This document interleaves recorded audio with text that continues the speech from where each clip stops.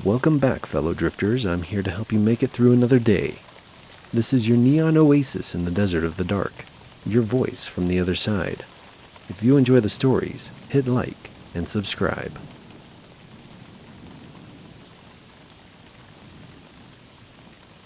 I've always debated posting this story, but never knew the right place to post it, so apologies if this isn't the place.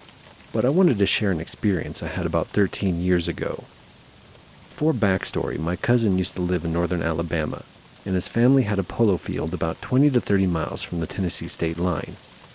He told me a couple of times back when he lived on the property that he'd see this figure around the property, outside his windows, out in the field, stuff like that. But these were stories late night on Xbox, and I never put too much thought into them. Flash forward to a trip when I went up to visit him, around 2010. We went camping on the polo field. It was a cool August night with a full moon, and we set up our tent and fire out in the middle of the field. We had made food and were just shooting the shit, listening to music, when we started getting some strong cold and hot winds. The area was known for tornadoes, so we decided to pack up and leave. We had gotten most of the stuff back in the car, and I decided to lay back up on the top of one of the hay bales and just look at the night sky, because I hadn't seen a full night sky after moving to a city with such high light pollution. After a couple of minutes, my cousin tells me everything is packed and we're ready to go, so I hop up and look out across the field. And at the edge of the field, at the fence line about 75 to 100 yards away, that's where I saw it. This human-like silhouette just standing right at the fence, looking right in our direction. I knew the fences were about 4 feet tall, and they were sitting above its waistline, so it appeared to be over 6 feet, near 7 feet tall. It looked human, but something just seemed off. Its limbs were thin and its eyes were reflective like that of an animal. I couldn't make out a lot of facial features, but it just seemed flat and grayish or pale. The best way I could describe it was a mix between the Rake and the vampires from I'm Legend. I quickly hopped down and told my cousin to leave, and explained what I saw after we got back to his parents. From what I described to him, it matches what he saw from 5 to 8 years prior, when he was a kid. There's a few stories of his other friends seeing it around the woods a couple of years afterwards, when they'd camp, but no one still really has an explanation of what it could be or what it was.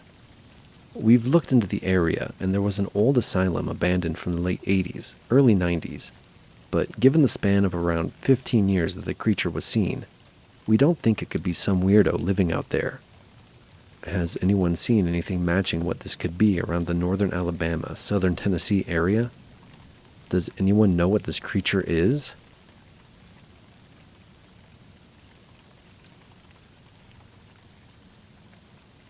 This is probably going to sound like nothing, especially to people who've lived in the country their whole lives, but I can't stop thinking about it. I live in a small town in New Hampshire, Ashland, real quiet place, under 2,000 people. I moved here 6 months ago for the peace and quiet after a rough couple of years in Boston.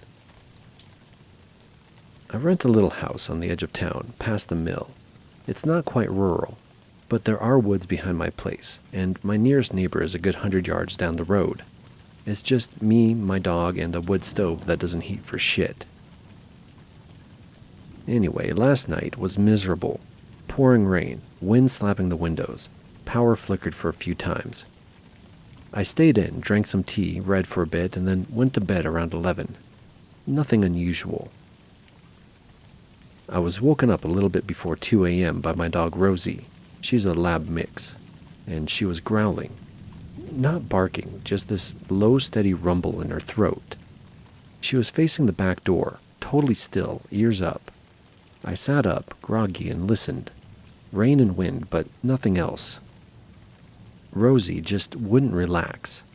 I whispered her name, and she gave me this look, tail low and body tense. I've had her for 5 years. I know her scared look, and I've never seen it like that. Then came the sound. Someone was walking in the gravel behind the house.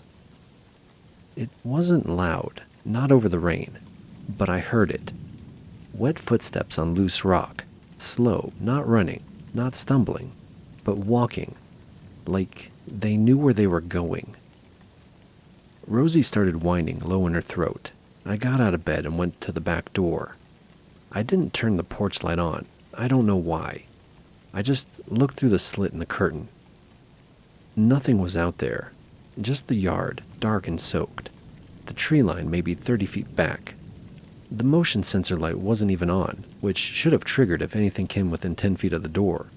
But the sound had been so close. That's when I saw it. No, I didn't see it, I guess. But I noticed something off. The way the trees were moving. Everything was blowing in the wind except for one patch, maybe 6 feet across, where the branches weren't moving at all. No sway, no twitch, just still, like something was blocking the wind. I blinked and then focused harder. But the moment I leaned in, Rosie exploded, barking, growling, lunging at the door like she was going to tear through it. I jumped back and yanked her collar, heart pounding. And then, just like that, the motion light clicked on. There was nothing back there. The yard was empty. But in the middle of the gravel path, exactly where the steps had been, I saw wet prints. Bare feet, I swear to God. Not boot prints, not shoe prints, but feet. They weren't big, maybe size 9 or 10, but spaced wrong. Like whoever it was had been walking low to the ground. Not crawling exactly, but hunched. The spacing was strange, too far apart for a normal gait. I locked the deadbolt, closed the curtains. Rosie wouldn't leave the door. She just sat there, staring like she was waiting for it to come back. I didn't sleep the rest of the night. This morning, when I finally worked up the nerve to go outside, the footprints were gone. Rain had washed them away. I walked the tree line. Nothing. But in the mud near the shed, I found something. A single print, just the front half, toes dug in deep into the mud. No heel. Like whatever left it was crawling or walking on the balls of its feet. Either way, it wasn't human. It didn't look like it was moving like one anyways. I don't know what I heard or saw last night. A trespasser, a prankster, maybe. But they didn't try to break in, and they didn't steal anything. They didn't knock or shout or mess with me. They just stood there, quiet and watching. If anyone from around the Grafton County has experienced anything like this, I'd honestly like to know. I'm not trying to start some creature in the woods hysteria. I just want to know if I should be worried, or if maybe I'm losing it.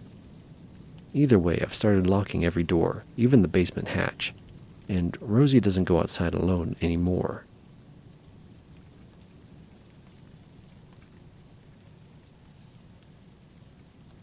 This is something I've told almost no one, not because I'm afraid people won't believe me, but because even I'm not sure what I saw, or what it meant.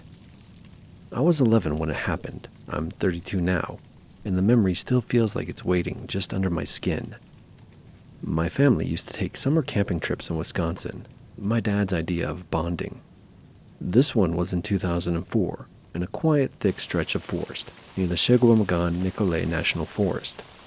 A remote little campground, probably only 5 or 6 sites, no electricity, barely any cell signal, just old pines, cold air, and silence. That silence is the first thing I remember feeling wrong. The first night was normal. We roasted hot dogs, skipped rocks on a nearby lake, and watched the stars. But even then, I noticed how quiet everything was. No bugs or frogs, just wind through the trees, and even that sounded distant, like it wasn't really reaching us. The second day, we hiked a loop trail that wrapped around the lake and cut back through the woods. Midway through, I started to feel like we weren't alone. I kept looking behind us. Trees felt too close, shadows fell off, like they moved just before I turned my head. My brother Ben teased me, "You scared of squirrels now?" But even he kept checking over his shoulder. That night, I woke up needing to pee. Our tent was just a few yards from the tree line. The outhouse was further, maybe 100 feet down a narrow path. I didn't want to go alone, but I was too embarrassed to wake my dad. I stepped out with a flashlight. The air was freezing, and the silence had thickened into something almost physical. Not just quiet, but an absence, like the woods were holding their breath. I was halfway down the path when I felt it. Not heard, but felt a presence, a weight in the dark. I swept the flashlight through the trees but saw nothing. Still, I knew something was there, watching me.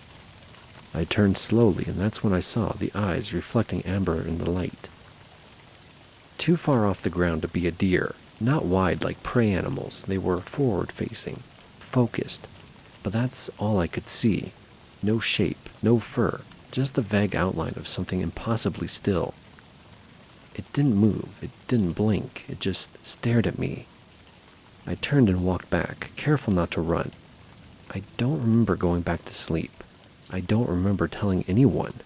But something must have changed, because the next night, my dad insisted we keep the fire going late. He said it was just in case, but didn't say in case of what. Around 1 a.m. I was still awake. Everyone else was asleep. The fire had died to embers. I laid there, listening to the dark, when I heard movement, slow and deliberate. Not crashing through the woods, again like a deer. Not scratching like a raccoon, but footsteps, heavy and bipedal, circling the tent. Then it stopped. I held my breath. Something brushed against the side of the tent, slow like a hand. I don't know how long it stayed. Could have been minutes, could have been hours. But eventually I heard it retreat into the woods, into the dark. I didn't sleep, and I didn't wake anyone else. I just waited for the light. When we packed up in the morning, my dad found tracks. Not footprints exactly, more like impressions. Long sunken marks in the pine needles that ended suddenly, as if whatever made them just stopped existing. We didn't talk about it on the ride home. In fact, we didn't talk about that trip ever again.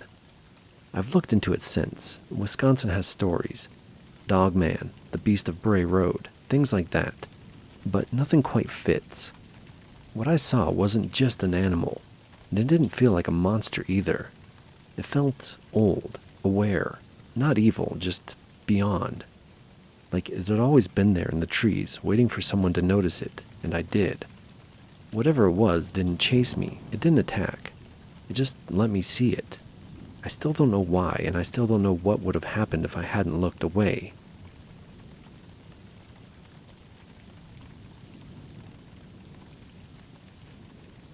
I live in a pretty normal suburban neighborhood in northern Illinois.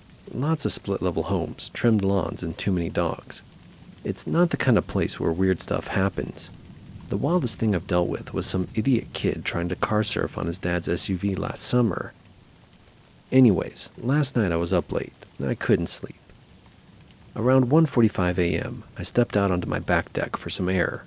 It was one of those unusually warm May nights where the breeze feels too still, like everything's holding its breath. I live near a small drainage easement behind my yard. A shallow dip with some brush and a concrete storm drain. There's a chain link fence, but it's got a hole that the neighbor kids use to get to the park on the other side. I was just standing there, half asleep, when I saw something move at the edge of the brush. I thought it might be a coyote. We get those sometimes, usually skinny and skittish. But this didn't move like a coyote. It was low to the ground, pale, like really pale, almost white. No fur, and it sort of slithered, but not quite. It had limbs, and it was using them, but not in the way I can easily describe. Its elbows, or whatever they were, jutted out sideways, and it dragged itself more than walked. Think of a person doing that military crawl, but faster, and wrong, like its joints didn't bend the right way. I froze. I was about to write it off as a messed up raccoon or something when it stopped. It turned its head towards me. I say head, but I couldn't make out a face, just this smooth, roundish shape with a faint glint where eyes might be. I couldn't even tell if it had eyes, but I swear it looked at me. Then it just waited. It didn't move, didn't flinch. I couldn't even see it breathing. We stayed like that, me on the deck, it in the brush, for maybe 30 seconds. Then it started crawling toward the fence. Not towards me, just toward the hole in the fence that led to the neighborhood proper. That snapped me out of it. I wasn't about to let some sick-looking thing wander around where kids play. So I ran inside and grabbed my flashlight and came back out. But it was gone. I went down to the fence and there was nothing. Just grass and night sounds.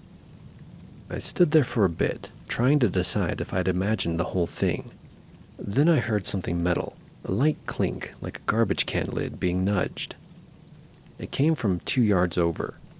I wasn't about to chase it, so I just stood there, shining my light through the fence like an idiot, waiting. About 20 minutes later, I saw lights come on in my neighbor's house across the street. They've got a ring cam on their porch, so I made note to ask them in the morning. This morning, I went and did that. Their camera caught something at 2:07 a.m. You can see this thing crawl across their front lawn, just for a second at the edge of the frame. My neighbor, Mark, showed it to me without me even bringing it up first. He thought it was a prank, said it looked like a naked guy on all fours, except it moved too fast and its limbs looked too long. I asked if he was going to report it and he laughed. Report what? That someone's playing Nightcrawler in the suburbs? Fair point. I thought maybe it was a hairless animal with mange, but the footage, I don't know. There's something off about how it moves, and I haven't seen any dead animals or tracks. No dogs barking, nothing. But here's the weird part. I went back down to the fence around noon to look around. The hole is the same, nothing disturbed. But about 4 feet away in the tall grass, I found a small pile of dead birds, 5 of them, neatly arranged. There wasn't any blood, they were just stiff. I don't know what I saw last night. I don't think it was human. I'm not saying it was a monster or anything like that, but it wasn't normal. Something's off. Something's very off here. I'll be staying inside tonight, and if you live near Forest Glen subdivision in Lake County and hear something dragging itself down your sidewalk after midnight, maybe don't go outside.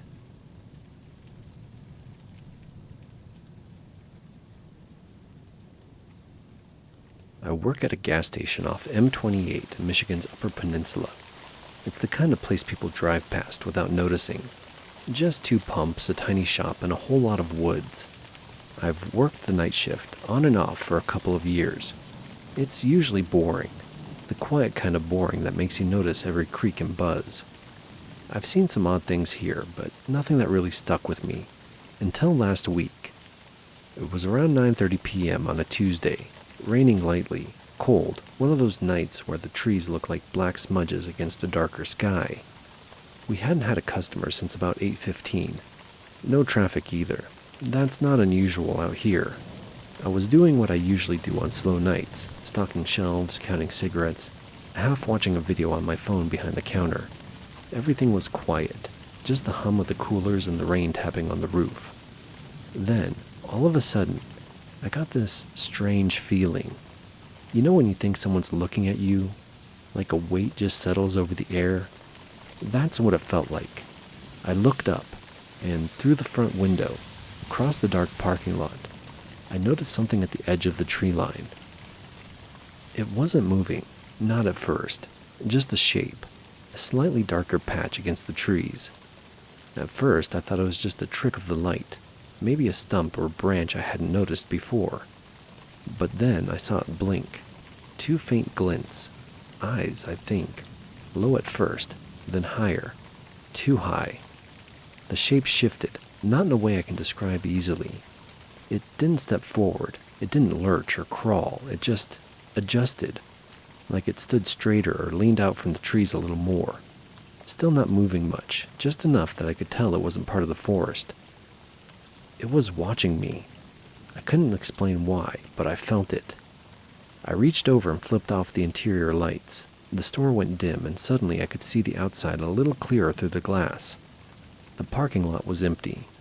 The overhead lights cast a pale glow on the wet pavement. At the very edge, just beyond where the light reached, the shape was still there, tall, thin, and motionless. I kept staring, waiting for it to move again, to do something, but it just stood there. I couldn't make out details, no fur, no claws, just a tall, narrow silhouette, head slightly forward, shoulders hunched, the kind of thing your brain doesn't want to categorize. Then, without warning, I heard a click. Pump 2 activated. No car, no movement in the lot, just the screen lighting up and the beep that says the pump is ready to use. I hit the emergency shutoff and ducked behind the counter. I stayed there, trying not to breathe too loudly, listening for anything, footsteps, tapping, anything. But all I could hear was the rain. When I finally got the courage to peek out again, the shape was gone.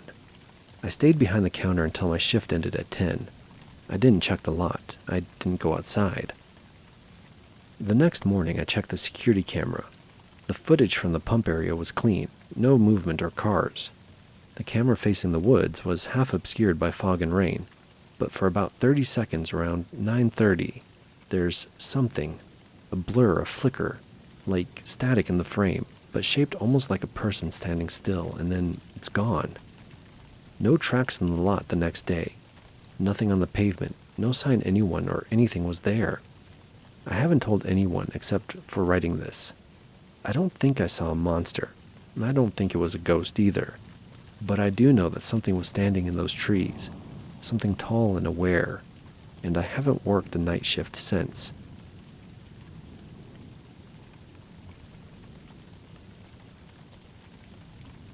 This happened when I was 14, but it stuck with me ever since. I grew up in rural New Mexico, about 20 miles outside Farmington.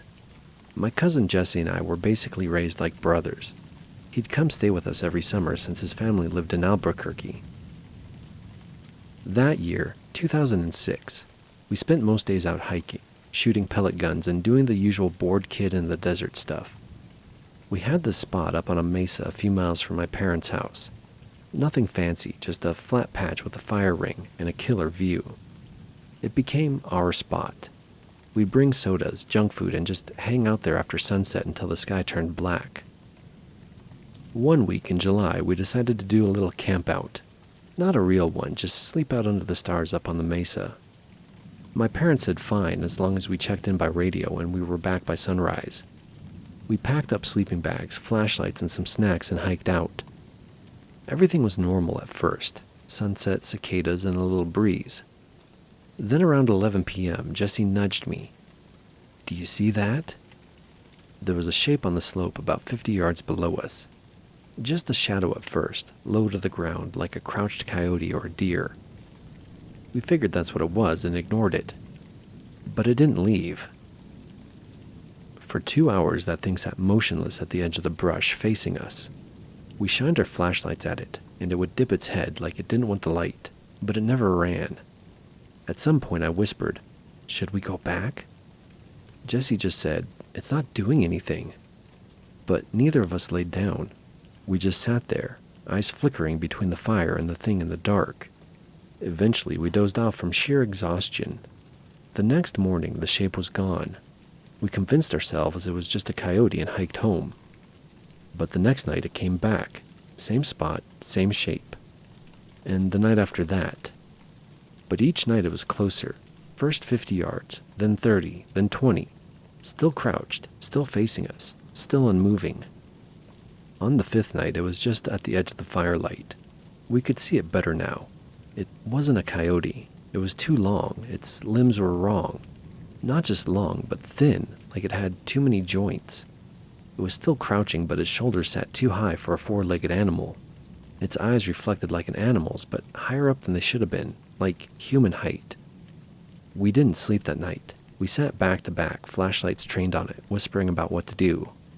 We never saw it even move, but each time we blinked, it seemed just a little closer, like it was waiting. When the morning came, it was gone. Sometime during the night, we dozed off for a little bit, and that's when it must have left. We finally told my dad, and he got real quiet, then just said, "Don't go up there anymore." He didn't explain. He didn't even ask questions. Just told us to stay away from that mesa. We didn't listen, not at first. We went up one last time during the day to grab our stuff. We found our sleeping bags shredded, not clawed, not chewed, torn into long, even strips, like by fingers. Jesse's backpack was gone completely. My flashlight had been smashed to pieces and left in a neat little pile. No animal did that. Even now, years later, I sometimes catch Jesse staring off when we're camping or driving through the desert. If I ask him what he's thinking, he always says the same thing. It didn't want to hurt us. It just wanted us to know it was there. I don't know what we saw out there, but it watched us for 5 nights and it never moved, never spoke, never blinked. and that was enough.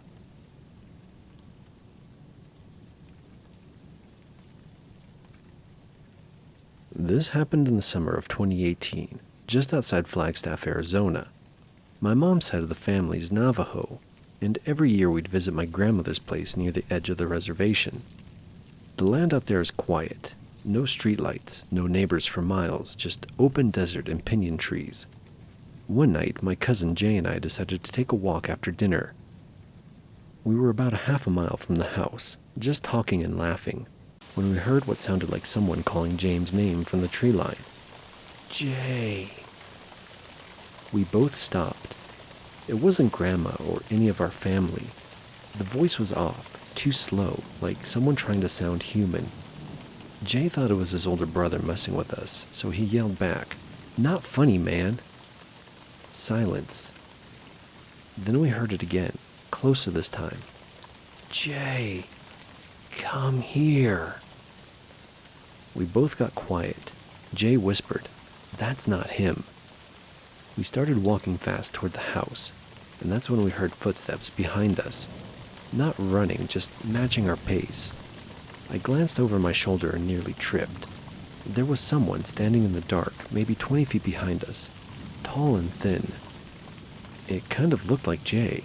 Same clothes, same hair, but the face was off, like it had been copied from memory and stitched together by someone who didn't quite get it right. Then it smiled, too wide and too many teeth. Jay grabbed my arm and said, "Don't look at it, just go." We sprinted back to the house. I didn't even look behind me again. Grandma was already outside on the porch, smudging the air with sage. She must have known. We didn't talk about it that night, but the next morning, Jay showed me something that made my stomach drop. There were bare footprints in the dirt outside our window. Clawed footprints. I still don't know what we saw out there, but Grandma did. She just said, "Don't answer when something calls your name in the dark. That's not who you think it is."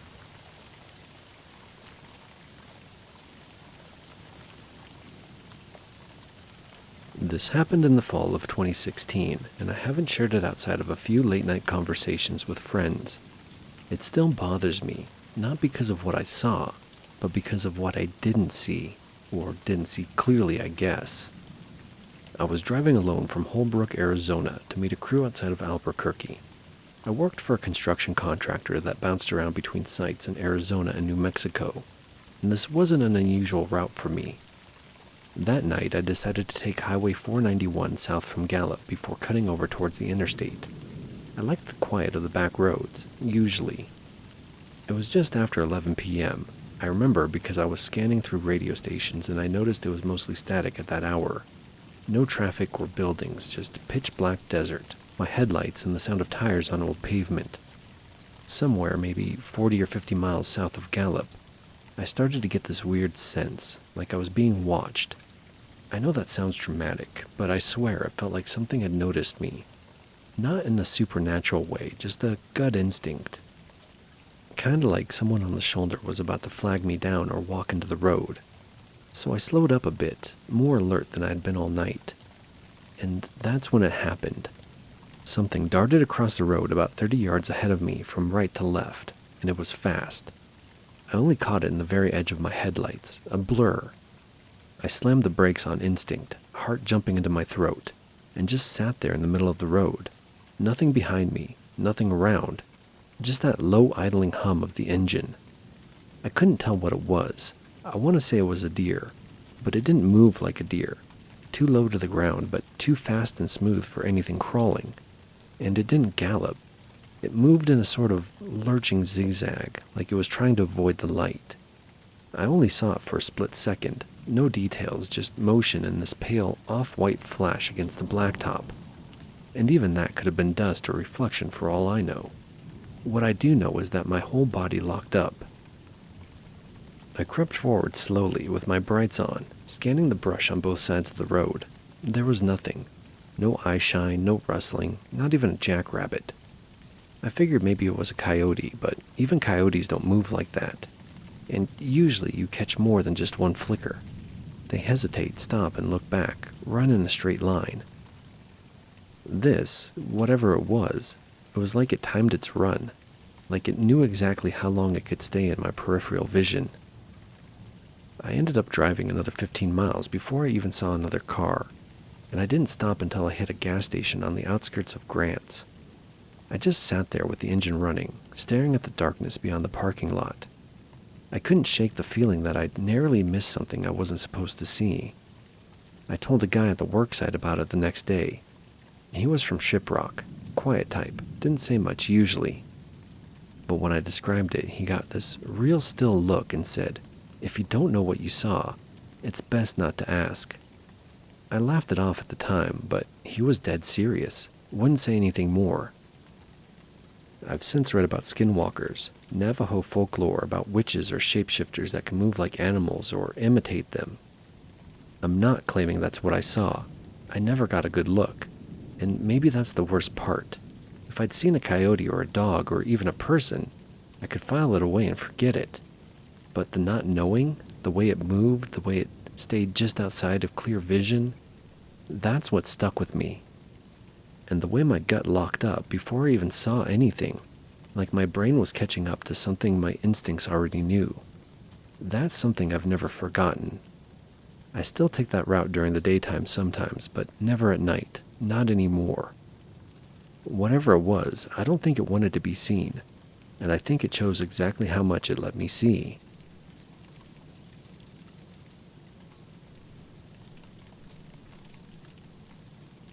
I work nights at a gas station off Highway 90. It's middle of nowhere, one way in and one way out. It's quiet and mostly boring. Been doing this for 3 years now. Same routine every shift. Restock the cooler, wipe down the counter, stare at the clock and try not to fall asleep. We don't get many customers past 1 a.m. When someone does show up that late, they're usually running on fumes or running from something. Last night was different, and I'm still not sure what I saw. It was around 2:20 a.m. when a silver Toyota pulled in. I noticed it because the guy didn't get gas. Just rolled up under the canopy, turned the engine off, and sat there. After a couple of minutes, the driver got out. He was a tall guy in a hoodie. He walked like his knees were stiff, or he'd been sitting for too long. Didn't even bother to look up, just came in with his hands in his pockets. "Evening," I said. He didn't say anything back. Didn't even glance my way. Did a slow walk around the store. Chips, drinks, candy aisle. Standard loop. Then he stood near the back wall where we keep the car stuff. You know, bungee cords, antifreeze, duct tape. Random stuff nobody buys unless they need it immediately. He stood there for a while, just looking. Eventually brought a roll of duct tape to the counter. Dropped it down and pulled out a crumpled 5. "That it?" I asked. He gave a short nod but didn't speak. It came out to $4.29. I gave him the change, then asked, "You all right, man?" That got a reaction. Barely. He looked up for half a second. Eyes were bloodshot and heavy, like he hadn't slept in days. "Long night," he said. Then something strange happened. Before leaving, he paused at the counter, reached into his hoodie pocket, and pulled out a handful of quarters. It must have been 20 or more. He slapped them down one by one, clack, clack, clack, in rapid succession. Then he said, "Just in case they come looking." He walked out without explaining, got back in his car, and still didn't drive away. I watched him sit there for a few minutes. Then a white cargo van with no back windows pulled in. It parked beside the Toyota and killed its lights. This time the guy in the Toyota got out fast and walked up to the driver's side of the van. The van door opened and the second guy got out. He was stocky build, wearing his hat low and holding something small in his hand. Could have been a flashlight. Could have been something else. Either way, they started arguing. I couldn't hear it through the glass, but the body language was obvious. There was pointing, pacing, and arms thrown out in frustration. It looked like a deal had gone wrong, or someone wasn't happy with how things were unfolding. Then the guy in the hoodie shoved the other guy. Nothing major, just a quick 2 hands push to the chest.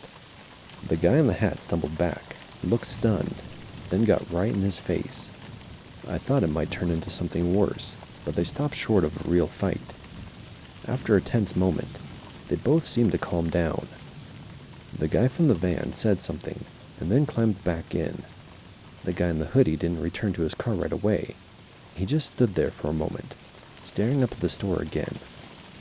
That's when I backed away from the window and grabbed the bat we keep under the register. I didn't like the vibe at all. I called the sheriff's non-emergency line and told dispatch I had a couple of guys getting into it outside the store. She said a deputy would swing by. I peeked again after a minute or so, and both vehicles were gone. No tires squealing, no headlights sweeping across the lot. Just empty space like they'd vanished. I was still processing it when I noticed the side door to the storage room was slightly open. That one's around back and it's supposed to stay locked. I know I locked it earlier. I checked the storage room with the bat in hand. The light was off and the door was open just a few inches. I flipped the switch and checked inside. Thank God no one was there. But I still shoved the mop bucket in front of it, locked it again, and stayed behind the counter after that. The deputy showed up around 3:50 a.m. I knew him. He's a solid older guy who's dealt with his fair share of weird situations. I gave him the rundown. Toyota, van, the argument, and the open door. He checked the area, but there wasn't much to see. No clear tire marks, no damage, no items left behind. Just a mostly clean lot, and some vague boot prints that could have been from anybody. Before leaving, he looked at me and said, "Doesn't sound like they were here for gas. Be smart and lock the doors." I nodded, and I did. The rest of the shift was dead quiet. When Marcy came in at 6, I told her what happened. She laughed like I was exaggerating. Told me I needed a hobby besides watching people through the window all night. Before I clocked out, I pulled the security footage, just to back up my memory. That's where it got frustrating. The inside cameras picked up the guy walking in and heading down aisle 3, but it cut briefly right before he slammed the quarters on the counter. Just a few seconds of static, and then it's back to me standing there alone, with quarters scattered across the counter. The outside footage wasn't much better. Our main lot camera, mounted above the pump canopy, has a big blind spot toward the right side of the lot. And that's exactly where the altercation happened. You can see the van pull in, then both guys disappear into that dead angle. When they come back into frame, it's just long enough to see them walk off in opposite directions, before the footage skips again, probably from the same signal issue we've had for months. So no video of the argument, no record of the shove, just a slice of confusion, like the system conveniently missed everything that mattered. I know what I saw, and I know the guy meant something by those quarters, even if I still don't know what. Maybe it was a message, maybe it was a warning, or maybe I was just in the wrong place, while something messy went sideways between two guys who thought they were meeting somewhere no one would notice. All I know is, I've got 3 more night shifts this week, and next time if someone comes in acting that weird, I might just lock the door and pretend I'm on break.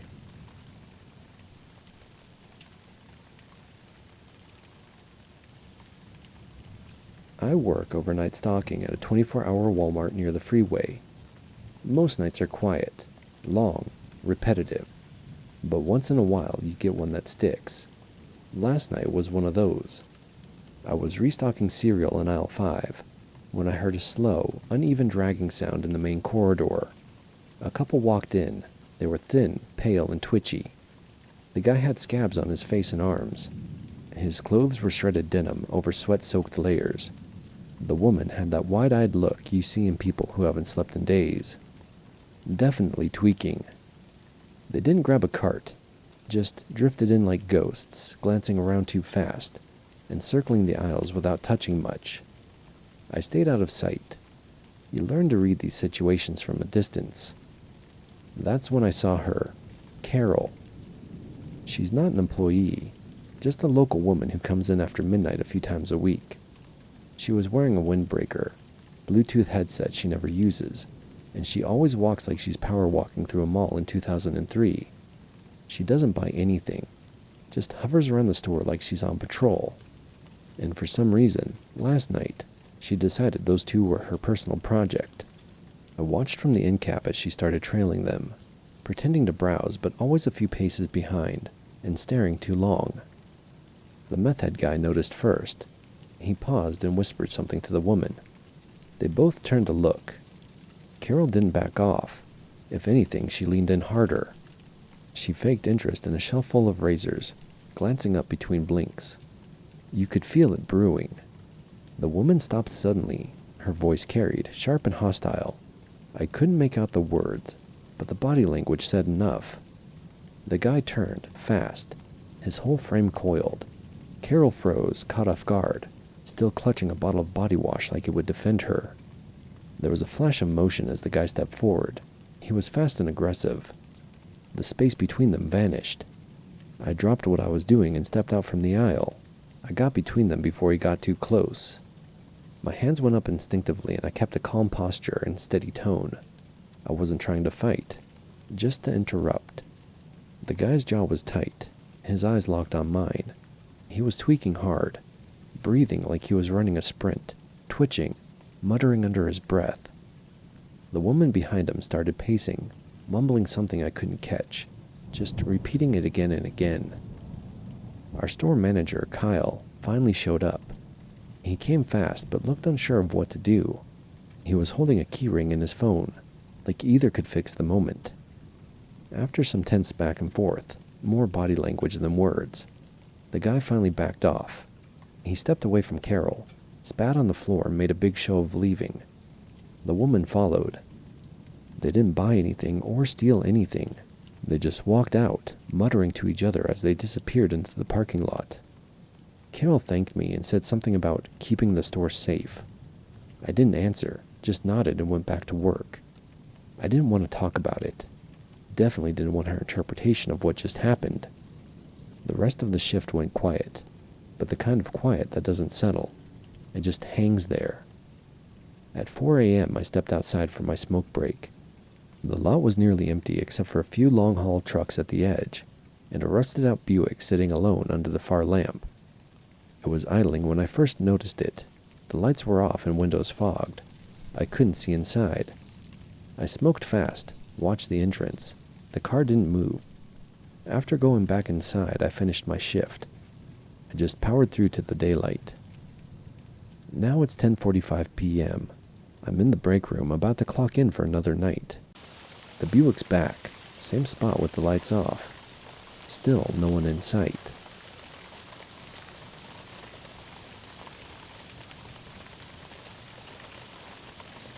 I've worked the night shift at Denny's off I-82 for a while now. It's just on the edge of town where the last gas station gives way to farmland and truck stops. You see everything from drunk college kids to guys who've been driving since Kansas without sleep. Most nights are forgettable, but sometimes a shift grabs you by the collar and makes you remember it. I clocked in a little after midnight, started wiping down the front booths, and tried to ignore the broken light in back flickering like a horror movie prop.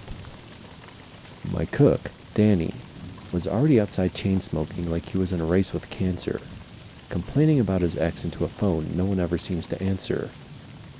The place was dead until about 12:40, when two teenagers came stumbling in, laughing too loud. They reeked of weed and body spray. One had a spiky bleached mohawk. The other wore a camo jacket 3 sizes too big, and had that twitchy energy that says, we're out past curfew and trying to look hard about it. They collapsed into a booth by the windows, loud enough that I could hear them all the way at the back register. They ordered pancakes, fries, mozzarella sticks, and bacon. I brought them waters. They made some dumb joke about the tip depending on the syrup flavor, and I gave them the smile I reserve for people I hope leave fast. 15 minutes later, a trucker came in. Big guy, solid frame, weathered face.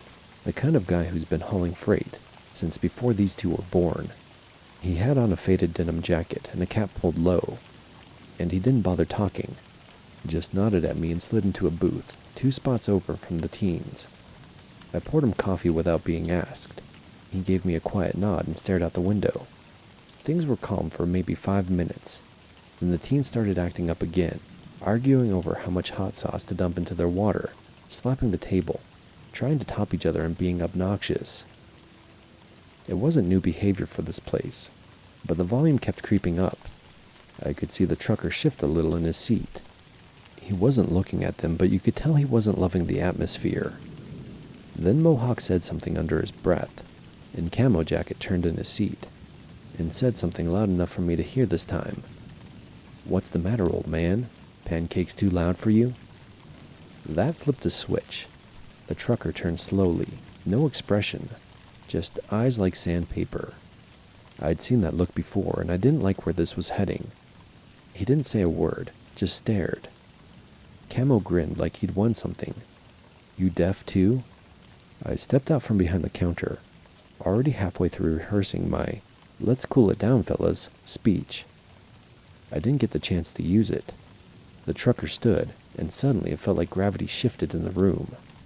He wasn't just tall, he filled the space. The kind of presence that makes you forget where you put your confidence. The teens definitely did. Their bravado faltered, just a flicker, but enough to see. Then Camo stood too, which was a dumb move. Tried to match him chest to chest, even though he barely reached the guy's shoulders. Mohawk pulled his phone out, recording now like it was entertainment. The trucker said something low and firm. I couldn't catch all of it, but it ended with, "Before you make a mistake, you can't walk back." Camo took that as a challenge. He shoved the trucker, not hard, not clean, more like a chest bump, but enough. The trucker didn't stagger, just absorbed it, like a tree in the wind. Then he took a step forward. That's when I stepped in between them fast. "Okay, that's enough. Everyone back up." I put a hand on the trucker's chest and another out toward Camo, trying to create space. The tension in that moment was so thick you could feel it in your teeth. "Back to your booth," I said to the kid.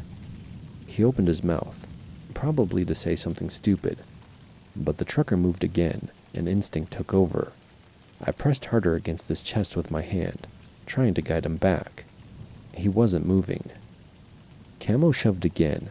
This time his hand grazed my shoulder as he leaned in, and I stumbled, catching myself between them. I felt the trucker tense beneath my palm, like he was one word from ending the kid's whole night.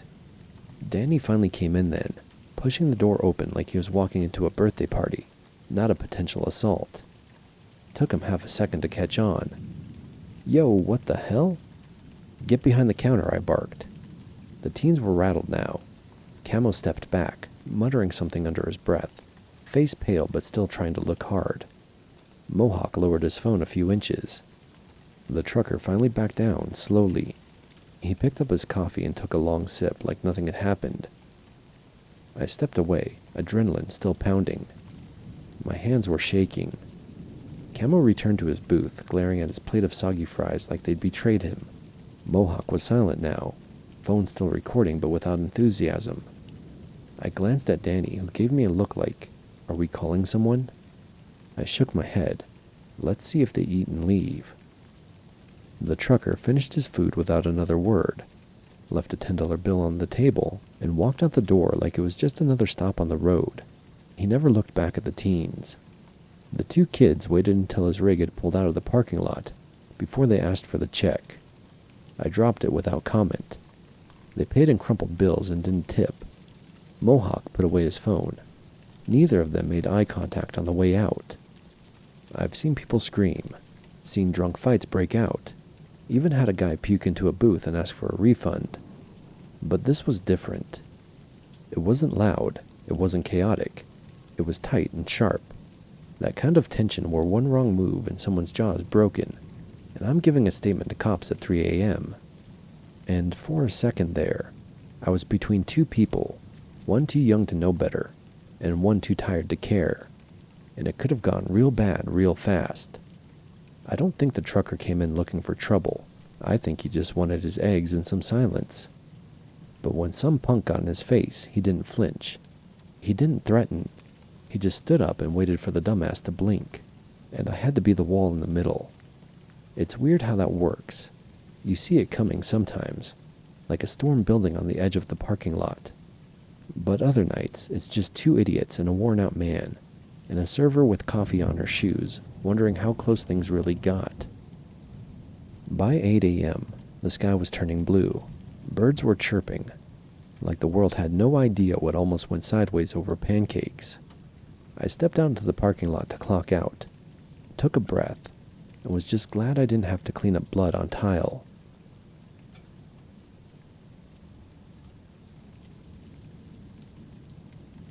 I worked the night shift at a gas station in a mid-sized town. Not exactly the kind of place where you expect action, but enough weird stuff happens after midnight that I don't let my guard down.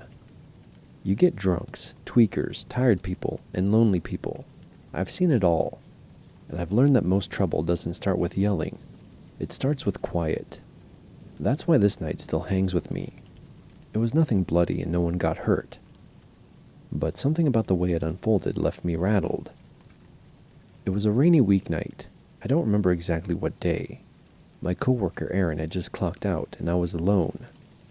The lot was empty, the coffee pot was half full, and the only sound in the place was the hum of the coolers. I was wiping down the counter when I saw a car pull up through the front windows. Older model sedan, dark paint, dented driver's door, the kind of car that blends into the background. A guy stepped out wearing a hoodie and jeans, nothing weird. But then I saw the ski mask. He walked up to the door like he'd done it 100 times. Calm, no looking around, no hesitation. I reached under the counter and hit the silent alarm. Just muscle memory at this point. Then I stepped back and braced myself. He came in quiet. No yelling, no theatrics. He went over to the coffee station and fiddled with a sugar packet, like he was just another late-night shift worker on autopilot. But his whole body language was tight. Then he turned and walked toward the counter. He reached into his hoodie and pulled out a small handgun, held it low, didn't raise it. "Open the drawer," he said, voice flat, muffled by the mask but calm. I did what he said. My hands were trembling, but I managed not to fumble the keys. I popped the register open and stepped back. "Just the bills," he said. I handed them over, maybe $280, give or take. He slid it into his hoodie pocket without a word. I expected him to ask for my phone, or the safe, or the cameras. But he didn't. He just stood there a second longer, looking at me. Then, almost like it was an afterthought, he said, "You should lock the doors after this." That's it. No threat, no smile. Just that one sentence. And then he turned and walked out into the rain. He didn't run, he didn't speed off. I watched him get into the car, headlights still off, and drive out of the lot like it was just another errand. The cops arrived maybe 6 or 7 minutes later, took a report and checked the footage. Nothing unusual. Rain messed with the camera outside, and the angle inside mostly showed his back. No plates, no fingerprints on the counter. Just another faceless, efficient robbery. I told them what he said about locking the doors, and the officer just shrugged it off. Weird, but maybe he was trying to give you a heads up. Or maybe he just wanted me thinking about it. Either way, it worked. I kept playing the whole thing over in my head. The way he didn't panic. How precise he was. The way he watched me, like he was looking for something specific. Not valuables, but reactions. He wasn't high. He wasn't desperate. He was just prepared. And the worst part was, he could have done a lot more. He had the gun, the time, and the control of the room, but he took the cash and left without ever raising his voice. Like it wasn't personal, like it didn't even register to him as a crime. I worked 2 more night shifts after that, then switched to mornings. I couldn't take the feeling of watching headlights pull into the lot and not knowing who was behind the wheel. The police still haven't caught the guy, and honestly I don't think they will. But I think about him sometimes. That calm voice behind the mask. "You should lock the doors after this." Like he knew I was alone. Like he knew no one would show up in time. Like he knew what it felt like to be behind a counter with your hands shaking and your heart pounding, and nothing but glass between you and the night.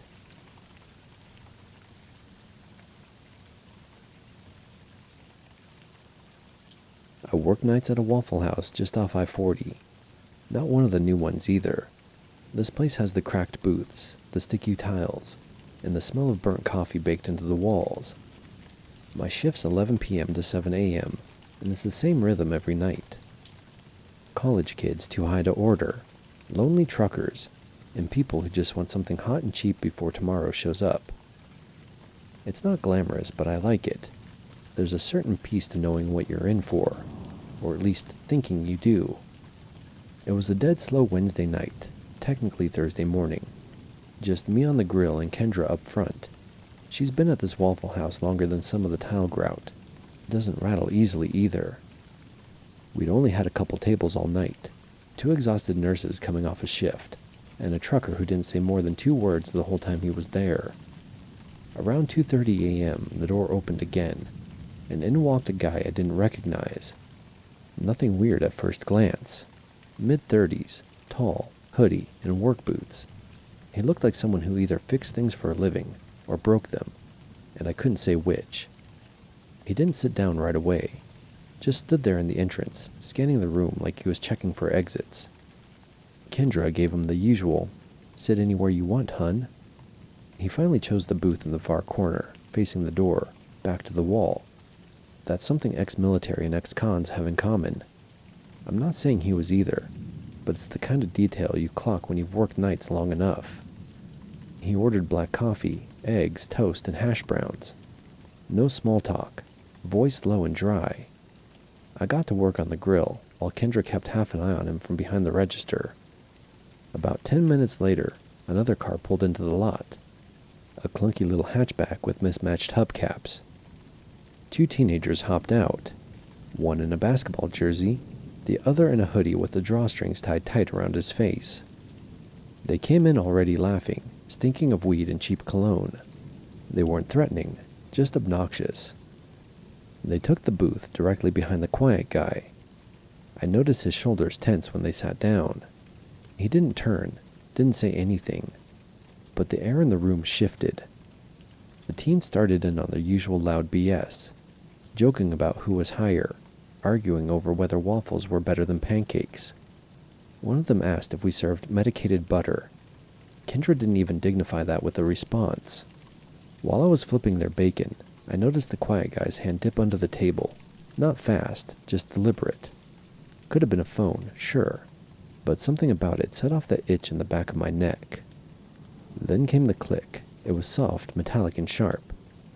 Not a gun cocking, but not nothing either. Could have been a knife, could have been a lighter, could have been nothing at all.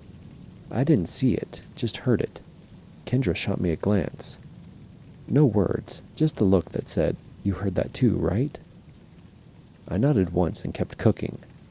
You don't jump to conclusions working nights. You just keep watching. The kid in the jersey leaned too far back at one point and thudded his shoulder into the back of the quiet guy's seat. That was it. The guy stood up so fast his coffee sloshed in the cup. Jersey turned, laughing awkwardly. "Yo, chill, man, my bad." The guy stared at him. He wasn't big, but something about the way he held himself made him feel like he took up the whole room. He stepped around the booth, standing in front of the 2 teens, just dead quiet. "Don't touch me again," he said, calm and flat. The other kid laughed nervously. "Dude, relax, it was just an accident." But the guy wasn't looking at him anymore. He was locked in on Jersey. There was something in his eyes that killed the smile off the teen's face instantly. I came around the corner fast. Hey, everyone cool down. Let's all just sit, all right?" I got between them, barely. Then Jersey made a stupid move, puffed up and gave the guy a light shove. Could have been play acting, maybe. Maybe he thought the guy would back down. He didn't. The man's arm came up fast and shoved the kid hard, straight back into the booth. Not a punch, not yet. Just enough force to make a point. The other kid stood up, then seemed to think better of it. I got my hands up and turned to the man. "Hey, that's enough." Jersey scrambled out of the booth, fists up like he had the first clue what to do with them. The man just stared, dead quiet. Then Jersey lunged. It was clumsy and panicked. Teenage bravado melting into a mess of elbows and noise. The man deflected him with one arm, then drove him back with a short punch to the chest. Not hard enough to break anything, just hard enough to make the kid drop like someone unplugged him. The other teen yelled something but didn't move. Kendra was already calling the cops. I stepped between them again, heart hammering, ready to take a hit if I had to.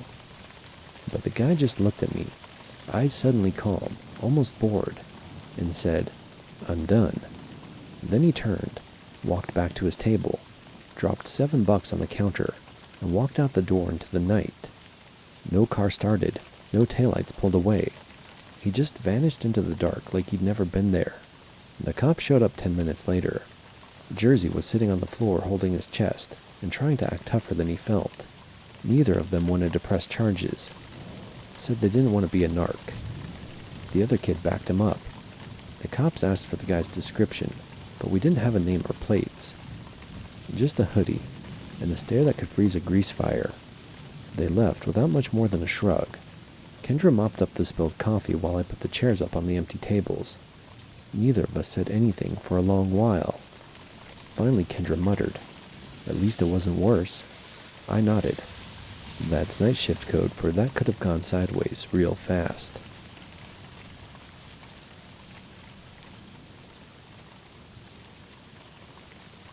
I worked the night shift at a 2-star motel off the highway outside a mid-sized town. Nothing fancy, 12 rooms, a busted ice machine, and a front desk window held together with more tape than sealant. Most nights it's pretty dead. Maybe a few late truckers, some sketchy guests who pay in cash, the occasional traveling family that took a wrong turn. It's boring work, which is why I keep doing it. But every once in a while, you get a night that makes you rethink whether boring is such a bad thing. This happened about 2 months ago, on a Thursday. It was raining, and the lot was mostly empty. I had maybe 4 rooms booked, and only one walk-in that night, a couple. They pulled in around 1:30 in a black Nissan with out-of-state plates. I watched them through the front window before they even came in. The man was average-looking, in his 30s with a thin beard and heavy boots. The woman had her hood up and walked a few paces behind him with her arms crossed. She never looked at me when they came inside. He did all the talking, paid in cash, asked for a room toward the end, away from other people. We had the room, so I gave them 108, far corner bottom floor. He took the key card, muttered a thanks, and they disappeared into the rain. I didn't think much of it until 20 minutes later, when I went outside for a smoke and heard yelling. Not loud, not wild, just sharp, short bursts of anger. It was his voice. Hers was quieter, harder to hear, but it was clear they were arguing. Now, I've worked this job long enough to know couples fight. You hear all kinds of things through these walls. Usually it blows over, but this felt different. I stepped closer to the room, staying behind the vending machine where I could hear but not be seen. The man was going off about something. I couldn't make out the details, but every other word was a curse, and every sentence ended in him demanding something from her. Apologies, explanations, something. Then I heard a bang. Not a gunshot, just something slamming. A wall, maybe, or the door. That's when her voice came through clear. She said, "Please don't do this here." It was calm, too calm, like someone trying to talk their way out of a bad decision. I stood there trying to decide whether to call the cops, when everything went quiet. No more yelling, no more movement. That silence was worse than the shouting. I walked back to the front desk, trying to look casual in case he saw me. I sat behind the counter and pulled up the number for non-emergency police. My hand hovered over the call button. That's when she walked in, soaking wet, hoodie pulled down, eyes wide but blank, like she shut herself off emotionally just to get through the door. She didn't say hello. She didn't ask for help. She just asked if we had a bathroom in the lobby. I nodded and pointed to the door behind the desk. She walked past me and I caught a glimpse of her hand. There were red marks along the wrist. Not cuts, but pressure marks, like someone had grabbed her hard and held on for too long. She was in there maybe 2 minutes. I considered saying something, asking her if she was okay, but ultimately I didn't. When she came out, she didn't go back to the room. She walked straight outside and stood under the awning, staring at the parking lot. I joined her quietly. She didn't move. After a minute, I asked. "You good?" She nodded, but it was automatic. No real feeling behind it.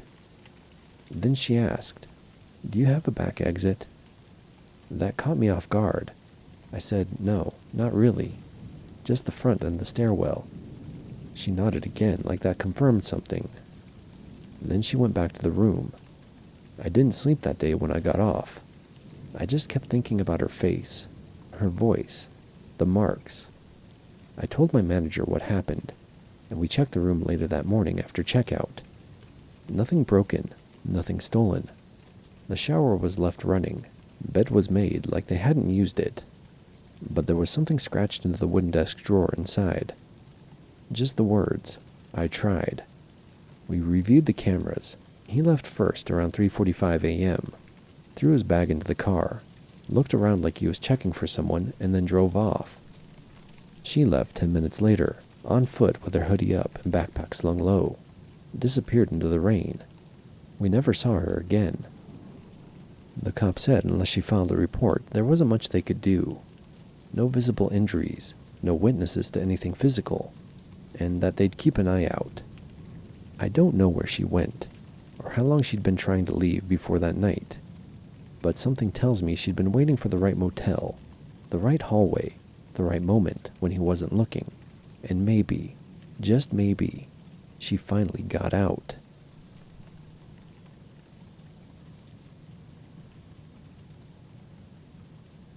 I worked the graveyard shift at a 7-Eleven in the city, corner of 6th and Keller if you know it.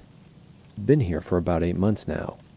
It's not the worst job I've ever had, but it's definitely not for the soft-hearted. You get everyone from tired cab drivers to twitchy tweakers walking in at 3 a.m. The only thing that really keeps me here is the paycheck, and the fact that my manager, Gerald, doesn't ask too many questions. Anyways, what happened last Friday night shook me up bad. I've had weird nights before, but this one made me think about quitting.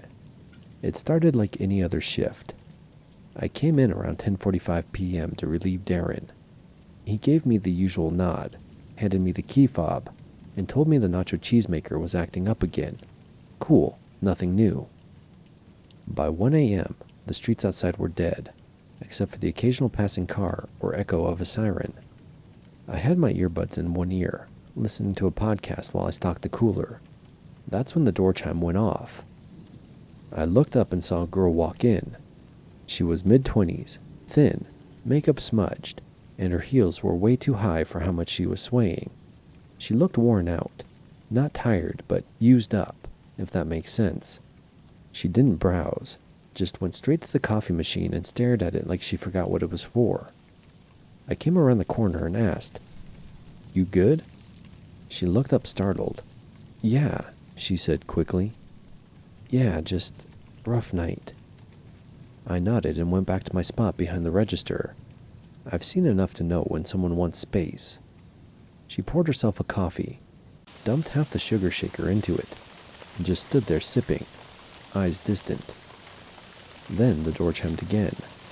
This time it was two dudes, classic stoner types. One in a hoodie and pajama pants, the other wearing sunglasses indoors, like it was still 1998. They were giggling as they grabbed 2 bags of chips, a couple energy drinks, and a family-sized pack of Reese's. I already knew they were going to pay in change. While they were debating over which flavor of beef jerky to grab, I glanced back at the girl by the coffee. She was watching them, kind of uneasy. And that's when the third one walked in. This guy, I clocked him immediately. Thin, pale, pacing like he was trying to outrun a panic attack. Skin tight over his cheekbones, red sores on his neck and arms. Meth, no doubt in my mind. He shot me a quick look when he came in, paranoid and twitchy. Then he started doing laps through the store. Not shopping, just looping. Kept brushing past the candy aisle and glancing at the counter. The stoners finally came up with their junk food and started fishing through their pockets for quarters. While they were arguing over who owed what, the meth guy suddenly walked right up to the girl by the coffee machine. He said something I couldn't hear. She froze. Then I heard her say, "Not tonight, Jimmy. I said I'm done."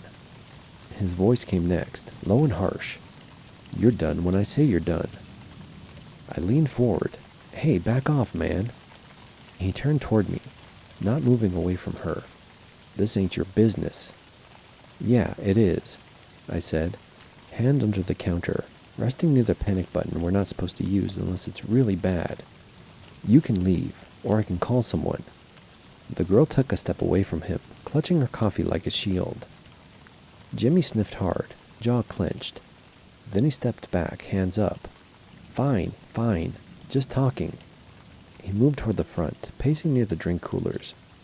The girl came up and stood near the counter, quiet, eyes darting toward the door. Meanwhile, the stoners were oblivious.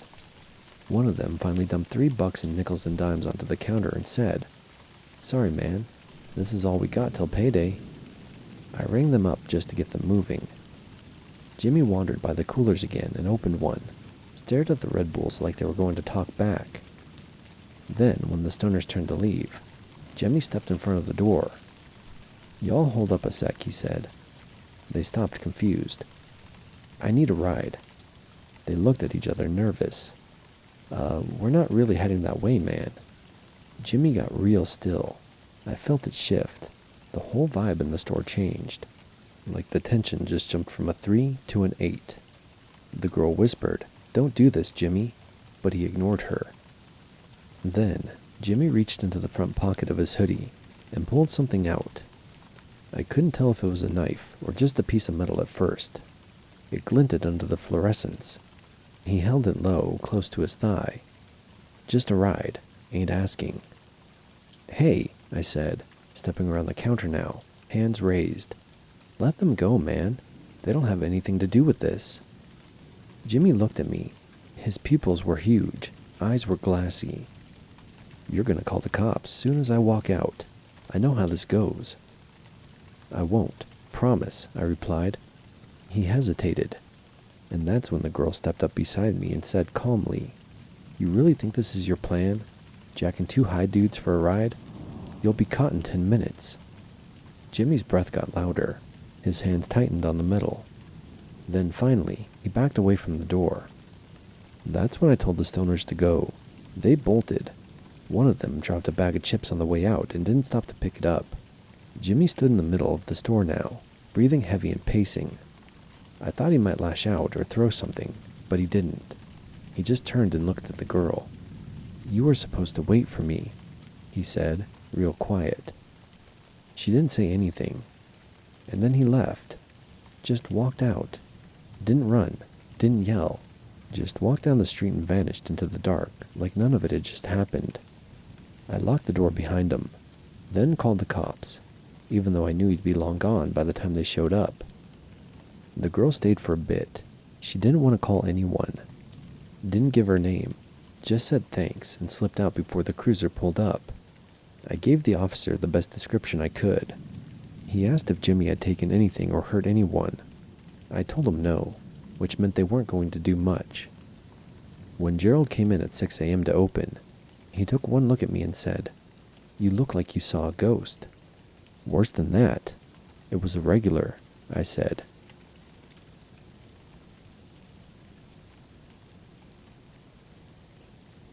Hello, fellow drifters. If you ever find yourself lost in the middle of nowhere, look for the neon lights. They will always guide you home. And listen to the voice from the other side. If you enjoy these stories, hit like and subscribe.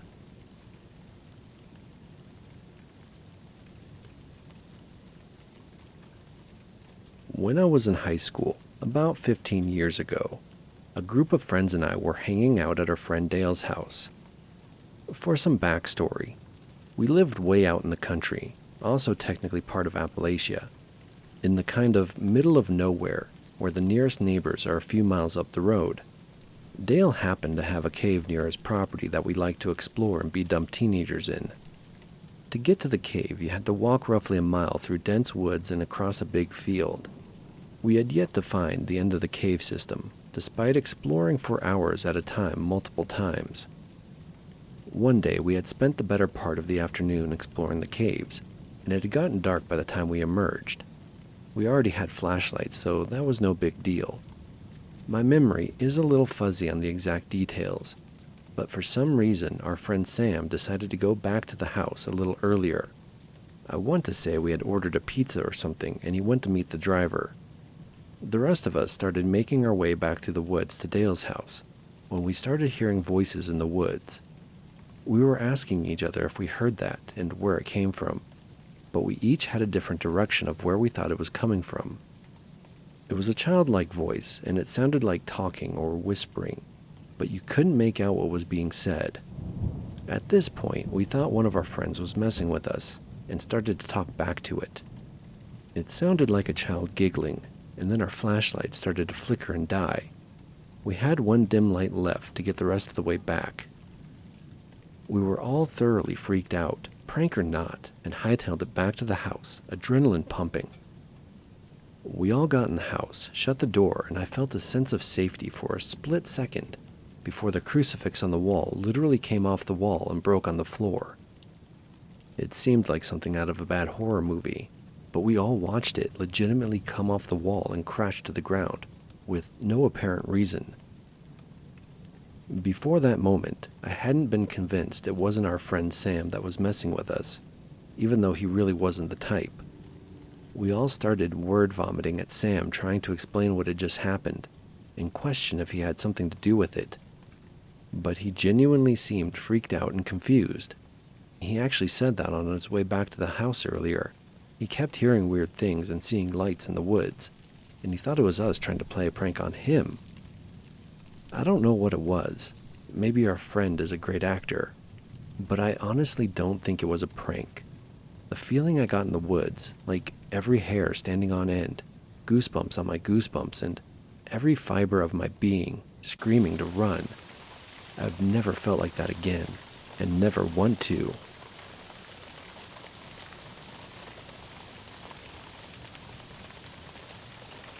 At the time of this story, I was 14. As well as being younger, I had developed crippling anxiety and depression. All I'll say is that I was, and still am, very vigilant about my surroundings. On this day, I had planned to stay the night at a friend's house. I'd never stayed at her place before. It was always at mine. For you to understand this story, I need to explain the layout of this house. It was located on a sloped hill, and when you drove down a steep road, the first part of the house you would see was big and expansive. It looked like an old mansion. If you continued driving down, you would be met with two semi-separated buildings. Both were small and run down, and when I say small, I mean one of them was just a bedroom, and the other was a bedroom and a small bathroom and kitchen. No doors inside, just a piece of cloth/beads to separate the bathroom entrance from the kitchen. My friend's room was the bedroom, and her mom lived in the other section with the bathroom and kitchen. The landlord of the property lived in the main house, the big mansion. It was located in the middle of the woods, and when I say that, I don't mean it lightly. I mean all you could see was expansive Australian forest. Australian rainforests are incredibly dense, and if you tried to walk through, you would most likely receive some kind of bite, whether that be a spider, ant, or leech. I'll cut to the first thing that happened. Me and my friend had walked into her mom's flat. I forget why. I think we were either hungry or I was asking to get reception, because there was none, and called out for her mom. She was in the bathroom, and as we walked past a small window, I heard, "Yeah?" coming from outside. I turned to my friend, and she looked at me the same way I was. We were so confused. If her mom was in the bathroom that was right in front of us, why did we hear a male voice coming from right outside? We brushed this off as to not scare ourselves and continued having fun in my friend's room. For a little more context, the landlord used half of her room as storage and blocked off the back section of the room with a tall shelf and a divider. There was a huge glass sliding door at the front of her room, and in the blocked-off back section, there was another door. You couldn't get to that door unless you squeezed through a section outside. Now, skipping forward a little to nighttime. Me and my friend had to go to the bathroom, so we slinked out of her room and walked to her mom's flat. Her mom was fast asleep. We used the bathroom as quietly as possible and then exited. As we were making the small walk back to my friend's room, we saw something out in the woods. A pair of eyes looking directly at us from behind a tree. We panicked and froze. I pulled out my phone and took a photo before we sprinted back into her room, locking the glass door behind us and drawing the curtains. It's not a reach to say we were already freaking out. We looked at the photo, and sure enough, when I brightened the image, there was what looked to be a man staring right at us from the dark woods. We were extremely scared, but I called my mother, who was about an hour away, and she dismissed us, sure. After that, we were still scared, but it was a little comforting. After a while, we relaxed and chalked it up to our imagination playing tricks on us. We pulled out my laptop and put on a movie. I forget which movie, but it was some cheesy rom-com. Maybe 20 to 30 minutes into the movie, we froze and paused it. There were footsteps. Footsteps crunching on the dry leaves right outside her room. We listened in horror as the footsteps moved through the tight alley that led to the back door. We both moved slowly, standing on the bed to look over the room divider. Our eyes were locked on the back door, and after a moment of complete silence, it turned. The doorknob wiggled slowly before it became faster. Fortunately, the door couldn't be opened as it was jammed against objects that were in the storage area. Then it stopped. No more noise. We were crying, holding each other in our arms, trying to stay as quiet as possible. Then the footsteps slowly crunched the leaves in the opposite direction, back to the front of her room. We both didn't hesitate now, and I reached for my phone. We called the police, and after trying to explain the situation to the operator on the other end, in tears the whole time, she told us a unit was being dispatched and to stay where we were. Then, as we were still crying and hyperventilating, we heard a phone ringing. It sounded like an old landline phone, one with the harsh and loud beeping. It was coming from the landlord's mansion. We waited, silently, listening to the drawn-out ringing of this phone. After what felt like at least 2 minutes, it stopped, and we heard his voice as he talked to the operator. At this time, we both noticed another thing: fingerprints on our window. These windows were slatted glass that you could open up and shift with a lever. Whoever left these prints reached up, cupped their hand around the top of the glass, and dragged their fingers on the dust.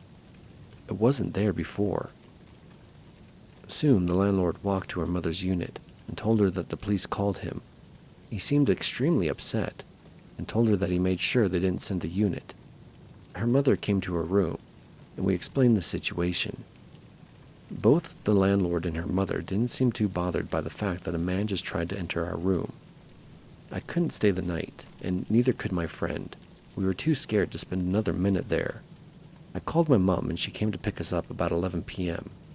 We dropped my friend back the next day, and when we got there, her mother told us something that I don't think I can pass up as a coincidence. The night it happened, it was raining, and there was a strong wind, but nothing strong enough to do this. Next to her mother's unit, she had a pole that held beads and fairy lights. During the night, right after me and her were picked up, it had been knocked down. Keep in mind this pole was literally embedded into the cement and tied to other items with zip ties. There is no way that could have been the wind. The pole was sturdy. I still am unsure of an explanation to all of this. It may have been the landlord. I'm not too sure. It could have also been her ex-stepfather, who was pretty insane.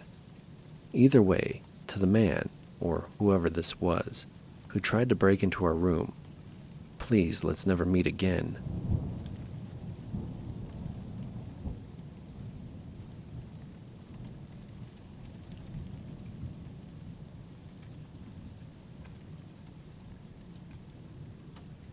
I'm from the UK, if that's any context. So way back in 2016, when the whole killer clown epidemic was huge, I was walking through the woods at around 10 p.m., alone, in order to get to a party that was happening in a secluded part of the forest. It was almost pitch black, and I could barely see in front of me besides the flashlight on my phone, and everything seemed normal as I walked to the party. I got to a long stretch of woods with no defined path, but it was the quickest way to the party, so I took it. As I got turned around midway through, I heard something to my left. I turned and saw a shadowy figure sat on a fallen log. I was understandably unnerved, but I couldn't make out if that was just shadows from the moonlight, or if it was an actual person. I made the mistake of shining my phone light directly at it, and I was instantly terrified. Sat there, alone in the middle of the woods, was a largish man dressed as a clown with full face paint, and sporting the creepiest smile imaginable. I tried to call 5 different people as I was passing him, and then I heard him get up behind me. I instantly started sprinting towards the end of the long stretch, onto a path which had a barbed wire fence down the side of it. During the sprint, I was pretending to be on the phone with one of my friends, and I could hear him running after me, but there was no chance in hell that I would be turning around to see if I was right. When I got to the path, I jumped over the fence as fast as I could and sliced my hands open as I did so. I then turned around and kept running backwards as I saw the clown, stood behind the fence just staring at me and smiling. I didn't stop running until I got to the party, and I was scared for a very long time after this. You have to bear in mind that there were so many rumors of people being killed by people dressed as clowns at the time, and while I never knew if the man had evil intentions or was just trying to scare me, it was extremely strange and scary to live through. So, in conclusion, Killer Clown Man from the Woods, let's not meet.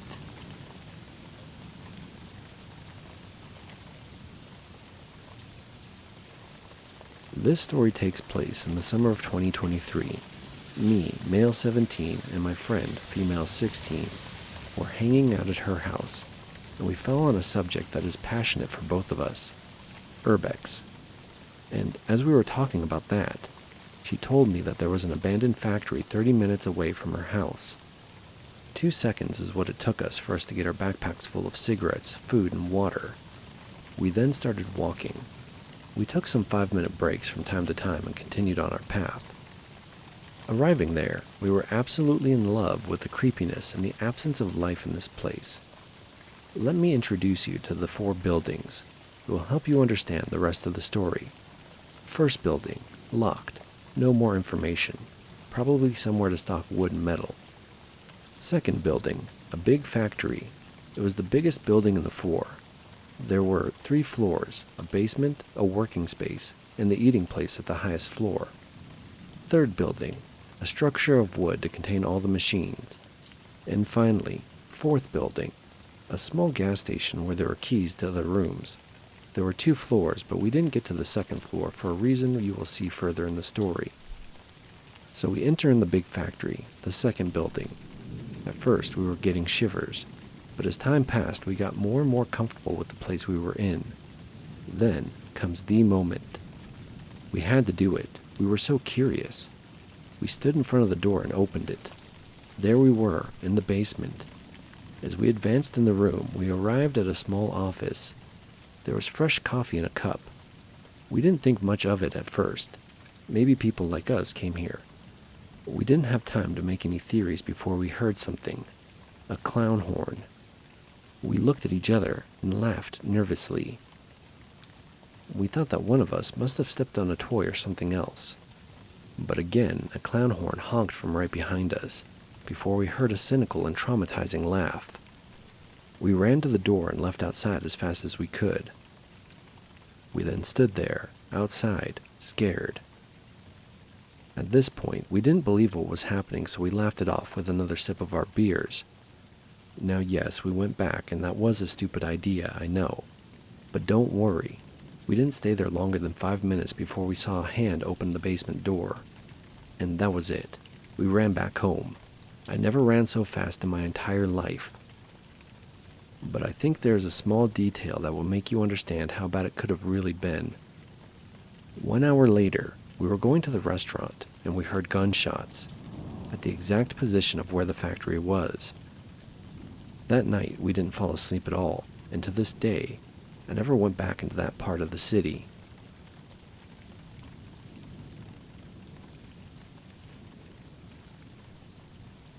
This story happened a while ago, but it still messes with my mind.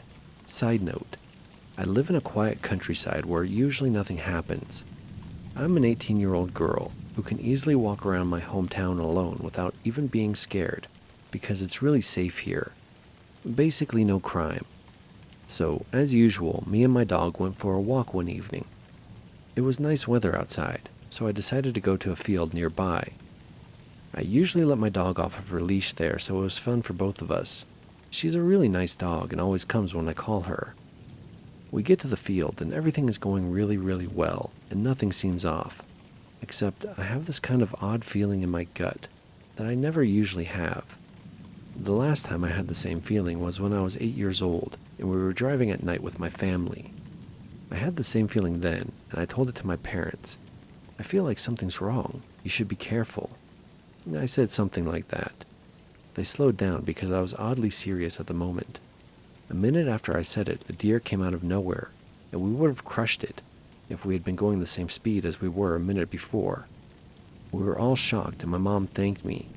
I still remember it like it was yesterday. However, in the field, 10 years later, I get the same gut feeling. Whatever, I think, and keep going, completely ignoring it. We walk around the fields in a nearby forest until sunset. I put my dog back on her leash and decide to leave from one of the tiny paths that go through a small forest. It's the quickest way to my house. It's not a popular way to go, but it is quick. As I'm walking along that path, I suddenly spot a silhouette in the end of the road just before the forest starts. I think nothing of it at that point and just keep walking. But after just a little while, I have a strong gut feeling and stare at the silhouette for a bit. It's then that I notice that the silhouette is staring at me without moving. I just think that maybe they were waiting for someone, because at first the silhouette looked like a child's. But as I got closer, I noticed that it wasn't a child, but a grown man, who was riding a child's bike. It was a blue-green boy's bicycle. His legs were way too long for it, and his whole body looked like he was forcing himself to ride it. It was a really unsettling sight. Still, my dumbass didn't want to turn around and have a couple of kilometers waste of time. And even though it was creepy looking, I still thought, maybe he's waiting for someone that comes this way. But every step I take, he follows me with intense expression. I'm only about 20 meters away from him when he starts to do these weird jumps on his bike, smiling the ugliest and the most unsettling smile I've ever seen, just staring at me with wide eyes. He kind of looks like he was expecting something and is so excited about it that he needs to jump. He looked like he was in his 50s with very long and thin arms, bald and that creepy unsettling smile. That's when my alarm goes off. I glanced behind me and no one else was there. It was just me, an 18-year-old small girl with her fluffy, definitely not a guard, dog. I turned around 360 and started to jog where I came from, just in case. I glanced at him and sighed in relief when I noticed he wasn't following me. I thought that maybe he was waiting for me after all, and called myself stupid and a scaredy cat. I was so wrong. My adrenaline started to slow down again as I'm in the middle of the fields, and I still see no sign of him following me. I let my dog off of her leash again and she starts to run around. I'm nearly at the end of the field, and I only have about a kilometer or so before I get home. That's when my dog spots a rabbit or a deer or something interesting and flies towards it. I panic because she's never done this before, and I yell for her. I yell plenty of times for her loudly, and finally she comes back. I'm relieved that nothing happened to her, but as soon as I put her back on the leash, I notice something from the corner of my eye.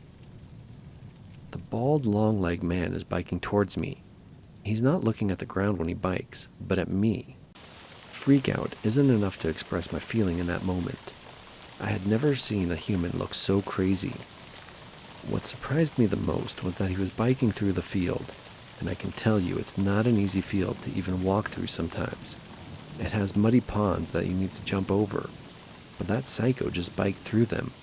He was struggling a lot to bike, but somehow still managed to do it. I didn't watch for another second because I just started running. I ran at full speed, and I have asthma. I was starting to see black and nearly collapsed. My lungs hurt so bad that I thought I was dying, but the adrenaline kept my blood running in my legs too. Once I glanced behind me, I saw that he was still there.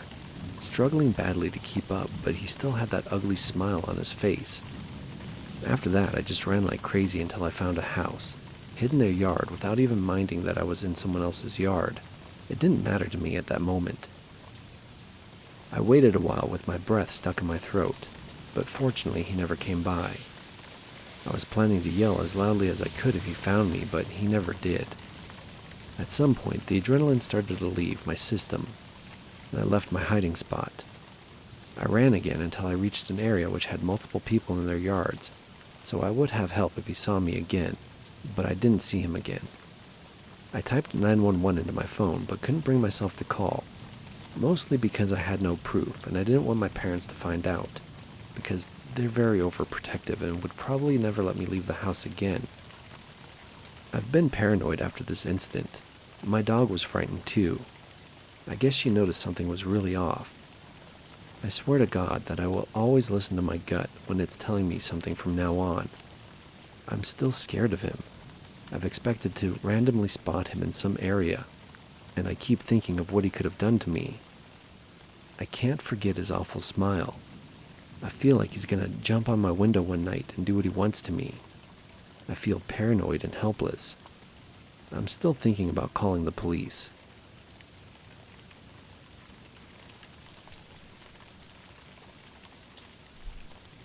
In 1982, I and 6 buddies went bear hunting in the Upper Peninsula of Michigan. We stayed at cabins near Twin Lakes at the base of the Keweenaw Peninsula. When you hunt most critters, you go out before dawn and sit until an hour or two after the sun comes up, and late afternoon until dark. Most bigger game animals hunker down during daylight hours, so it doesn't pay to sit all day. This means you have a lot of time between hunts.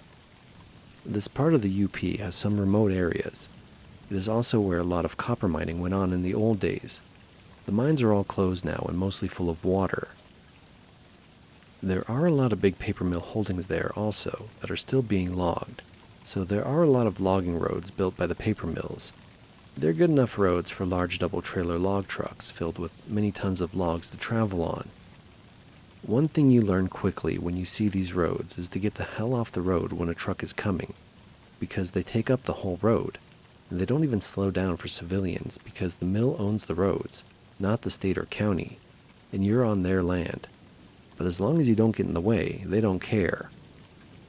Most of the bridges across streams or rivers just consist of huge piles of large rocks with smaller gravel on the top of the road. These things look like dams, but because of the large bottom rocks, the water can flow through the bridge. It's a pretty cool thing to see. We spent a lot of time driving and exploring these logging roads. On one particular day, we went down a new road that led to an actual state park at the bottom of Misery Bay on Lake Superior.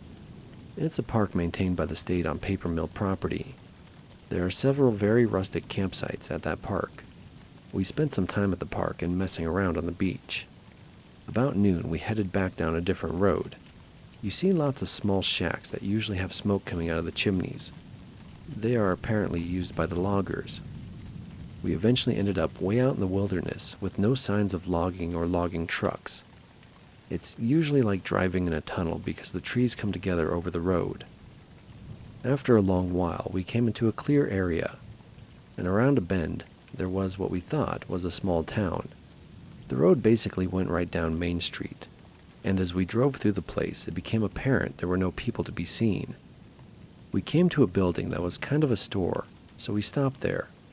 The store was completely empty. Looking in the dusty windows, you could see it had been empty for a long time. We walked around Main Street, checking out the houses. A lot of them were in good repair, but they were completely deserted.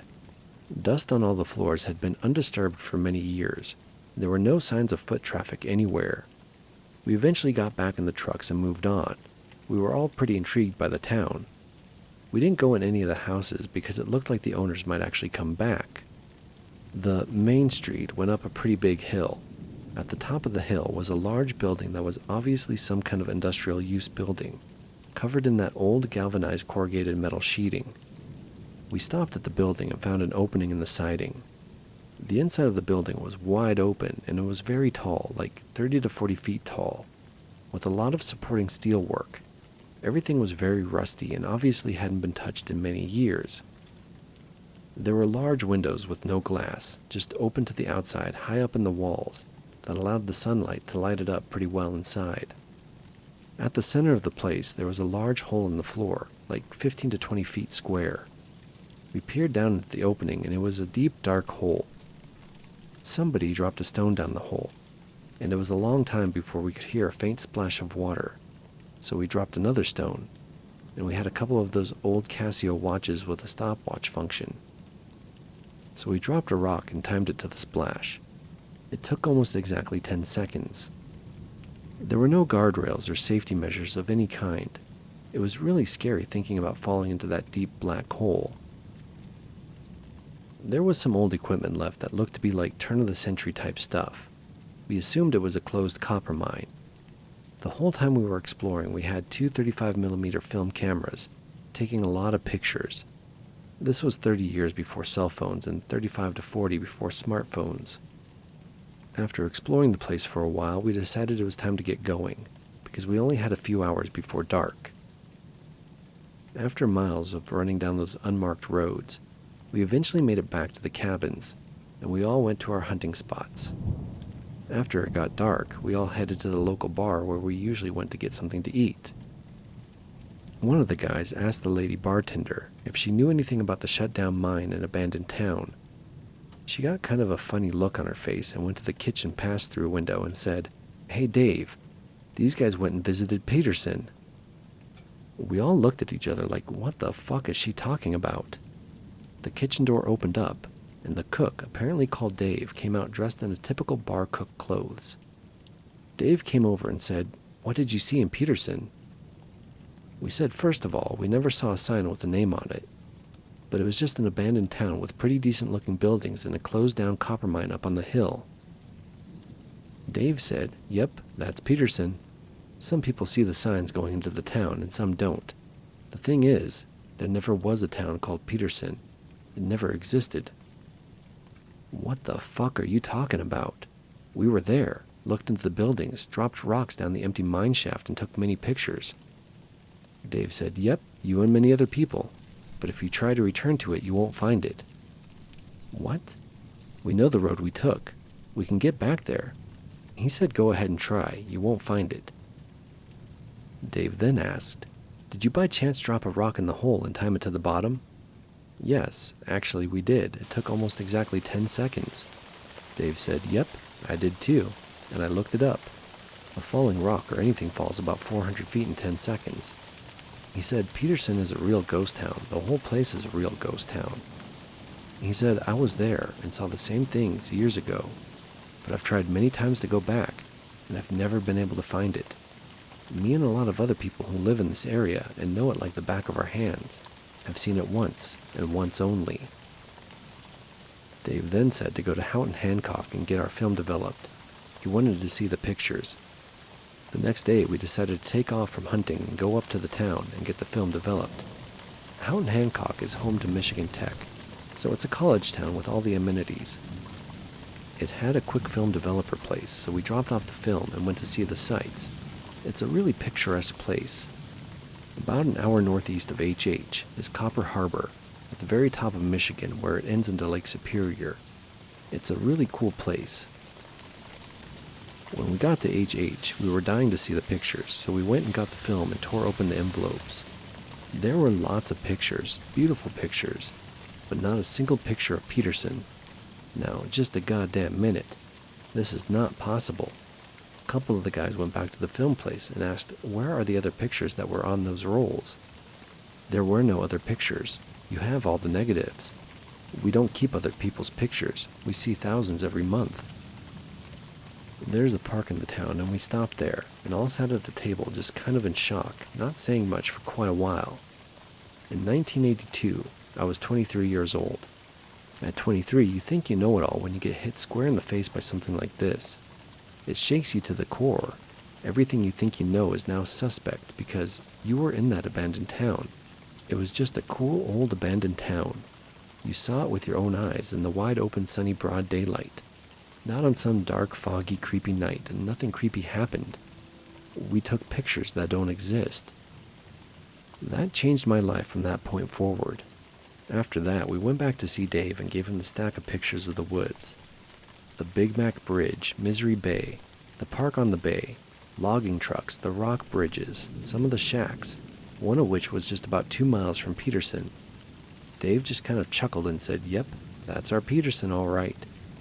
For the next 2 days, we totally forgot about hunting. We split up in 2 trucks and drove those roads over and over and over, and never refound Peterson. That is my high strangeness story. We found a town that never existed, that other people have also seen, but only seen once. As I look back on what we are now hearing stories about, stuff like different timelines, like this messed up one we are now in compared to the real one we branched off of, January 20th, 2016. Is Peterson a place close to a spot where 2 different timelines come very close together? Is it possible that when all the conditions in the universe are just right, and you happen to be in the right place when all those conditions are right, can you visit Peterson? What would happen if you were in Peterson and the universal conditions changed? I wonder if we will ever find out. If you can only go there once, how will it be studied? The mind-warping question is, who keeps track of who's been to Peterson only once and who hasn't?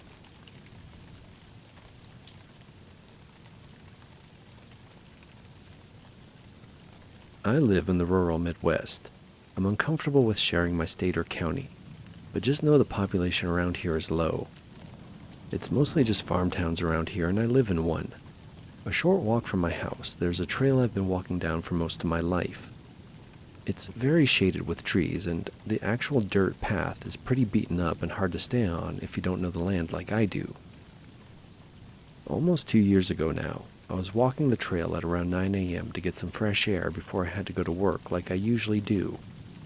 I typically walk about halfway down to sit at a small creek, which is roughly 15 to 20 minutes away from where I live if you're walking. I'm 100% certain I walked the same way I always do. Straight until you see the trail marker, which is a stump with some orange spray paint on the bottom. At the marker, I always turn left to get to the creek. I cannot stress enough how many times I've done this exact walk in my life. The problem was that when I turned left into where the creek was supposed to be, it wasn't there. In its place, there was a really run-down white house that looked like it had been rotting there for decades. The place was huge, like a plantation house, but I don't live in the South. I'd never felt so confused in my life. I turned around almost immediately to make sure I was at the right trail marker, and sure enough, I was. I looked back at the house again and just stared. For every walk I had been on in this exact woods, I'd never seen this place before.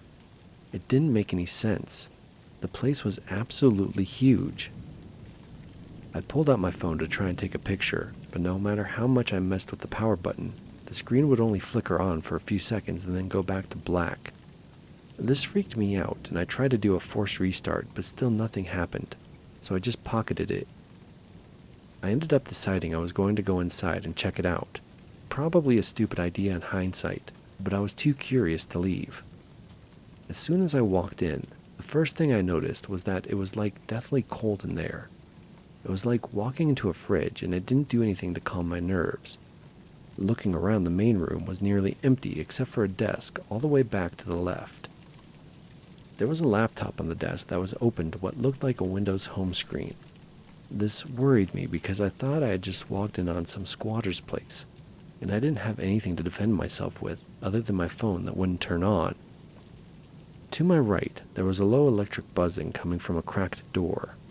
I walked over to it with my hands around myself because of the freezing cold.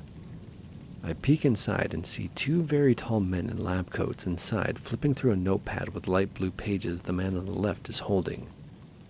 When I tell you that they were very tall, I mean it.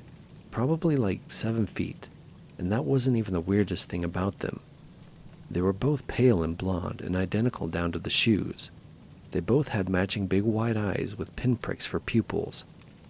The eyes were unfocused, like they weren't even trying to look at the paper, and it was very unsettling. Once the one on the left flipped a certain page, they both started murmuring. It sounded like they were talking over each other very fast, and I only caught some words. I think they kept talking about metamorphosis and hitting their long fingers against the paper like they were pointing. They kept mumbling in barely coherent English and nodding while making sounds like uh-huh and mm-hmm. I didn't get to hear much because the door creaked as I leaned on it by mistake, and they immediately went silent and whipped their heads in my direction, so fast I could have sworn I heard a crack. Their pupils weirdly twitched into place to look at me, and I freaked out. I screamed and bolted back for the front door. When I was running, I hit something face first, fell onto my ass, and dropped my phone before I could get to the door. It felt like I just got a face full of fabric, and when I managed to scramble to my feet, it was another one of the men in lab coats. He was identical like the other two, and his pupils also did that weird thing to look at me. I shoved him away from me, and he sort of folded inward like he had no spine or chest bones before hitting the floor. I ran out the door and towards my home, never stopping for a second, even though I didn't hear anyone following me. I ended up just running all the way to work, and when I made it, I saw my coworker, who we'll call Adam for the sake of privacy. Adam could see that I was shaken, and I explained the story to him, still freaking out and almost crying. He listened to the whole thing and kept asking me if I was sure I wasn't just dreaming, and I insisted I wasn't. I even told him that I lost my phone there and I needed to get it back. Adam told me that he'd go back with me after work, and I agreed. I went through the whole workday still anxious, and then I went with Adam down the path. We took the same way I had walked that morning. I'm absolutely sure of it. And when we got to the stump and I turned, I could not believe my eyes. There was no house there anymore. It was the creek again, and I could see my phone sitting in a small patch of wet grass. I felt like I was going to throw up as I explained to Adam that there was a house right there earlier today, and that I wasn't crazy. Adam just grabbed my phone from the wet grass and handed it to me. He put his hand on my shoulder and directed me away from the creek. I kept trying to explain it to him, and eventually he stopped me. He told me he understood and that things like that just happened around here. I tried to push him on what he meant, but he remained silent until he had to say goodbye at my doorstep. I work somewhere different now, but I still text Adam. When I try to ask him about that day, he confirms that he found my phone there, and he saw firsthand how genuinely shaken I was. But he won't elaborate on what he meant by things like that just happen around here, no matter how much I push. I still live there, and I still go on walks. I've never seen the house again, not even one like it anywhere near here, even when going off the trail. I still think about this event and get freaked out. There was something distinctly inhuman about the men I saw, and I don't know how a whole house could simply appear and disappear.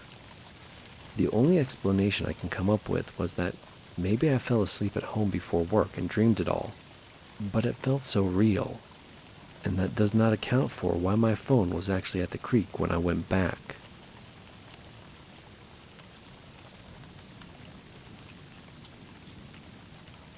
This happened back in late spring, so not super long ago. My friend Jake and I decided to take a little break from everything and rented a small cabin out near Lake Pinecrest. I don't know if any of you are familiar with that area, but it's tucked away in a lot of thick woods and is pretty secluded. The cabin itself was nothing fancy. Wood stove, a couple of cots, and no cell service. Just peace and quiet, which at the time sounded amazing. We weren't really expecting anything, just a cheap place to hang out, fish, drink a few beers, and be off the grid for a bit. That was the idea anyway. So we got there Friday afternoon and settled in. The first night was fine, for the most part, except for one thing. We just finished eating and were sitting around the tiny living room area. I was rinsing out some pans when I looked up at this little kitchen window, and there were these two red dots just out there in the dark at eye level. I figured it was probably some kind of animal. Jake said raccoon, maybe a deer. But the weird part was that they didn't move. Not even a twitch. They just stayed there, locked in place. No blinking, no bobbing, no nothing. And I don't know, something about it gave me the worst kind of feeling. My skin was crawling. Eventually they disappeared, like they didn't blink out or walk away. They just weren't there anymore. We chalked it up to animal eyes reflecting something. That's what we told ourselves, and I tried not to dwell on it. That night I heard stuff, though. A couple times I sat straight up in my sleeping bag because something scraped the back wall of the cabin. Other times it was like short, sharp steps crunching the leaves just outside. Jake said it was the wind, or maybe a stray dog. And sure, maybe it was. The next day we didn't talk about it much. We fished and just kind of tried to enjoy the trip. Still joked around though. Jake made a couple dumb horror movie references, and I was trying to play it cool. But I noticed he was checking the windows a lot more, so I wasn't the only one feeling weird. That night I was stretched out on the couch, flipping through this old paperback I found in a drawer, when I looked up and saw those red dots again. Different window this time, opposite side of the cabin, facing deeper into the woods. I didn't say anything right away, just kind of stared. They weren't like the eyes of a deer or anything else. They were dead still, like something just standing there. After a minute or two, I nudged Jake and pointed. He looked up and squinted at them, and then kind of chuckled. Said something like, I guess they're still around. But then we both heard it. Something walking through the brush. It was circling the cabin, and it stopped just outside the back door. I don't know how long we sat there not talking, but it felt like a long time. I had my flashlight and I aimed it through the window, but I didn't see anything. The eyes were now gone and there was no sign of movement, just darkness and silence. Jake muttered something about deer again, but this time he didn't sound so sure. Anyway, nothing else happened that night. We didn't sleep much though. Now here's the part I still can't wrap my head around. Our last night, we were getting ready for bed. It was maybe 10:30, so not super late. And then out of nowhere, we hear this boom, loud and close. It sounded like a shotgun had gone off inside the cabin. It rattled the windows and shook the walls. We stood there staring at each other dumbfounded. Neither of us owns a gun. We searched the whole place when we arrived. It's just one room, a closet, and a kitchen nook. That's it. There was no way anyone could have been in there beside us. We checked again just to be sure, tore the place apart. There was nothing. Nothing inside and nothing outside. No sign of anything fired. No shells. But then after a few minutes, it happened again. Another shotgun blast, louder this time. This one came from the closet in the back room. I was still holding the flashlight, and when it went off, I swear I could feel the pressure shift, like the air cracked open for a second. I looked at Jake, he looked at me. We didn't say anything. We grabbed our stuff and left. Didn't even fully pack, just threw things in the back of the car and got out of there. I've tried looking into that cabin since. It wasn't listed on any haunted registry sites or whatever, and I couldn't find anything about it online aside from the booking info. I even reached out to the property manager under the pretense of wanting to stay again, and asked casually if there'd ever been any gunshots reported or complaints about animals. They said no. Place has excellent reviews. I don't know what those red eyes were. I don't know what made those sounds. And I definitely don't know how to explain two separate shotgun blasts happening inside a cabin that had no guns in it, no one nearby, and no way in or out without making a sound. I've stayed in some weird places, but that's the only time I've ever just left.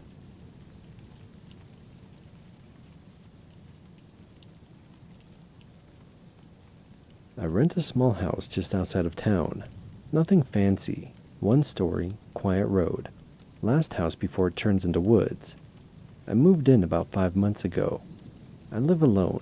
No pets, no roommates. The place is kind of old, but nothing that felt creepy at first. Just quiet and cheap, which is all I really cared about. For the first few months, everything was fine. Drafty windows, noisy pipes, the usual stuff. But about 2 weeks ago, something happened that I haven't been able to shake. I got out of the shower one morning, wiped the steam off the bathroom mirror, and saw handprints. 2 of them, bigger than mine. One higher up, one lower down.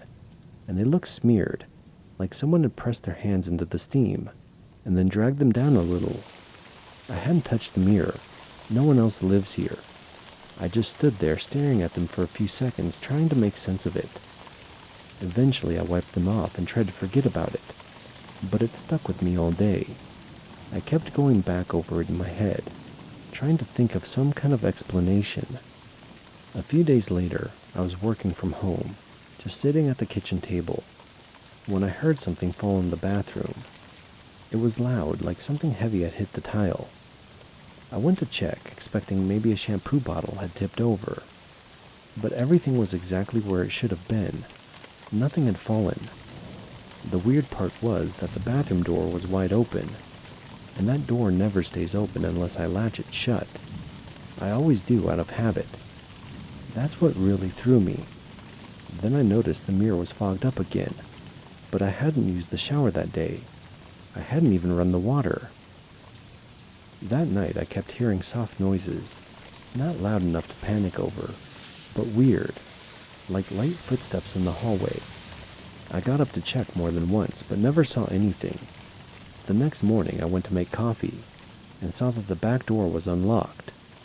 I lock that door every single night. I double check it before bed.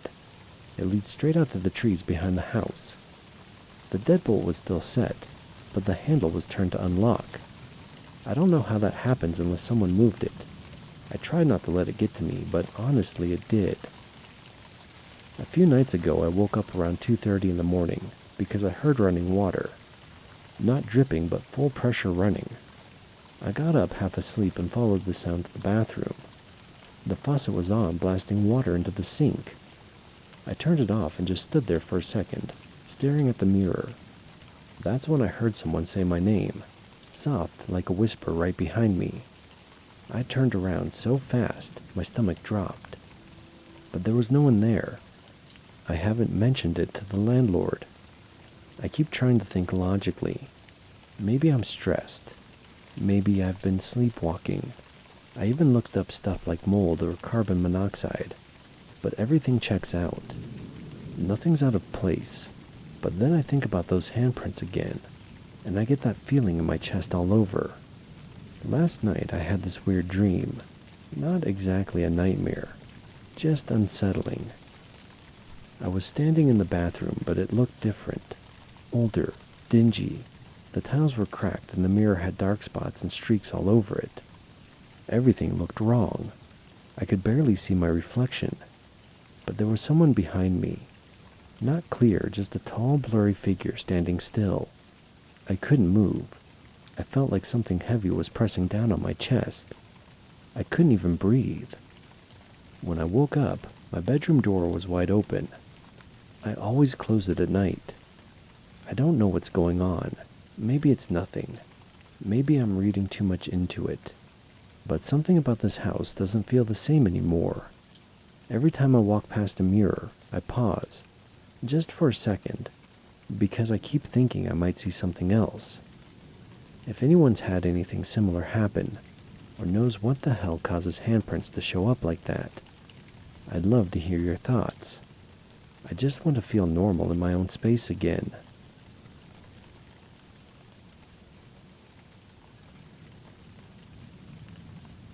Last month, my girlfriend Lena and I stayed at a Hilton Garden Inn just outside of Albuquerque. We were there for a wedding. Nothing fancy or special about the place. Pretty standard hotel. You know, clean, modern. The kind of place where the lobby smells like citrus and everything's beige and granite. We got there on a Friday afternoon. Room 528, top floor. Last one at the end of the hall. It was just a regular hotel room. 2 beds, TV, a desk, and a sliding closet. Towels folded up under the bathroom sink like they always do. Honestly, the kind of place where everything feels wiped down and kind of generic. At first, nothing weird at all. But I did notice something weird about the floor. It was too quiet. Not peaceful quiet, just dead silent. No TVs on in the other rooms. No showers running. Not even doors closing. It was like we were the only ones up there. The first night, we got woken up around 1:30 by footsteps in the hallway. They were light and fast, like someone running, but not in a fun way. They were more frantic. Then I heard crying, soft at first, It sounded like a woman, maybe late 20s or older if I had to guess. Quiet sobs mixed in with the footsteps. The running stopped right outside our door. Then the crying stopped as well. I got out of bed and looked through the peephole. Hallway was empty. No one was walking away. No doors closing, just silence. When I turned around, Lena was sitting up. "You heard that too, right?" she said. I nodded in agreement, and we were both so spooked we left the light on for the rest of the night. Next morning, we got up early to meet some friends for brunch. When I went to grab our jackets from the closet, they weren't there. They were folded and sitting on the bed, neat and side by side, like someone had took the time to lay them out. Lena stared at them for a while, then asked, "That wasn't you, was it?" "Nope." We both remember hanging them up.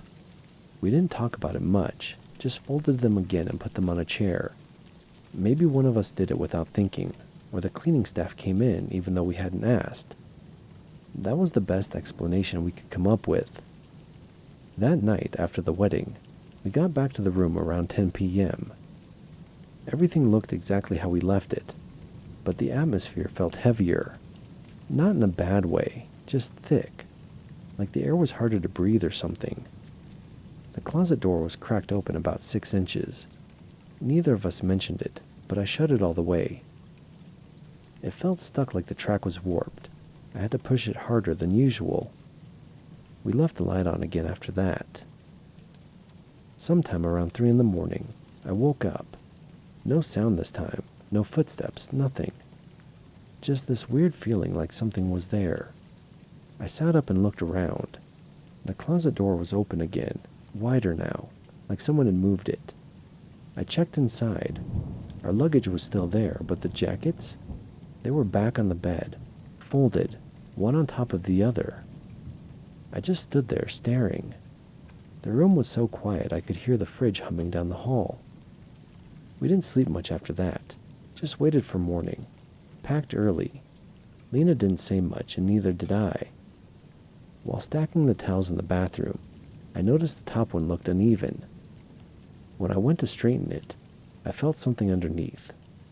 A folded piece of paper, one of those Hilton notepad sheets. I thought maybe someone left a shopping list or something like that. But when I unfolded it, there was just 3 lines in small, neat handwriting.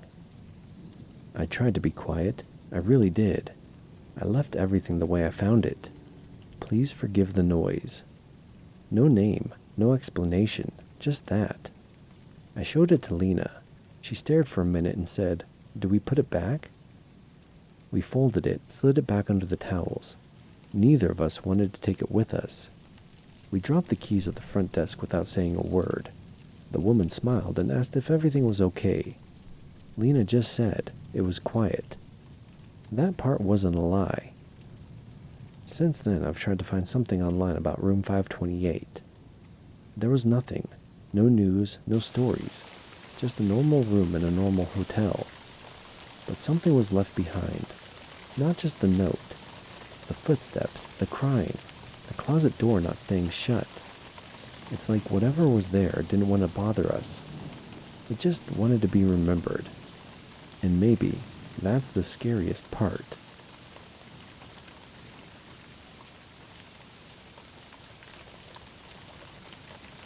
This happened a few weeks ago.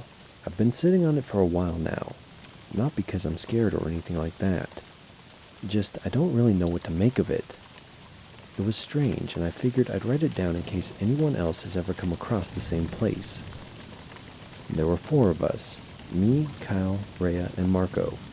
We're all seniors in high school, and we'd been hiking around Jefferson County for a while, mostly sticking to old trails. This time, we wandered deeper into Larkspur Woods than usual. There wasn't a real plan. We were just bored and had a long weekend, so we followed a deer path and kept going. A couple of hours off trail, we came across something we weren't expecting. A small house tucked between a ridge and a dense patch of pine. Not a cabin, not a shed, an actual house. 1 story, maybe 3 rooms total. The kind of place that probably shouldn't exist that deep in the woods. It was run down but intact. The front door had been torn off and was lying in the weeds. The outside was covered in moss, vines, and graffiti. Most of it was what you'd expect. Random names, jokes. But a few symbols were different. Circles with lines through them, stick figures with their eyes scratched out. One faded white handprint on the doorframe that looked too small to belong to an adult. We went in, and the first thing that hit us was the smell. It was a stale smell, like mildew and dried herbs. The first room had a broken fireplace full of ash, and what looked like small animal bones. Someone had made patterns out of them. There was writing on the wall scratched into the surface. "She hears you," repeated several times. One line had been angrily crossed out. The second room had a broken cot, mold on the walls, and a half-open cabinet with old books inside. They were fallen apart, handwritten, and full of strange symbols in what looked like Latin. There were drawings, too. One showed a figure standing in a circle full of teeth. That's around when it started to feel off and not just creepy. More like something was off-center, if that makes sense. We were all kind of spaced out, wandering around different parts of the house. I remember glancing toward the hallway at one point and thinking I saw something moving, just for a split second, like a shadow slipping into one of the rooms. I didn't say anything, because it was probably just Kyle or Rhea walking past, but then Kyle asked if any of us had been in the front room a second ago. I said no. Rhea just looked at him and said, "I thought that was you." We all played it off. The last room was mostly empty, except for a low wooden table in the middle. Wax and bits of feathers were melted into the surface, and a sealed jar sat off to the side. We sure as hell didn't open it. Hanging above the table were a handful of small dolls made of sticks and twine, each with bead eyes. They moved slightly, but we didn't feel a draft. We didn't really stay long. After a few minutes inside, everyone went quiet. Marco said he felt dizzy. Kyle stepped out first, and the rest of us followed. On the way out, I noticed something sitting on the fireplace mantel that hadn't been there when we entered. It was a small wooden doll, maybe 6 inches tall. It appeared to be hand-carved, and it was clean, not rotted like most of the other things. It had string for hair and 2 red beads for eyes. I remember thinking how new it looked compared to everything else. Just before we stepped out of the house, we heard 3 knocks, slow and even from the back wall, or maybe further behind it. Could have been anything, honestly. An animal or the house settling. No one said anything. We just kept walking, and we've never been back. That stretch of woods doesn't show anything unusual on maps, but if you ever hike out past Larkspur and you stumble upon a house that doesn't belong there, I would just keep walking.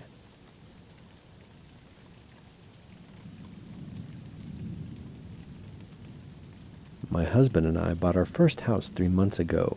We were excited, nervous, sure, but excited. Now I'm scared to be in my own home after dark. The first time I noticed something was off, we were still unpacking. I was in the bedroom folding clothes, while Ryan was putting together a bookshelf in the living room. It was quiet. Then, clear as day, I heard a child laughing behind me. It wasn't muffled like it came from outside. It sounded like it was right in the hallway. I froze because we don't have kids. We don't even have pets. I walked out into the hall, but there was nothing there. I figured maybe the sound carried in from the street, but the windows were shut. I didn't mention it to Ryan. Over the next week, we both noticed cold spots. I'd be brushing my teeth and feel this sudden chill crawl up my spine, even though the windows were closed and the heater was running. Ryan would be watching TV and say it felt like someone opened a door behind him. The thermostat said 72, but it felt like 50 in certain corners of the house. Then the laughter came back. It's not every night, but when it happens, it's always the same. It's small, light, and playful, like 2 or 3 kids running through the house playing tag. Sometimes it's right above us. Other times it sounds like it's coming from the empty guest room down the hall. It always sounds like it's just out of view, like it's just around the corner. One night, Ryan turned off the TV and said, "Do you hear that?"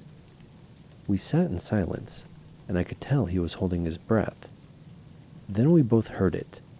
Little feet running across the hallway upstairs, fast and light, like bare feet on hard wood. We both just stared at each other. I think that was the moment we stopped pretending we both weren't feeling it. We checked the entire house that night.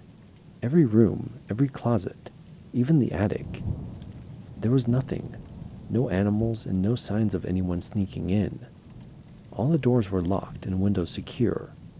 We started keeping lights on at night. Not all of them, just enough to not feel alone in the dark. A few nights later, I woke up to what sounded like someone running in circles in the upstairs hallway.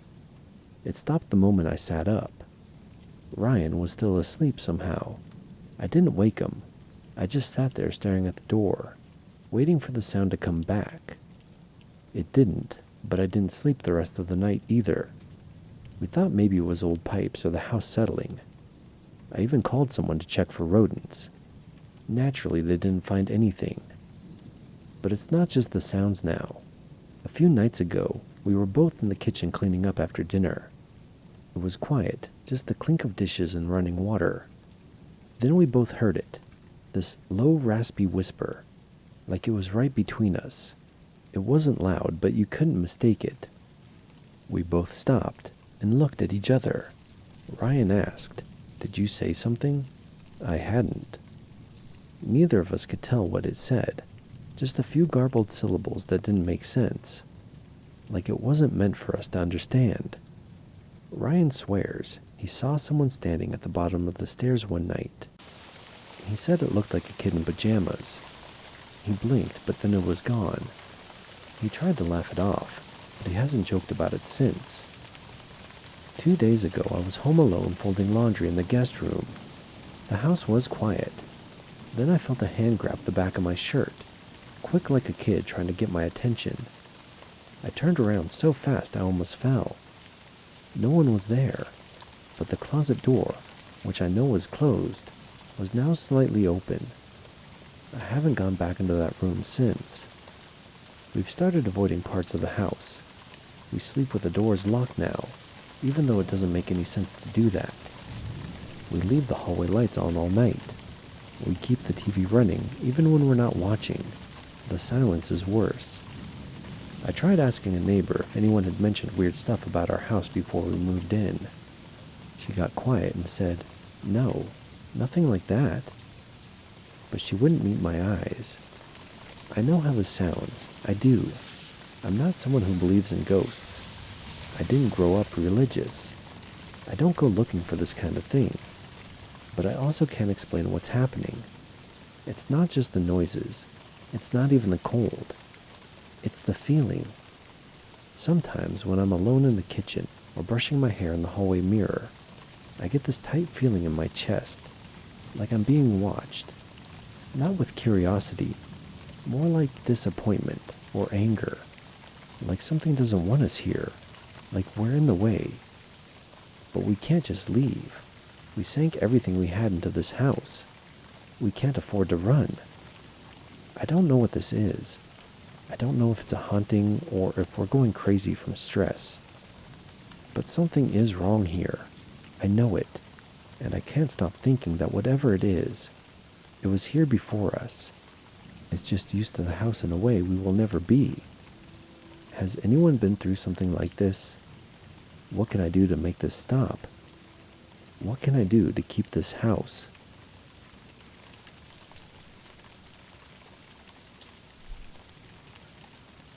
I don't know how to start this without sounding dramatic, but I've been keeping this to myself for months, and it's starting to eat at me. I turn 18 next week. I'm supposed to move into my college dorm in 2 more months. Everything should be exciting right now, but all I can think about is how bad I feel about leaving my parents here, because something's wrong with our house. We live in a quiet neighborhood outside of Indianapolis, in a normal, boring 2-story house. Nothing special. I've lived here since I was 6. It's always been a good place to grow up. Until a few months ago. I can't point to one big event that started everything. It was little things at first. Doors that were open being closed.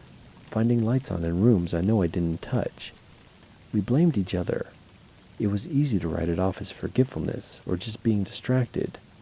Then I started waking up at weird hours. 3:17, almost every time. It wasn't from a noise. I'd just wake up, wide-eyed and sweating, like something had jolted me out of a dream I couldn't remember. I'd lie there and listen to the silence. And sometimes, I swear I heard movement downstairs. Light footsteps, the kind you'd expect from someone trying not to wake anyone. I told my parents and my mom laughed it off, said I was nervous about the transition. My dad offered to check the house a few times, but he never found anything. He stopped asking after a while. Neither of them seemed worried. I think they were trying not to be worried, but I was. One night, I was coming out of the bathroom and saw my mom standing in the hallway outside their bedroom, just staring down the stairs. It was dark, and she didn't seem to notice me at first. I asked if she was okay, and she blinked, like I'd pulled her out of a trance. She mumbled something about thinking she heard the cat, but our cat died in January. That was around the same time she brought home this weird painting. Some abstract thing, dark smudges and a red shape in the center that looks kind of like an eye, but not quite. She hung it in the hallway downstairs, right across from the den. I didn't like it the moment I saw it, and I still don't. I avoid looking at it directly. There's something weird about it. I can't explain it without sounding like a lunatic, but it feels like it's watching me.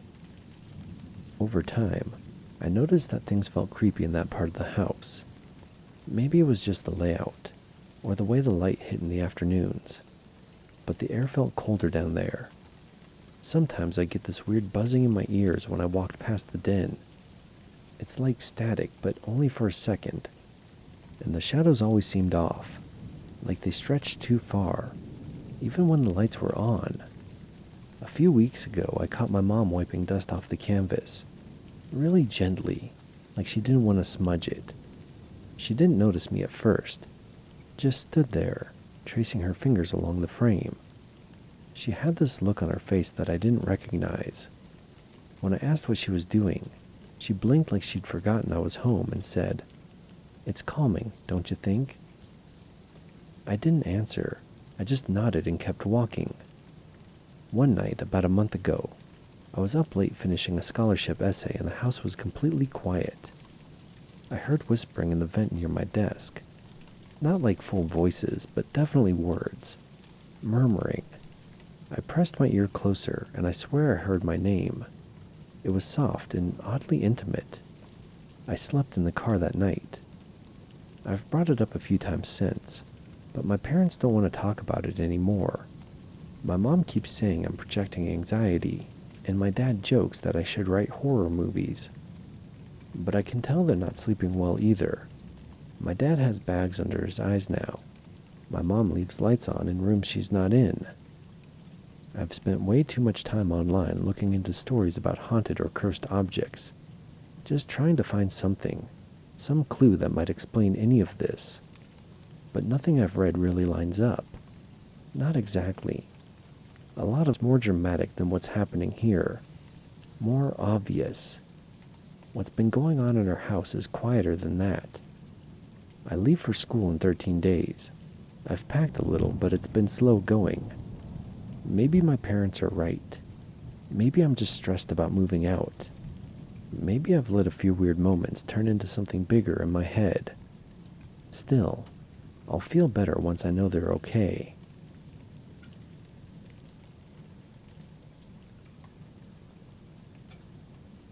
Look, I've never believed in this kind of thing. Ghosts, hauntings, whatever you want to call it. It always sounded like something people told to scare themselves.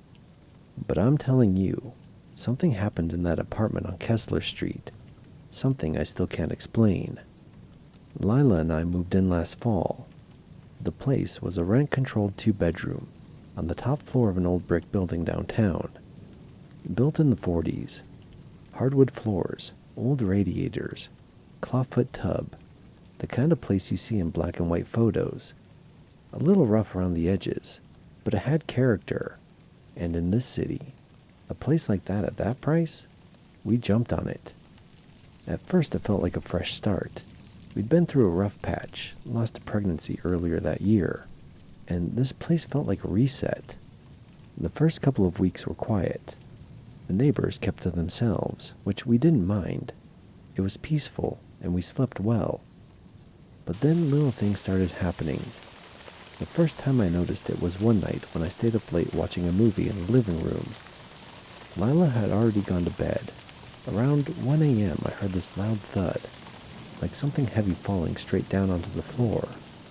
I paused the movie and walked through the apartment, expecting to find a book or a picture frame knocked off a shelf. There was nothing. I even checked the neighbor's hallway through the peephole. It was empty. I didn't mention it to Lila, but a few nights later, she brought it up herself. She shook me awake around 3 a.m., said, "Did you hear that? Something just fell." Same thud. I told her it was probably pipes or something shifting in the walls. This building groans like it has arthritis. She didn't seem convinced, but she let it go. After that, the sound came back. Same time, same sound. Always in the dead of night. Always just one thud. No echoes, no scraping. Like something was dropped, and then silence. We started hearing other things too. Soft knocks on the wall between our bedroom and the hallway. Footsteps, faint and slow, crossing the living room when we were both in bed. One night, the bedroom door creaked open on its own. I told myself it was just a draft. We kept trying to rationalize it. Old building, floorboards settling, radiators knocking. All of that made sense, until the night I saw him. It was a Thursday around 2:30 in the morning. Lila was out cold beside me. I'd gotten up to grab water from the kitchen. The apartment was dark, except for the streetlights glowing through the windows. As I walked past the hallway, our long, narrow hallway, I saw movement. Just for a split second, a man standing at the far end of the hall, half turned toward me. Older, maybe mid-60s, wearing a white tank top and slacks. He was balding, and his face was blurry in the dark, but I remember the posture, rigid like someone standing at attention. Then gone, just like that. I blinked and the hallway was empty. I didn't wake Lila. I told myself I was overtired, maybe still half asleep. But the next morning, Lila asked me something that made my skin crawl. She said, "Did you come to the bedroom door last night and just stand there?" I asked her what she meant. She said she woke up and saw a silhouette in the doorway. Thought it was me, but I never came in. It just stood there for a few seconds and then disappeared. That's when I told her what I saw. We didn't joke about it. We didn't try to explain it away. We just sat there in the kitchen, not saying anything for a long time. That weekend we started digging. There's this site that aggregates city property records and incident reports. I looked up our building, found out that in 2004, a tenant had died in our apartment. Natural causes. An older man, retired. He lived alone. His name was Charles H. Mendel. According to the records, his body wasn't discovered for almost 2 weeks. Neighbors complained of the smell. He had no family, no next of kin. The city handled the cleanup, and eventually leased the unit again. That should have been the end of it. Just a sad, lonely story. But it wasn't. We tried to live with it. The noises kept happening. The thud every few nights. Sometimes it was loud enough to shake the damn windows. The hallway footsteps, and cold spots in the living room. Lila started having nightmares. She said they were always the same.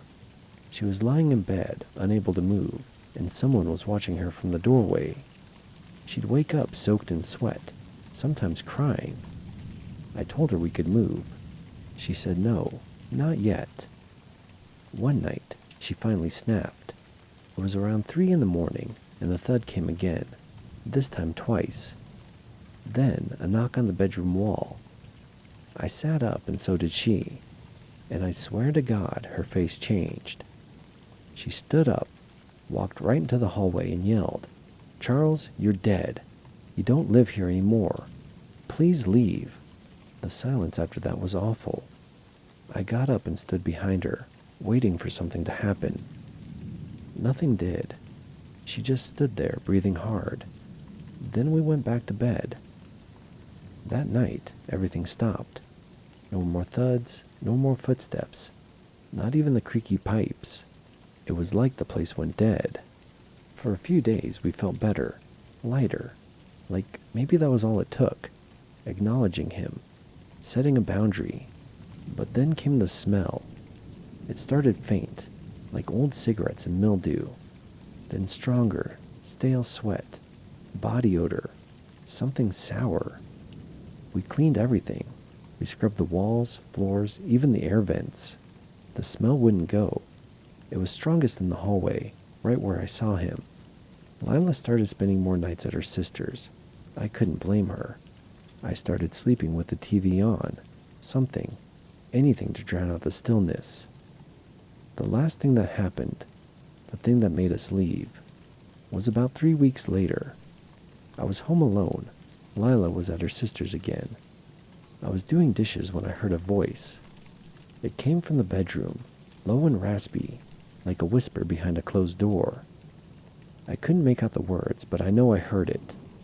I froze in the kitchen, hands still in the sink, trying to convince myself it was the wind or something outside. Then something banged against the bedroom wall, not a thud. This was harder, like a fist. I grabbed my keys and left without even turning off the lights. We were out of the apartment within a week. We found a smaller place, newer, across town. It doesn't have hardwood floors or vintage charm, but it's quiet, and I haven't woken up at 3 a.m. once since we moved in. I don't know what to tell you. I still don't believe in ghosts the way people usually talk about them, but I know what I saw, and I know what I heard, and I know something was wrong with that place. Something old, something sad, something that didn't want to be forgotten. We still drive by Kessler sometimes. The lights are on. Someone else is living there now.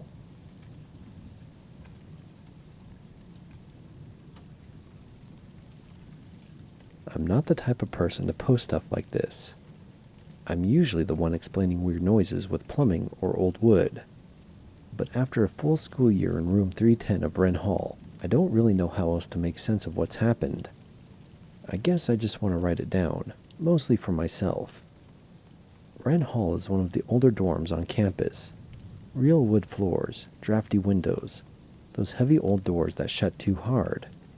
Some people love that kind of thing. My roommate, Marissa, was one of them. She thought it was charming. I thought it just felt heavy.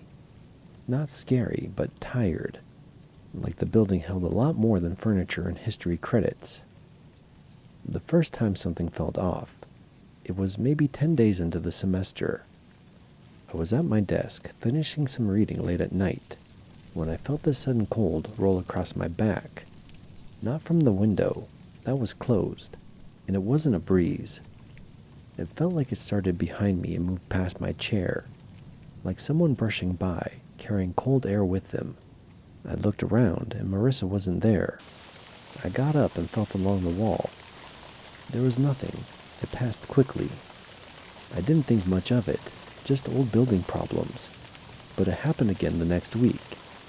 This time I was brushing my teeth, barefoot on the hardwood floor.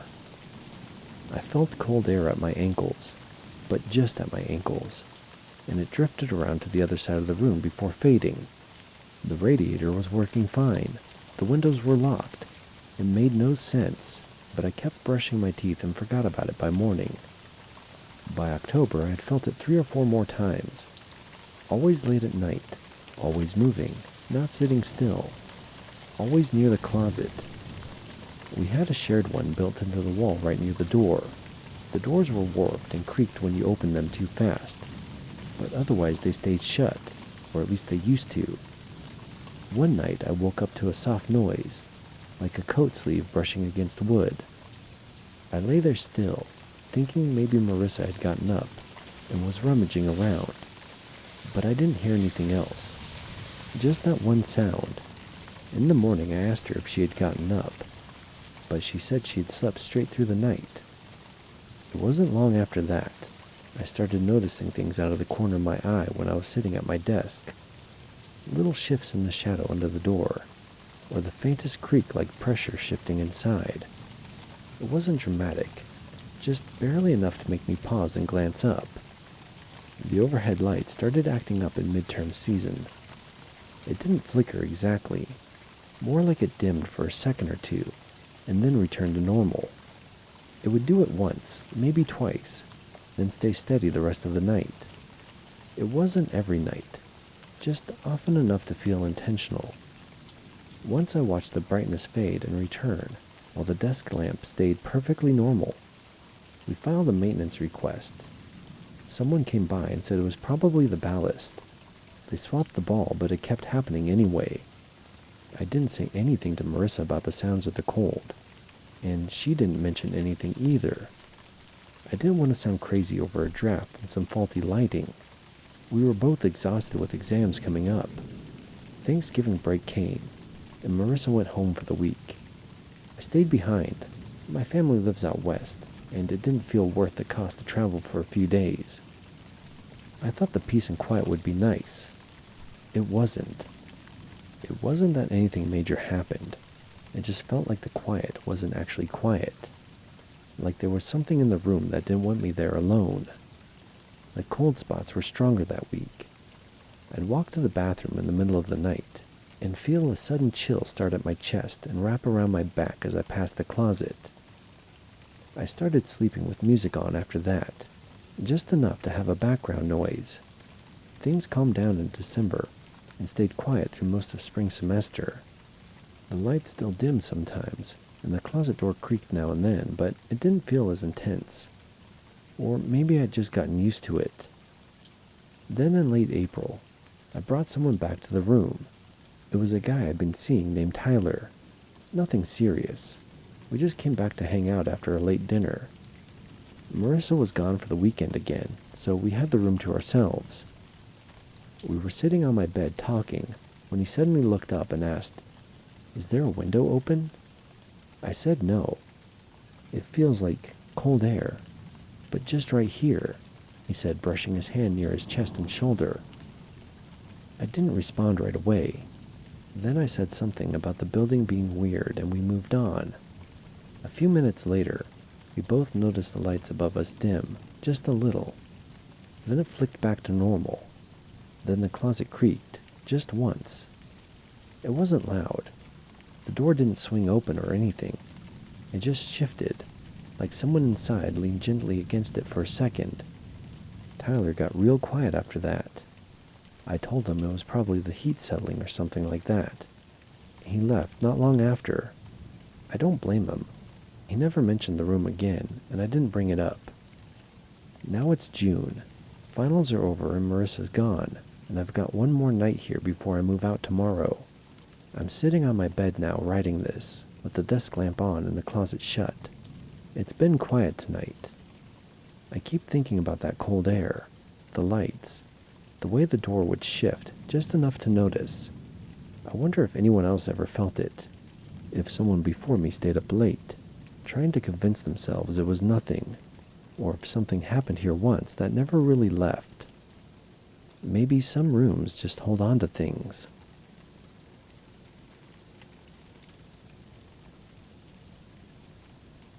Breaker 19. Welcome to the channel. I hope you got your ears on, good buddy. Have you ever seen anything scary while on a road trip? Let me know in the comments below. And in the meantime, listen to the voice from the other side. If you enjoy these stories, hit like and subscribe.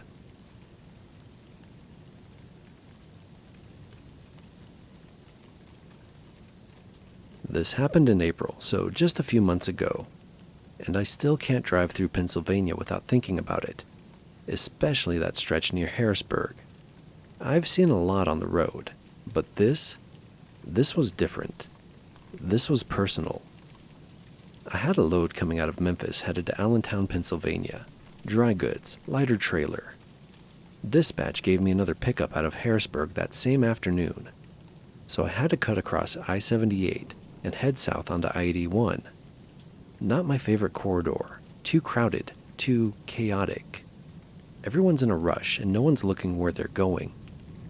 It was around 2:30 in the afternoon, traffic thick enough that you had to stay alert or risk getting boxed in.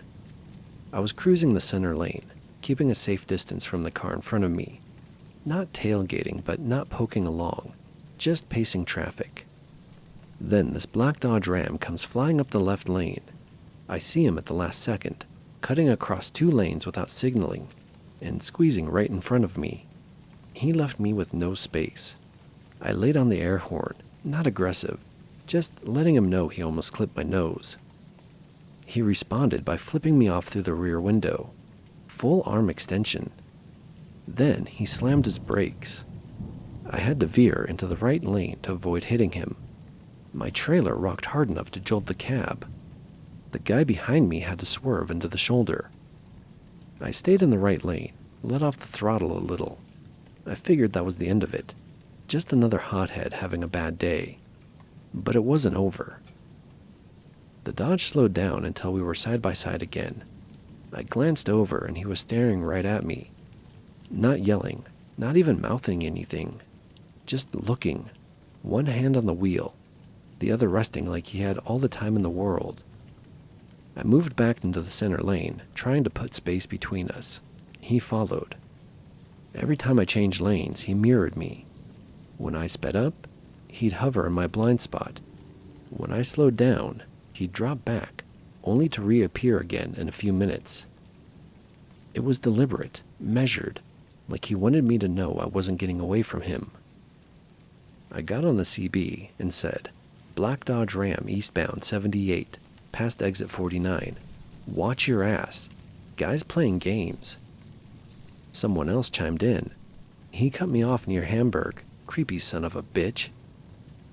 That helped a little, knowing it wasn't just me. 10 miles went by like that. Me trying to shake him refusing to be shaken. I'd lose sight of him for a minute, then see him 3 cars behind. Then he'd pop up again in my mirror, trailing me like a dog with nowhere else to be.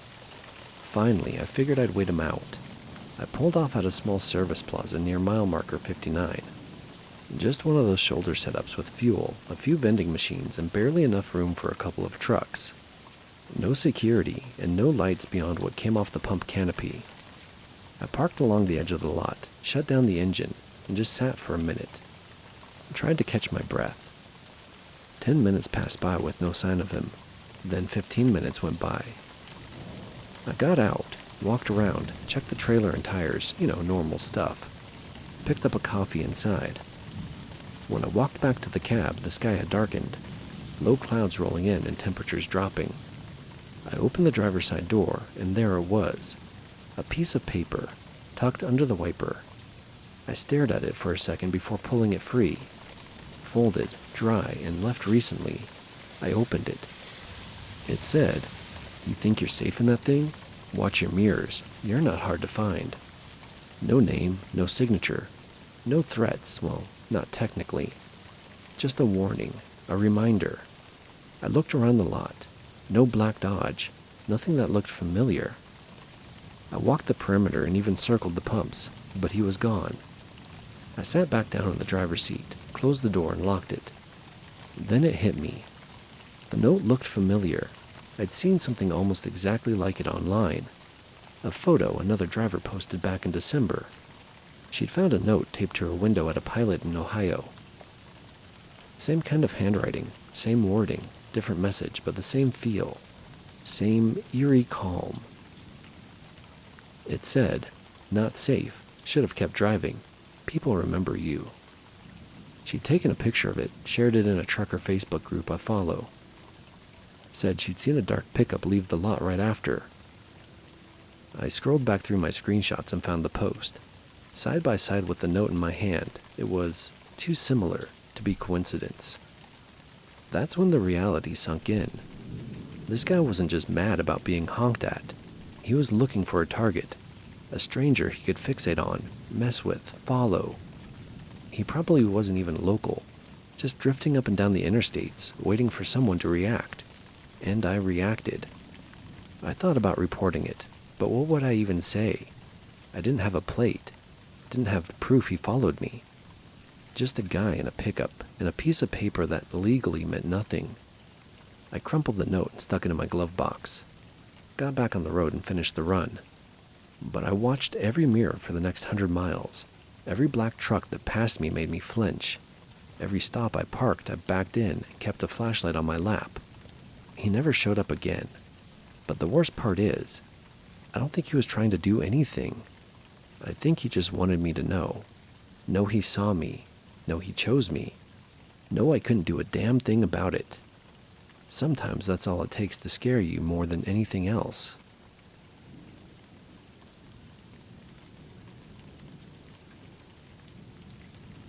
I've driven long haul most of my adult life. I've dealt with drunks, ice storms, jackknife rigs, you name it. But nothing rattled me quite like that run through Route 36 during a snowstorm back in January a few years ago. I was hauling a load of auto parts out of Salt Lake, headed for a warehouse in Kansas City. It was a straightforward route, until I got word on the CB that I-70 was shut down east of Denver due to a multi-car pileup and drifting snow. Dispatch rerouted me along Highway 36, a 2-lane back route that cuts through rural Colorado and into Kansas. Now, anyone who's driven 36 in the winter will tell you, it's a last resort kind of road. No real shoulder, almost no towns, and just long, rolling farmland broken up by the occasional windbreak or barbed wire fence. I hit that stretch around 6 p.m., just as the sun dipped and the wind picked up. Snow was coming down in fat, wet flakes. Not enough to panic, but enough to make you work for every mile. I kept it steady at 40, chains on, lights full beam. About an hour in, I spotted a car off to the side of the road, a beat-up Buick, hazards blinking. No movement. I slowed up to check. It looked like it had slid into a shallow ditch. Hood was open, driver's door ajar, but no one was inside. Normally, I'd stop to check for a stranded motorist, but it was zero visibility and no good place to pull a rig that size over. Plus, there were fresh footprints in the snow leading up toward a fence line. My guess? Whoever it was had already gone looking for help, maybe to one of the farms that dot that stretch. I radioed it in to Highway Patrol just in case. 10 or maybe 15 miles later, I came to a sharp turn. No warning signs. I was easing through it when I noticed a fresh impact mark on the guardrail. Looked recent, like someone hit it and kept going or got pulled out. I'd later find out a local teenager slid off that very bend the night before. Nothing fatal, thank God, but it was clear the road hadn't been plowed in over 24 hours. I radioed that in too. Then came the worst part of the night. I was crawling through what looked like a wind-blasted flat stretch. No trees, no fences, just blank whiteness in every direction. Visibility was maybe 20 feet. I was gripping the wheel tight when I saw movement ahead. Headlights pointed sideways, half buried in the snow. Another vehicle, a pickup this time, sitting in the middle of the road, abandoned. Doors open, no hazards on. This time I did stop. Left my rig idling and got out, stepping into shin-deep snow. It was the kind of cold that burned through your jacket. I called out. Nothing. Checked the cab. It was empty. No blood or broken glass. Just a thermos rolling around the floor and an old hunting license stuck to the dash. What shook me wasn't the truck. It was the trail of prints that led from it, and then vanished about 30 feet off into the field. No return tracks. Just one set heading out, then gone. Either the guy got picked up, or the wind had buried his trail. Back in the cab, I debated turning back, but there was no safe place to stop and no good detours. So I pressed on. About 15 miles from Phillipsburg, I saw lights behind me. A set of headlights creeping along in the snow, way back. Too far to make out the vehicle, but close enough to catch my eye. I figured it was another trucker playing it safe. That's when I hit the ice. A gust of wind pushed across an open stretch and the trailer fishtailed. Not hard, but just enough to jerk me awake. I eased off the gas and straightened out, and when I checked the mirror again, the headlights were gone. Vanished. Not because of ghosts or anything like that. I realized later there was a narrow side road there, mostly snowed over. Whoever it was must have peeled off. Could have been a farm truck or a snowplow on a local route. Still, it was unnerving. By the time I made it into Phillipsburg, it was past 2 a.m. I found a gas station still open, bought the worst coffee of my life, and just sat in the cab with the engine running, staring at the snow coming down under the lights. In the morning, I heard from another driver that 2 more cars had gone off the road that night along 36. No fatalities, thank God. But the plows didn't reach that stretch until sunrise. People had gotten stranded out there. No cell reception, no traffic. Just snow and cold and dark. I think about that a lot. How close I came to sliding off. How easy it is to assume help is just a phone call away. But out there, it isn't. Nothing paranormal happened that night. No ghosts, no monsters in the dark. Just cold, bad luck, and the kind of isolation that can turn a simple breakdown into a real problem. You don't need anything supernatural to feel scared out there. The dark and the snow are more than enough.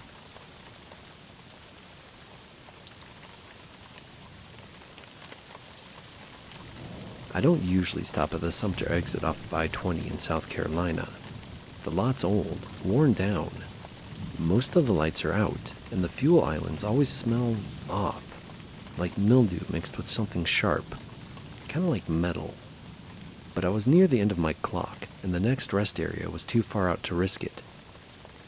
It was just after 2 a.m. when I pulled in. I backed my rig along the far edge of the lot between 2 reefers. One of the overhead lights was pulsing, like it couldn't make up its mind whether to stay on or not. I wasn't looking for comfort, just a few hours of sleep before finishing up my run to Atlanta. I'd just killed the engine, cracked the window, and stretched out in the sleeper when I heard it. Knock, knock. 2 light taps on the driver's side door. Not loud, not forceful, just enough to snap me upright. I leaned forward and glanced out the mirror. There was a woman standing there, late 30s maybe, long dark hair pulled back in a ponytail, hoodie, jeans, kind of thin. She was chewing something, gum, maybe, but slowly, like her jaw didn't want to move. "Hey, sweetheart, you need some company?" she said. Her tone wasn't pushy. She spoke soft, almost too soft, like she didn't want anyone else to hear. "No thanks," I said, "just trying to get some rest."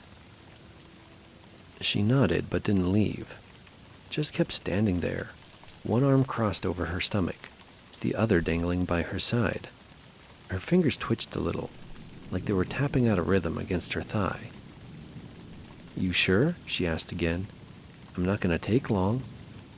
"Yeah, I'm good," I said more firmly this time. Still, she didn't move. She looked up at me through the glass, and for a moment, I thought she was waiting for something else. Like I was supposed to ask her a question. Her smile twitched at the corners, but never quite settled. Then, finally, she turned and walked back towards the darker part of the lot, slipping between a couple of parked rigs. I exhaled and sat back. She hadn't been threatening, but there was something about the way she stood there, too still. Like she wasn't working, exactly. Like she was looking for something specific. I laid back down, but I didn't close the curtain. I just had that feeling, that kind of half-alert hum in your chest, where you know you're not going to sleep easy. About 20 minutes later, I was still wide awake when I heard it again. Knock, knock. This time it came from the passenger side. My heart jumped. I sat up slowly, already knowing what I'd see.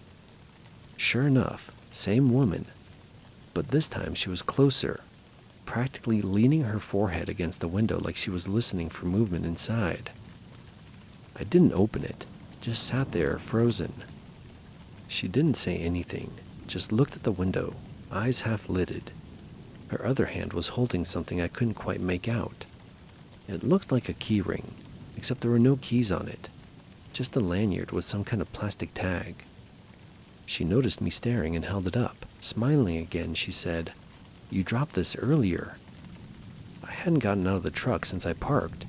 I hadn't dropped anything. I shook my head. She tilted her head, like she was confused by my answer. Then she slowly backed away and disappeared again into the shadows between trucks. This time I pulled the curtain shut. I don't spook easy, but I've been out here long enough to know when something's off. She didn't act like someone trying to make money. She didn't act high either. If anything, she was too calm, too practiced, like she'd done this dozens of times and already knew how each conversation was supposed to go. But mine didn't go the way she thought. About 40 minutes later, just before 4 a.m., I decided to leave early. I started the engine, let it idle while I did my walk around. The lot was quieter now. The pulsing light above was dead. As I circled the rig, I noticed something that made me stop. On my passenger side fuel tank, near the step, someone had drawn a circle in the dust. A perfect one. Not smeared, just traced. I wiped it off with my glove and kept moving, faster this time. A few spots down, I noticed a sleeper with its curtain wide open. Lights inside were still on, but no movement. I'd seen it earlier. Older Peterbilt, same spot. But now the driver door was cracked open, and the steps were wet. It hadn't even rained. I didn't investigate, just got in my cab and pulled out. Later that morning at a truck stop north of Augusta, I grabbed a coffee and overheard a guy saying his buddy's rig got broken into back at Sumter. Said nothing was stolen, but the guy found an old photo stuck to his windshield. Some woman he didn't know. No note, just the photo. They were laughing about it, saying the guy probably had a wild night he didn't remember. I didn't laugh, and I didn't sleep great for the next few nights either. Nothing had happened, technically. No crime, no threat. Just a weird encounter with a woman who knocked twice and knew just when to come back. Like she had a rhythm, a routine, and maybe she did. I've been through Sumter once since then. I didn't stop. Didn't even look at that exit sign. But I still think about that knock sometimes. That knock, knock. Soft, familiar, like someone who knows you're alone and tired, and just wants in.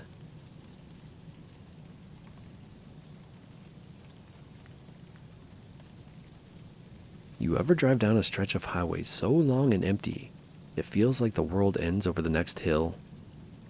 I've been driving rig since '03, and I've seen some weird stuff. Tornadoes that touch down 200 yards away. A guy on bath salts running down the shoulder with a garden hoe. Even a lady trying to sell crystal out of a church parking lot. But there's one night that sticks with me, and not for what I saw, more for what I couldn't explain. This happened about 6 years ago. I was hauling a dry van of lighting equipment from Phoenix up to Salt Lake. Late delivery, so I took the night shift. Nothing unusual about that. What was unusual was the route. Dispatch had me take a detour along this older highway that ran parallel to the main interstate. Something about road work up ahead or a big accident. I don't quite remember. All I know is I was running solo on a 2-lane blacktop that didn't see much traffic anymore. Somewhere around northern Arizona, just past midnight, the CB went dead. That wasn't surprising. You get into those mountain stretches and reception disappears. But what got me uneasy was how quiet it all felt. No chatter on the CB, no cars in either direction. Just me, the truck, and the kind of silence that starts making you notice your own breathing.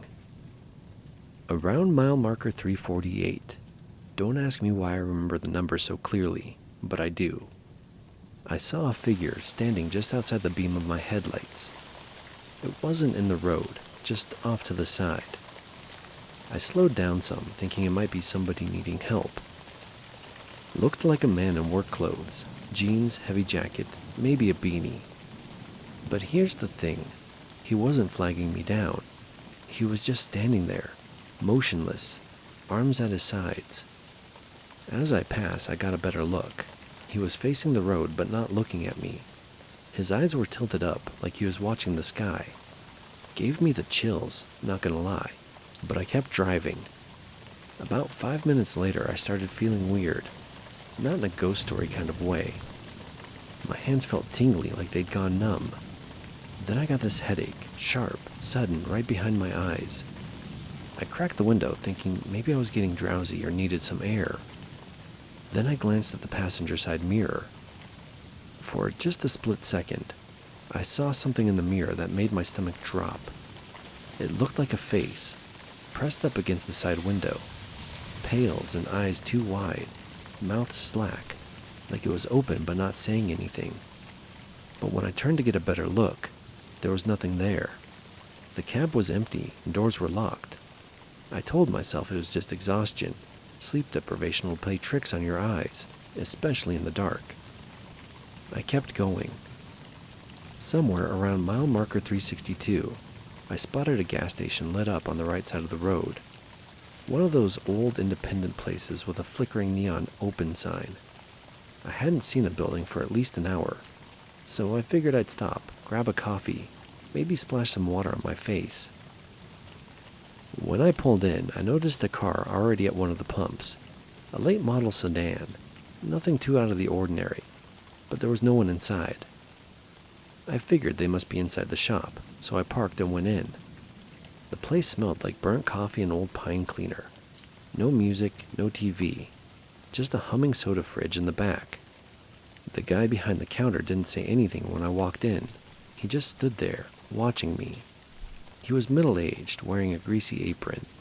Looked like he hadn't slept in a week. I gave him a nod and grabbed a coffee, then went up to pay. "You coming from the south?" he asked. His voice was low, like he didn't want anyone else to hear, even though we were all alone. "Yeah," I said. "Phoenix, heading up to Salt Lake." He nodded slowly, eyes fixed on mine like he was trying to figure something out. "You stop back there? Around 3:40 or so." I blinked. "No, just saw someone by the side of the road." His mouth twitched a little. Not quite a smile, but not quite a frown. "You should keep driving," he said. "Don't stop again." Then he rang me up like nothing happened. I didn't ask questions. I paid, got back in the truck, and hit the road again. But something about that stop stuck with me. It felt off. The guy's tone, the way he asked. Like he knew something. Like that stretch of highway wasn't just empty. It was being avoided. I was back on the road less than 10 minutes when I saw headlights behind me. Looked like the sedan from the gas station. Same shape, same dull yellow glow from the high beams. I figured maybe they just left after me. But here's the weird thing. The car never passed me. I was going the speed limit, sometimes a little over, but the car just stayed back, always 100 yards behind me. I'd slow a little, so would they. Speed up, same deal. I got that crawling feeling on the back of my neck like I was being watched. About 15 miles later, I hit another curve, and when I looked again, the car was gone. Not in my mirrors, not on the shoulder, just vanished. And I would have seen brake lights or taillights if they'd turned off. I made it to Salt Lake just after sunrise. Didn't stop again until I hit the delivery dock. When I checked the truck that morning, everything was fine, load untouched, no signs of tampering. But when I did my usual walk around, I found something odd. On the passenger side window, right near the edge, were two smudges, like someone had pressed their fingers and face against the glass. It was faint, like it had been wiped quickly, but it was there. I didn't report anything. What would I even say? That I saw a guy on the side of the road and a phantom sedan followed me for miles? That some half-asleep gas station attendant told me not to stop? Truckers trade stories all the time. Aliens, ghosts, skinwalkers, government black sites. I usually write it off, but that stretch of highway, mile marker 348, I don't take that route anymore. Don't even look at it on the map. Every time I get a dispatch that even mentions that part of Arizona, I ask for a reroute or I call in sick.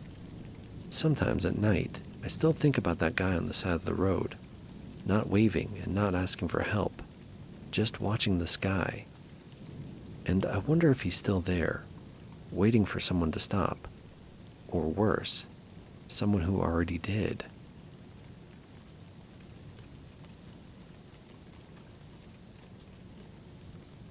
Running long haul is not the most glamorous life, but it suits me. I don't mind the solitude, and I've always been more comfortable behind the wheel than behind a desk. I've hauled everything, dry van, reefer, even tanker for a while. But these days I stick to cross-country freight, steady routes, decent pay, and no surprises. Well, usually no surprises. This happened back in late March, somewhere along I-40, heading east through New Mexico. It was one of those nights where the road just rolls out forever in front of you. Black sky, flat desert, barely a pair of headlights for hours. I was coming off a solid 9-hour drive, and I'd been planning to stop around midnight. There's this little truck stop just off exit 112. Not a chain, just one of those independent places with a diner, maybe 6 pumps, and a gravel lot in back. I'd only stopped there once before, about a year prior, but I remember it being quiet, clean, and out of the way. I pulled in a little after 12:30 in the morning. Lot was maybe a third full, couple of reefers idling, a livestock hauler and a car hauler with all the lights off. I picked a stop near the edge of the lot, backed in clean, and shut everything down. Inside, the store was still open, though the diner was closed for the night. There was a woman working the register, older, kind-eyed. I grabbed a water, a pack of trail mix, made some small talk while I paid. I remember she looked at me kind of strangely when I said I was parking there for the night.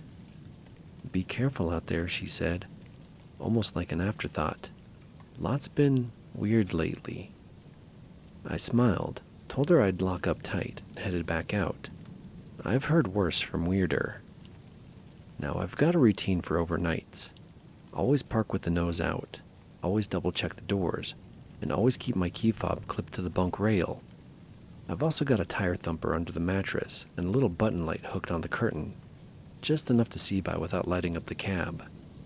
Everything was quiet, cool air, maybe a breeze pushing some grit across the gravel. I climbed into the sleeper, pulled the curtain and laid down. I wasn't quite tired enough to fall asleep, so I queued up a podcast. One of those true crime shows with soft voices and unsettling music. That's probably what made me notice it. A sound just outside the cab, like gravel shifting under slow, deliberate footsteps. I turned off the podcast and held my breath. Nothing, just the faint hum of a reefer unit somewhere nearby. I told myself it was probably another driver cutting across the lot, maybe walking their dog or heading to the building. It happens all the time. I clicked the light off and tried to relax. Then I heard it again, closer this time. Crunch, crunch, pause, and then a hand on the door handle. Not yanking, just testing, passenger side. Now that'll shoot adrenaline straight through you. I rolled off the bunk in one move and grabbed the thumper. Quiet as I could, I reached up and thumbed the key fob. Click, locked. The handle jiggled once, then silence. I waited about 30 seconds, maybe a little more. Then came a soft knock, 3 taps. It wasn't a normal knock. It didn't feel like someone looking for help or trying to say hello. It felt deliberate, measured, like whoever was out there already knew I was in the cab and didn't care. I stayed crouched, not moving, tried to peek through the edge of the curtain but couldn't see anything. Eventually I heard the footsteps again, crunching slowly away from the truck. I stayed like that for maybe 15 minutes. Nothing more happened, no voices, no lights. Just the sound of my own pulse in my ears. I finally eased the curtain back an inch and looked out. The lot looked normal. Dim security lights, no one in sight. But I wasn't about to sleep after that.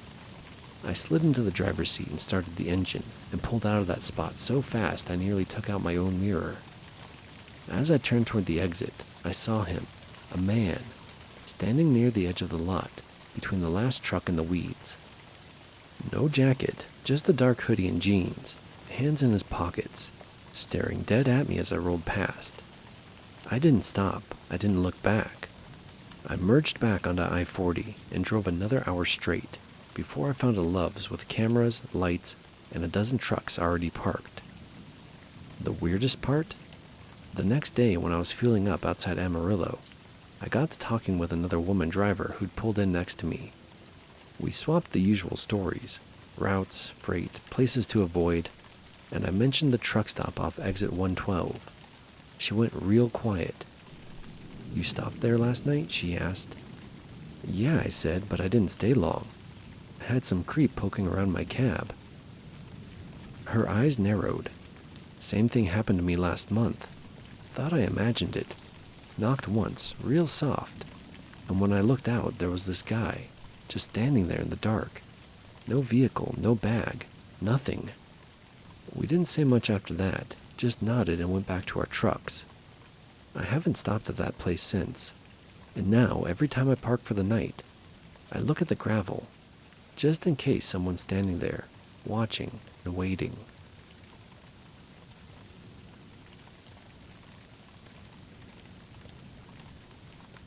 I run mostly east of the Mississippi, fewer long dead zones, more halfway decent stops, and I can still make it home a couple weekends a month. This happened back in March, so just a few months ago, and I still check my mirrors a little longer than I used to. I had a load of palletized flooring coming out of Roanoke, headed to Norfolk. It was the next morning drop, so I figured I'd knock out most of the drive the night before and catch some sleep near Chesapeake. By the time I got past Emporia, it was close to 10:30. I checked the apps, Love's, Pilots, TA, all showing red, every lot full or close to it. That's when I remembered this wide gravel pull-off off Route 58. Not official, not striped, but it's one of those spots drivers share by word of mouth. Enough room for 4 or 5 trucks, a little hidden and usually quiet. I'd parked there last summer during a thunderstorm and didn't have any problems. Figured it was better than driving tired or dodging four-wheelers at midnight. When I pulled in, there were 2 other rigs already there, both dark and engines off. I backed in a few spaces down, let the idle hum while I finished logging out and locked everything down. Did my usual checks, seals, tires, doors, fuel cap, all good. Climbed into the bunk, pulled the curtain, and let a podcast roll. One of those chill, true crime types. I wasn't even 10 minutes in when I noticed headlights flash across the curtain. I peeked out through the gap. A silver Corolla had pulled in, slow and deliberate. Not uncommon, but this one didn't park in a space or turn around. It stopped directly behind my trailer, sat there idling, lights on for about a minute. Then the engine cut out, but no one exited the vehicle. I watched for a while, and sometimes you get locals looking for a quiet place to smoke up or make a call. But something about this felt off. It was too still. Then the driver's side door opened, and a guy stepped out. Mid-40s, maybe, stocky build, jeans and a hoodie. He looked like any guy you'd see at a gas station, but there was something too casual about how he walked. Not looking around, just making his way toward the passenger side of my trailer, fingers grazing the side like he was checking it out. I cracked the driver's door and looked out. I didn't see him. Then came a single soft knock from the passenger side. Not loud, but just enough to let me know he was there. Then another knock. I slipped into the front seat, hand on the door handle, thumper stick within reach. Tapped the brake pedal once. Brake lights lit up. That seemed to get his attention. He stepped into view from behind the trailer, standing just in the red glow of the rear lights, staring at my cab. I opened the door a few inches and called out, "You good?" "Flat tire," he said, like it was a question and a statement rolled into one. "Looked like you were low on your back right. Thought I'd check." Now, I'd just done my walk around. There was no way that tire was low. He was fishing. "I'll handle it in the morning," I said, keeping it firm. "Appreciate it." He nodded but didn't back off. walked a few feet closer, close enough that I put the flashlight dead on his chest. He winced and held up a hand. "Easy," he said, smiling now. "I got a jack in the car. Just thought I'd help out. Hate to see someone stuck out here." There was something about that smile, like he wasn't offering help. He was offering a test. I kept the light on him. "No thanks," I said. "I've got it covered." That hung in the air a moment too long. Then he said quieter, "You don't want to end up needing the wrong kind of help out here." That was the moment the tone changed. Not a threat, not directly, but a suggestion, a warning wrapped in fake concern.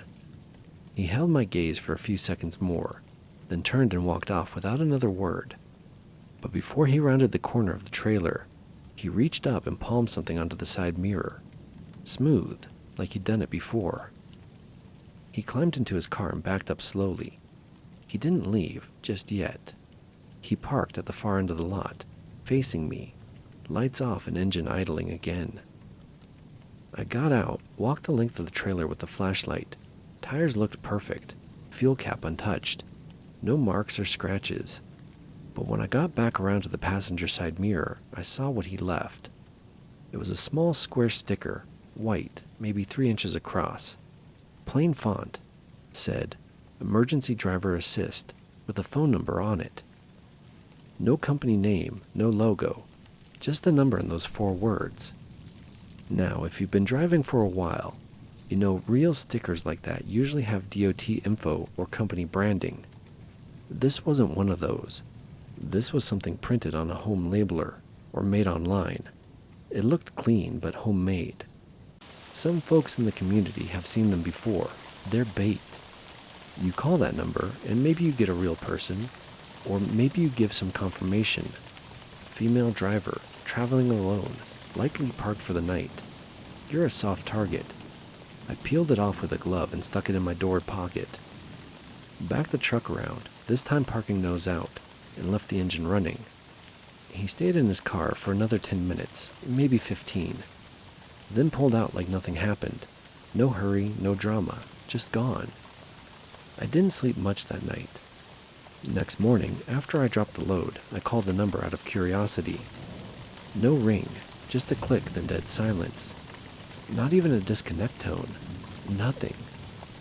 Area code was Jersey, but no listing for any company. I tried plugging it into a burner phone forum. No hits. I threw the sticker away after that. You do this job long enough and you hear stories. Fake DOT guys, knock and grab thefts, truck stop creepers. But that was the first time I felt like someone was testing me directly, seeing what kind of driver I was, seeing if I'd open the door, step out, let them get close. And if I had, well, maybe I wouldn't be telling this story.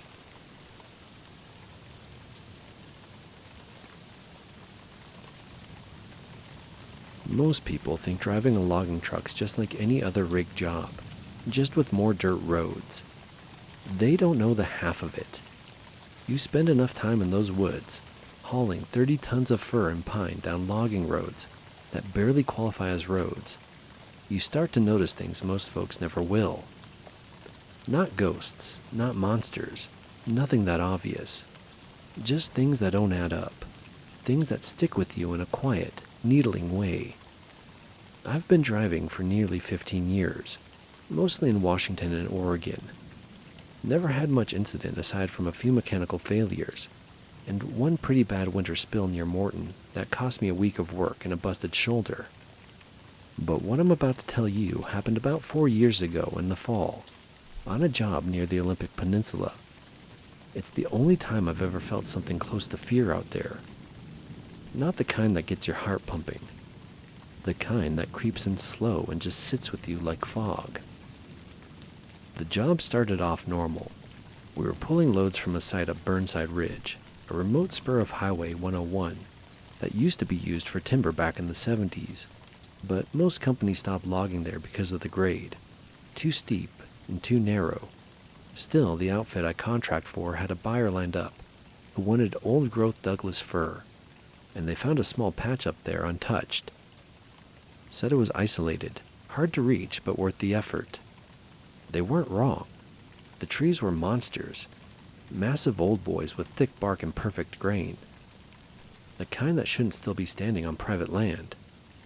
I remember walking around one of them during a rest break and thinking, "You've been here longer than anything else I know." There was something solemn about it. Not magical, just heavy with time. The first few days of the haul went smoothly. The road was a real bastard, washed out in parts, steep as hell, full of tight switchbacks and drop-offs, but I've dealt with worse. We took it slow, only one truck up or down at a time. No radios, which sucked, but the terrain interfered too much, so we just used a check-in guy at the base with a clipboard and a flag system. Anyways, the day it happened started like any other. I showed up at the bottom of the ridge around 6:30 in the morning, cold as hell and fog rolling in off the coast. The check-in guy, Pete, gave me the go-ahead to start climbing once the last truck was clear. I remember him saying something like, "You'll probably be the last run today. Weather's coming in." Typical coastal storm brewing. I made it up to the site around 8, loaded up like normal, chatted a bit with the site foreman, a guy named Lewis. He was fussing about getting everyone down before rain hit. I got my load chained and tarped, grabbed some coffee from the thermos, and headed back down around 8:45. That descent, I don't know how to explain it. It felt off from the beginning. Not dangerous, not yet. Just strange, like I was being watched, or like something about the morning was a half click out of sync. I've always had a decent sense for when something's about to go sideways. Call it a gut instinct, maybe even a sixth sense. And that morning, my gut was knotted up tight before I'd even put the truck in gear. You have to understand, I've done mountain grades in snow, ice, even wildfire smoke. But this was different. It wasn't fear. It was more like my nerves were on high alert, and I didn't know why. I couldn't shake the sense that something was wrong, but not in a way I could point to. About 10 minutes into the descent, I hit a stretch I hated. A narrow turn with a sharp drop on the passenger side. No guardrail, just a ribbon of gravel hugging the slope. I'd made the turn a dozen times already that week, but this time, halfway through it, I saw something move up ahead. Not on the road, but just above it, off to the left, maybe 15 yards into the trees. It wasn't big, human-sized, maybe.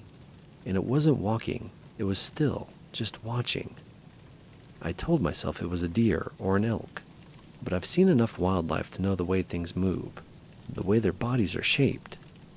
This was upright, shoulders hunched forward, like it had been squatting behind a tree and had just leaned out to watch me pass.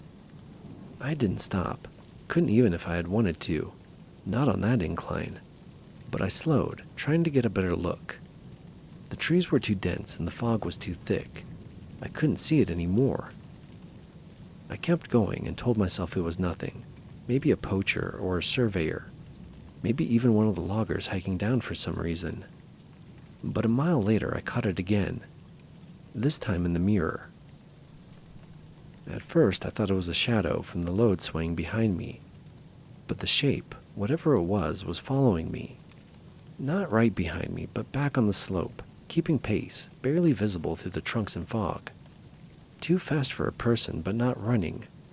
It was more like it was gliding down slope.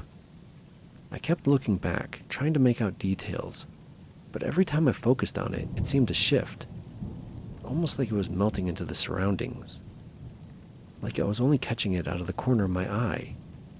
I started to feel that tingling in my hands, same kind you get when you grab an electric fence, a low buzz just under the skin. And that feeling I'd had from the start, it got worse, like static in my spine, like something new I'd seen it.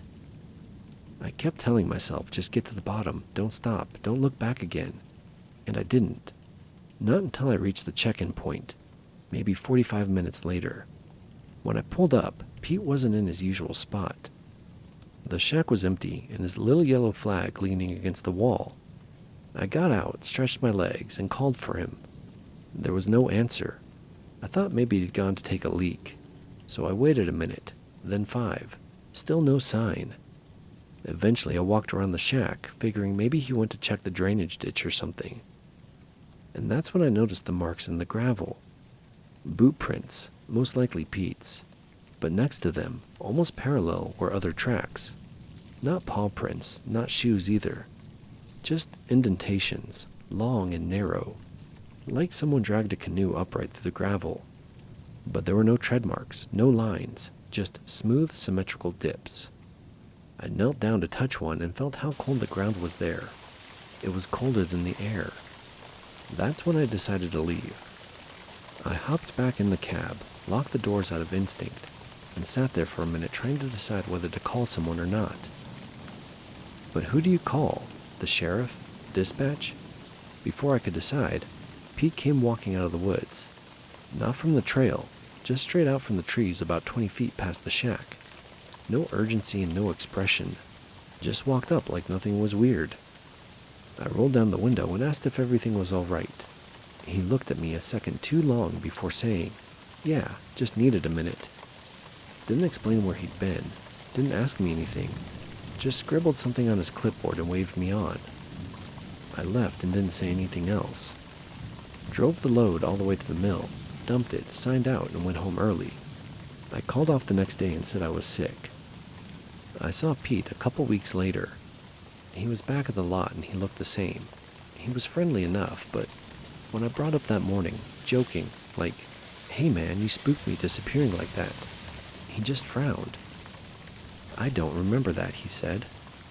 I thought he was messing with me, but he looked serious. He said he didn't remember going into the woods. Said he remembered me coming down the ridge, and that was it. Nothing in between.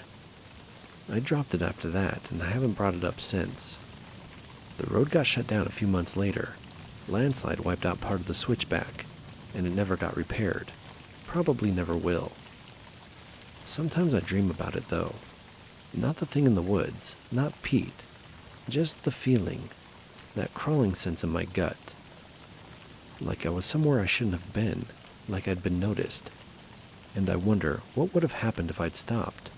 Or worse, if I'd gotten out to look.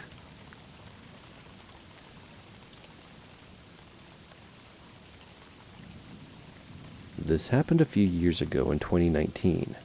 I haven't talked about it much, not because I'm scared people won't believe me, but because I still don't know exactly what I saw. Even now I go back and forth between thinking it was just my imagination and knowing deep down that it wasn't. It was early November and I'd stayed late at work finishing a report. I worked in a small office complex on the edge of a town in southern Michigan. Not remote, but quiet enough at night that it felt like you were alone. The complex backed up to a drainage pond and a stretch of woods that hadn't been developed yet. Past that, there was nothing but trees and silence. I left the building a little after 9. Everyone else had cleared out hours earlier. The hallway was already dark except for the exit signs, and the parking lot was nearly empty. It was just my car under a buzzing security light, and a lot of dark space between me and the tree line. As I stepped outside, I noticed it smelled. Not like garbage or anything you'd expect near the dumpsters. More like wet dog fur and something faintly metallic. I remember wrinkling my nose and pulling my coat tighter without even thinking about it. It was subtle, but it lingered, just enough to make me glance towards the woods. I walked quickly to my car, unlocked it, and got in. As I shut the door and started the engine, I heard a sound. It was faint, but clear. A low growl, drawn out and almost deliberate. It wasn't close. It came from somewhere near the tree line, or just past it. But I felt it when the hair on the back of my neck stood straight up. My hands were already on the steering wheel, but I froze, eyes locked on the rearview mirror like something was going to come charging out of the dark. I turned on my headlights and slowly backed out of my spot. My breath was shallow, my stomach tight. It wasn't panic exactly, but definitely adrenaline. And then, just as I was pulling toward the exit of the lot, my headlights hit something. It was stepping across the narrow service path at the far end of the parking lot, just before the woods started. I only saw it for maybe 2 seconds, but I'll never forget how it looked. It was upright and tall, well over 6 feet, broad shoulders and long limbs, covered in dark shaggy fur. It moved like it had too many joints, or like it was used to walking on 4 legs, and hadn't figured out how to stand properly. I don't remember its face clearly, just a long, narrow shape, maybe a snout, and ears set too high on its head. It wasn't running, just crossing confidently, like it didn't care that I was there at all. And then it was gone, back into the trees. I sat frozen in the car, the engine idling, hands still on the wheel. I stared at the spot it had crossed, half expecting it to come back out. Nothing else moved. The smell was gone, and the growl didn't come back. I eventually pulled out of the lot and drove home without turning on the radio, trying to reason with myself the whole way. Maybe it was a dog, maybe someone's weird costume, maybe a trick of the light. But I know what I saw. I told my husband the next day that I thought someone might be lurking near the woods. That part was true. I just didn't say what I thought the someone looked like. For weeks after, I kept parking closer to the building, under the brightest light. I never stayed too late if I could help it. I never looked too long at the trees. Every now and then, I still think about it, especially if I'm driving past that area near dusk. I'll glance towards the woods, expecting to see something just standing there, half in the shadows. So far, I haven't. But I don't think I imagined it. And if I did, I wish I didn't remember it so clearly.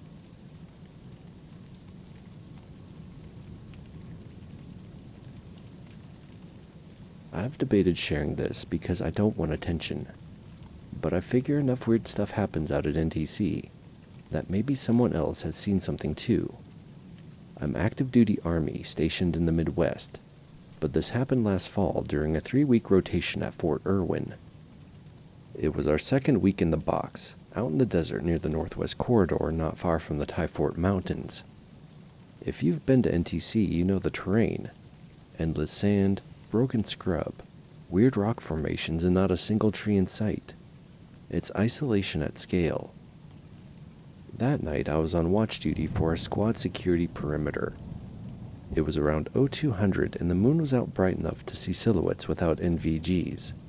I had my nods clipped up and was just doing a slow walk around our position. We dug in by a dried-out arroyo, using a few berms and a rusted vehicle carcass for cover. Everything was quiet. There was no movement or Op-4. I was tired but alert, and I remember specifically that it wasn't windy. It was still and dead silent. That's why I noticed it, the sound. Not loud, barely audible, like gravel shifting, about 30 meters off behind a low rise. At first, I thought it was a jackrabbit or a fox. We'd seen plenty of those already. I froze and scanned the slope. After a while, I moved 5 steps forward and heard it again, closer this time. Same sound, a slow shuffle across dirt followed by absolute stillness. I raised my rifle and looked through the thermal. No heat signature out there. I was just about to write it off when I saw a silhouette maybe 20 meters out, standing just behind the crest of the hill. The profile was all wrong, too narrow and too tall. Shoulders sloped weird. I blinked and it was gone, just dropped out of view. I thought maybe one of our own guys had wandered off, so I gave a quiet call-out on the squad net to check on everyone. Everyone checked in, all accounted for. Now I'm on edge. I slowly walk up the hill, keeping low. My heart beats steady, but my mouth is dry. I get to the spot where I saw it, and there was nothing. No tracks, no shape, just hard-packed sand and rock. But then I hear it again, directly behind me. This time I know I'm not imagining it. I spin around with my muzzle up, and I swear to God, something ducks behind a formation maybe 10 meters out. It moved on 2 legs, and it was very fast.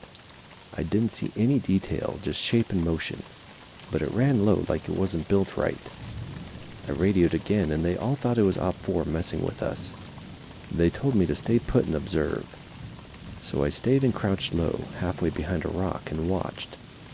and then I heard it. A voice. It sounded like my sergeant, the way he talks when he's pissed off and whispering. But my sergeant was asleep in his fart sack, 40 feet behind me. The voice came from the dark, just off to my left. Same tone, same cadence, but I knew it wasn't him. Because it didn't come from a radio and it wasn't a whisper. It was like someone trying to sound like him, but not getting it quite right. My legs locked up and my body tensed and my heart began to race. Every hair on my arm stood up. I felt combat stress before, and this was different. It wasn't adrenaline.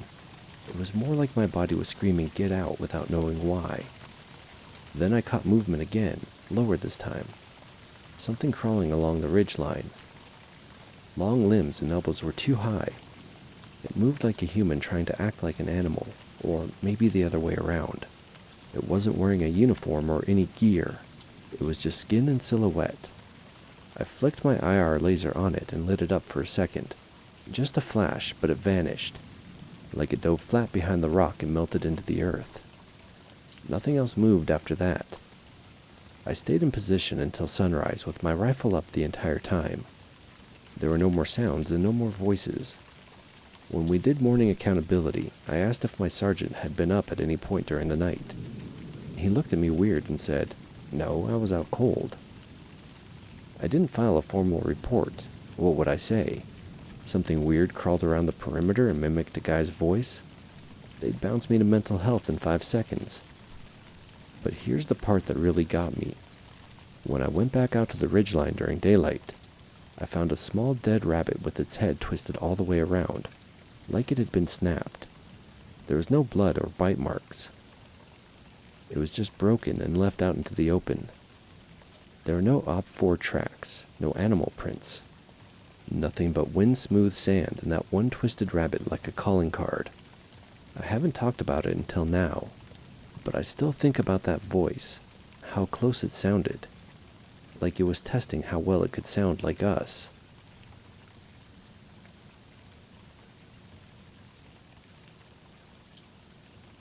I'm writing this because I've gone over the night in my head too many times. I'm not interested in attention, and I don't care if anyone believes me. But I know what I experienced wasn't normal, and I think someone else should hear about it, just in case. The night this happened, I was driving home from a weekend visit with my sister in La Crosse. I live near Whitewater, and I'd taken the longer scenic route through the driftless area. Beautiful during the day, not so much at night. It was near 11:30 p.m. when I pulled off at a rest area outside of a place called Lone Rock. The stretch of Highway 12 through there is rural, nothing but farmland and forest for long gaps. I had passed one gas station closed for the night, and hadn't seen another lit sign in 20 miles.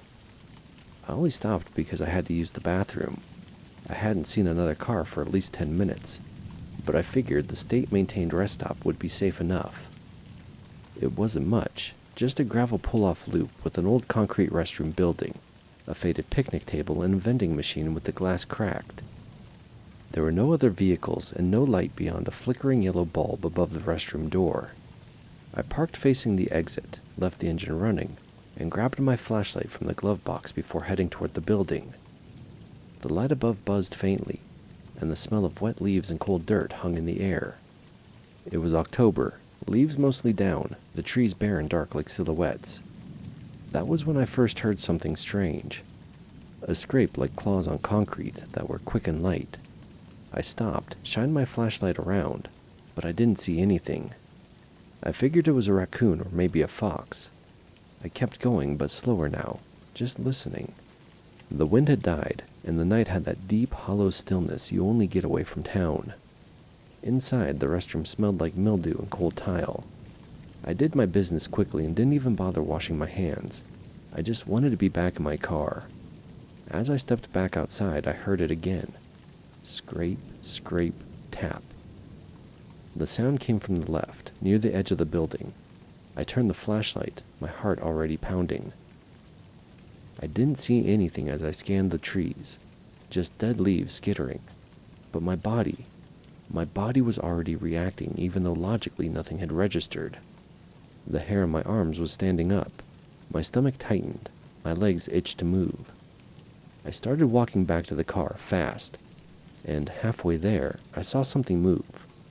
It was on the far side of the gravel loop, just past the vending machine. It was a shape that was low and fast, slipping behind the picnic table. I didn't get a full view, just motion, but it moved on all fours, or so I thought. I stopped dead in my tracks, but told myself to keep walking. There was something about the way it moved that didn't sit right with me. It had weight, like it landed hard with each step. Too big for a fox, not shaped like a dog. The shoulders were wrong. The way it turned as it moved was too fluid. I backed toward my car now, slowly. Then something let out a low sound, not quite a growl and not a bark. More like a long exhale that vibrated in my chest. I dropped the flashlight and I didn't pick it up. I sprinted the last 20 feet, yanked the driver's door open and slammed it behind me. I instantly locked the doors. The headlights were still on, illuminating the gravel and tree line, but there was nothing out there. I sat there, gripping the steering wheel, my breath loud in my ears. I felt hot and cold at the same time, like my skin was sweating but my blood had frozen. I turned off the interior dome light so I wouldn't be lit up, and that's when I saw it. It stepped just into the edge of the headlights, on the far side of the rest area, maybe 40 feet away. I know how this sounds, I do. It was standing upright, but it wasn't a person. Its limbs were too long, bent at the joints with the knees slightly reversed. Its chest was too narrow, its arms hung past the waist. And its head? Its head looked like a dog's, but broader. More like a wolf. It didn't sway or breathe heavily, it just stood there. And I was absolutely sure it was looking at me. I've never been that afraid before. It wasn't the normal fear you get from missing a turn or hearing a bump in the night. This was primal. I felt it in my teeth. My tongue went numb. My heart slammed so hard that I thought I'd pass out. I reached for the gear shift too fast and my fingers fumbled. The thing then flinched. That was the first time it moved. Not toward me, just a twitch. A shoulder drop like it was reacting. Then it did something I'll never forget. It dropped to all fours, effortlessly like it was natural. 1 second it was upright and the next it was crouched low. Its back legs folded under in that same reverse-jointed way. Its front limbs hit the ground hard. It moved like it was made to both stand upright and walk on all fours. I threw the car in reverse and cranked the wheel and gunned it. I didn't look back. I drove 20 minutes before I even thought about checking the mirror. When I did, it was just blackness behind me. The red glow of my taillights, the only sign I hadn't dreamed it. I didn't stop until I hit a gas station on the edge of Sauk City. I pulled into the lot, parked under the bright canopy, and sat with the engine running and my doors locked for a long time. My hands wouldn't stop shaking. I didn't tell anyone at first. What would I even say? Hey, I think I saw a werewolf at a rest stop? No. But I did go online and I started searching, quietly. I didn't even know what to look for at first. I typed in things like upright animal sighting in Wisconsin and Wolfman Highway 12. That's when I found references to the Beast of Bray Road, sightings going back years, mostly in southeast Wisconsin. Some called it a werewolf, others said dogman. I'm not saying that's what I saw, but the descriptions matched too close for comfort. And Lone Rock? That's barely 60 miles from Elkhorn, where a lot of those stories had started.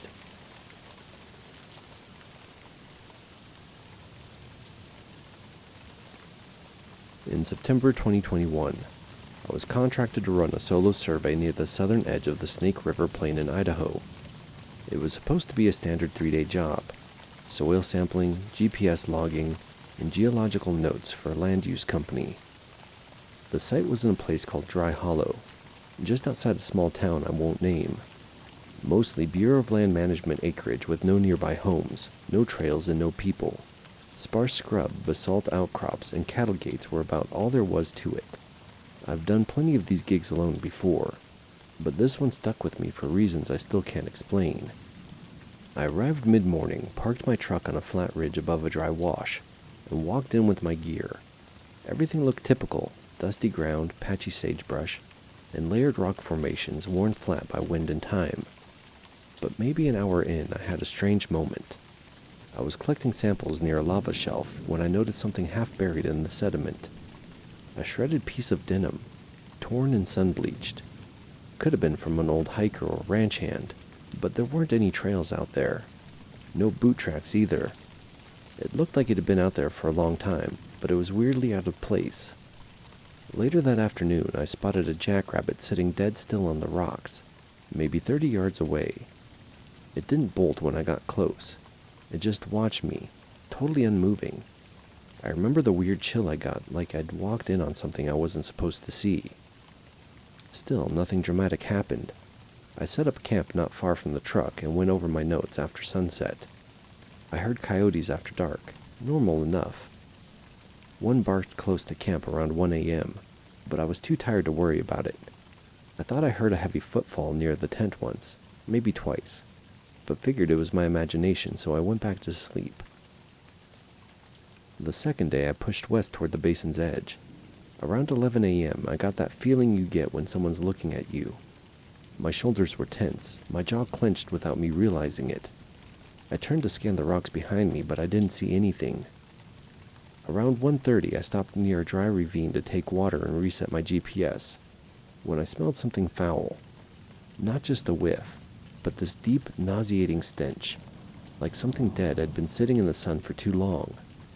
It was thick, sour, and it seemed to hang in the back of my throat. I gagged a little.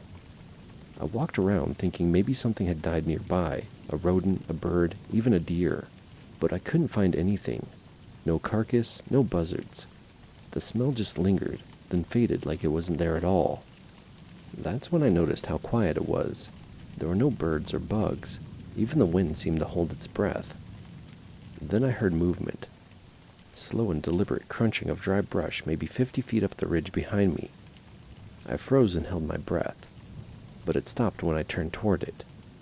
I called out once, "Hello?" but got no answer. The rest of the day I felt watched, not constantly, but on and off, like something was watching my pace from a distance. I moved faster than I normally would, took shorter notes, skipped samples. Back at the camp, I sat in the truck instead of the tent. I ate a protein bar for dinner and kept the doors locked. Sometime after midnight, I woke up sweating and alert. I didn't hear anything, it was just a terrible awareness. I was in my tent, but it felt like something was standing just outside it.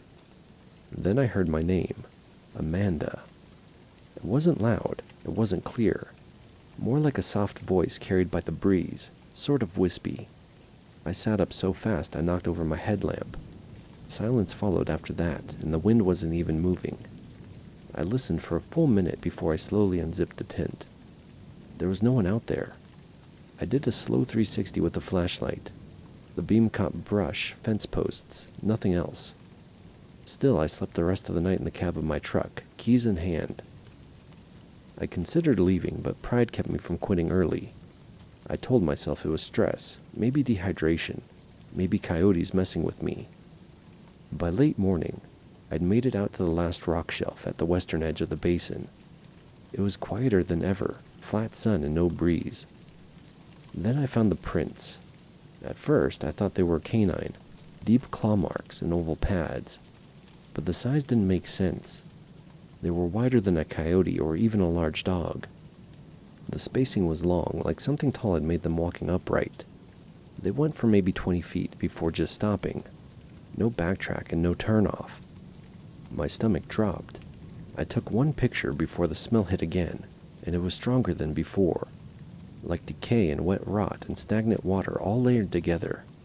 I pulled my shirt over my nose and backed up, and that's when I heard the voice again. Amanda. No question.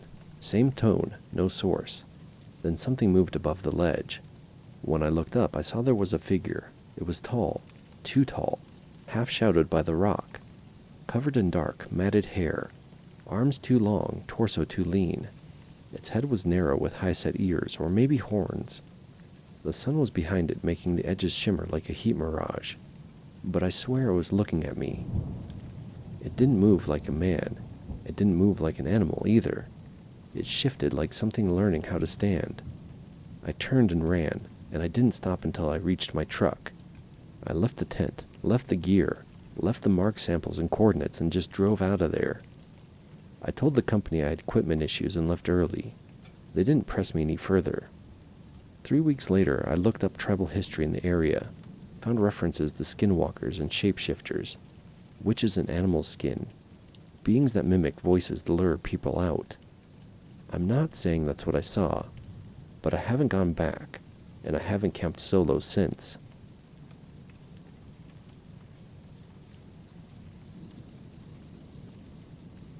A few years back, maybe 2017, I had a weird experience while fishing that I've never been able to explain. I don't tell people about it much, mostly because there's no big climax or proof. Just a quiet, unsettling hike through the woods that stuck with me ever since. It was late September, and I'd taken a Friday off to fish one of my favorite spots about an hour outside of Des Moines. It's nothing fancy, just a narrow stream that cuts through some dense woods a couple miles off a service road. You hike in, cast a few lines, and most of the time you're out there alone. This afternoon, the weather was perfect.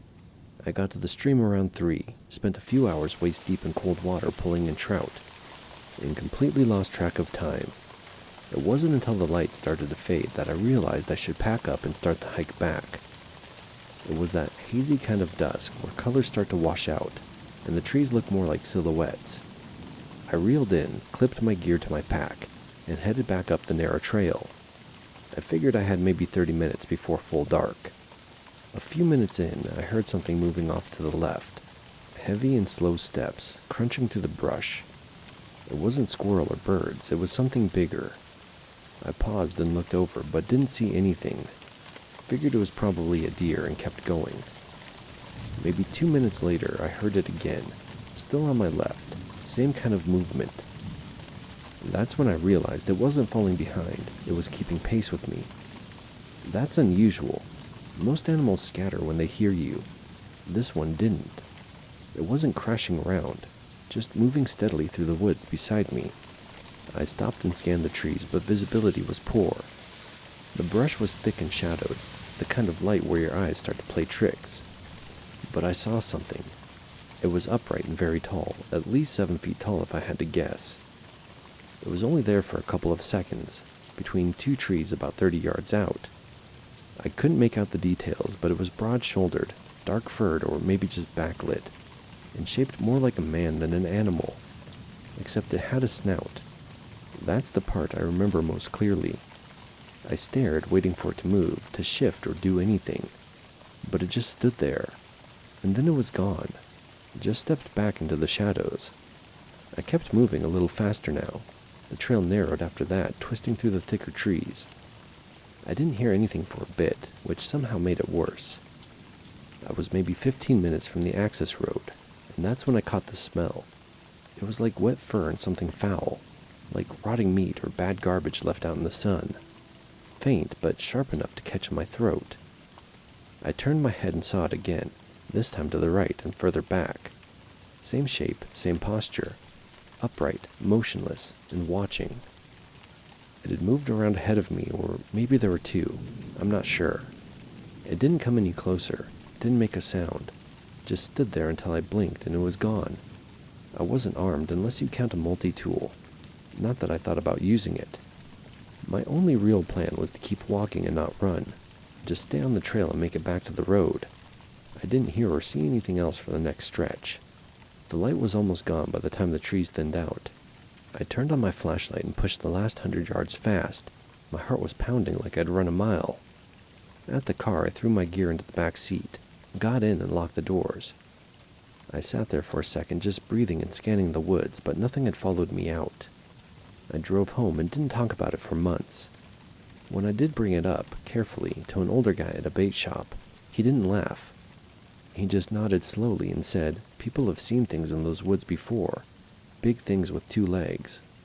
He called it a dog man, like it was just a known local thing, a rumor. But his face stayed serious. I've been back to that stream a few times since, but only during the day and never alone. I've never seen it again, whatever it was. I don't claim to know what I saw, but I do know what it wasn't. It wasn't a deer or a bear or a person in a costume. It was something that looked like it shouldn't be standing up, but was. And it wasn't afraid of me. I think about how it never came closer, never made a move, just let me know it was there, like it was checking me out then letting me go. Ironically, kind of like a catch and release. I don't think I'll ever get a better explanation than that, and maybe I don't want one.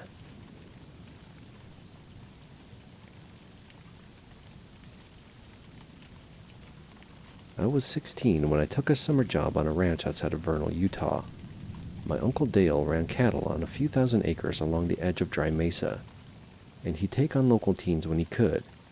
Nothing official, cash pay, long days, dirt under your nails kind of work.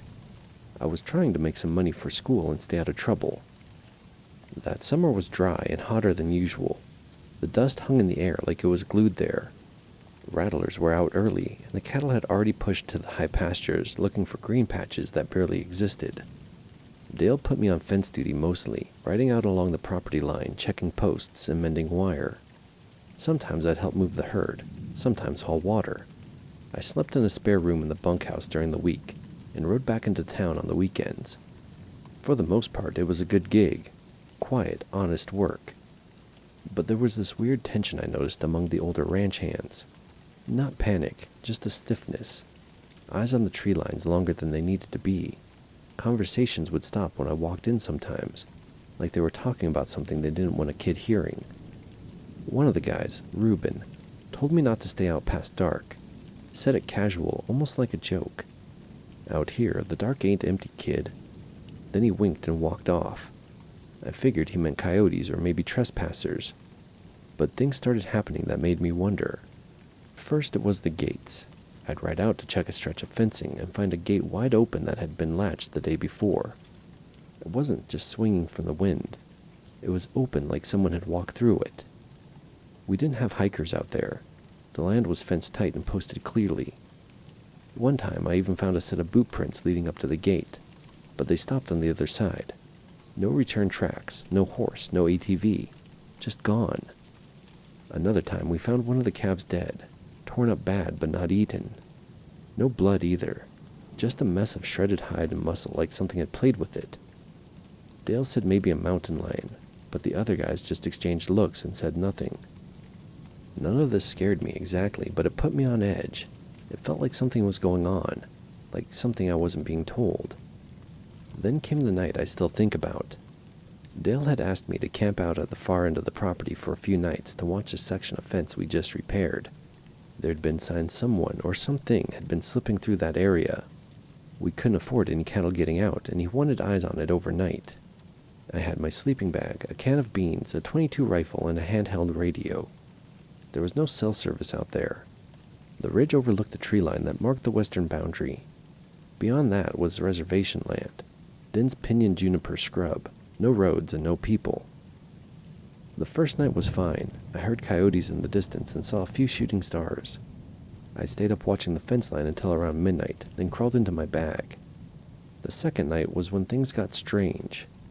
I was sitting near the fire, not too big, just enough to keep warm and keep critters off. Around 11, I heard movement in the trees. It wasn't loud, just a slow measured crunch of dry branches, then silence. Then another few steps, like someone was walking but pausing often. I stood up and grabbed my rifle, called out, "Hello?" thinking maybe one of the hands was out there checking on me. I got no response, but after a few minutes had passed, I saw something. A shape just past the firelight. Not in the trees, but right at the edge where the brush started. It looked like a person, tall, thin, hunched a little, standing too still. I raised the rifle and said again, "Who's there?" Still no answer. The figure didn't move. I felt this chill crawl up my spine. Not fear exactly, more like my body knew something my brain hadn't caught up to yet. I didn't run and I didn't fire my rifle. I just stood there frozen. After maybe 30 seconds, the figure stepped back into the brush and disappeared. No sound and no movement after that. I kept the fire going all night and didn't even sleep. Next morning, I checked the area. No tracks and no signs anyone had been there, not even broken branches. I told Dale and he nodded slowly and said, "You don't need to go back out tonight. We'll rotate someone else in. Later that week, one of the older hands, Bill, sat down next to me on the fence trailer while we were stacking posts. He said real low, "You saw it, didn't you?" I didn't say anything. I just looked at him. He nodded. "They don't like being watched. You're lucky it left." I asked what he meant. "Skinwalker," he said real quiet. "Not the storybook kind. Just something old, from before us. Ain't ours to understand." I laughed at first, thought he was screwing with me, but he didn't smile. I asked how he knew, and he said something I still think about. "They show themselves when they want you scared. If it wanted to hurt you, you'd never seen it at all." I never camped out solo again after that. Stayed through the rest of the summer, but the nights felt longer. The silence started sounding full. I kept my eyes low when walking the fence line. Nothing else ever happened directly to me, but there were stories, voices mimicking ranch hands' names late at night, a steer found standing dead, no wounds, just stone still like it dropped mid-step. Someone claimed they saw a coyote walking on two legs along the ridge at dawn. Dale never confirmed or denied any of it. Eventually summer ended and I went back to school and life went on. But I think about that night a lot, about how quiet it got, how unnatural that stillness was, how the figure didn't move, not aggressively, but with purpose, like it was just letting me know. Now years later, I don't tell this story to scare people. Honestly, I don't even know what it was. I just know I saw something real, something that didn't belong. Utah's got a lot of lonely space, and not all of it is empty. That's about all I'll say. You believe me or you don't, it makes no difference to me. I just don't camp on Dry Mesa anymore.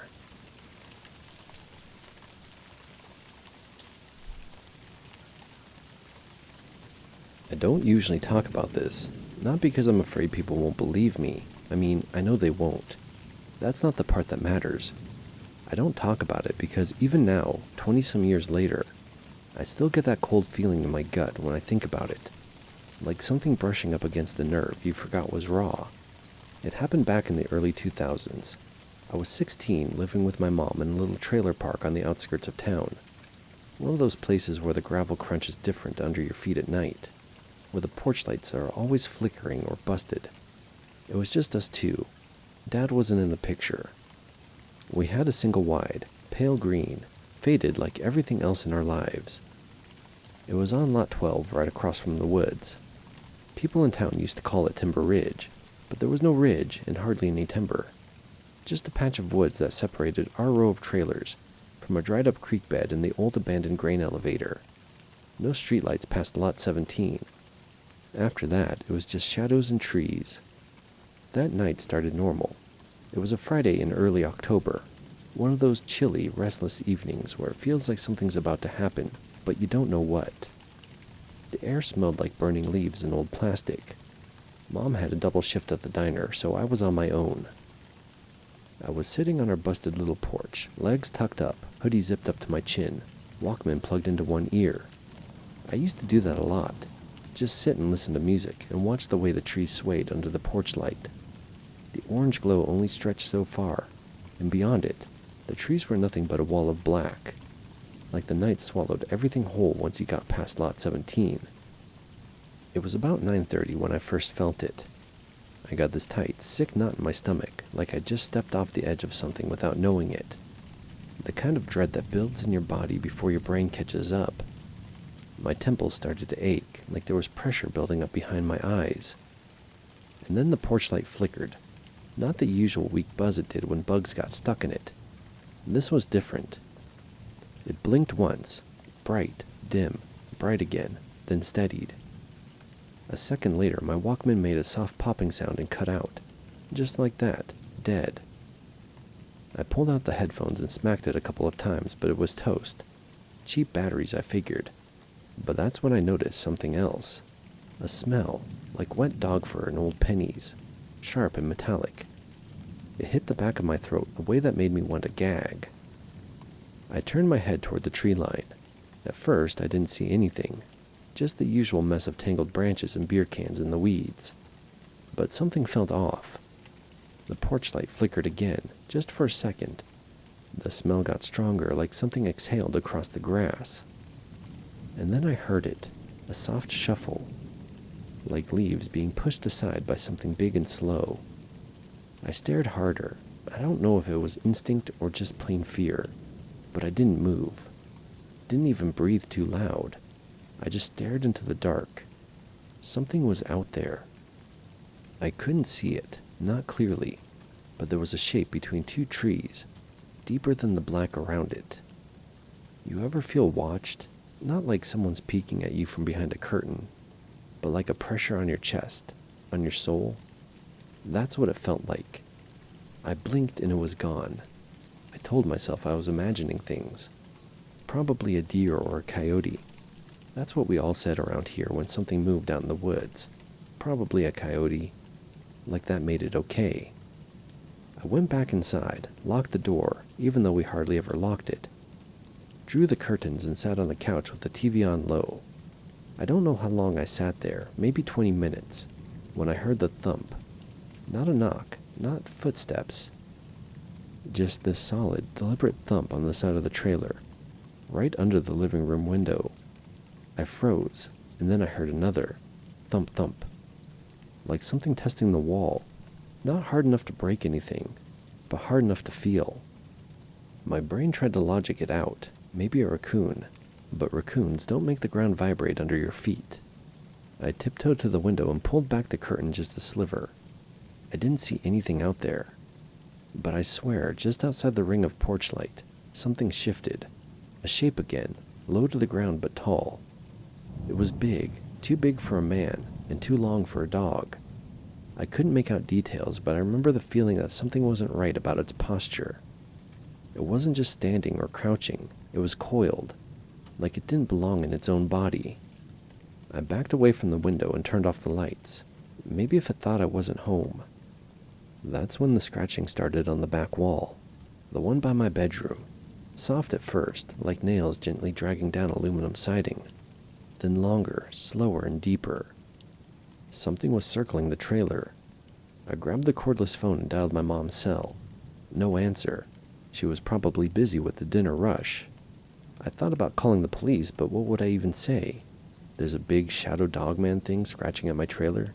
Yeah, they'd sent help real fast. So I sat in the dark, clutching a kitchen knife with a chipped handle, and waited. The noises stopped for a while, just long enough to make me think it was over, that maybe it really was a raccoon or a coyote, or just my nerves. Then I heard breathing right outside my bedroom window, deep, steady, and wet. My window was shut, blinds down, but I could feel it. Something right there, inches from the thin wall, breathing in time with my heartbeat. And then it exhaled. Long and slow, almost like a sigh. I swear I saw the blind shift with it, just a little. I couldn't move, couldn't scream. I just sat there on the floor, back to the dresser, blade in hand, heart in my throat. Then it spoke. Only one word, whispered, barely audible through the wall. Girl. I stopped breathing. I know what I heard. It wasn't my imagination. It was low, rough, like vocal cords that hadn't been used in a long time. Like it wasn't built to speak, but did anyway. Then silence. Long, awful silence. I don't remember how long I sat there. Maybe an hour, maybe 3. I only came back to myself when I saw headlights sweep across the living room window. My mom was home. I ran out of my room so fast I tripped on the rug and slammed into the coffee table. She barely had time to get out of the car before I threw the door open and crashed into her. She thought someone had tried to break in. I told her a wild animal had been outside. That was easier than the truth. She checked the perimeter with a flashlight and a tire iron. She didn't see anything though. But the ground outside my bedroom window had deep prints in the dirt. Longer than dog tracks, wider than a coyote. Almost human, but not quite. She said maybe someone's big dog got loose. Maybe. But the next morning there were scratch marks on the back wall. Long ones like claws. We moved a year later. Mom got a new job and we left Timber Ridge behind. I never talked about it again until now. Sometimes I still dream about the shape in the trees. The way it just stood there, watching. The way it whispered like it already knew me. Some nights, when the power flickers for no reason, when I smell something that shouldn't be there, wet fur, rust, I still hear it. Girl. I don't know what it wanted. I don't know why it left. And I don't think it ever really did.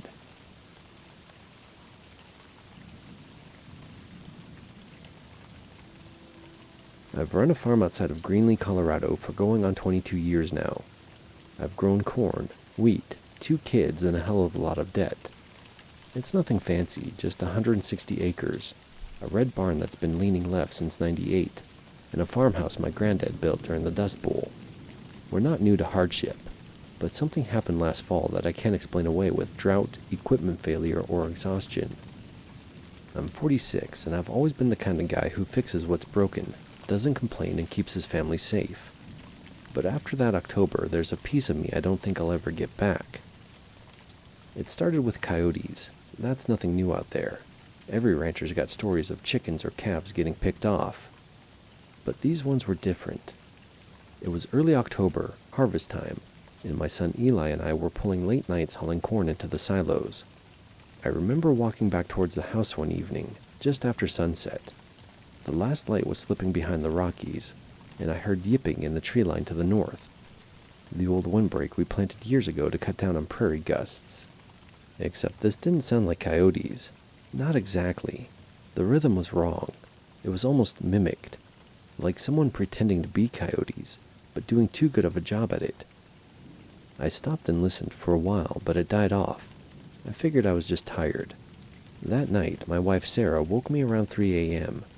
She said she heard footsteps on the porch, so I grabbed the 12 gauge and stepped outside, barefoot and half asleep. The wind was up, cold and dry, rattling the windows and stirring up fallen leaves. Our porch light blinked once, then steadied. There was nothing there. I walked the perimeter and checked the barn, even peeked down the gravel road. Not a damn thing. But the chickens were restless, and that's what bugged me. They weren't making noise, just clumped together in the back corner of the coop, stiff and wide-eyed, like something had been staring in. A couple days later, my daughter June, she's 16, loves painting and moody music, came back from feeding the horses, pale as a sheet. She said she saw a man near the windbreak. Said he was tall, lanky, and no shirt, even though it was 40 degrees out. When she called out, he ran, on all fours. She swore he moved like a coyote, but bigger, wrong in the joints. I didn't say what I was thinking, just nodded and told her I'd take a look at it. But I knew she wasn't lying. June's not dramatic. She's sharp, observant. She described the man's skin like it was stretched too tight, shiny like a deer hide. That's when I thought of what my grandfather once told me back when I was too young to take it seriously. Stories from the Utes and Navajo. Things that walk like animals but think like men. Skinwalkers. He told me they're not folklore. He said the land remembers things long after we pretend to own it. Still, I'm not the superstitious type. I figured some meth head drifter wandered too close and spooked her. It happens. So I let the dogs out early that evening. Our 2 blue heelers, Kip and Bonnie. They're smart, loyal, and fearless. But that night they didn't come back. We found Kip the next morning, dead near the edge of the tree line. No blood, no torn flesh, just lying there like someone had dropped him. Eyes wide, body cold, not a mark on him. Bonnie didn't turn up until 2 days later. She wouldn't come near the house, and just stood out in the corn rows, staring toward the windbreak. She wouldn't eat, wouldn't bark. She wouldn't even look me in the eye. Something changed after that, in all of us. Sarah started locking the doors during the day, something we never did before. She stopped sitting on the porch in the evenings, started jumping at small noises. She told me she dreamed of something crawling under the house, whispering our names through the floorboards. June wouldn't feed the horses anymore. Eli started sleeping in his boots. He'd hear things, scratches on the outside walls, laughter out in the corn. Sometimes he'd come wake me up, saying someone was outside his window, but I'd check and there'd be nothing there. I started keeping the shotgun by the bed. The scariest night wasn't loud or violent. It was quiet. I was in the kitchen making coffee at 5 a.m. before heading out to check the irrigation line. There's a small window over the sink. It faces the north field. It was still dark out and stars were everywhere. As I stood there waiting for the coffee to drip, I saw someone walk past the window. I knew every soul on that property. No one should have been out there. I grabbed the gun and the big flashlight and stepped out the back door. The yard was empty. The horses were standing still in the pasture, heads low, facing the windbreak. Not grazing, not even moving. I scanned the light across the field, and that's when I saw it. A man, or something shaped like a man, standing just inside the tree line, tall, thin, and pale. He had a deer's head in his hand, just holding it. Not a skull, but it was fresh. Steam coming from the neck like it had just been torn off. I froze. My heart thudded once, painfully. Then he tilted the deer head up like a puppet and spoke in a voice I recognized. "Morning, Dad." It was Eli's voice. I fired once, but missed, I think. By the time I ran forward, it was gone. Just trees and leaves and the deer's head lying in the dirt, steam still rising from the neck. I found Eli in his bed, asleep. Deep sleep, too, not faking it. Sarah said he'd been having night terrors. But this wasn't that. Something was playing with us, mocking us. After that, I installed floodlights around the house, started sleeping in shifts with Sarah. But it didn't stop. We'd hear our names whispered from the cornfields. We saw our cows refuse to enter the barn after dusk. June said she saw herself standing at the edge of the property one night. Same hair, same clothes, same backpack, just watching her from the road. I know how this sounds. I wouldn't believe it either if it hadn't carved itself into my life like a scar. The final straw was the cellar. We don't use it much, just storage. But one morning I went down there looking for canning jars and found bones. Piles of them. All animal bones. Deer, rabbits, maybe some coyotes. Stripped clean, arranged in small spirals along the back wall. One looked like it had been chewed on. There were scratch marks in the dirt floor like claws, and that was enough. We left the next day, packed what we could, stayed with Sarah's sister in Fort Collins for a while, sold the farm a month later to a corporate outfit from Denver who didn't ask a lot of questions. I still don't know what it was. Some things don't want to be named. But I think we crossed the line, plowed too close to something ancient, too close to something that never wanted to be seen. Sarah doesn't talk about it much. She gardens now, reads a lot of mystery novels. Eli's joined the army, said he wants to be somewhere where there are rules. June still paints. Lately it's always trees. As for me, I keep a shotgun by the door. Even now, even in this new house, I don't sleep through the night. Sometimes I dream of Bonnie still standing in the corn, staring north, waiting for something to come back.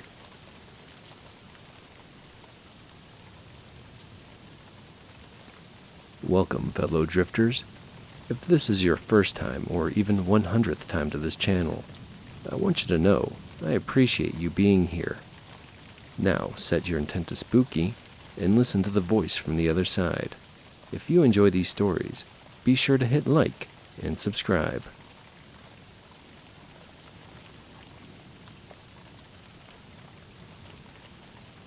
Something happened a few days ago that hasn't sat right with me, and the more I think about it, the more I feel like we saw something we weren't meant to. This happened last Thursday. I was with my boyfriend Tyler and our mutual friend Jess. It was one of those nothing days, cloudy and boring, stuck in that after-work limbo where you're too tired to do anything, but too restless to just go to bed. Jess brought up the Randonautica app. I'd heard of it, mostly from TikTok. People use it to get random GPS coordinates based on an intention they choose. The idea is that your thoughts influence the results, which sounds like BS, but people claim it leads to weird coincidences. Missing posters, old buildings, creepy stuff in the woods, that sort of thing. We figured it'd give us something to do. We picked mystery as our intention, mostly as a joke. The app gave us a location about 25 minutes out, near a nature reserve we'd never been to before. The pin was on the edge of a wooded area, right past the end of a gravel access road. We got there around 6:15.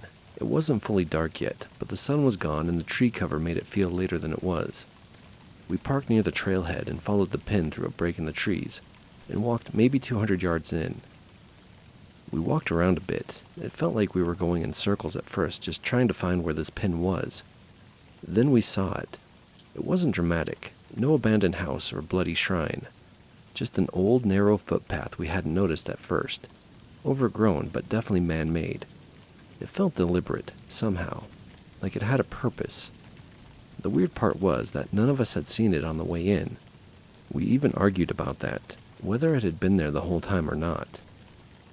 Despite initial hesitation, we followed it. A few minutes in, Jess said she had a weird feeling in her chest, like pressure, but not from exertion, just a sense of something being off. I had felt it too, but didn't say anything in the moment. The path opened up into a small clearing with 3 things in it. A broken concrete slab, half buried in the ground, maybe an old foundation, or maybe not. A wooden post sticking out of the ground with no sign on it, just a single metal hook nailed into the top, and a wooden box about the size of a shoebox sitting at the base of a tree. No one spoke for about a second. I felt this weird pressure in the air, like the feeling when someone's about to say something important but doesn't. Tyler walked over and opened the box. Inside were Polaroids, a bunch of them. Most were water damaged, but some were clear enough to see. Houses, mostly, taken from a distance, some through windows. Then Jess found one of us. We were sitting outside a gas station eating takeout. I remember the night. It was maybe 3 weeks ago. The photo had been taken from across the street. It felt intrusive in a way I can't explain. Not dangerous exactly, just intentional. We didn't say much after that. We put everything back and walked out quietly, and then just drove home. That night, Jess said her phone died the second we got back to the clearing, even though it had been nearly full. Mine didn't die, but I had to restart it twice before it would load anything again. Tyler's froze and wouldn't let him exit the app. I know that all sounds tech glitchy, and not that weird, but it didn't feel normal at the time. It felt connected. The next day I tried to go back and find the spot in daylight, just out of curiosity. I brought the original coordinates, but they led me to a different spot entirely, closer to a drainage ditch near the road. I even retraced our steps from the night before and couldn't find the trail. I'm not saying it disappeared. It's more likely we just got turned around or followed a deer path without realizing it. But still, it felt strange. Since then, we've all kind of gone quiet about it. Jess hasn't brought it up again. Tyler says he deleted the app. I haven't used it again either. I still think about that photo, though. Who took it? Why leave it in a box in the woods? Why include us? The easy answer is that it was all some elaborate prank, part of a game or a project someone abandoned. That's what I keep telling myself. Still, every time I pass the gas station, I catch myself glancing across the street, half expecting to see someone there, camera in hand, just watching.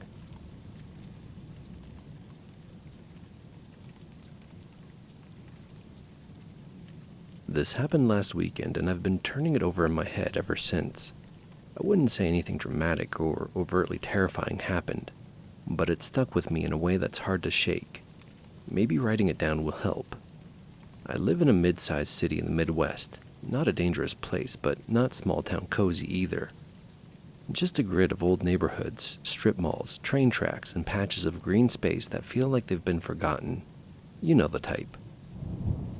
Last Saturday, I didn't have anything going on. My friends were busy, and I'd been in kind of a weird mood, just restless, like I needed to get out and do something, but I didn't know what. I ended up remembering the Randonautica app. I'd downloaded it a couple years ago during the hype, but never actually used it. Thought it could be a fun way to kill an hour. For anyone unfamiliar, the idea is you set an intention, something you're thinking about or hoping to find, and the app uses quantum random numbers to give you a set of coordinates nearby. That's the whole gimmick. It's supposed to lead you to weird coincidences or glitches in reality or whatever. I figured I'd finally try it, just for something to do. I didn't have a specific intention in mind, but when the prompt came up, I thought, pattern. Don't ask me why, it just popped into my head. The coordinates it gave me were about 2.1 miles away. Walking distance, technically, but it was hot out, so I drove. The pin dropped in a part of the city I don't usually go to. It's not dangerous or anything, just kind of in between. A few industrial buildings, some low-rise apartments, and a couple of overgrown vacant lots, sandwiched between fenced-off utilities and half-renovated condos. I parked on a side street near a cluster of warehouses. It was quiet, almost too quiet for 4 p.m. on a Saturday. I checked the map again. The pin landed in a big open field behind a crumbling brick building that used to be a discount furniture place. The store's long gone, but the sign is still there, Comfort Mart, in faded letters. I followed the sidewalk around the building and came to a rusted chain-link fence. It was half collapsed, probably hadn't been repaired in years. I stepped over the sagging part and entered the field. This is where it started to feel weird. It was just a field, flat, kind of lumpy with weeds, bits of cracked concrete poking through. But the vibe was wrong, like it had been cleared out for something and then forgotten. Not park-like, not construction-ready, just vacant. I walked toward the spot the pin had marked, which was roughly in the center of the field. I expected, I don't know, some graffiti, a weird sculpture, maybe litter that matched the word I'd chosen. Instead, I found a circle of chairs. 7 of them, arranged in a perfect ring. Mismatched office chairs, all plastic and metal, sun-bleached and cracked. They faced inward like someone had set them up for a meeting and never took them down. No table, no markings, no trash nearby. Just the chairs. It stopped me cold. They were too evenly spaced, too symmetrical. It didn't look like something teens would do for fun or someone homeless might use. It looked set up, but the chairs were old, probably picked up from a dumpster or sidewalk, each a slightly different design, and they were clean, not spotless, but not covered in bird crap or leaves or beer cans like you'd expect out there, like someone had been keeping them in place. I did a slow loop around them, keeping a few feet away, took a photo with my phone. It looked less weird in the picture, which annoyed me for some reason. I sat down in one of the chairs just to see what it felt like. Nothing happened, obviously, but I did notice that from the seated position, the view was totally enclosed. You couldn't see the road or the buildings or even the fence, just the other 6 chairs in the empty field. It felt weirdly isolated, like a bubble. That's when I heard the train. There are a lot of old freight lines that cut through this city, most of them still active. The tracks run maybe 3 blocks north of where I was. I heard it pass, slow and heavy, and then, right as the sound started to fade, I heard a click.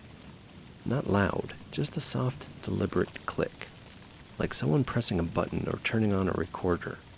It came from behind me, I think. I stood up immediately and looked around. No one was there. I walked to the perimeter of the field. No cameras, no parked cars nearby. There wasn't even a clear place for someone to hide unless they were lying down in the grass. I left. I climbed back over the fence, got in my car and drove home. That night, I couldn't stop thinking about it. I opened the Randonautica app again to see if it kept a history, but my trip log was empty. Maybe I hadn't enabled tracking, or maybe it glitches like that. But I had taken that photo, so I had some proof it happened. I zoomed in on it and noticed something I hadn't caught at the time. A faint mark on the backrest of one of the chairs, like letters rubbed out over time. I couldn't make out the whole thing, but it looked like CH5-RE, or maybe CHS-PE. Hard to tell. I started Googling around, couldn't find anything that matched. No viral art projects, no ARGs, no Reddit threads that lined up. The closest I came was a vague post from 2021 on our Randonauts, where someone found a single chair in a field about 3 states away, but no circle, no markings. That was 3 days ago. I still don't know what to make of it. I haven't gone back yet. I keep thinking I will, maybe in the early morning when no one's around. Maybe I'll bring someone with me, but something about it feels like it should be left alone. Not because it's dangerous exactly, but because I wasn't supposed to see it. Like I stepped into a space that had been set aside for something else. I deleted the app, not out of fear, just because I don't think I want it leading me anywhere again. I still have the photo. I don't think I'll share it though. It doesn't look like much unless you were there.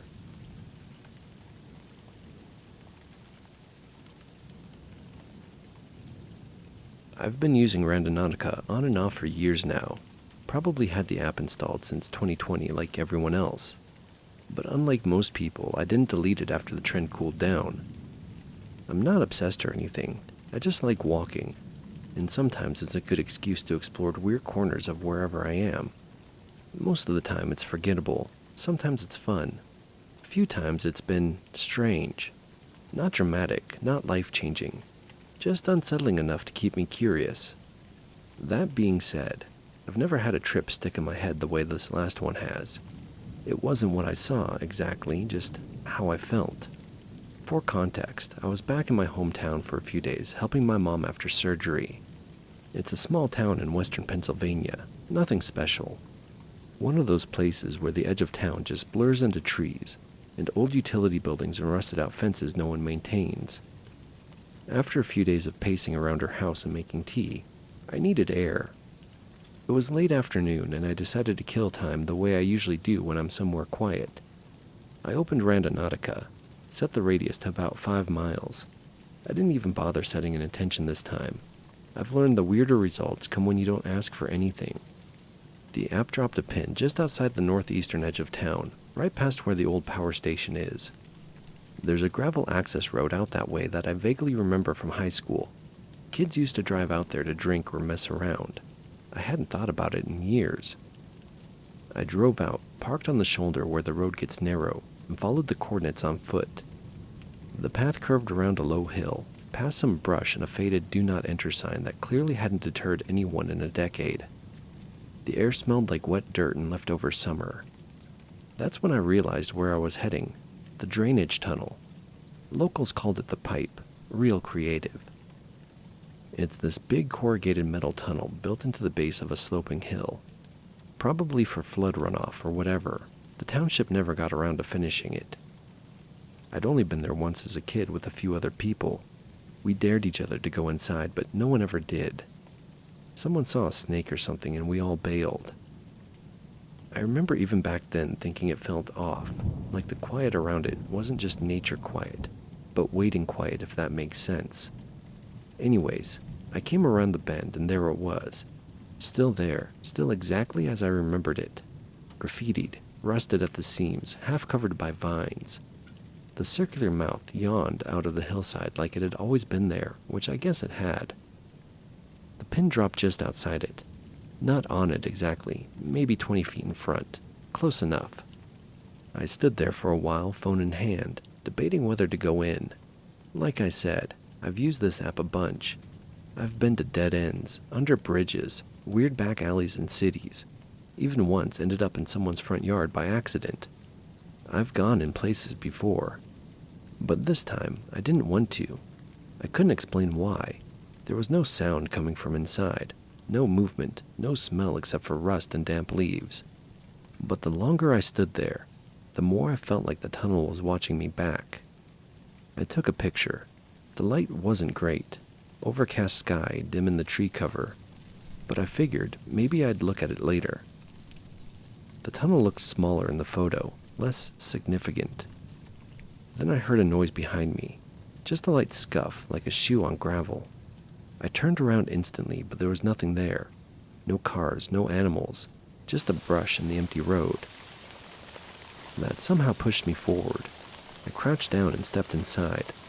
The tunnel was maybe 5 feet tall, just enough to walk hunched over. It was dry, no water running through it, just a muddy trickle on one side. I walked slowly, phone flashlight off, letting my eyes adjust. It was quiet, like really quiet.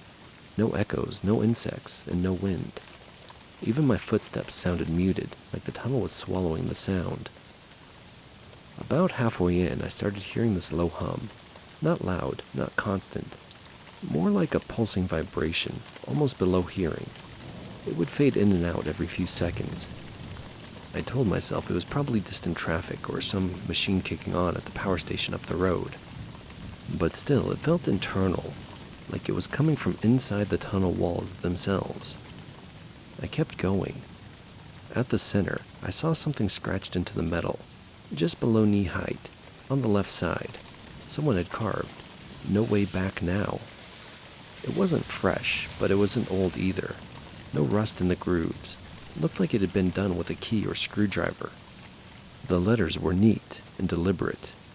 I just stood there for a while staring at it. The hum had stopped. The silence got heavier. And then I heard a cough, short, human, and from behind me. I froze, my entire body locked up. I waited, listened. Nothing. No movement, no breathing. Just the same absolute silence. I turned slowly, my phone still in my hand, but I didn't shine the light. I didn't want to see anything. I just started walking back toward the entrance calmly, trying not to trip over my own feet. I didn't run. I don't know why, but I felt like running would be disrespectful, or maybe dangerous. I came out into the air again, blinking in the dim light. Everything looked normal, trees, slope, road, and sky. But something felt different, like the air had shifted around me. It wasn't colder, but it was wrong, too still. I walked back to my car without looking back, got in and sat there for a few minutes before starting the engine. My phone was hot in my hand. I looked down and saw my battery had dropped from 64% to 12% in less than 20 minutes. I hadn't been using it for anything except a single photo. No video, no apps open, just drained. There are still a few lingering things that I can't shake off. The cough, it wasn't my imagination. It wasn't an animal. It had that human, tired tone, like someone clearing their throat. The message, "No way back now." I don't know if it was meant as a joke or a dare or something else. But it didn't feel like it was for anyone else. It was meant for me. The battery drain. Maybe my phone just glitched, but I've used this app dozens of times before and never had anything like that. I haven't told anyone in town about this. Don't really want to. It's not exciting enough to be a ghost story, but too weird to be nothing. And here's the thing. I've had plenty of weird randonautica trips. An abandoned birdcage full of glass bottles. A doll nailed to a fence. One time I ended up outside a shut-down pet grooming place and a voice called my name. But this one's different. It felt like the app didn't just send me somewhere strange. It sent me back to something. Something old and quiet and still waiting. I'm not planning to delete the app, but I'm going to take a break from it for a while, just in case.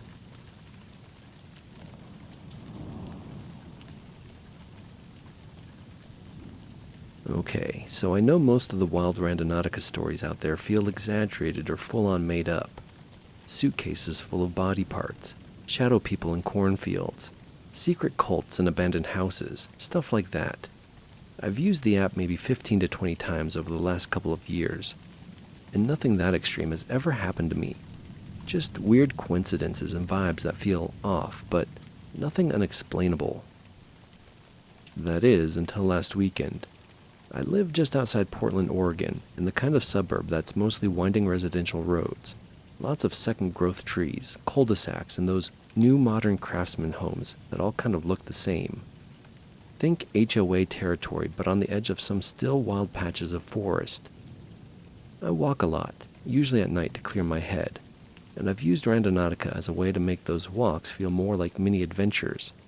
I almost always go alone. It was Saturday night, around 9:45, overcast, typical Pacific Northwest spring gloom. The rain had just stopped and everything smelled like pine needles and wet concrete. I decided to generate a random point within a 3-mile radius. Didn't even set an intention, just hit void and off I went. The point it gave me was maybe a 25-minute walk toward a section of the neighborhood I've never really explored before. The streets out that way start to dead end into steep wooded areas and switchbacks. Lots of no outlet signs. One of those places where the streets don't connect well on foot, and sidewalks kind of disappear randomly. I threw on my rain jacket, popped in an earbud, and headed out. The first stretch was uneventful. Passed a few late dog walkers, saw a teen with a backpack vaping something fruity, and they disappeared into a backyard. You know, the usual. Then I got to the street I'd never been down before, Juniper View Court. It's one of those narrow, paved roads that curves upwards and ends in a cluster of newer homes with big decks and lots of exterior lighting. The kind of place where everyone owns 2 SUVs and no one parks on the street. No sidewalks, just that smooth curve that blends into the road. The pin was at the very end of the court. I didn't want to look sketchy wandering around, so I walked slowly, checked my phone every so often to make it seem like I had a purpose. The houses were mostly dark, some porch lights on, but no signs of anyone moving around. The pin landed on what looked like a vacant lot between 2 homes. It was narrow and overgrowth with brambles, probably a property that never got built out. Between the 2 fences, there was a sliver of space where blackberry bushes had grown wild over what might have been a gravel path at one point. I couldn't see much beyond the first 10 feet. It dropped off into a wooded slope. Honestly, I was disappointed. I've had more interesting pins lead me to drainage ditches or weird graffiti. This just looked like forgotten space between houses. But then I noticed something strange. The house on the right side of the lot had one window, 2nd floor, front facing, that was lit up. Bright, warm light. All the other windows on that house were dark. No porch light, no garage light, just that single 2nd-story window. At first, I didn't think much of it. Someone could be reading or watching TV in a room by themselves. But as I stood there pretending to check my phone, I realized that the window didn't look right. It was too bright, like it looked overexposed, like the way lights look on a cheap security camera. No detail, just flat yellow light. I couldn't see into the room at all. No furniture, no movement. It felt like the light itself was the only thing in the room. I stared for a while, then started walking away. But I swear to you, when I turned around for one last glance, I thought I saw something in the window. Just for a second. Not a person, not even a shape, really. More like a flicker of movement, a shift. Like someone had been standing there watching, and the moment I looked back, they stepped to the side. But there was no outline, no silhouette, just absence. Like the light dimmed for a heartbeat and then returned to full. I stood there frozen, heart doing that weird thing where it skips once and then pounds like it's trying to make up for it. I told myself it was just my eyes adjusting, the kind of optical illusion you get from staring too long at a light source. But I couldn't shake the feeling that something had been there. So I did something I don't usually do when I go out randonauting. I took a photo, just one, raised my phone, clicked, then started walking away fast enough to seem casual but deliberate.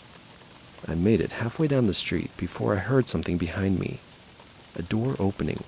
Just the quiet click and creak of a standard front door. I didn't turn around. I didn't want to look. I told myself it could have been someone coming home late. Could have been unrelated. But I walked faster. By the time I got back to more familiar streets, my head was buzzing. That feeling you get after a jump scare, when nothing's actually happened, but your body's already convinced it's in danger. I got home, threw off my jacket, and opened my phone to look at the photo. It was weird. First of all, it didn't look like how I remembered the house. In the photo, the whole building looked darker, like there's more shadow on it than there should have been. You can still see the lit window, and yeah, it's unnaturally bright. But here's the thing. In the photo, there is a shape in the window. Not a person exactly, more like a faint outline. It looks like someone standing still, just slightly off-center. Like they were facing out the window, but didn't want to be fully seen. But there's no detail, just a darker spot in the light. When I zoom in, it's nothing but blur and grain. Still, I know it wasn't there when I first took the shot. I didn't sleep well that night, kept thinking I heard tapping at the windows. Totally irrational, I know, but I left the hallway light on, just in case. The next day, I walked past Juniper View Court again. It was mid-afternoon and bright, quiet, with blue skies through cloud breaks, just to see if anything had changed. The lot was still there, still overgrown, but the house with the window looked different. There were no curtains on that 2nd floor window, no lights on, no signs of life at all, like no one lived there. Even the plants out front were a little too dry, like no one had watered them in weeks. I walked up the street a bit further to get a better angle. There was a security sign in the yard, but no car in the driveway. No trash bins, nothing. I considered knocking just to ask a dumb question and see if someone answered. But I didn't. I don't know what I thought I'd gain. I haven't been back since.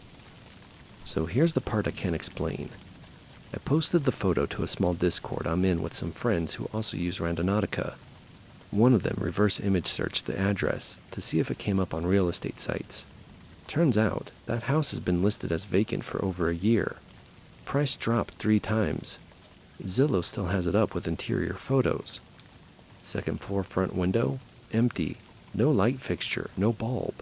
Just bare walls and an outlet on the floor. So whatever I saw, whatever was in that window, wasn't supposed to be there. I don't think I found a ghost or a glitch in the matrix or anything like that. But something about that moment, standing between 2 fences in the cold damp air, looking up at that blank yellow window, felt wrong in a way I still haven't shaken. Like something noticed me when I wasn't supposed to be noticed. I haven't opened the app again since. Not out of fear, just caution. Because I've always believed Randonautica doesn't create weirdness. It just nudges you close enough that the weirdness already there can see you too. And now I think that window saw me back. Just to add, yes, I still have the photo. No, I'm not posting it publicly. I know that's annoying, but I don't want the address going viral or some bored teens messing with that house. If I ever go back during the day, I might take a follow-up shot from the street. But for now, I'm letting it be.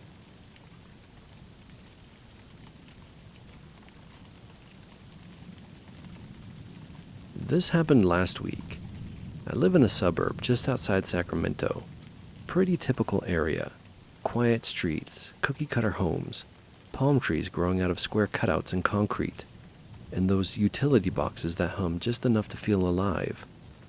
I go on a lot of night walks to clear my head, and I've used Randonautica maybe 6 or 7 times over the past year. Usually nothing too wild, mostly weird coincidences or off feelings, nothing ever unexplainable. That is until Thursday. It was around 8:30, and I was feeling restless. Work had been heavy, and I had that weird, twitchy brain fog that makes you want to move but not think. I opened up Randonautica, and for the first time in a while, I actually set an intention. I thought hidden, not really expecting anything. It just felt right in the moment, like a dare to the universe. I set the radius to 2 miles and tapped generate. The pin landed in a neighborhood I didn't know well, tucked behind a shopping center I sometimes drive past, in one of those older subdivisions with crooked sidewalks and too many trees growing out of the same patch of lawn. It was only about a 10-minute walk away, so I grabbed my jacket and headed out. The first part of the walk was normal. Lots of porch lights, dogs barking behind fences, sprinklers clinking off in synchronized loops. But once I crossed past the strip mall and into the Target neighborhood, the vibe changed. Not dramatic, just felt a little different. The street the pin landed on curved in on itself like a question mark, ending in a short cul-de-sac. The houses were all similar, low-slung ranch style with solar panels and those little motion lights over the garage. Except for the house the pin marked. It was set back further than the others. No sidewalk in front. No driveway either. Just a patch of dead grass where one should have been. Every other house had cars in the driveway, or at least trash bins out. This one looked blank. The front yard was dry and patchy. The downstairs windows were shuttered, but the upstairs window, just one, was lit up. It wasn't a warm light. Not yellow, not even fluorescent. It was a cold, pale white blue, like the kind of glow you get from a computer monitor left on in a dark room. I stood across the street, pretending to check my phone, but mostly just watching. No movement, no sound, but the light stayed steady. Then I noticed something weird. There was no curb wear in front of the house, no oil stains, no tire tracks, no sign that a car had ever pulled up to it. But the grass directly beyond the street, it was trampled, like someone or something had walked the same path, over and over, cutting across the dead lawn. I walked a little closer, pretending to send a text, and looked up at the window again. That's when the light turned off. It didn't flicker or dim, it just went off, like someone flipped a switch the moment I noticed it. I froze, and in that stillness, I realized I could see myself reflected in the lower front window. That wouldn't have been strange, except I wasn't standing directly in front of it anymore. The reflection looked like me, same build, same posture, but I was standing 20 feet off to the side, across the street, and yet there I was in the glass, looking in. I blinked, looked again, and it was gone. Just the faint blur of a room behind the window, and the tight knot in my gut told me that I wasn't imagining it. I backed away and walked down the street, faster now. I didn't run. I didn't want to make a scene, but I couldn't shake the feeling that the moment had noticed me too, not just the other way around. Right as I turned the corner to the main road, I heard a soft sound behind me, like a latch unlatching, maybe a side gate, maybe a screen door. I didn't look back. When I got home, I checked the house on Google Maps. The street view was from earlier this year. The house was there, same odd position, same overgrown yard. But the upstairs window? Boarded up, not just dark, but plywood nailed at all four corners, like it had been sealed off, covered intentionally. But I know what I saw. That window was wide open. Here's the part that still gets to me. The next day, I walked past that house again, in daylight. I figured I'd convince myself it was nothing, just nerves and bad lighting. The house looked even more abandoned than I remembered. Paint peeling, mail piling up. But there was a new detail. A white sign in the grass said, "For sale." No phone number, no agency logo, just black vinyl letters on a blank white board. The kind you'd buy from Home Depot and stake yourself.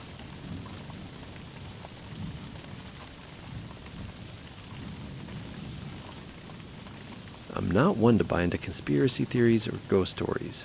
I'm pretty skeptical by nature. I fix computers for a living.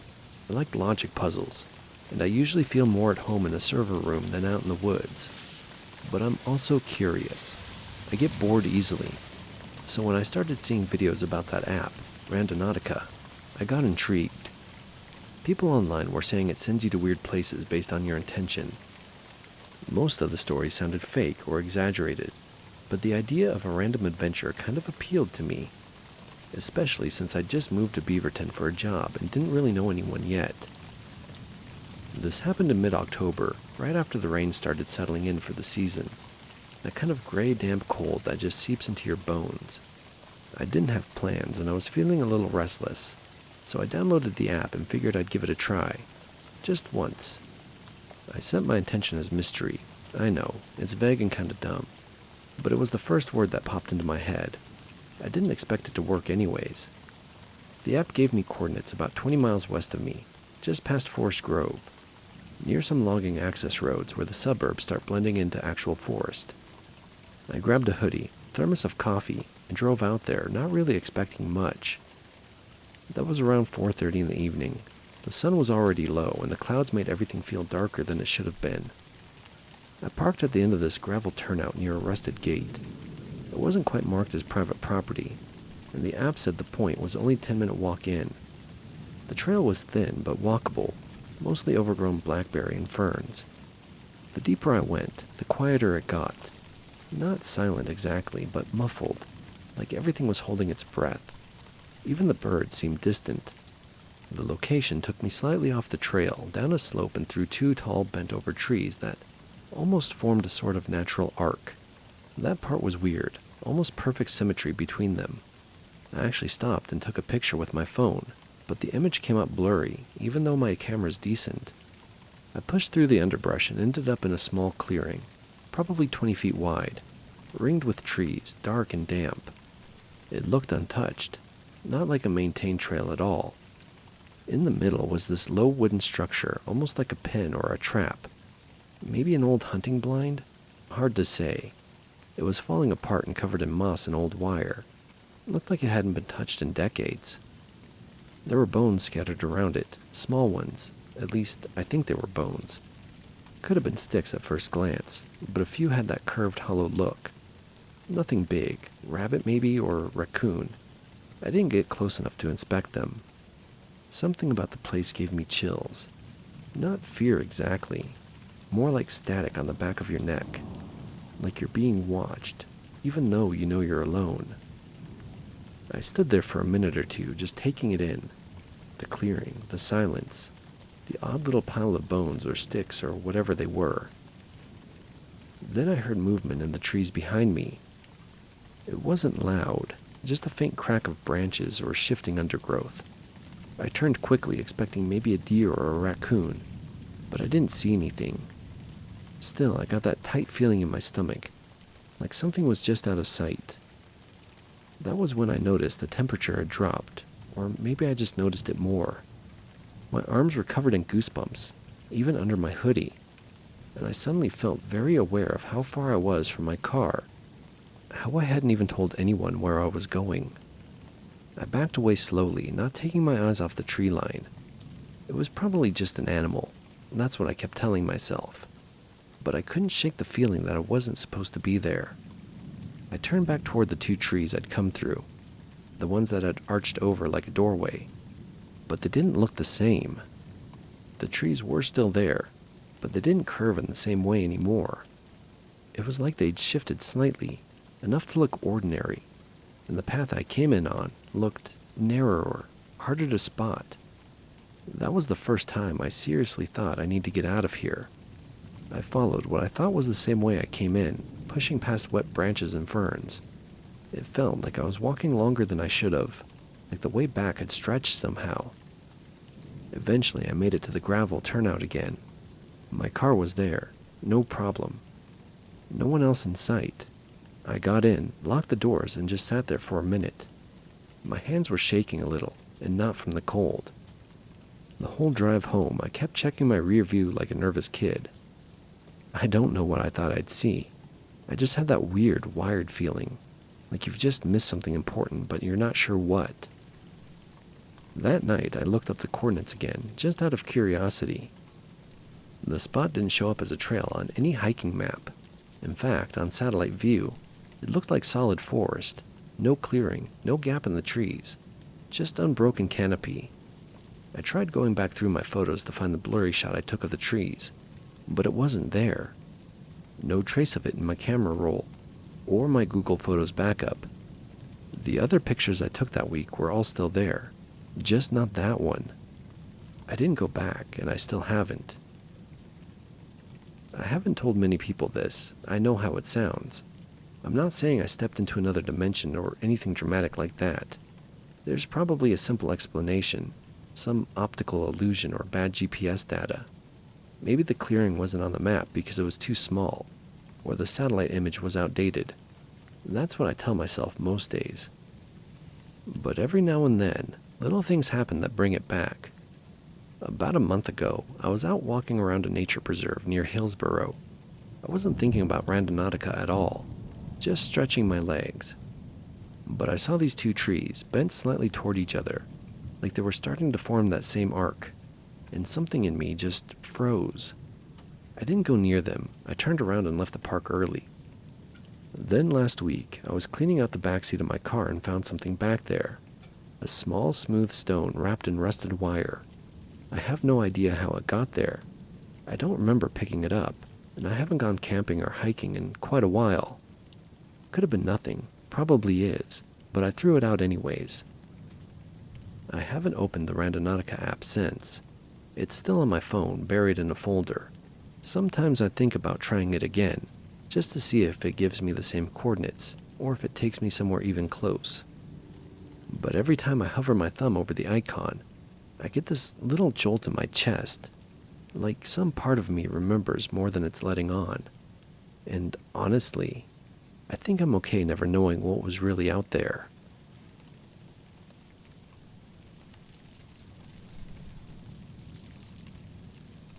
Welcome, fellow drifters.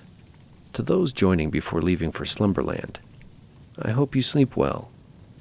And rest assured that old Neon has the guard shift tonight. I tend to be a night owl anyways. Let me know in the comments if anyone else is the same way. Now listen to the voice from the other side, and if you enjoy these stories, hit like and subscribe.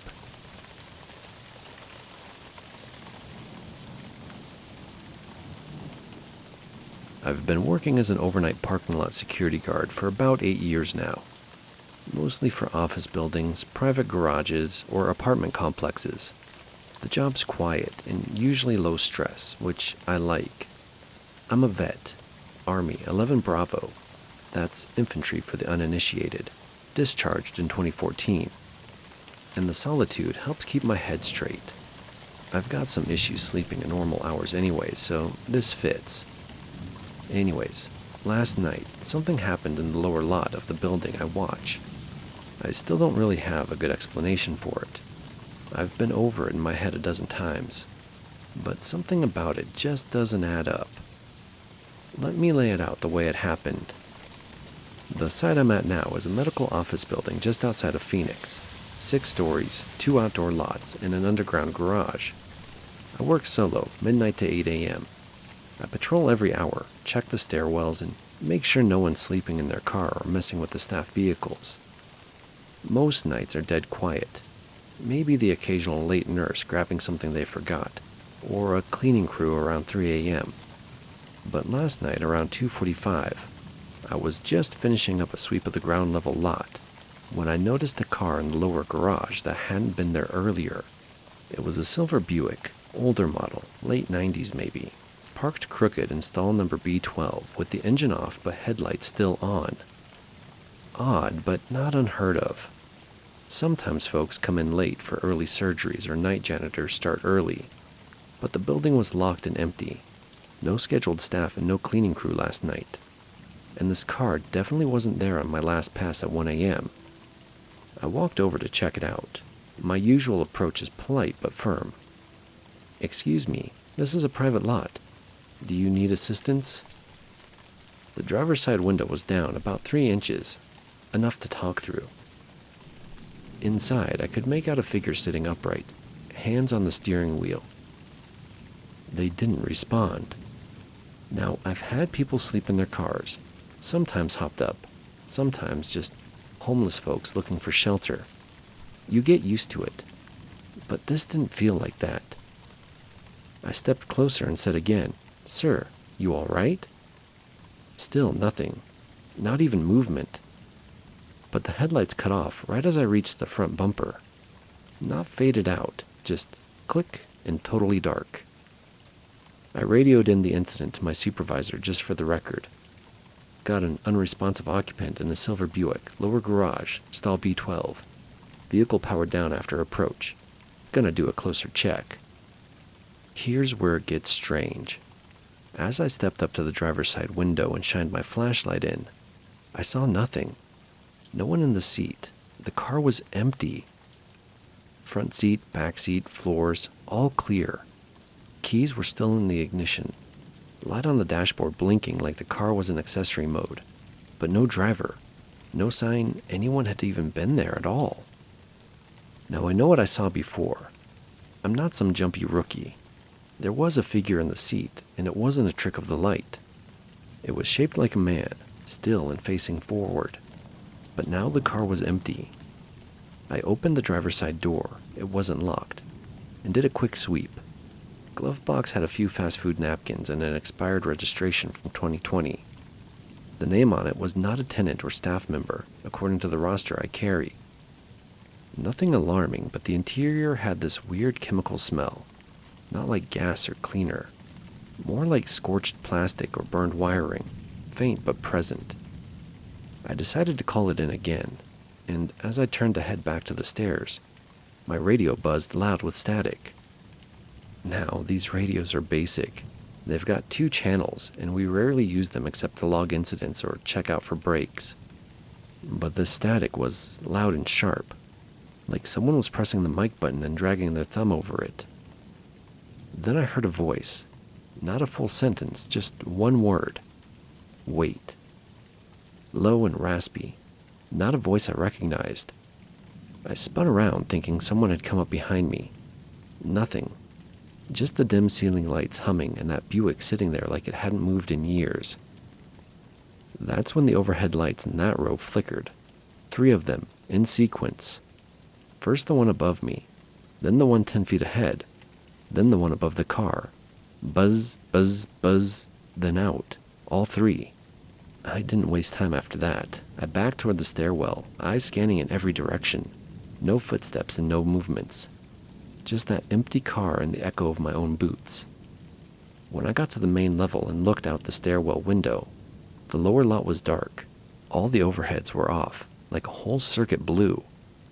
5 minutes later, when backup arrived, per protocol for unknown vehicles, the lights were back on. The car? It was gone. No tire marks, no engine sound, no security footage. Our camera in that corner had gone offline from 2:43 to 2:51, exactly the window of time when I saw the figure, then didn't. I didn't put all of that in the report. Just noted an unidentified vehicle, possible trespass, disappeared before patrol backup arrived. I'm not in the business of sounding like a lunatic, and honestly, I still don't know what I actually saw. Could have been a weird squatter trick. Maybe someone slipped out while I circled the vehicle. Maybe. But I've run through it over and over, and there's no way I missed someone crawling out or ducking away. The timing, the voice on the radio, and the lights. It all felt like it was timed to me. Like I was being tested. I'm not quitting. I've had weirder nights overseas, and I need the paycheck. But tonight, I brought my own flashlight, a backup radio, and I'm keeping my head on a swivel. And I'm not going back down to B12 alone again. If anyone else here works night security, have you seen something like this? A presence that seems there, then gone? A vehicle showing up without a trace? I don't believe in ghosts, but I believe in things you can't explain.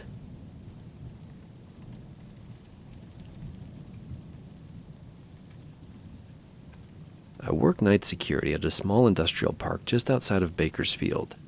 It's mostly warehouses, auto parts, construction equipment, and one building that does weird biotech stuff but keeps everything hush-hush. I don't ask questions. I'm just here to log vehicles and make sure no one's hopping the fences. The park's layout is simple. A main loop road, half a dozen large buildings spaced out around it, and a gated entrance I operate from a booth. I do 2 perimeter checks during the night, one at midnight and one around 4 a.m. That's the routine. Nothing exciting until last night. It started like any other shift. I clocked in at 10 p.m., poured some terrible vending machine coffee, and started flipping through camera feeds. Everything was still, just rows of parked trucks, roll-up bay doors, shadows, nothing unusual. At 11:55, I grabbed my flashlight and keys and started the perimeter walk. The loop takes about 20 minutes if I took it slow. I check each warehouse's doors, peek behind the buildings, and make sure there's no weird activity. Bakersfield at night has a hum to it, but the park sits far enough from the freeway that it just feels dead out there.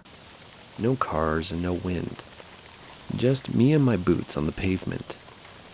When I got to Building 5, the biotech place, I noticed the side service door wasn't fully latched.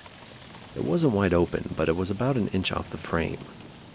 Now, sometimes staff does forget to lock up right. It happens. But they're usually good about it, especially this place. They're paranoid about security. So I approached slowly, listening. No movement inside. I called it into my report log, knocked twice and pulled the door open.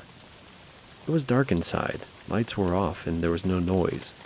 Just rows of stainless steel equipment and what looked like refrigeration units. I called out, but there was no answer.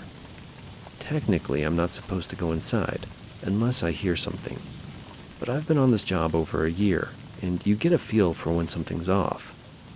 I took a few cautious steps in, shined my flashlight down the corridor, and stopped cold.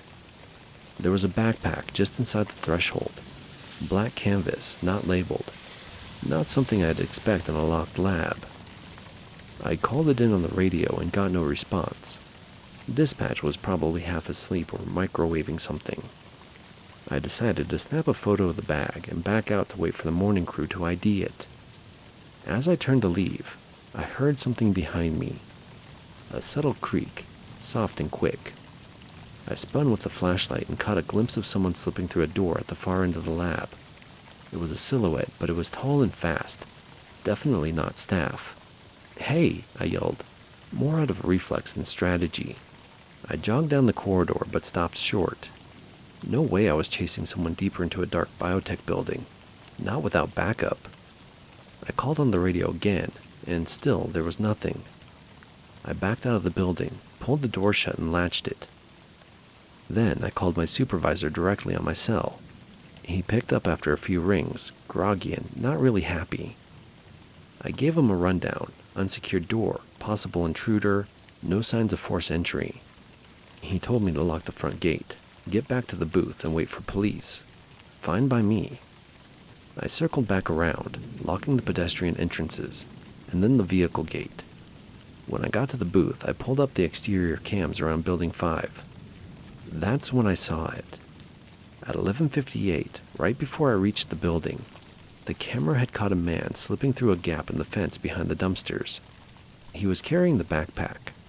He looked straight up at the camera as he passed under it. No mask, no attempt to hide his face. He looked calm, like he belonged there. I made a copy of the footage on a thumb drive just in case. Then I sat back in the booth, doors locked, hand on the baton clipped to my belt. It took the police 25 minutes to arrive. When they cleared the building, they found the side door still latched, but the inner office had been broken into. One of the server racks had a panel popped off and a hard drive was missing. The backpack was gone too. No fingerprints, no signs of forced entry on the fence.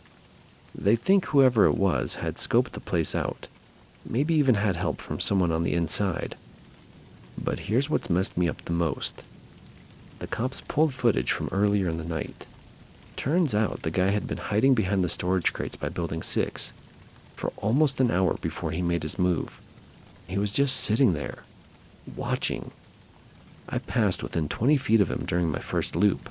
Never saw a thing. That's the kind of detail that sticks with you. Not ghosts, not monsters. Just a guy who knew exactly where to hide, exactly when to move, and didn't care that I might catch him. I finished the shift, but I couldn't stop thinking about it.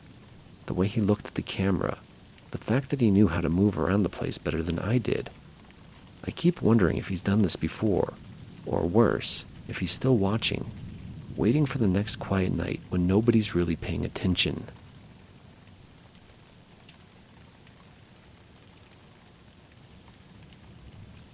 I've been doing night watch work for about 5 years now. It's not glamorous, but I prefer quiet over chaos. Mostly I monitor construction sites, make sure no one's stealing copper wiring, or tagging the walls. Pretty easy stuff. A lawn chair, a thermos, a few rounds with a flashlight. Boring, but reliable. This happened 2 years ago, and I still think about it sometimes when I'm parked alone in the dark. Nothing dramatic, no demons or ghosts. But I know what I felt, and I know what I saw, even if I can't explain it. I was assigned to a mid-sized job site on the edge of town, just a few miles from where the suburbs fade into desert. They were building a charter school, so there were half-finished hallways, exposed beams, pallets of drywall, and a lot of empty open space. The only real structure standing was the main building's shell, 3 floors tall, no windows installed yet, rebarb sticking out in every direction. My shift started at 10 p.m. and ended at 6. I was supposed to walk the perimeter every few hours and log anything suspicious. That night it was unusually windy, constant low gusts that made the scaffolding groan and the tarp flaps snap like whip cracks. The kind of wind that makes everything sound alive. Around 1:30 in the morning I was doing my second walkthrough. Most of the building was the same eerie half-finished mess it always was. But when I turned the corner near the southeast stairwell, something felt different. First thing I noticed was a bucket that had been moved. I'd passed it on my first check. It was yellow, cracked, and full of water, and it had been sitting against a concrete pillar near the scaffolding. But now it was about 6 feet out, right in the middle of the walking path. Okay, not exactly a horror movie moment. Maybe the wind rolled it. Maybe one of the workers left it like that earlier. I nudged it with my boot, and it was still heavy. It didn't look like it had been dragged. I kept moving and rode it off. Then I heard footsteps, soft and deliberate, somewhere above me. I stood still and listened. 1, 2, 3, then nothing. You learn real quick when a site's echoing back your own footsteps versus someone else moving. These weren't mine. They were lighter and more measured. I called out, "Site's closed, you need to leave," half expecting some teenager trying to film a TikTok or whatever. No answer. I waited another few seconds, then made my way up the unfinished stairwell. I've done this enough to know how to keep calm, walk slow, stay in the open, flashlight beam steady. The second floor was quiet, just wind and steel and half-slung wires rattling in the breeze. I did a full loop, nothing, no prints and no sound. Then, as I passed one of the open window frames, I caught it. A reflection, just a flash. Someone in the first floor window looking up at me, right below where I was standing. I froze and pointed my light straight down, but it was gone. There was no cover there, just a dirt patch and a pile of stacked insulation. No way someone could have ducked out of sight that fast. But the reflection, it wasn't like I saw a face or features, just a shape, like a person-sized shadow standing completely still. I know how that sounds. I did another full sweep of the building, even checked the trailers where the tools were locked up. Nothing disturbed, no signs of forced entry. The gate was still locked. I filed a basic report with my supervisor before my shift ended, but I left out the reflection part. Just said I thought I heard movement and did a full sweep. The thing that stuck with me, though, isn't the bucket or the steps or the reflection. It's what I found on the third floor. I wasn't even supposed to go up there. It hadn't been cleared yet, and the flooring was still rough. But I checked it anyway, just to be thorough after the weirdness. And in one of the corner rooms, drawn in the drywall dust on the floor, was a shape.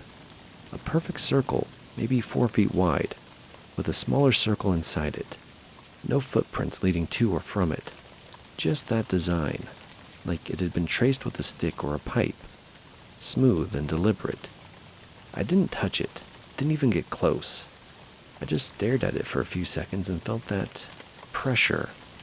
That quiet internal nope your body tells you when something's wrong, and you can't explain why. I left the site 20 minutes early that morning. Just clocked out and sat in my car until sunrise. Next night I came back.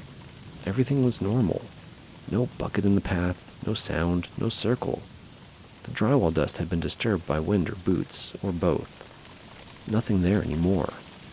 I've worked dozens of sites since. I've never seen anything like that again, and I still don't really believe in the supernatural. But I do believe people leave things behind. Feelings or imprints. Places remember things like that. I think something happened there a long time ago. Something that left a dent. And for whatever reason that one night, it echoed loud enough for me to hear it.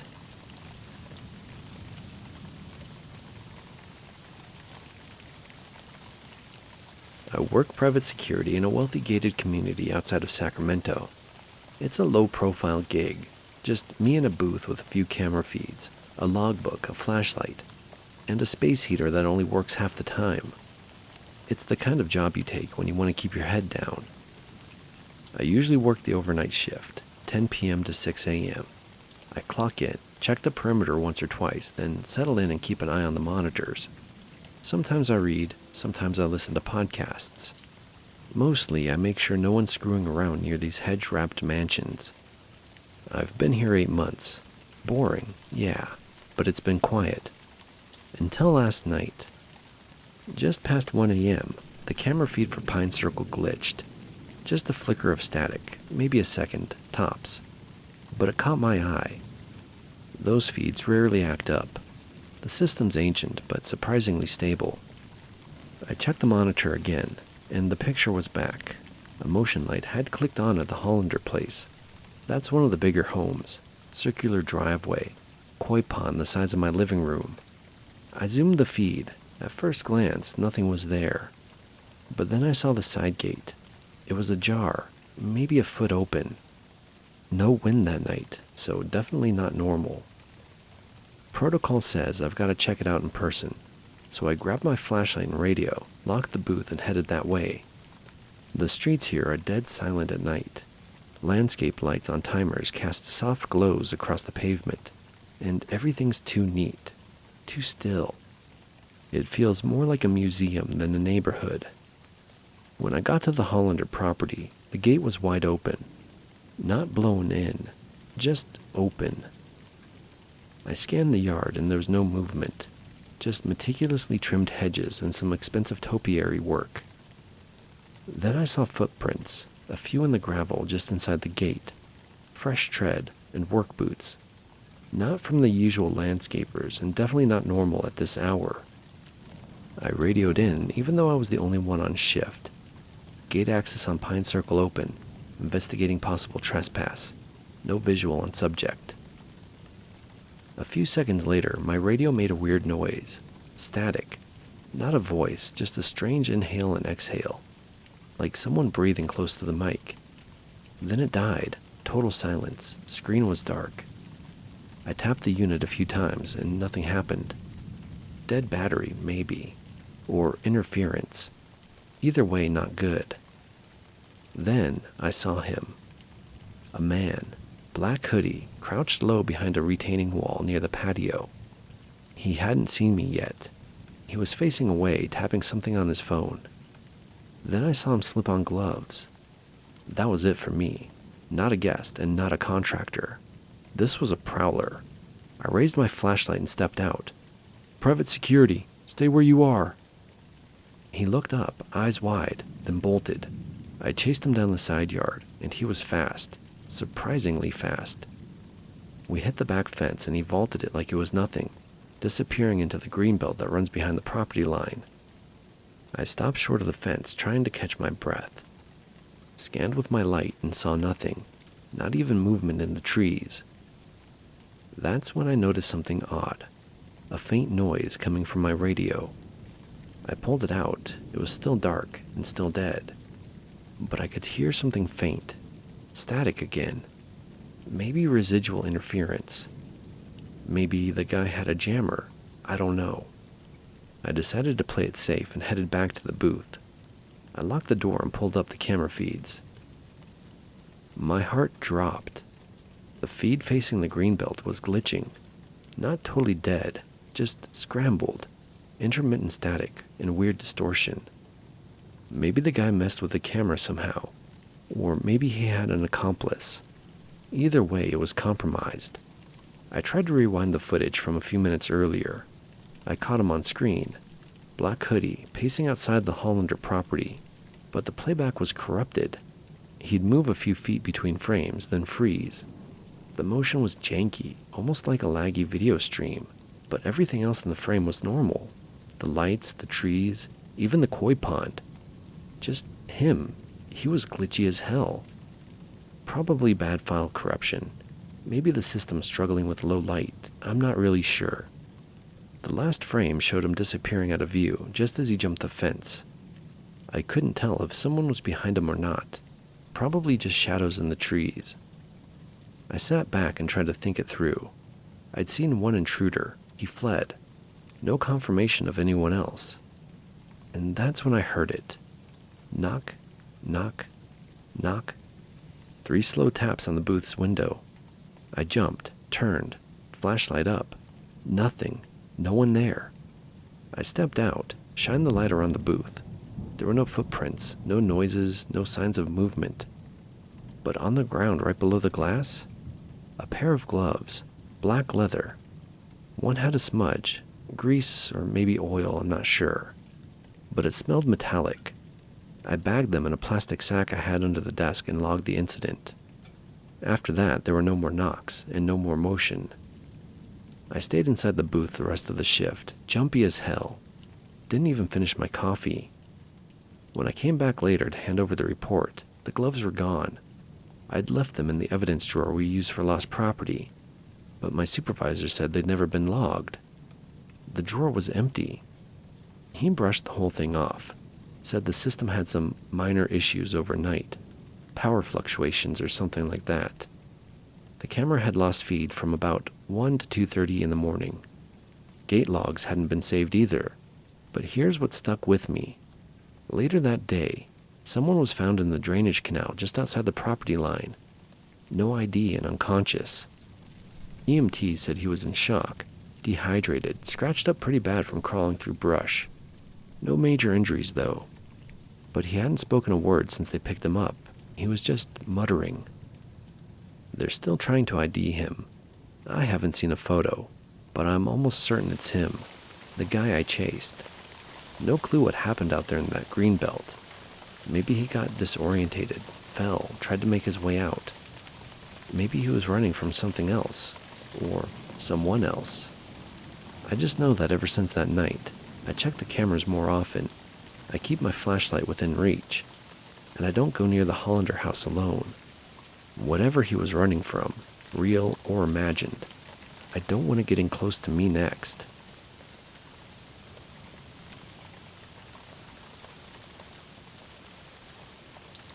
I'm a school security officer in a city that doesn't get much good press.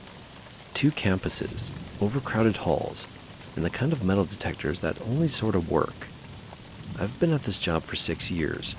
I know most of the kids by name, and they know me as Mr. Nate. Most days are noise and boredom, fights, vape pens, and truancy. Not ideal, but manageable. Yesterday wasn't like that. It was quiet in the wrong kind of way. The kind that makes your skin tighten before your brain catches up. Here's what happened. It started around 10:15 in the morning. I was near the back lot, posted by the cafeteria exit. A group of sophomores were trying to sneak off campus for snacks. Nothing new. I had just turned a group back inside when I spotted someone I didn't recognize walking along the edge of the lot. Male, probably 17 or 18, wearing a dark green hoodie with long sleeves, even though it was almost 80 out. His head was down and hands deep in his front pocket, walking fast but trying to look casual. What made me notice was the fact that he wasn't wearing an ID badge. School policy requires all students to wear one around their necks. I figured he was skipping class or didn't belong there at all. I called out to him, "Hey, where's your badge?" He didn't stop. He just cut around the side of the building near the gym entrance and slipped through the side door before I could get closer. I radioed in, "Unidentified male entering building by South Gym. Dark hoodie, gray pants. I'm going in after him." The gym hallway was dead quiet. Usually there's a coach, maybe a class doing laps. But this time it was just fluorescent lights humming overhead and the squeak of my boots. I checked the locker room first. It was empty. Then I heard a faint metal clink. Not loud, just a soft, deliberate tap, like something being dragged gently across the floor. I followed it into the equipment room. It was barely lit, storage shelves on both sides, old wrestling mats leaning against the walls. And that's when I saw him. Same kid, kneeling near the bench in the back corner, rummaging through his backpack. I stepped forward and said, "You got a hall pass?" He froze. He didn't turn around. I repeated louder, "I need to see your ID now." He stood up slowly, one hand still inside his hoodie pocket. Something in me pulled tight, a kind of crawling sensation up the back of my arms. It was instinct more than logic. His other hand came up holding a length of heavy steel chain, about 3 feet of it, coiled in his fist like a whip. One end had a padlock hooked to it. Not a weapon you'd notice at first glance, but in the right hands it could do a lot of damage. We stared at each other. He didn't say anything, just blinked slowly like he was waiting to see what I'd do. I kept my tone calm. "You don't want to do this, all right? Let's take a walk to the office." He stepped forward 1 pace, and I swear to God, I saw this flicker of something in his face. Not anger, not fear, just emptiness, like he was moving through this moment without really being in it. I took a slow step back and reached for my radio. "Security to office. I need assistance in gym storage. Possible intruder, no ID. Bring admin." The kid flinched like the sound snapped him out of something. Then he dropped the chain, just let it hit the floor with a dull thunk. He backed up, grabbed his bag, and bolted out the rear exit that leads to the bus lane. That door was supposed to be locked from the inside, but someone had jammed it with a folded bit of cardboard wedged between the latch and the frame. He was gone before backup arrived. PD showed up about 10 minutes later. We ran the cameras, got some grainy footage of him leaving campus through a side street. And here's what we learned later. The kid had been a student, transferred out last semester. Spotty attendance, quiet, no major behavior issues. He just disappeared after December. He wasn't carrying anything else in the bag, just a few notebooks and an energy drink. But the chain and padlock combo? That was intentional. Not something you happen to carry around in your hoodie pocket. We don't know what he planned. Maybe he was going to hit someone. Maybe he just wanted to scare people. Maybe he didn't even know himself. But I keep thinking, what if I hadn't seen him? What if he'd made it to the cafeteria? What if he waited for the end of the day when the halls were full?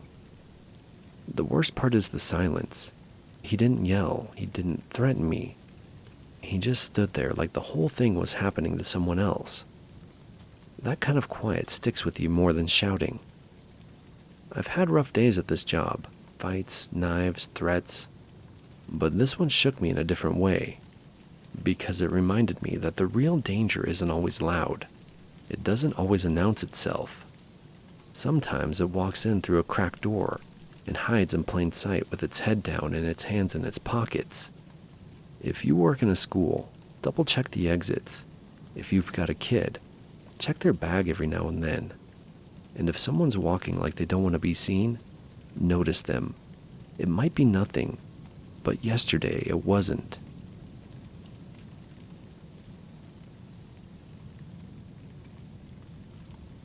This happened in 1987 at a mall in Southern California.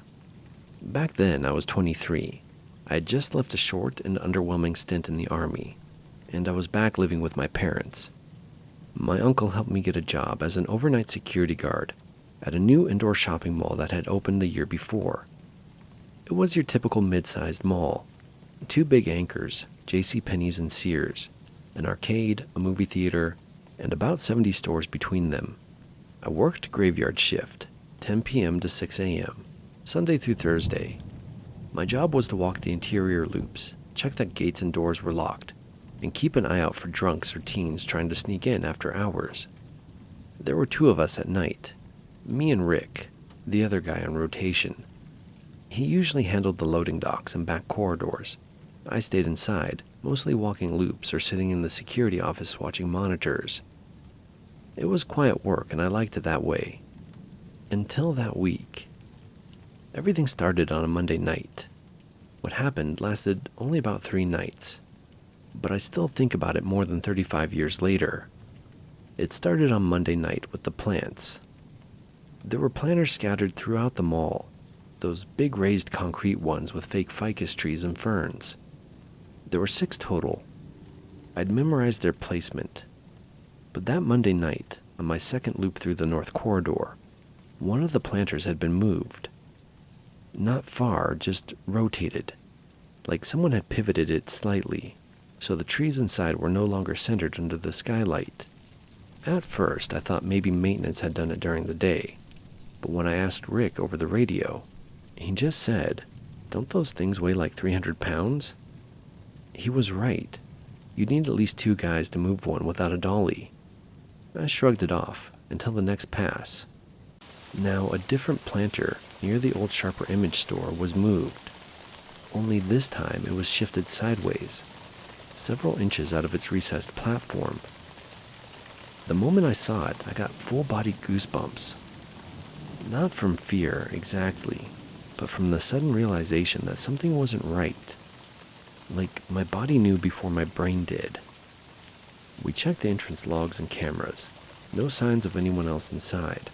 No alarms tripped.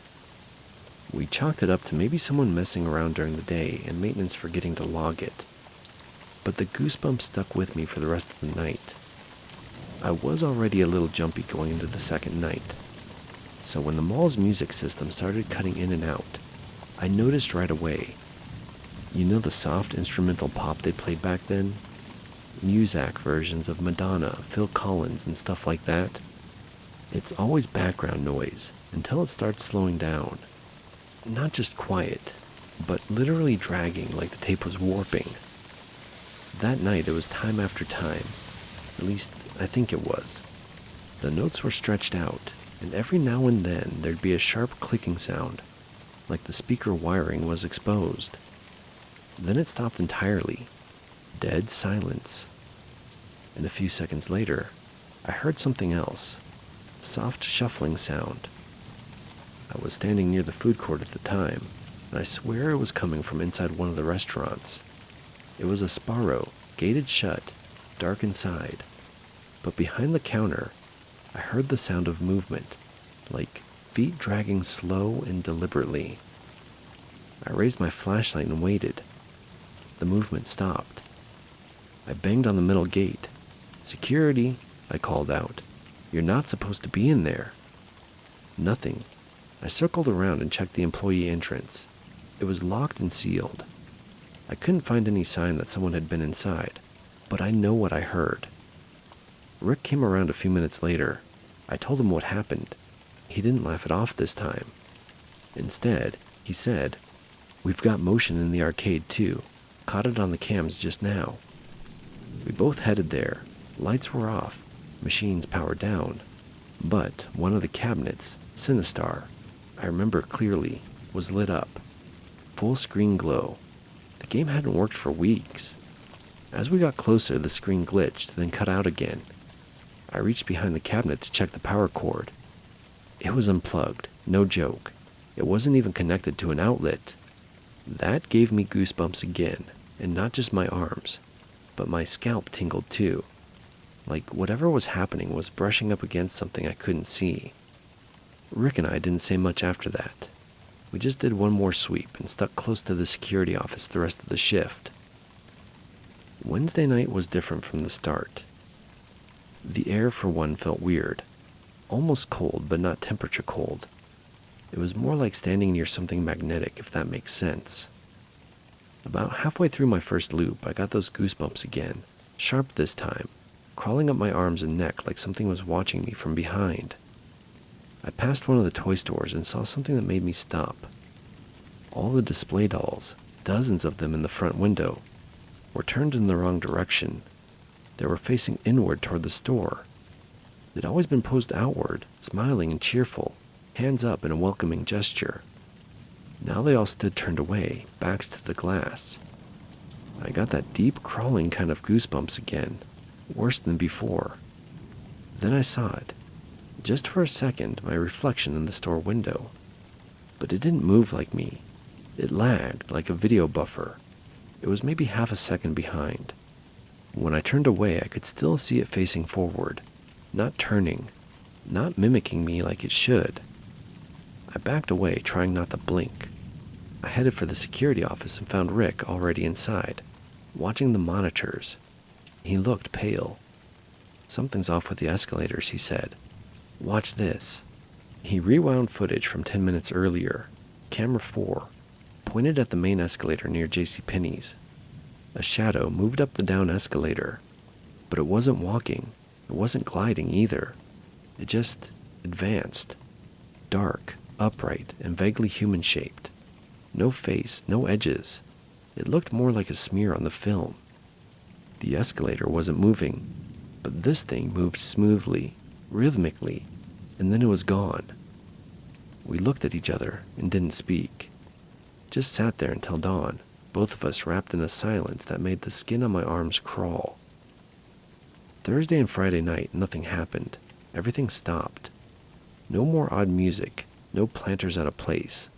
Dolls were turned back around the right way, and no weird figures on tape. Rick and I checked the whole mall top to bottom. Nothing. He quit the next week. Said he got a job at a warehouse across town, and he never returned my calls after that. I stuck around a few more months before I took a job hauling freight. I never figured out what happened during those 3 nights, and I didn't talk about it for years. But every once in a while, when I'm walking past a closed store or hear a warped version of an old song in an elevator, I feel that same chill crawl up my arms again. That same unshakable sense that something is just out of sight.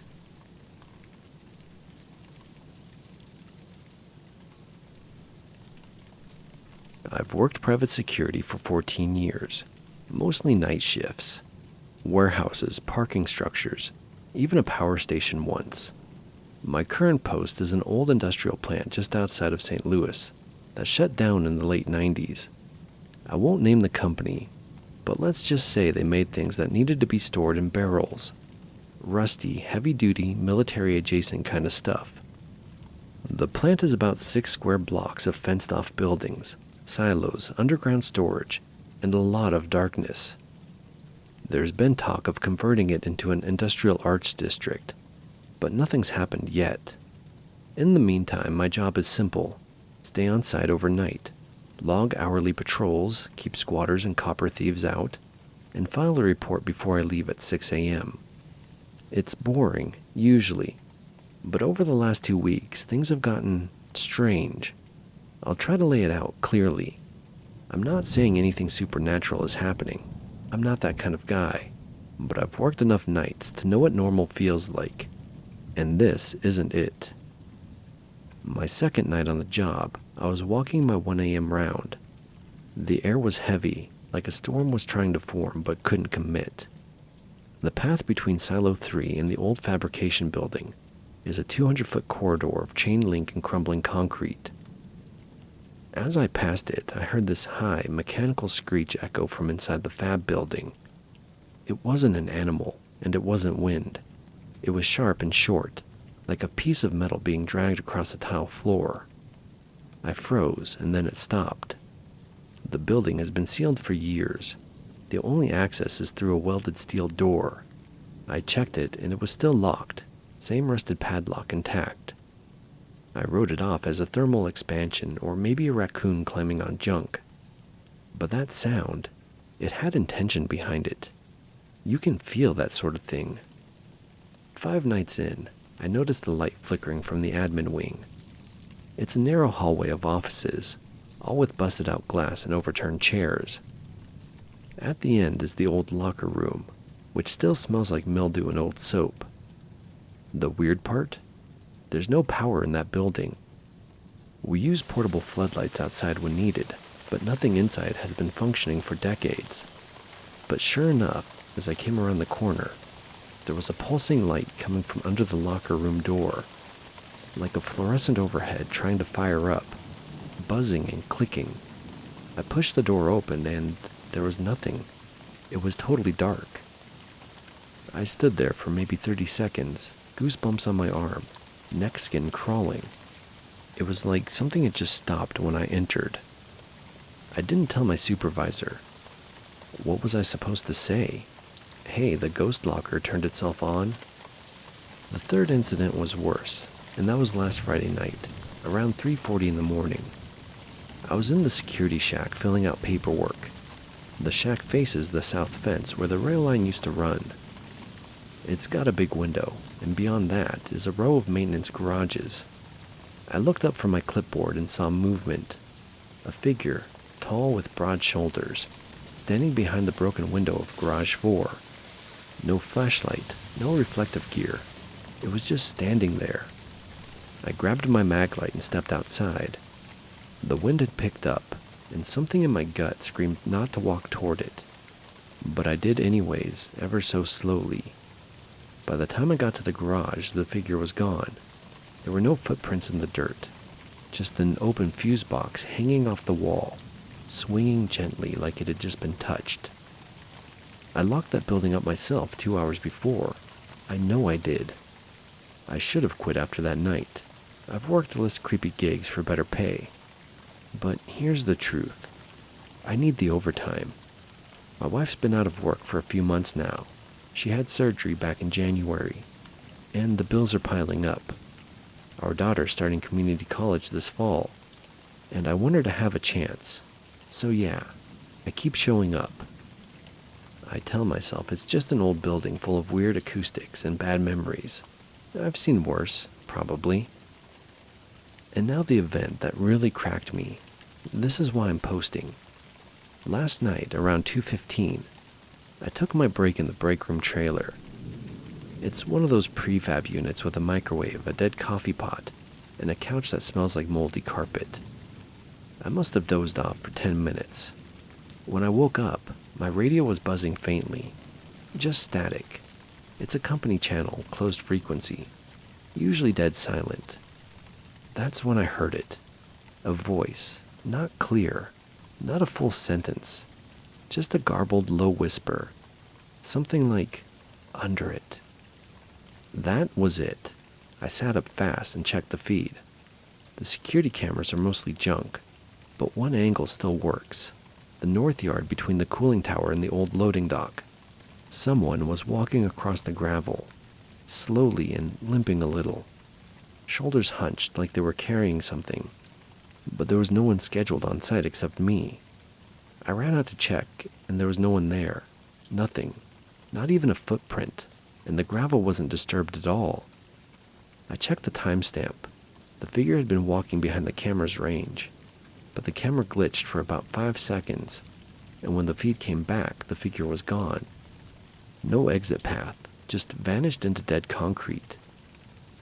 I came in this evening and found the admin door cracked open. The padlock is gone, just cleanly removed. No brake marks, no signs of force. Inside, the air is cold. Not just cool, but cold, like a meat locker. No breeze outside, no temperature drop, just cold inside that one wing. And on the wall in the locker room, someone scraped a shape into the mildew. It's not a word, and not a symbol I recognize. Just a circle with 2 horizontal lines through it, like an old resistor diagram or an eclipse. I haven't reported it yet. I told the site manager that the wind probably shook the old door loose. I think he knows I'm lying, but he didn't press me any further. I've been on hundreds of job sites, some weird, some dangerous. But this one is quietly wrong. Like something under the surface is watching, waiting. And it's not ghosts. I don't believe in that. But I've been wondering if this place was ever fully cleaned out. If maybe some old worker stayed behind. Or if something is living in the miles of tunnels below the plant. Something that knows the cameras, knows the routines. Something human, or close enough. I've got 3 more weeks on this contract, and then I'm gone.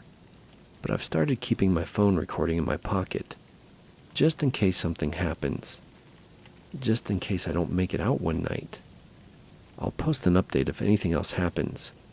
If you work nights, trust your gut. And never, ever fall asleep on patrol.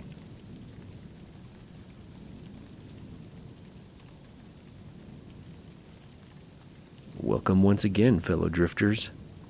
If you ever find yourself in the ethereal plane, say as a ghost or a spirit, remember to go towards the light, the neon lights, and listen to the voice from the other side.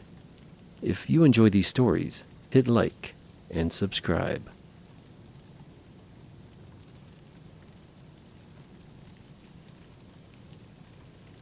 This happened when I was 14, and to this day I've never told anyone besides the friend I was with. Not because it's some huge terrifying thing, but because the more I try to explain it, the less it makes sense. And when something doesn't make sense, it tends to stick with you. There's a small park in my hometown that's tucked way back into the woods. You wouldn't even know it was there unless someone showed you. No parking lot, no lights. Just a barely visible dirt path off an old back road. The rumor, when we were kids, was that it used to be a scout camp or church rec area or something like that. But nobody really knew. The playground was old, wooden beams, rusted bolts, those thick plastic tunnels with weird static buildup when you crawled through them. I first found it in the 5th grade with my friend Tyler. We'd been exploring the woods and followed the path without knowing where it led. The place gave me a weird feeling even back then, but we played there a few times after that. Then it got forgotten as we grew up and got phones and stopped doing stuff outside. Fast forward to a Friday night in November, freshman year of high school. Tyler texted me late, around 11:30, asking if I wanted to sneak out and hang. Nothing crazy, just walk around, maybe hit the gas station if we felt brave enough. I lived in a quiet neighborhood, so I popped out through my window and met him at the corner. We started walking around like usual, but we were bored. Then Tyler brought up the old playground. Remember that place in the woods? I hadn't thought about it in years, but as soon as he said it, I pictured the red slide, the warped seesaw, and that weird hollow sound the ground made when you jumped on the mulch. It didn't take long before we decided to go. It took about 40 minutes to walk there. It was colder than we expected, and the air had that dead stillness that makes sound carry in weird ways. No traffic, no wind, just the crunch of our feet and the occasional crack of a distant branch. It felt later than it actually was. We finally found the path and followed it in. It hadn't changed much. A clearing opened to reveal the same old playground. Everything was still there, swings hanging crooked, slide tilted where the support beam had sunk a little, the big wooden structure in the middle with faded red paint. It felt smaller than I remembered, but that could have just been because we were older. We walked around for a while, not saying much. Tyler tried climbing one of the platforms, but stepped through a rotten board and gave up. I sat on the swing, but it barely moved and creaked like hell. I started to feel uncomfortable, but I couldn't pin down why. It wasn't like anything was happening. It just felt wrong. It was too quiet, like the clearing was muffling sound instead of amplifying it. Then we both heard it, a sound like plastic popping. Hard to describe, but if you've ever crawled through one of those big plastic tunnels on a playground and slapped your hand against the inside, it was like that, loud, hollow, and sudden. It came from the play structure. We froze and stared at the tunnel. It was completely dark inside. I got this vivid mental image of someone crouched in there watching us. I told myself it was an animal, or the tunnel settling from the cold. But those answers didn't sit right. Tyler whispered, "Did you hear that?"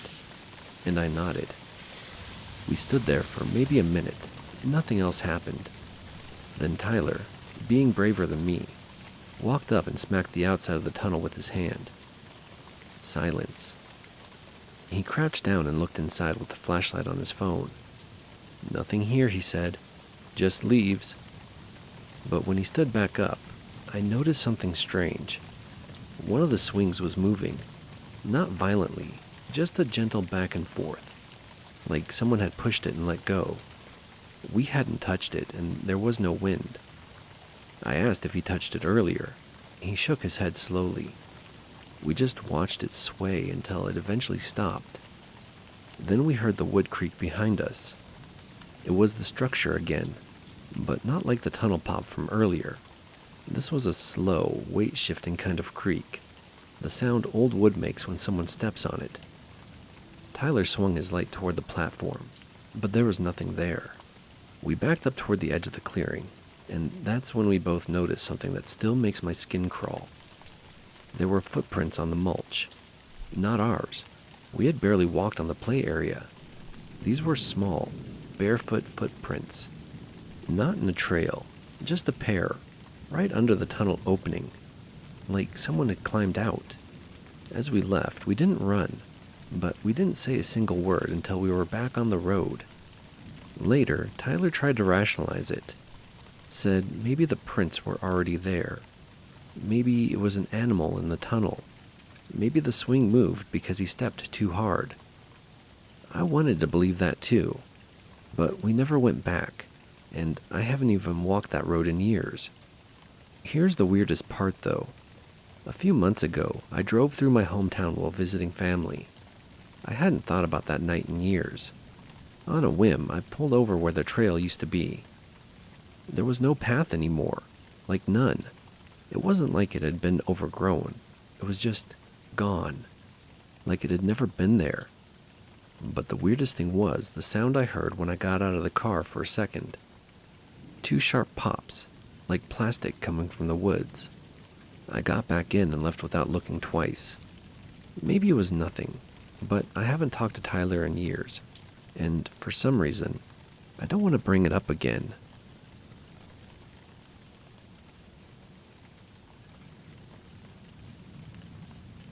For context, I, 28 male, my friend Greg, 29 male, and his cousin Danny, 25 female, are into urban exploring. Nothing extreme, mostly old barns, houses, and the occasional school or factory. We don't break in or vandalize.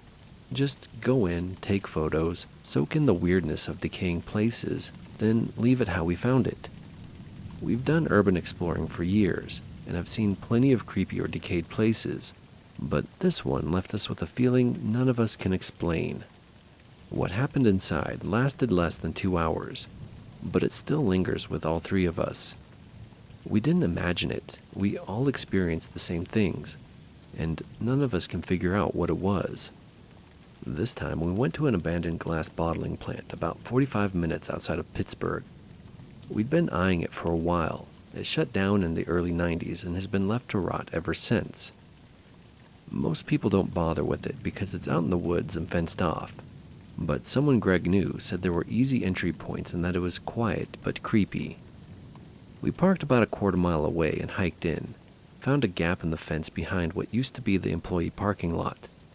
The place was huge, like a small industrial complex with multiple buildings. Vines had grown over the main structure, and parts of the roof were caved in. There was graffiti all over, but none of it recent. It felt truly abandoned. Inside, it was the usual stuff.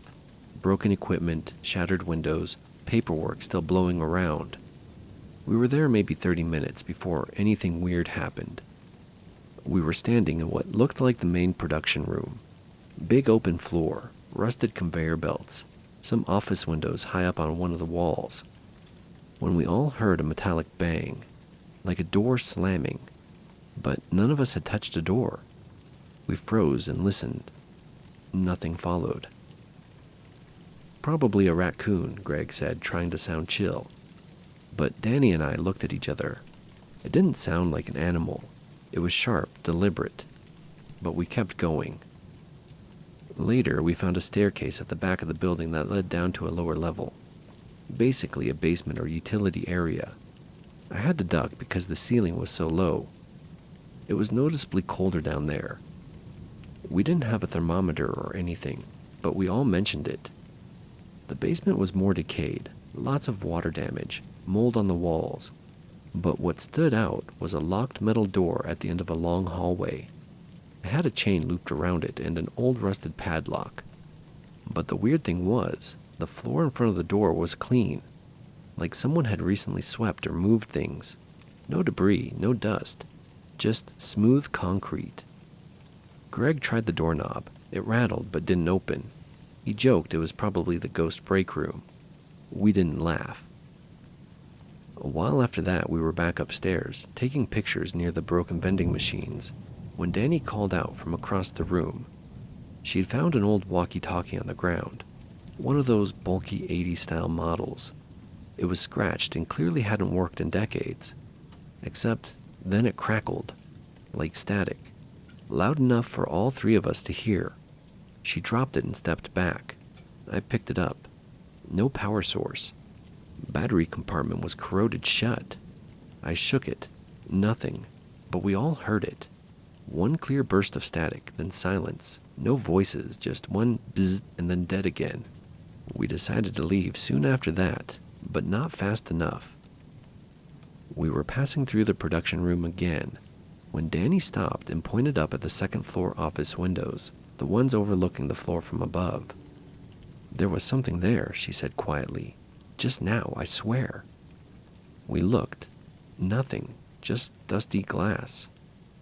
Greg asked her what she saw, and she said she thought it was a man in the window, tall, standing perfectly still, watching us and then gone. At this point, I was ready to go, but Greg, ever the adventurer, said we should check upstairs, just to rule it out. We argued for a minute, but eventually we followed him. The upstairs offices were more intact. There were desks and old phones, and calendars from 1991 still on the walls. Nothing looked disturbed, but it was uncomfortably quiet, even more than before, like our footsteps didn't echo the way they should. We walked into a large front office, the one with the window Danny saw the figure in. And the air felt wrong, I don't know how to explain it. Heavier somehow. Greg looked out the window. "See?" he said. "Nothing here. Probably just your reflection." But Danny wasn't even near the window when she saw it. Then something happened that I can't explain. From the hallway behind us came a sound like dragging across the floor. Not fast, but slow, heavy, like a large piece of wood or furniture being pulled. Greg thought it was a squirrel or raccoon again. He stepped into the hallway and called out, "Hello?" No answer, no more dragging. But when he turned back to us, his face was pale. The door at the end of the hall, the one we had come through, was shut, and we hadn't shut it. It was one of those industrial doors that drag slightly across the ground when it closes. It was heavy and loud. We would have heard it, but it was now completely shut. We left right then, fast. No one said a word until we got back to the fence. Once we were outside and back near the road, Greg finally asked us, "Did either of you see the guy in the hallway?" Danny and I looked at each other. "What guy?" I asked. He paused and shook his head. "Never mind.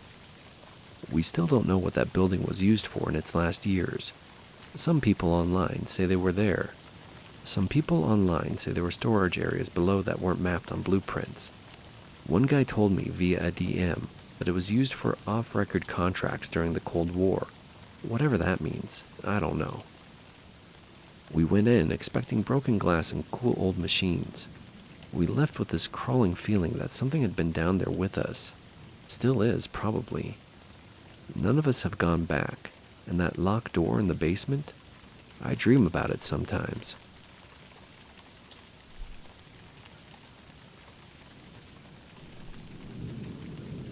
Something happened to me and my girlfriend during a cabin trip last fall that still messes with my head.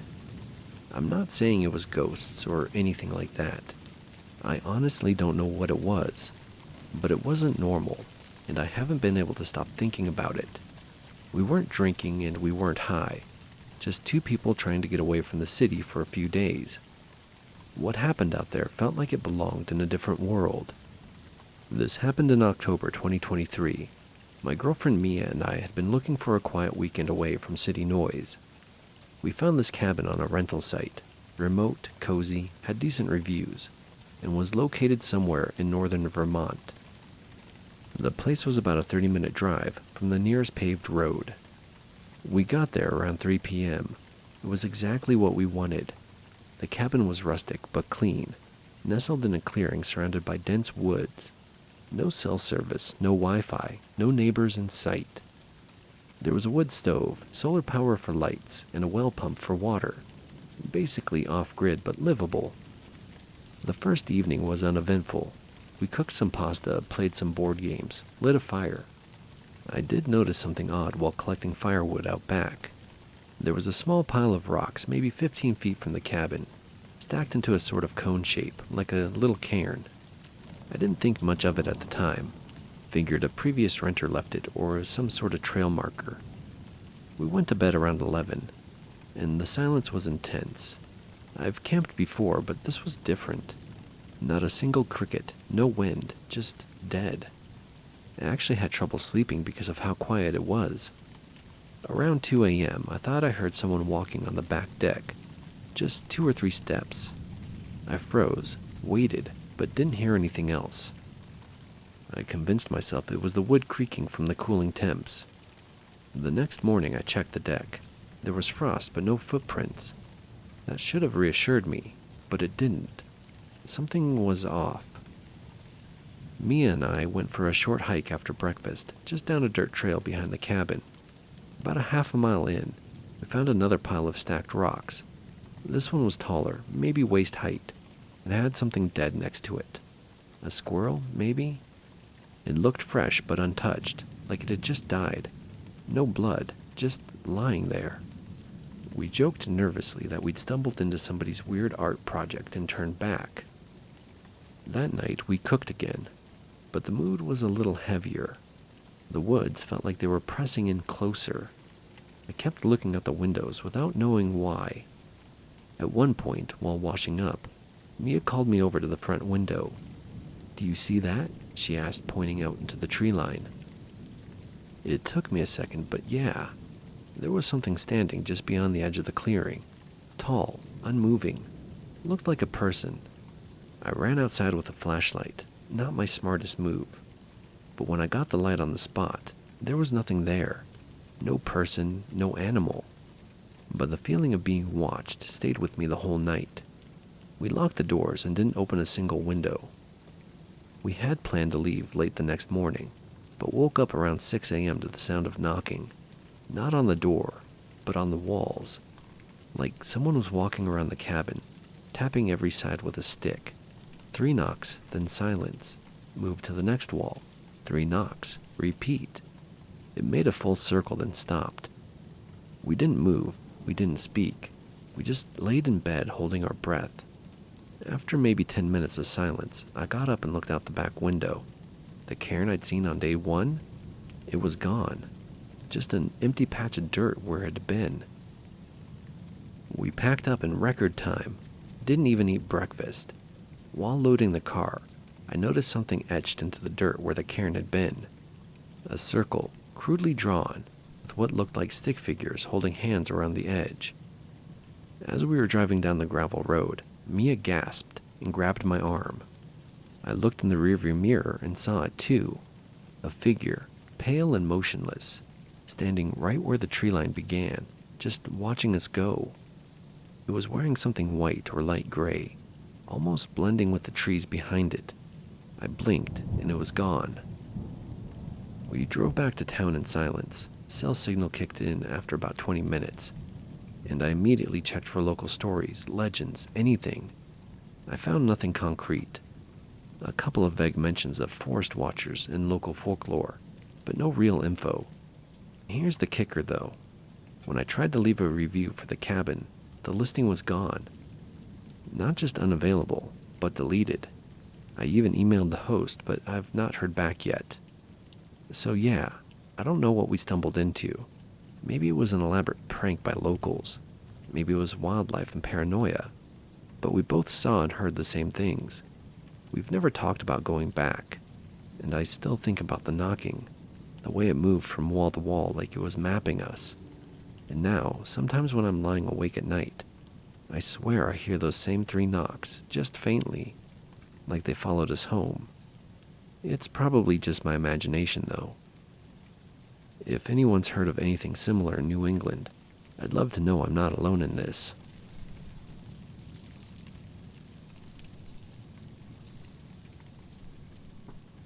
This happened back in January, and I've sat on it for a while, because I still can't quite explain what happened. I'm not trying to make it sound more dramatic than it was. It was just strange. One of those things that sits in your mind differently the longer you think about it. The place was an abandoned school in rural Ohio.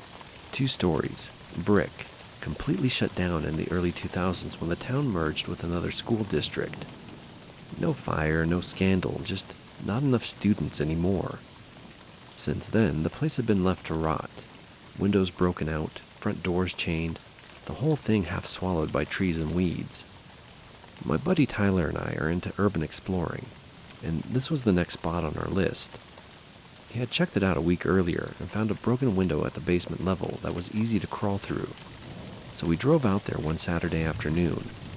It was cold and gray, the kind of day that makes everything feel a little more drained and lifeless than it probably is.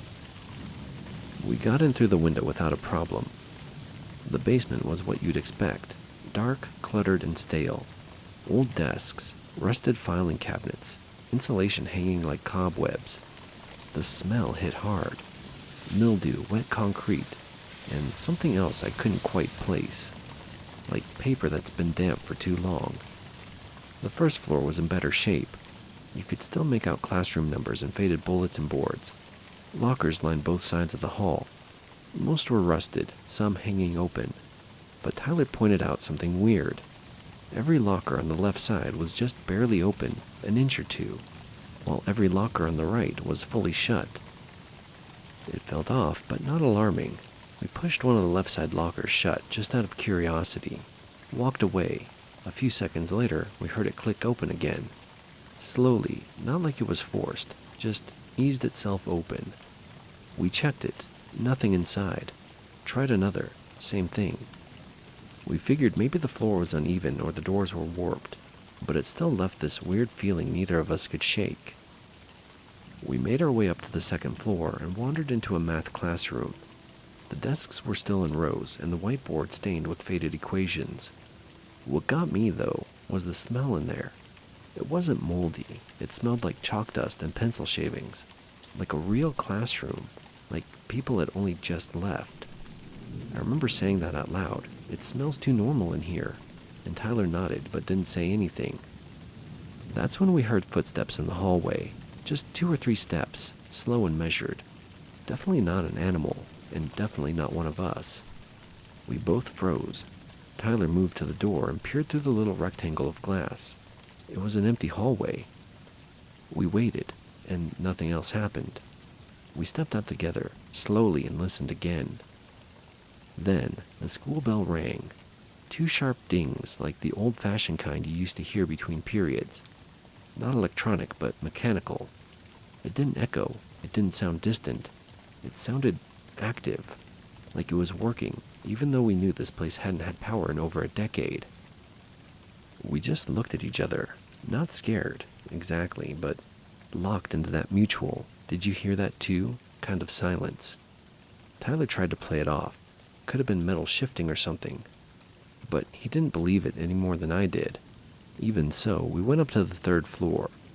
That level was rough. Water-damaged walls, parts of the ceiling sagging or collapsed. This was where the admin offices were. Doors labeled principal, counselor, and records.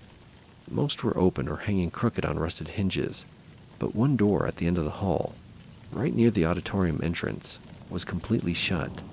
No peeling paint, no signs of water damage, just clean and quiet, like someone had closed it yesterday. The air felt heavier up there, like gravity was slightly wrong. I had this pressure behind my eyes, and Tyler looked visibly uncomfortable too.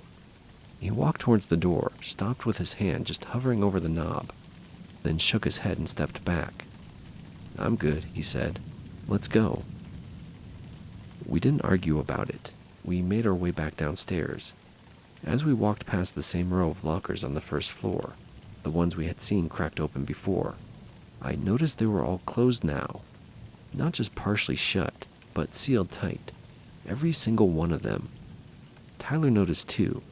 We didn't say anything. We just picked up the pace, crawled back out the basement window, and got the hell out of there. We drove for a while before either of us spoke. Then Tyler asked, "Did you see the chalkboard before we left that math room?" I told him I hadn't. He said, just as we were stepping out, he looked back. In the lower corner of the whiteboard, there was a line of fresh chalk that hadn't been there before. Written in all caps, it said, "Attendance 2 out of 2. We haven't been back, haven't really talked about it either. But a few weeks ago, I drove past the building again on the way to visit my cousin. It had been sealed up tighter, fresh boards on the doors, and a new fence out front. Someone had spray painted 'Keep Out' in red across the entrance.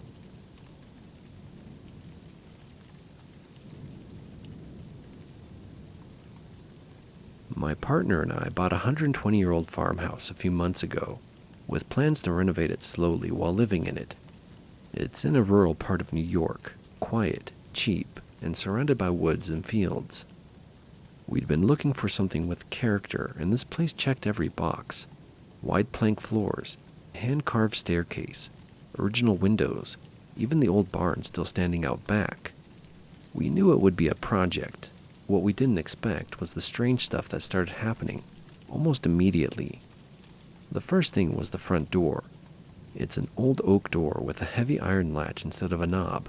We lock it every night. That first week, we'd come downstairs in the morning and find the latch undone and the door cracked an inch or two. Not wide open, just enough to notice. We thought maybe the wood was warped or we weren't closing it properly. But even after I adjusted the hinges and added a bolt at the top, it kept happening. Then it stopped for a couple of weeks, so we chalked it up to house-settling weirdness.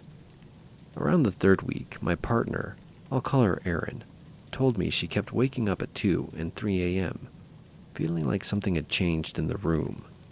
That was the word she used. changed. Not that she heard something or felt watched, just that she would get chills down her spine, like when she would run up the stairs from a dark basement as a kid. I hadn't noticed anything at that point, but I started waking up randomly too. No sounds, no obvious reason, just fully awake, wide-eyed in the dark. One night, I stayed awake after one of these wake-ups and sat in the living room reading. Around 3:20 in the morning, I heard something creak in the hallway, floorboards shifting like footsteps.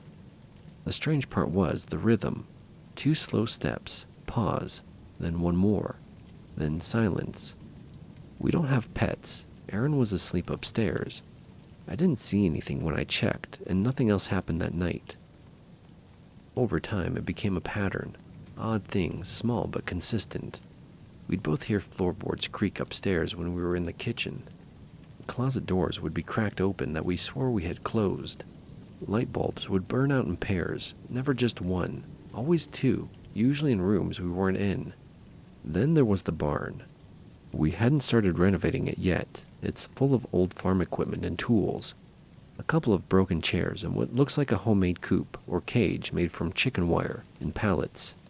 One afternoon, we walked out there just to poke around.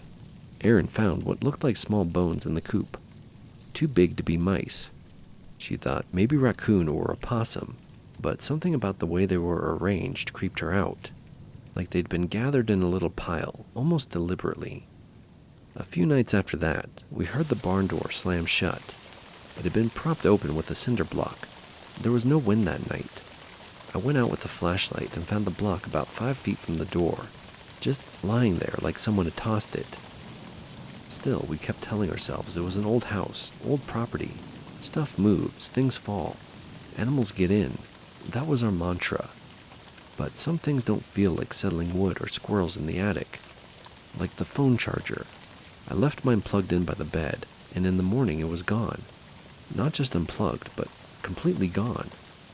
We tore the room apart looking for it. Nothing. A week later, I found it in the attic, coiled neatly on top of a covered mirror we hadn't uncovered yet. We hadn't even opened the attic since we moved in. And then there was the writing. There's a small crawl space in the basement, dirt floor, stacked stone walls, barely tall enough to kneel in. We went down there last month to check the old foundation.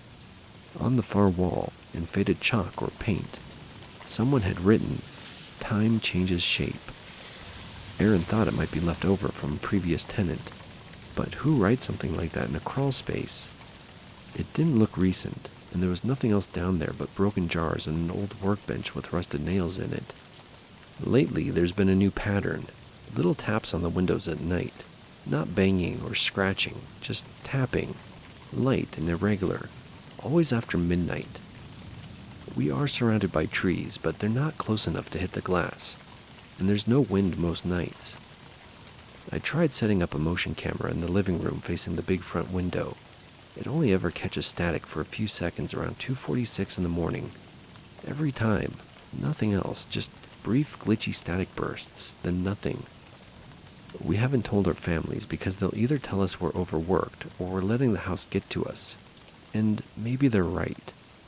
Maybe renovating a 120-year-old home messes with your head. But here's the thing that finally made me sit down and write this out. Last night, I found something in the kitchen drawer that neither of us put there. It was a Polaroid photo, faded and slightly curled. It showed the front of the house, clearly decades ago. The paint was peeling in the exact same pattern as the photo we took on move-in day. But what got me was the figure in the window. Upper floor, far left.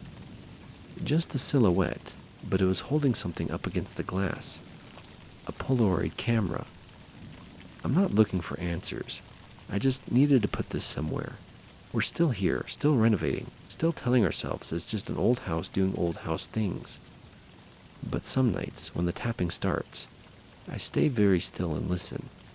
And sometimes I swear I can hear someone walking around upstairs, even when we're both in the living room.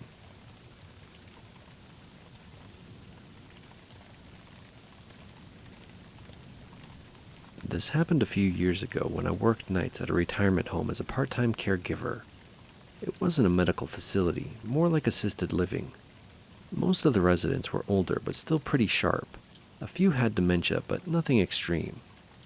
I worked the 10 p.m. to 6 a.m. shift, mostly just doing bed checks, answering the occasional call light, and sitting at the front desk trying not to sleep. The place itself was calm, too calm, honestly. It had that weird sterile stillness at night, like everything was on pause. No music, no TVs, just the faint hum of the vents and the buzz from the hallway lights. The first strange thing I noticed was how residents talked about the boy. It started with Mrs. Harper. She had arthritis but was completely lucid. One night I brought her some water and she asked if the little boy could have one too. I thought she was joking, so I said, "Sure, I'll get him one too." She just smiled and said, "He doesn't drink much, just watches." A few days later, Mr. Levine, who never spoke to anyone, stopped me during my rounds and said, "You shouldn't let that child wander. It upsets the others." I asked what child he meant, and he just waved it off and closed his door. Over the next couple weeks, more of the residents started referencing a boy. Always at night, always vague. "Tell him not to come in my room anymore. He keeps knocking but never comes in. He's not wearing shoes." They all described him the same way. Small, dark hair, maybe 6 or 7 years old. But there were no kids at the facility, no visiting family at night, and no staff with children. One night I was doing paperwork at the desk around 2 a.m. when the front door chime went off, like someone had come in. That shouldn't have been possible unless I had a key or someone buzzed them in. I checked the cameras. Nothing. The feed was frozen for about 13 seconds, then came back. That's when I heard the soft pat, pat, pat of bare feet on tile. It was distant, down the north wing hallway. I thought maybe someone had gotten up and was walking around barefoot, which happens sometimes. But when I checked, all the room doors were closed and the motion lights hadn't triggered. Back at the desk, I saw a small wet footprint on the floor. Just one, near the lobby entrance. The weather outside was dry. I cleaned it up and didn't tell anyone. A few nights later, I passed Mrs. Harper's room and found her wide awake, sitting up in bed, staring at the corner. I asked if she was okay. She said, "He doesn't know he's dead, does he?" I asked who. She said, "The boy. He keeps asking where his mother is." I didn't know what to say. I just brought her some tea and sat with her for a bit. When I stood up to leave, she grabbed my hand and whispered, "Don't answer if he knocks." After that, I started bringing headphones to work. Music helped me ignore the weird creaks and random noises. The building was old. Pipes groaned and walls settled. All logical stuff. I didn't want to feed the vibe. But then the knocking started. Always faint. Always at the very bottom of the resident doors. Like too low to be someone standing. Tap, tap, tap. One of the other nurses said she heard it too. Always between 2 and 4 a.m. Always just once or twice. She joked that it was the barefoot ghost kid, and we laughed, but I could tell she was uncomfortable. One night I was alone during a storm. The power flickered, then came back. I went to check the halls just in case an emergency light had gone out. At the end of the hallway near the fire exit, there's a locked supply closet. No one ever uses it. As I walked past, I heard what I swear was a child laughing behind the door. Short and quick, like they were trying not to be heard. I didn't open it. I don't even know why. I just got this cold feeling in my stomach and turned around and left the hall entirely. Maintenance checked it the next day. Nothing inside but mop buckets and old linens. That was a while ago, and I don't even work there anymore. But last week I stopped by to visit one of the nurses who still works there. We got to talking and I asked her, half jokingly, if the boy ever made a return. She got real quiet and said Mrs. Harper passed away a few months ago, and during her last days, she kept saying, "He's getting closer now. He's inside the walls." No one knew what she meant. They also found small wet footprints outside her door the morning she died. Hello, fellow drifters. It's been a while, but I'm back now. I've worked at other places Your since, neon and oasis nothing in like the that has desert of happened the again. dark. The It was voice probably that just the speaks to you isolation, from the other the night side. shift. If you The enjoy way these older buildings stories, creak and leave a play like tricks on you. and subscribe.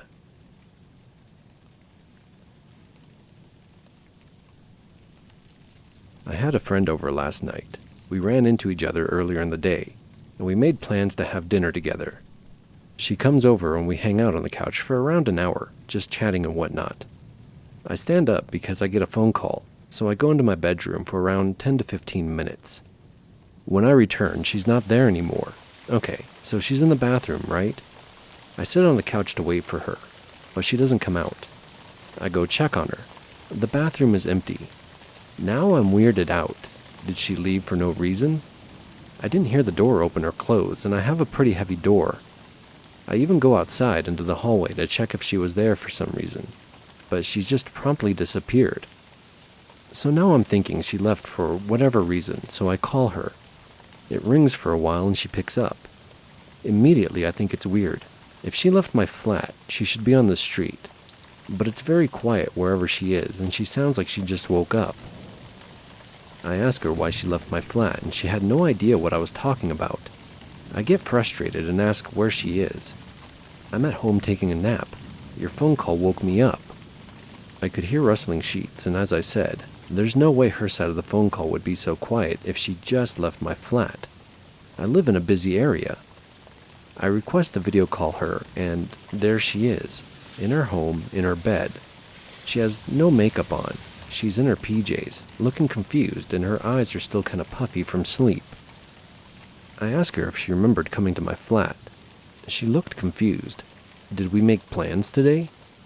She said that after running into me, all we did was chat, say goodbye, and then she went home to take a nap. Obviously, there's no way she got home, removed her makeup, undid her hair, and changed her clothes within 15 minutes. She lives like half an hour away from me. I have no clue what to think of it.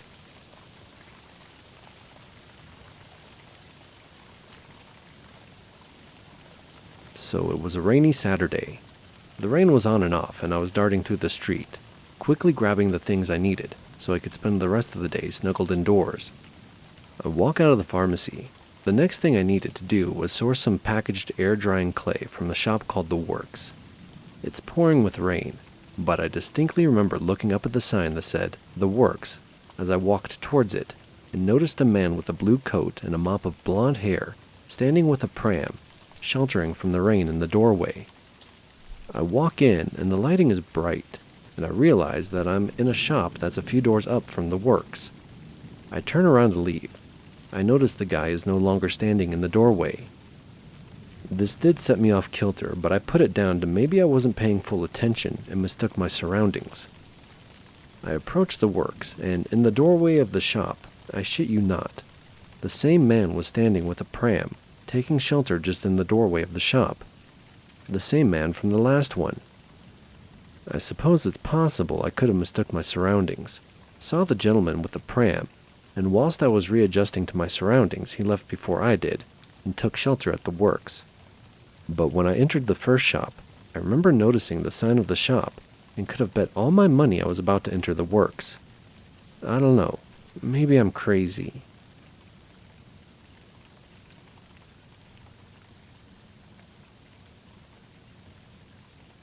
So this happened about a week ago, and it's still messing with my head. I was at my friend Mark's place, just a normal hangout. Video games, snacks, background music, the usual. His roommate, Jenna, popped into the living room, and we started to talk about this old cartoon we all used to watch as kids. I specifically remember saying, "Dude, the theme song was such a banger." And Jenna replying, "Right?"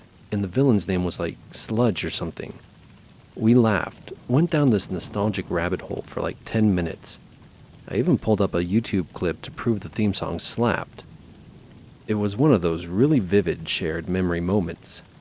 Flash forward 2 days. I'm back at Mark's and Jenna walks in. I reference the cartoon conversation, say something like, "I still have that stupid theme song stuck in my head thanks to you guys." She just stares at me. Mark too. Then she says, "What are you talking about?" I remind them of the chat, exact quotes, YouTube video, everything. Mark swears Jenna wasn't even home that night. I checked my phone. The video history? Gone.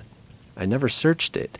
Even the couch pillow I remember tossing at Jenna when she got the villain's name wrong was on the opposite end of the room, like it hadn't been touched. I don't know if I dreamed it, hallucinated it, or slipped into some alternate thread of reality for 10 minutes. But whatever happened, it felt real, like too real. Anyways, just throwing this into the void to see if anyone else has ever had a phantom memory that refuses to let go.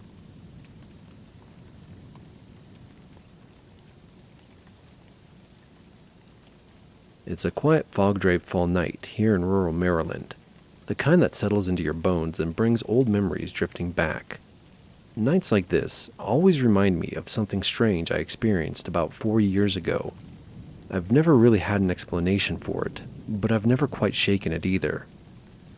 There was a stretch of back road I used to run along regularly, winding through farmland and patches of woods. About halfway down the route stood an old schoolhouse, brick, 2 stories, probably built in the 1920s. It had been out of use since the early 90s, or so I'd been told. Before that, it had served as both an elementary school and later a daycare. By the time I moved to the area, it was nothing more than a boarded-up shell, roof sagging in places, paint peeling, vines creeping up the walls. Most days, it just blended into the overgrowth. One evening in October, I got home later than usual and decided to run anyway. The air was thick and damp, the kind of chill that carries the smell of wet leaves. I left without much thought, no flashlight, no reflective gear. The sky was low and heavy, and a soft drizzle started as I turned onto the road near the school. That's when I noticed something strange. The building was lit up. Warm light spilled faintly from several of the first-floor windows. Not bright, more like the soft glow of an old fluorescent bulb or desk lamp, but unmistakably there. The front steps, usually cracked and crumbling, looked somehow less so, and there was the faintest trace of music, like a children's song, carried on the damp wind. I slowed down as I approached. In the fog, shapes moved behind the glass, blurred, like people walking through a hallway. Shadows crossed briefly in front of a window, and then vanished again. Then I saw the schoolyard. There were children, 5, maybe 6 of them, moving slowly near the swing set. The swings creaked just slightly, though there was no wind. I couldn't hear them speak or laugh, but they looked like they were playing. A little girl ran in a circle. A boy crouched by what looked like an old toy truck. It wasn't chaotic, not even energetic. Just quiet, calm, unsettlingly so. One of them turned toward me. I couldn't see her face clearly, just the pale outline of it, tilting upward, watching. There was something too still about her, too deliberate. I felt something tighten in my chest. It wasn't fear exactly, but something close, a kind of dread without explanation. I ran past the school faster than I meant to, barely breathing, my footsteps dull against the wet road. Only when I reached the next bend did it hit me how wrong it all was. The building had been abandoned for years. No power, no staff, no children. And yet I'd just seen lights, movement, and life. I turned back, but the road behind me was dark. The windows were black, the swing sat still, swallowed in weeds. The building looked just as it always had, ruined, silent, and forgotten. I went home in a daze and barely slept. A few days later I mentioned it to my doctor, not because I thought it was supernatural, but because I genuinely wondered if something was wrong with me. He suggested stress, maybe a vivid daydream brought on by my running rhythm in the fog. I nodded and agreed. But the truth is, I've never believed that explanation. I ran that route dozens of times afterwards, hoping, maybe even needing to see it again. But I never did. Eventually the school was torn down and the lot repurposed, though I never quite got used to passing that spot. Still, when nights like this roll in, when the fog thickens and the cold drizzle returns, I think about what I saw.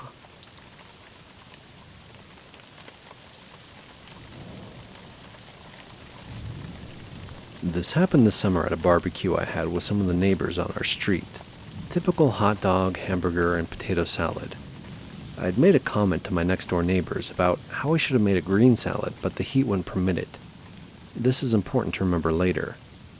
The afternoon carried on as normal.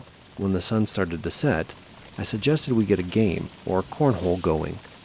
I have a board that I painted myself that glows in the dark, with LED lights around the board, and I have bags that also glow, 4 pink and 4 green. We paired up and separated the bags, 4 green and 4 pink.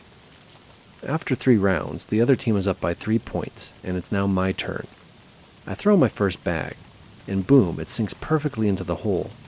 You could see the pink illuminate through the hole clear as day. The other team lets out the typical "ugh" sound. My partner and I cheer. Our neighbors, who are just watching, all cheer. We continue on taking turns throwing our bags and the match ends. As the other side starts to collect the bags, I see them both look around for my pink bag that I made directly in. They can't find it anywhere. Now, there are no kids or pets to blame, and I thought maybe the other person jokingly hid the bag. They both tell me they hadn't touched it, and they look equally confused. Now, all of us spend the next 20 minutes searching my tiny backyard.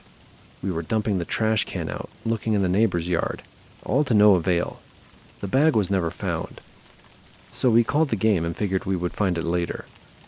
We all kind of exchanged a "that's strange" face with each other, because if you ever played cornhole, you know when a bag sinks into the hole, there isn't really any other place for it to go besides under the board. I brush it off and start to tidy up a bit, clearing plates and empty cups, when I notice the table with all the food on it, and right in the center is a freaking salad. Did someone come late and bring the salad? I'm just standing there when I notice not only is there a salad, but it's in one of my own salad bowls. I'm floored. I don't want to sound crazy, so I casually ask each neighbor if it was them that brought the salad. They all said no.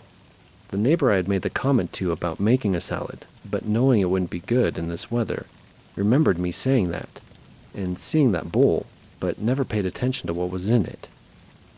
As the night ended, and I'm cleaning up the rest of the mess, I decided to look again for the bag, and never find it. My friend is inside washing dishes and asks me whose salad bowl did this belong to. I had figured maybe I did make the salad and had forgot I had done so the bowl was mine. Except when they went to put it away, my exact same bowl was already in the cabinet.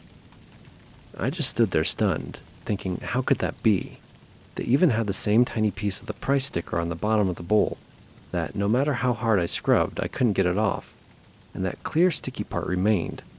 I'm a logical thinker, and I truly believe everything can be explained away, some way or somehow. So I still tell myself that this has to be the case. Maybe the bag got picked up on accident. Maybe I had 2 bowls identical. Maybe I just forgot. But no one claimed the bowl or found the bag. So it will always leave a little doubt in my mind of what really happened that day.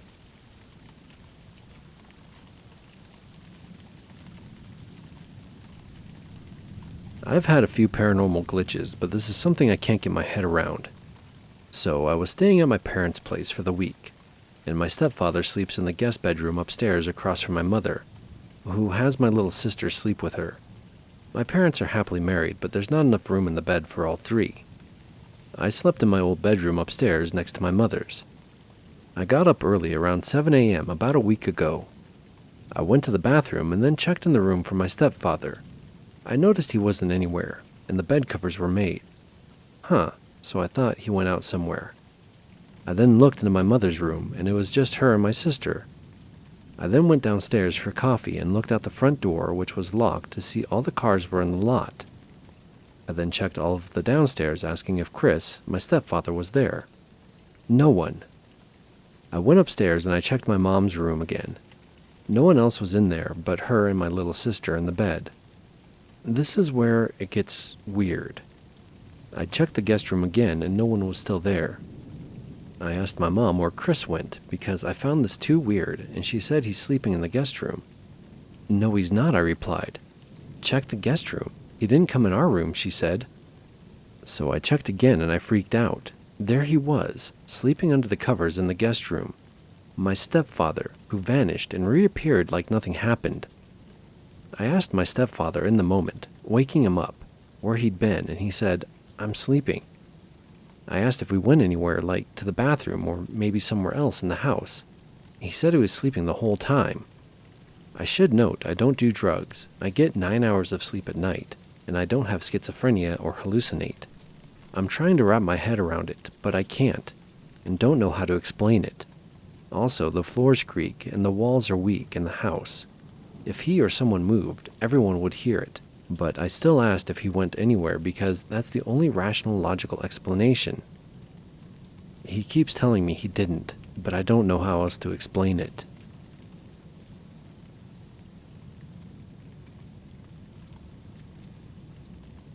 I'm not sure if this counts as a valid post here, but I have a story to tell that happened about 14 years ago.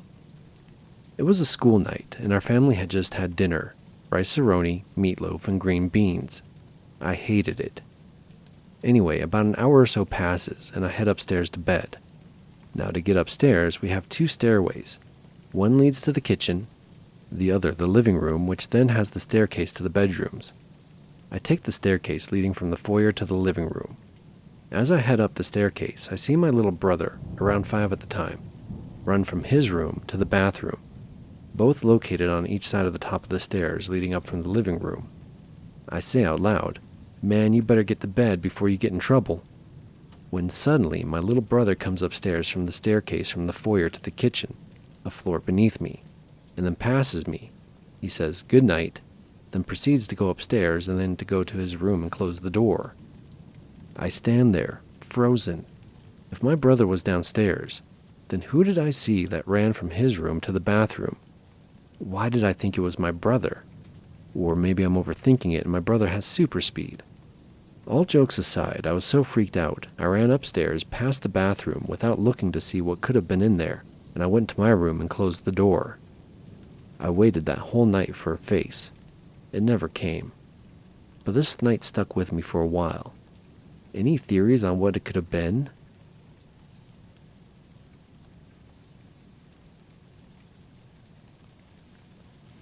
This happened a few days ago, and I still can't wrap my head around it. I wasn't going to post, but it's been gnawing at me, so here it goes. For context, I live with my boyfriend Jake, and this whole thing happened within about half an hour, between 3:45 and 4:17 p.m. I was pulling a frozen pizza out of the oven when I heard the front door open. Jake came in, totally soaked from the rain. He dropped his bag, shook off his jacket, kissed me on the cheek, and said, "Traffic was hell." I remember this exactly, his tone, the way he said it. He looked tired. He told me he was starving and went to change out of his wet clothes. The bedroom door closed. I remember glancing at the microwave clock. It said 3:45. A few minutes go by. I call down the hall to ask if he wants a slice. No response.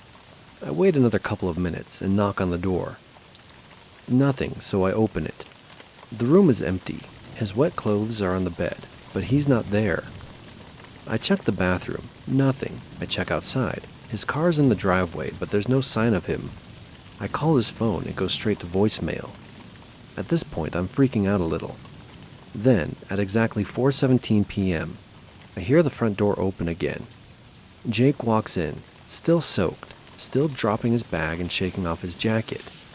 Traffic was hell, he says, in the exact same way, like word for word, same tone. Then he kisses me on the cheek and heads to the bedroom. I stop him and say, "What the hell is going on? You already came home like half an hour ago. Where did you go?" He just looks at me like I'm nuts and says, "I just got here." I point to his wet clothes on the bed. He's totally confused. Swears he's just now getting home for the first time. Then it gets even weirder. I check the microwave clock. It still says 4:17, but when I look at my phone, it says 3:46. So either the microwave glitched or time itself did. We've both been trying to rationalize it. Faulty memory, deja vu, power surge resetting the clock, etc. But I remember that first version of him being there. I talked to him, touched him. The clothes were on the bed before he got home. I have no clue what to make of it. Has anyone else ever experienced something like this?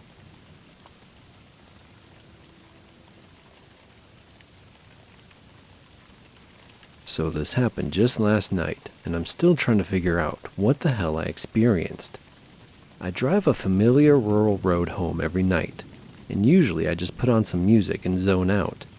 But last night was different. It was late, around 10 p.m. and there was a thick fog rolling in. I had the radio on, some old jazz station I like, and suddenly the static started acting weird.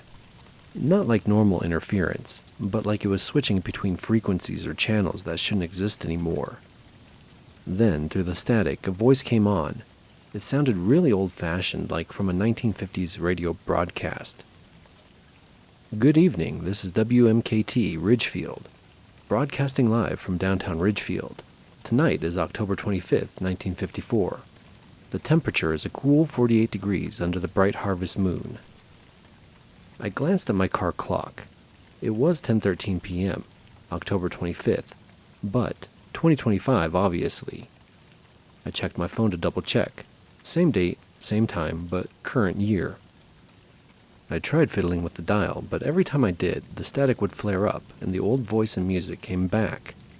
There were announcements about local events, like a high school autumn dance happening that night, mentioning the crowning of the Autumn Queen at 9:30 p.m. It sounded so vivid, like I was hearing a live broadcast from the exact moment in 1954. Feeling a little weirded out, I pulled over near the old train station just outside of town. It's been abandoned for years, but still stands on the edge of the road. I sat there with the radio on, waiting. At exactly 10:20, the broadcast came back again, clear as day. Welcome to Ridgefield High's Autumn Dance of 1954. Students and parents gathered for an evening of music, games, and refreshments. The static was there too, but beneath it was unmistakable, the sound of a live crowd, faint footsteps, music from a jazz band playing in the background. I sat there for a while, half expecting something else to happen, but nothing did. The radio stayed stuck on this weird time warp channel for maybe 15 minutes before snapping back to normal stations. I drove home slowly, the fog starting to lift, my mind racing. I looked up the autumn dance in an old newspaper the next day, and it turns out it really did happen on October 25th, 1954. The school had a dance every fall back then. I don't know what to make of it. The radio glitch alone was weird enough, but hearing a live broadcast from 70 years ago, complete with local details and background noise, it felt like a glimpse into another time. Has anyone else ever experienced something like this? A sudden, brief time slip, or a radio glitch that was way too real?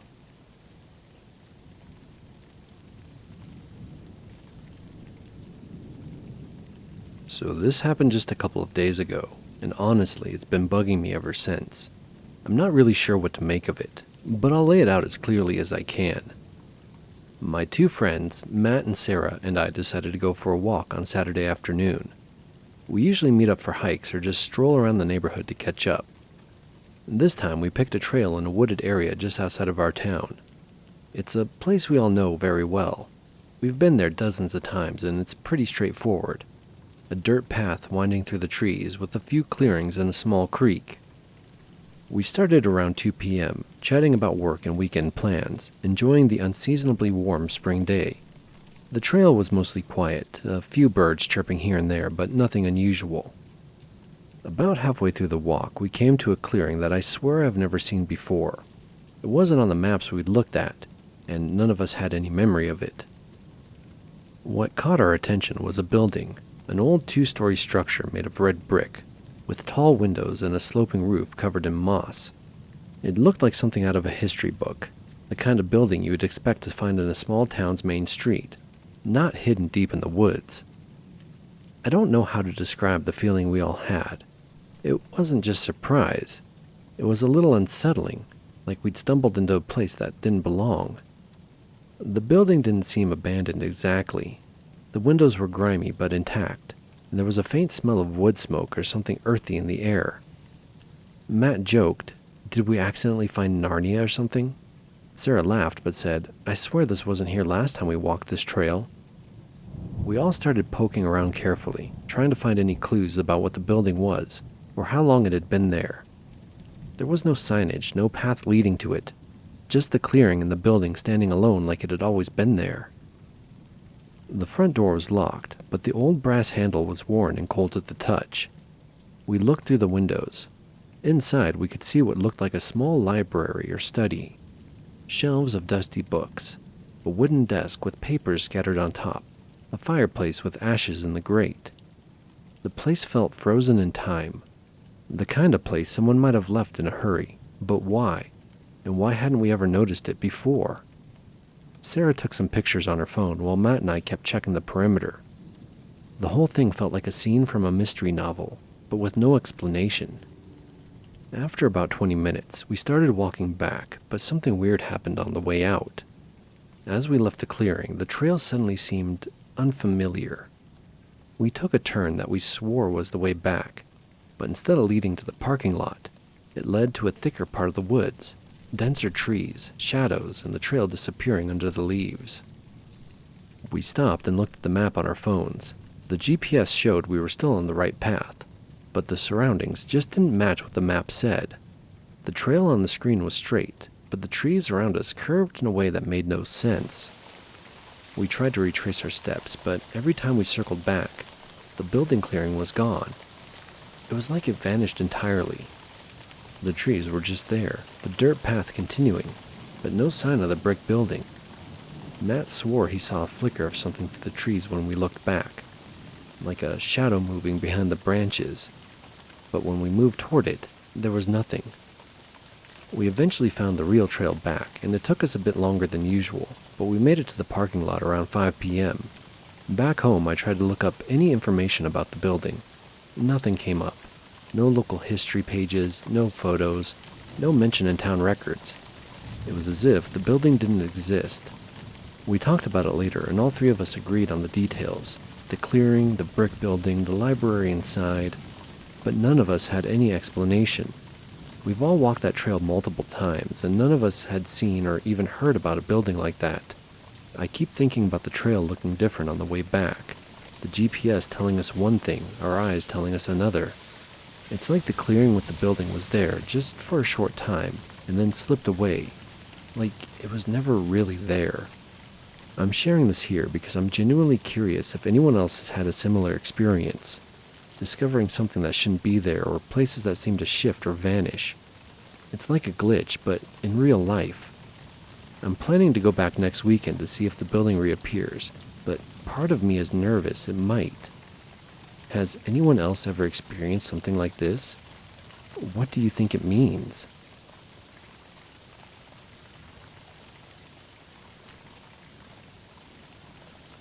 I live in rural Australia. The facts are fairly unique and too easy to identify. I'm also going to muddle the geographical details. I was bullied brutally in high school. One of the very few people who was friendly to me was a dude called Brad. We were only friends of friends, but anyone who was not making my life a misery stood out. In 1988, when I was 14, Brad was in a car accident. He died in hospital. He was only 18. Another boy I knew was also killed instantly in the same accident. An inquiry found there were issues with the roadway that were largely responsible for the accident. These had been neglected and a government body was found liable. Not long after that, the father of the other boy was arrested for, and eventually convicted of, multiple child sex offenses against nearly 24 children. All in all, very sad, a shit show and memorable for the wrong reasons. About a year and a half later, I overdosed on medication and lapsed into a coma. I survived by dumb luck and with minimal damage. I was, however, left with a small amount of permanent amnesia. Furthermore, the memories of the 2 years previous to the coma became very muddled. I did not and do not trust my memory from that period without external confirmation. One day, I abruptly started thinking about Brad for reasons I did not understand. It nagged at me until I looked up his death. At first, I could not find any of the dozens of newspaper articles I recalled about the events surrounding it, or any official records. My memory said the accident occurred late autumn 1989. Brad was supposed to have been taken by ambulance to City A, where he died. I clearly recalled taking flowers to his grave in Town A, my hometown, which is right near the crash site. I also recalled being told when I went to take flowers to his grave again years later that his body had been moved. His parents took his death hard and moved right after the funeral. At the time, it made sense they may have moved him. It took a long time, but I eventually stumbled across the articles and records. I was wildly off regarding the date of his death. He died in Town B and was buried in City C. Town B has a smaller, less well-equipped hospital, and it is further away than a better facility in City A. It seemed odd when I read it that they would transfer a critical patient to Town B hospital. My husband agreed. Not long after that, though, I ran into a mutual associate of Brad and I, who had gone to the funeral in City C and confirmed that he was buried there. This was all very weird, but I wrote it off as yet another example of my scrambled brain. No, it turned out the reason I had started to think about Brad was because it was coming up on his 50th birthday. When my 50th birthday came up, the same nagging feeling reappeared, and I ended up revisiting the articles. To my surprise, I found a listing for a second grave, this time in Brisbane.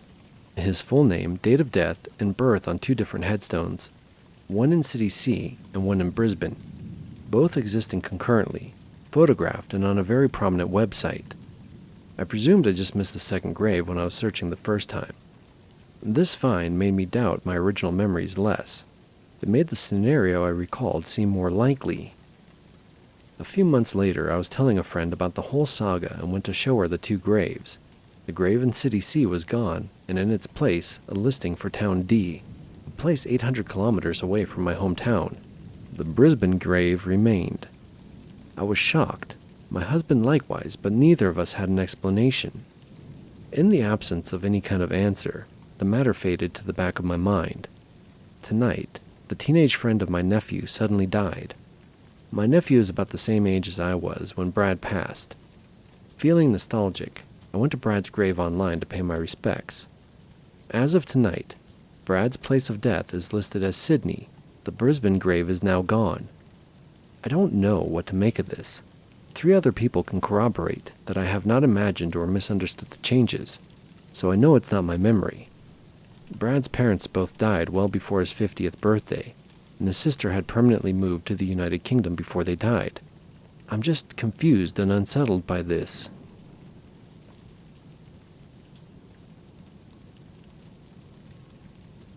Spooky fact.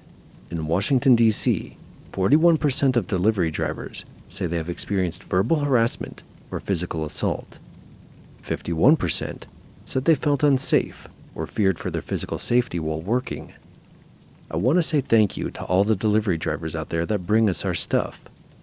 Now, listen to the voice from the other side.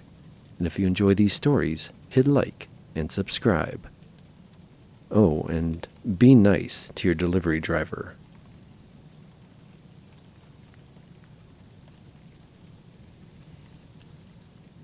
This happened last summer, and even though I wasn't seriously hurt, I still think about it every time I take a late-night delivery.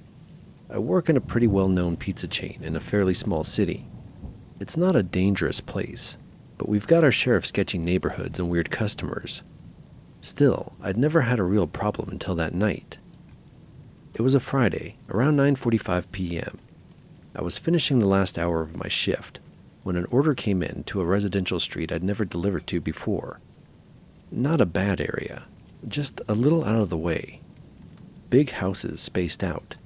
The kind of place that's dark after sundown because everyone has long driveways and motion lights that don't kick on until you're basically at their doorstep. No contact delivery was still an option, but the customer had written, "Please hand it to me directly." I pulled up to the house around 10:10 p.m. It was quiet, with no lights on in the windows, but the porch light was on. Seemed normal enough. I grabbed the pizza and soda, locked my car out of habit, and started up the walkway. That's when I heard it, footsteps behind me, fast and soft like someone in sneakers trying to close the distance quietly. I turned around instinctively, and before I could process what I was seeing, someone slammed into me from the side. The pizza box and bottle went flying. I hit the grass and rolled, not hard enough to knock me out, but enough to disorientate me. The guy was yelling something like, "Give it up," and trying to grab at my hoodie pocket. Joke's on him, I don't carry cash. He was wearing a black hoodie and one of those cheap cloth masks that were everywhere during the pandemic. But what freaked me out more than anything was how calm he sounded once I hit the ground. He wasn't panicking, he wasn't rushing. He was steady, like this wasn't his first time.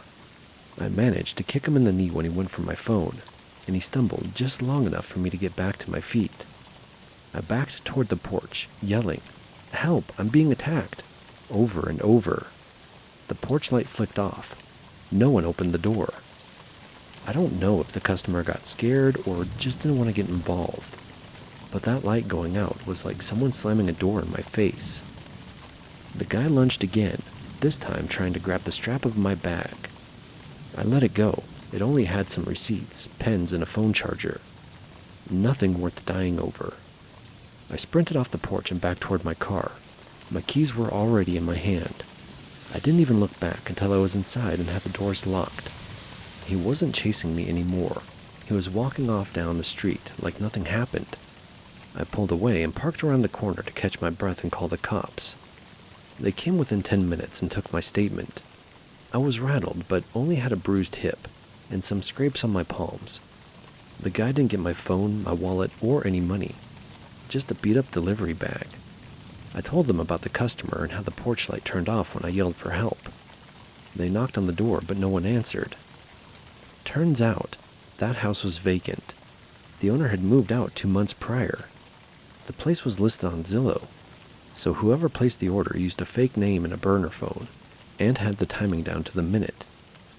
The cops think it was a setup, that the attacker was either working with whoever ordered the pizza, or it was just one guy trying to ambush drivers by placing fake orders to dark, empty houses. The app traced the phone number to a prepaid cell that had already been deactivated. No surprise there.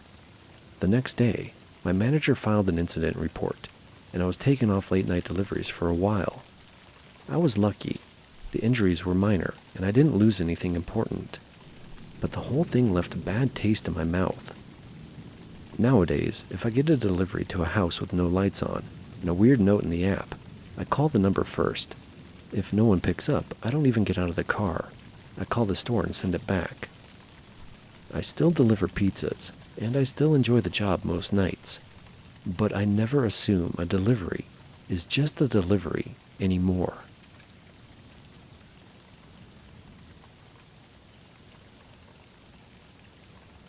I've done DoorDash deliveries for about 6 months now. It's mostly fine, easy money, flexible hours. But every once in a while, you get a delivery that makes you think about quitting. This happened on a Thursday night in early March. I'd planned on wrapping up around 10:30, but I got pinged with one last order around 10:18. It was a stacked order, 2 deliveries from the same burger joint, about 15 minutes apart. One was to a woman in an apartment complex near the freeway. The other was out on the edge of town. The second drop-off was marked "Leave at Door." The address was a small house past the industrial district, where streetlights get patchy and cell phone reception goes weird. I hesitated. I'd been told not to deliver past 10 in areas like that, but I needed the cash. I dropped the first bag off without issue, and then punched the second address into Google Maps. It took me down a frontage road, then onto a narrow residential street, barely wide enough for 2 cars. The houses were spaced far apart, mostly older and a few looked abandoned. At 10:45, I pulled up to a single-story house with no porch light on. The yard was overgrown, and the mailbox was duct-taped to a wooden post. There was a motion light over the front door, but it didn't come on. I double-checked the address, then got out with the bag. The instructions just said, "Ring bell, don't knock," which was weird, because there was no visible doorbell. I tapped gently on the wood anyway and waited. Nobody came. I was about to just leave the bag when I heard something from inside. Heavy footsteps, slow and deliberate. Then a man's voice, low and annoyed, from just beyond the door. "Who the hell is it?" I answered, "DoorDash. I've got your burger and onion rings." He didn't say anything for a second. Then the door creaked open about 6 inches. The guy on the other side looked like he'd just rollen out of bed. Baggy t-shirt, sweatpants, no shoes. But his eyes, something about them made my stomach tighten. Wide, unblinking, like he was trying to decide something. "You're late," he muttered. I checked the app and then said, "Says here it was supposed to be delivered between 10:40 and 10:45. It's 10:46. You were driving around for a while. I watched you on the tracker. You sat on Bigsby Road for 5 minutes. You think I don't notice that shit?" The man answered. I didn't know what to say. I had been on Bigsby for maybe a minute, waiting for a light. "There was a train," I lied. He stepped out of the doorway. "Let me see the bag." I handed it over and he opened it right in front of me, rummaging through the wrappers like he was looking for something. "No damn ketchup. I asked for ketchup." I said, "Sorry, they packed the orders, not me." He looked up, and for a second, I thought he was going to throw the bag at me. Instead, he took a deep breath and said, "You got an attitude, huh?" "No, sir. Just trying to finish up for the night." "You from around here?" he asked. I paused. "Not really." "Yeah, figured." "You drive that red Camry over there?" he asked. Now I was getting nervous. I nodded. He smiled, but there was nothing friendly about it. "Nice car. Bet you make good money."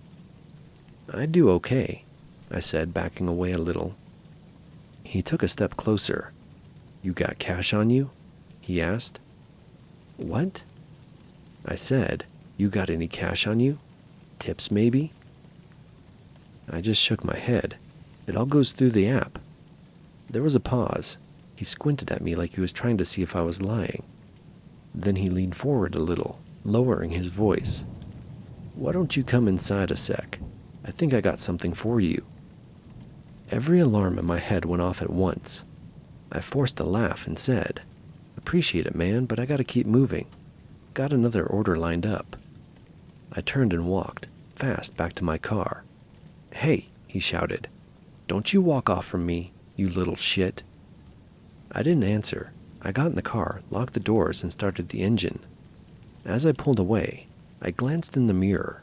He was standing at the edge of the street, just watching me, the bag still dangling from his hand. I didn't stop until I hit the main road again, and then I parked in a grocery store lot, where I reported the customer through the app, flagged the address as unsafe, and wrote a short message to support. They said they'd investigate. That was it. Now I avoid late-night deliveries out past city limits, and I always check the customer notes first. Some people are just looking for food. Others are looking for something else.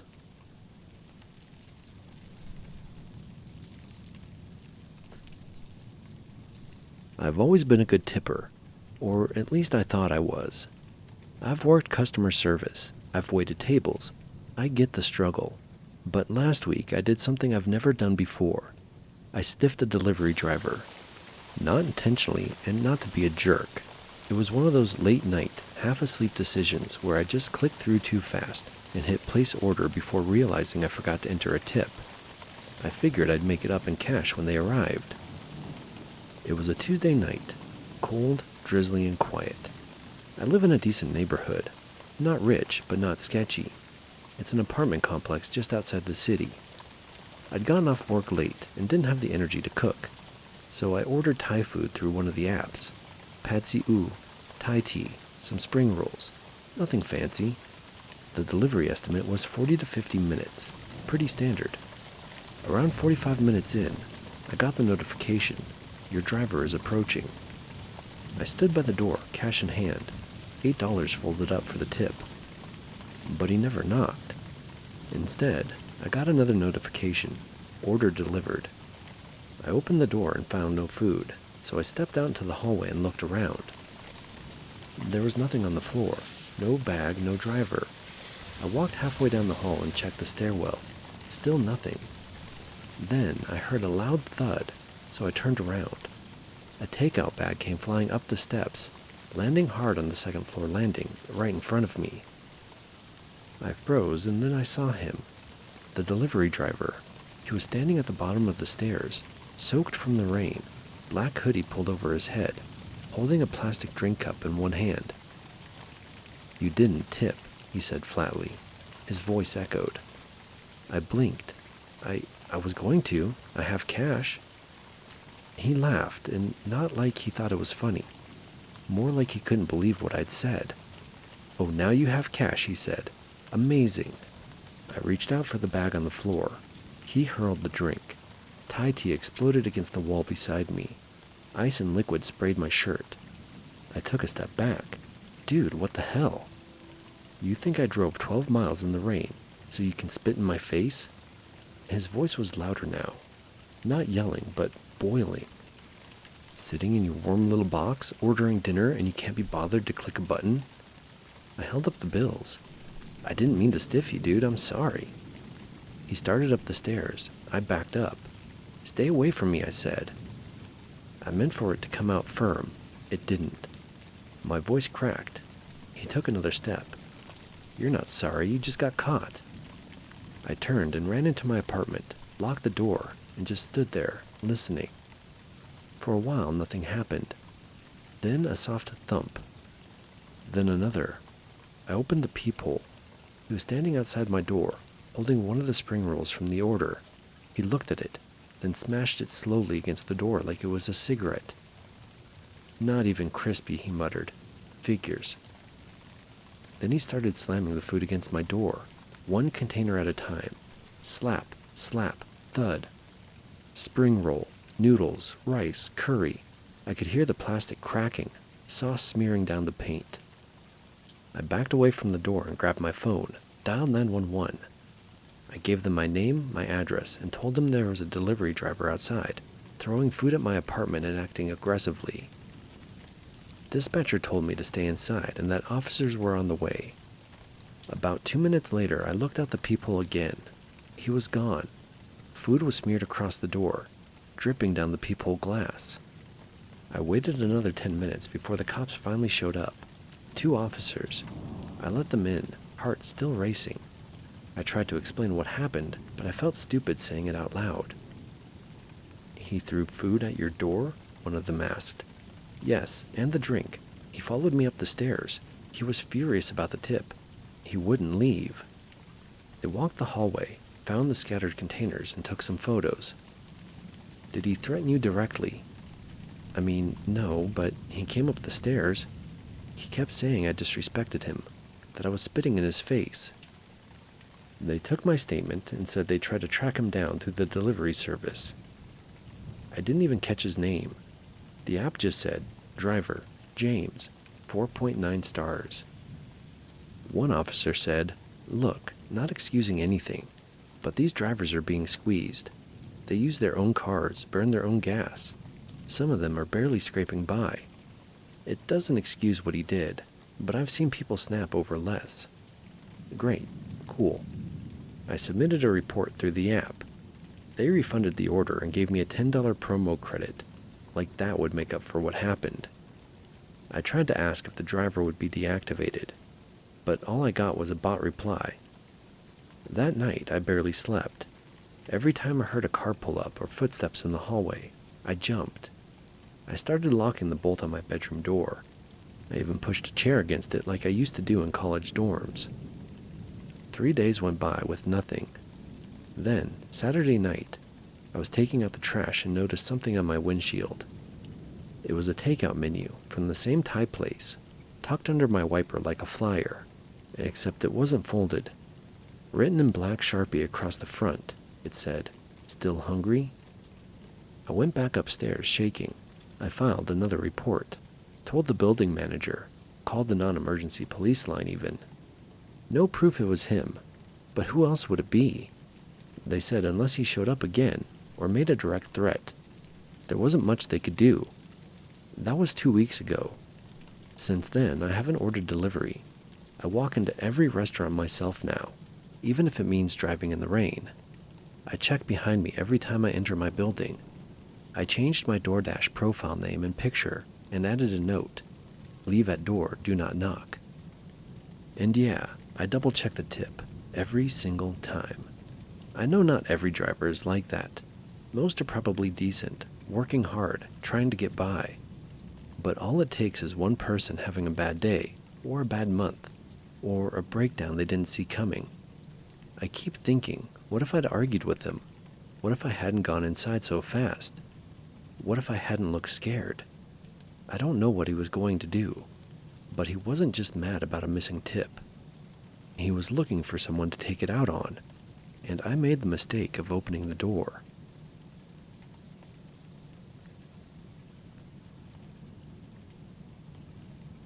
I've been delivering to DoorDash for a couple of years now, mostly to help pay rent and keep my schedule flexible.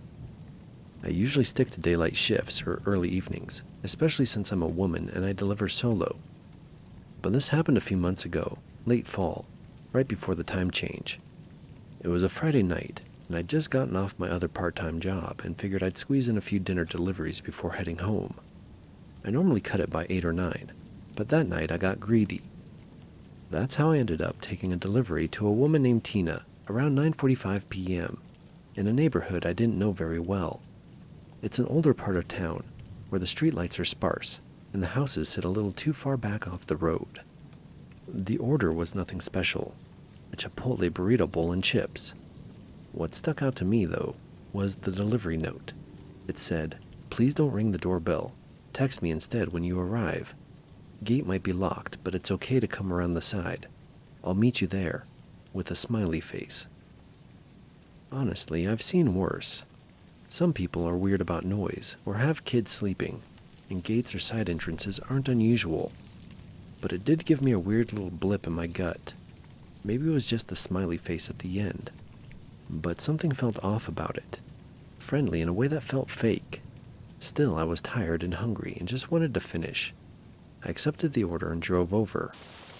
The house was tucked between two others on a street that dead-ended at a chain-link fence and a field.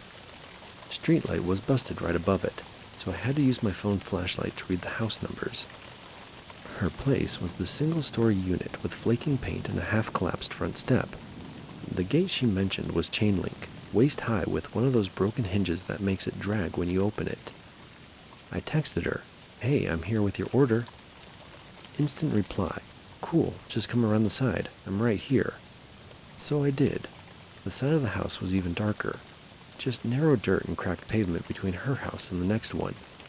The motion light above her back door was busted as well, but I saw her, or at least someone, standing there in a hoodie. She waved and said, "Hi, sorry it's so dark. Light's been out for weeks." She sounded normal enough, youngish, maybe late 20s. I stepped closer and held the bag out. "No problem," I said. But she didn't take it right away. Instead, she asked, "Do you mind waiting a sec? I think they forgot the salsa. Can you check the bag?" That's not unheard of either, but her tone was weirdly rehearsed, like she was trying to keep me standing there.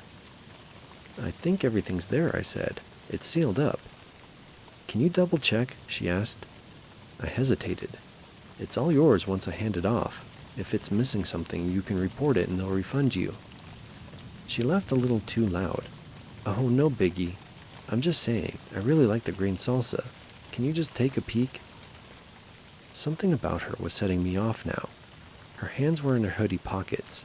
She kept glancing past me, like looking behind me, checking to see if someone had arrived. I took a step back, and that's when I heard the footsteps. From the far end of the alley behind the house, a second figure appeared. It was a male with his hoodie pulled low and hands in his pocket. He was walking towards us, not fast, but purposefully. I backed up more. The girl noticed. "Oh, that's just my roommate. He was out grabbing his charger." But her voice was higher now, nervous. She wasn't selling it. He didn't say a word, just kept walking toward me. I turned to head back toward my car, which was parked right up front. Then I heard him pick up the pace. Not quite running, but definitely speeding up. "Hey, wait," the girl called out, like she suddenly regretted something. That's when I heard another voice, a different one, coming from the sidewalk. "Everything good here?" It was a man's voice, firm but not yelling, not panicked but alert. I looked over and saw an older guy, maybe 50s, walking his dog on the other side of the street. He'd stopped dead, leash in hand, squinting toward us. The guy in the hoodie stopped walking. He froze mid-step. The girl didn't say anything. Her whole posture shifted, shoulders tight, hands still in her pockets. I didn't wait to see how it played out. I turned and bolted toward my car, jumped in, locked the doors, and peeled out like I was in a movie. I didn't even end the order in the app. I just drove 2 blocks down and pulled into a gas station to catch my breath. My hands were shaking so bad I could barely hold my phone. Eventually, I messaged DoorDash support and explained that I didn't feel safe completing the delivery. I never got a response beyond the canned, "Thanks, we'll review your report." They don't really have protocols for stuff like this. The next day, I drove back past the neighborhood out of curiosity, in broad daylight, just to check it out. The house looked abandoned. Weeds were everywhere and mail piled up on the front step. No car in the drive, no signs of life. I don't know if the girl actually lived there. I don't know if the guy in the hoodie was going to mug me, or something worse. But I know they were working together. I know it was a setup. If that guy walking his dog hadn't showed up when he did, I don't think I'd be telling this story. I've since changed how I deliver. I don't go out past dark anymore. If someone asks me to come around the side of the house, I don't. I call or leave the food and go. Call it rude, call it unprofessional. I don't care. I trusted my gut that night, but barely. And next time, I might not be so lucky.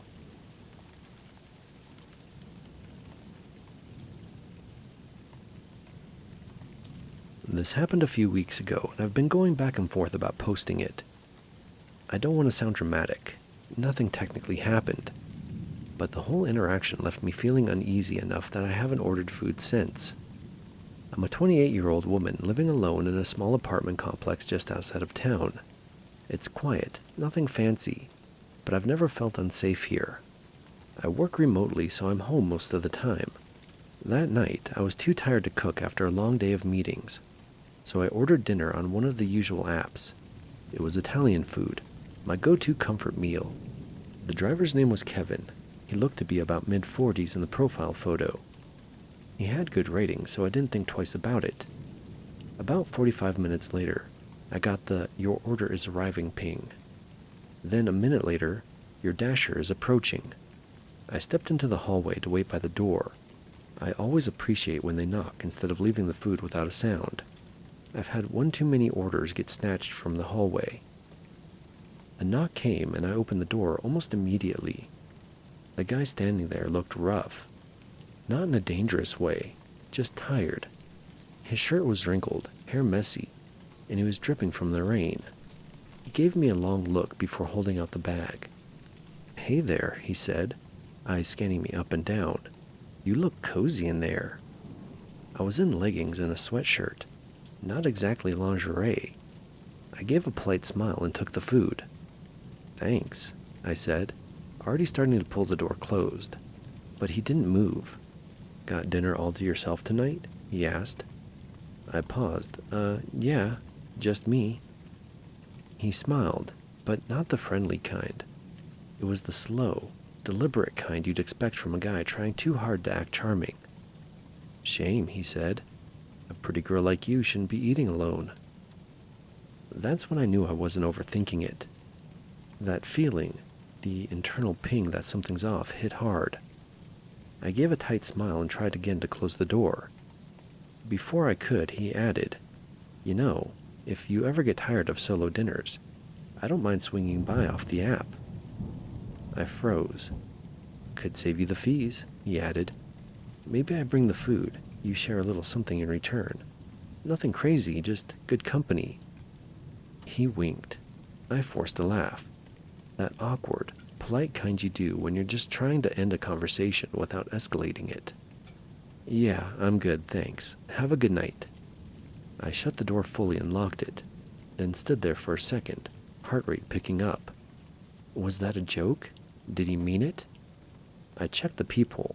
He was still standing there, just outside the door, not moving. He scratched his chin, then pulled his phone out, scrolled for a bit, but never walked away.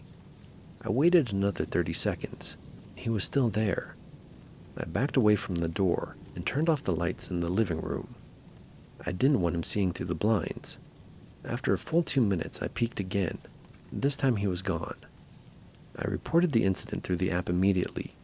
There wasn't an exact category for it. I had to select.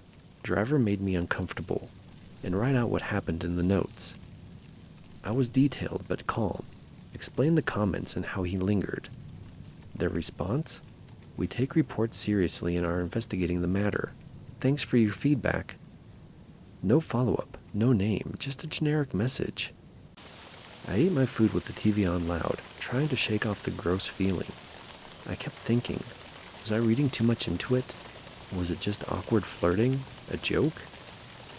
Then the next evening, not even 24 hours later, I found something that made my stomach flip. Tucked into the crack between my door and the frame was a napkin. It was folded, but I opened it up. Inside, in shaky handwriting, it said, "Didn't mean to scare you. You really are cute, though. Think about it." No name, no contact info, just that. My chest tightened. I hadn't ordered anything that night. No one should have been at my door. I called the non-emergency police line. They took it seriously enough to send someone out. The officer told me that while it wasn't illegal for someone to leave a note, the implication was enough to warrant concern. He recommended filing a formal report, especially since I had submitted something to the app already. And I did just that. The next few days were filled with looking over my shoulder. I parked closer to the building. I kept my blinds shut tight. I told my neighbor across the hall, a guy in his 60s who's retired and always home, to keep an eye out. Nothing else happened. The app eventually emailed me again weeks later to say the driver had been removed from the platform. That's it. No real closure, no apology. Just the lingering memory of that long stare, that weird smile, the napkin note.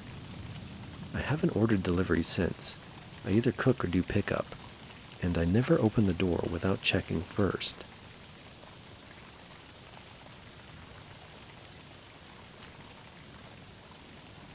Back in 1987, I was a delivery driver for Domino's, working the night shift in a cold, beat-up Chevette, with one working speaker and a heater that barely worked below freezing. Most nights were uneventful. Some guy too high to count his change. Teens daring each other to answer the door naked. You know, the usual. But there was one night, Hamilton Road, that stuck with me. It was sleeting hard. Roads were turning slick fast. I'd already done a few runs and was hoping to call it a night. But Doug, my manager, slapped down one more ticket. It said, "Large pepperoni, extra cheese, Hamilton Road, take Hastings and don't mess around." I frowned. Hamilton was on the edge of town. Sparse houses, long gravel drives, no streetlights. The kind of place you only end up if you mean to. Name on the slip said Stein. No phone number. 9:14 p.m. was the timestamp. I was already behind. I threw the pizza in the hot bag, started up the Chevette, and got moving. Windshield kept fogging up, and the wipers were struggling against the sleet. I pulled up to the house around 9:39, barely within the 30-minute or less window. It was an old farmhouse, 2 stories and paint peeling, one weak porch light swaying in the wind. The driveway was lined with trees that looked like they'd been dead for years. No other lights on in the house. I grabbed the bag and headed up to the porch. I knocked. No one answered, so I knocked again, louder this time. I waited for maybe a minute or two, and eventually I heard heavy footsteps. Then the door opened just enough for a single eye to peer through. "You're late." It wasn't a question. No hello, no thanks. Just a statement, flat and hard. "Still under the 30, I said. Large pepperoni, extra cheese. 6:35. The man opened the door wider, just enough for me to get a look. He was tall, maybe 6'3", mid-50s and big-shouldered, wearing a stained white undershirt tucked into his jeans that looked a size too small. His jaw had stubble like he hadn't shaved in a week. His eyes didn't blink much. He didn't even look at the pizza. He just stared at me. "You got the receipt?" he asked. "Yeah." I pulled it out of my pocket and held it toward him. He didn't take it. He just said, "Read it." I hesitated, a little confused. "Go on," he said. "Tell me what it says." I glanced at it. 1 large pizza, pepperoni, extra cheese. Total is $6.35. Paid in cash. He looked me up and down, then stepped back from the door. "Come inside," he said. I shook my head. "Sorry, store policy says we don't step inside." It's a liability thing." He smiled, but not in a friendly way. "Store policy, huh? That's cute." He stood there a second longer, then held out a crumpled 5 and 2 ones. I handed him the pizza, but he didn't take it right away. He just looked at the bag like it might be a fake. "You keep anything in your car?" he asked suddenly. "Like a bat or a blade or something?" "What?" "People out here. You never know. Last kid that came down this road got jumped by some tweaker, far as I heard." I didn't even know how to respond. I just tried to hand him the pizza again. "You got one of those tire irons under your seat?" he asked, almost smiling. "That's what I'd do. Gotta be ready. Never know who's gonna knock you upside the head, leave you in a ditch." He finally took the pizza, but slowly, like he was waiting for me to flinch. "You should be careful coming out this far. No cops, no neighbors, not for miles." "I'll try to keep that in mind," I said, forcing a smile. He stared at me for another beat. Then, with the box still in hand, he leaned in a little and said quietly, "Next time you show up late, I don't care what your little policy is. You come inside." I didn't say anything, just backed off the porch and walked to my car. The sound of gravel under my boots was the only thing I could hear. I didn't run. That's how people end up in trouble, by looking scared. I got in the Chevette, locked the doors, and pulled out of that driveway as calm and steady as I could. But once I hit the main road again, I realized I was sweating through my shirt. Back at the store, Doug gave me a look. "Took you long enough. Everything good?" "Yeah," I lied. "Just a weird guy." I didn't tell him what the man said, or the way he looked at me, or how he seemed to enjoy making me uncomfortable. But I didn't deliver to Hamilton Road ever again. I kept thinking about what he said, about the tire iron, about being ready, and the way he stared just a little too long, like he was waiting to decide something. That wasn't just some grumpy customer. That was a man testing boundaries, seeing how far he could go before someone pushed back. And maybe next time, with someone else, he'd even go further. He didn't do anything that night, but he wanted me to know he could. And that was enough.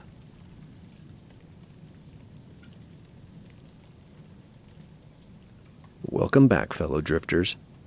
I've got to ask a serious question. Are we in a toxic relationship? Because I can't quit you. Let me know in the comments below. But in the meantime, listen to the voice from the other side. If you enjoy these stories, hit like and subscribe.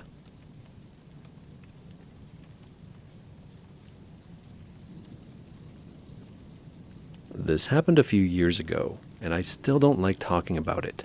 But maybe writing it out will help me sleep again. I'm not looking for advice or validation, just putting it out there. When I was 19, I went through a phase where I obsessed with internet rabbit holes. Unsolved ARGs, creepypasta, hidden forums, weird YouTube channels with code in the captions. Stuff like that. Naturally, that led me to the dark web. I'll preface this by saying I'm not a hacker or anything close. I used Tor, basic VPN, followed all the guides Reddit and YouTube had to offer. I wasn't looking to buy anything illegal. I just wanted to explore. I wanted to see what was really out there that wasn't indexed. Most of it was junk, dead marketplaces, empty forums, links that led nowhere. Lots of scammy red room bait that I didn't touch. But there was one site I found that still sticks with me. It was called Nocturne. Just that. Plain black background, gray text in the corner. Nocturne, for those who see through. There were no links, no images, just a single text box with a cursor blinking in it. Looked like a login. I tried typing random words. Nothing happened. I gave up and bookmarked it, figuring I'd dig around later. The next night, I went back to check it out again, and the text had changed. It now said, "Welcome back," which wasn't possible. I hadn't logged in. I hadn't entered anything that could have been a credential. I was spooked, and assumed it was some weird cookie trick, or a creepy gimmick, and closed the tab. That's when my Tor browser crashed. Then my whole laptop screen glitched for a second, just a flicker, like static, and everything came back to normal. I ran every virus scan I had. Nothing came up. I shut it down for the night, and the next morning, my phone had a text message from an unknown number. It said, "You see through. Let us see you." I hadn't given my number out anywhere, ever, especially not through Tor. That number wasn't even connected to anything. No social media, no accounts, nothing. I deleted the message, factory reset my phone, and didn't use the laptop for a few days. But then weird stuff started happening offline. I'd be walking to class and see the same car pass by twice within a few blocks. Not a coincidence. You notice when a black SUV with no plate circles you more than once. I'd come home and the window would be cracked open, even though I hadn't touched it. My roommate thought I was being paranoid, and honestly, I started to wonder the same thing. One night, I woke up around 2 a.m. to the sound of my apartment door clicking. Not banging or opening, just that quiet sound of the lock moving. I froze, didn't even move. I just lay there in my bed, holding my breath. I didn't hear anything else, but in the morning, the door was slightly open. Not wide open, just not fully shut. Nothing was taken, nothing moved. But on my desk, my laptop was on and the Tor browser was open again, on the Nocturne page. This time it just said, "You looked back." I wiped the hard drive, got a new phone, moved in with my cousin for a while. Nothing happened for a long time after that. It had been almost a year, and I let it go. I convinced myself it was just a prank site, maybe some elaborate scam meant to scare people. Then, about 6 months ago, I got an email from a random burner account. No subject, no body, just an image attached.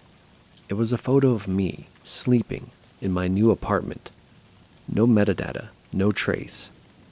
I moved again, changed numbers, quit everything. No Reddit, no Discord, no deep dives. It's been quiet ever since. But I still cover my laptop camera. I unplug everything when I sleep.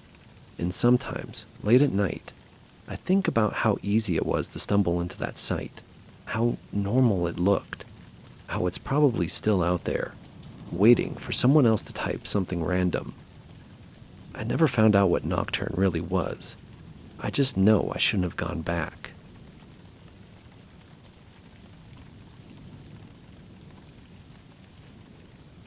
I've been debating whether to post this because it still feels weird to call it stalking when nothing dramatic has happened. No threats, no showing up at my door. But the more I look back, the more uncomfortable I get with just how long it's been going on. I'm 29 and work in digital marketing. I've always been online a lot. Instagram, Twitter, or X or whatever. Discord, some niche forums. I'm not a big creator or influencer or anything like that. Just someone who enjoys posting memes, chatting in servers, and the occasional life update. This all started a couple of months ago. At first, I didn't notice anything out of the ordinary. Just the usual spam accounts trying to follow me, or random messages here and there. But one account caught my attention. Blank profile, no posts, and a name that looked auto-generated. They started liking nearly everything I posted within minutes. IG stories, tweets, even comments I left on friends' posts. I blocked the account. A day later, a new one popped up doing the same thing. At first, I thought it was a bot, but the timing was too consistent. They'd only interact with stuff moments after I posted it. Not just the big things either. Small, personal stuff I thought would fly under the radar. A throwaway tweet about getting sushi alone turned into a liked comment under a friend's photo that said, "Hope you enjoyed the tuna roll." It was subtle, but weirdly specific. Around that time, I noticed someone had joined a Discord server I moderate. Totally normal name, no red flags. But they always seemed to be in whatever channel I was in, just lurking, never chatting, but there. They never interacted directly, but occasionally I'd post something in one of the more casual channels like, "Working late tonight," or, "Ugh, another migraine." And then I'd get a DM on Instagram or a comment on an old post from a throwaway account saying something like, "You should rest more," or "You always push yourself too hard." That's when I realized this wasn't random. It was personal. I went through my followers, blocked everything that looked even remotely fake, made all my accounts private, even deleted some old photos. I figured that would be the end of it. But it kept happening. Always subtle, always low-key. The final piece that made it all click was a Spotify playlist. Someone made a collaborative playlist with my name on it. I didn't get a notification. It just showed up one day when I searched my name out of paranoia. The playlist had songs I'd posted lyrics from over the years, like deep cuts, not obvious stuff. It also had songs that were clearly meant to be messages, stuff like "Somebody's watching me" and "Every breath you take." That's when it hit me. It was my ex. We broke up about 1.5 years ago. It was amicable, or so I thought. No big fight, just a slow drift away. We stopped talking completely after a few months. I didn't block him, though we still followed each other for a while before I quietly removed him. I assumed he moved on, like I did.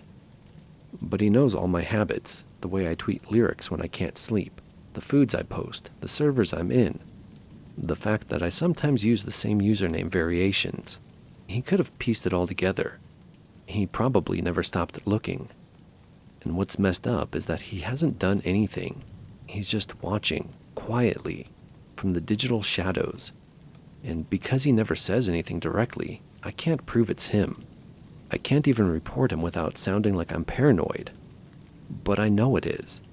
I don't feel safe online anymore. I've started sanitizing my presence, changing usernames, dropping out of old servers, deleting posts I used to be proud of. I barely interact now because I feel like someone's always waiting to see what I'll say next. There's no threats, no confrontation, just constant invisible pressure. Like I'm being haunted by someone who knows I can't scream about it without sounding crazy. And that's what makes it so terrifying.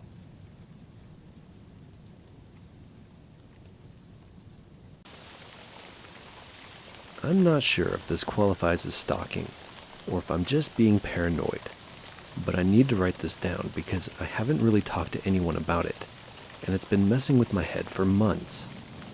For context, I'm 24, and I post fairly regularly on TikTok. Nothing crazy, mostly fashion stuff, some thrift finds, get ready with me's, that kind of thing.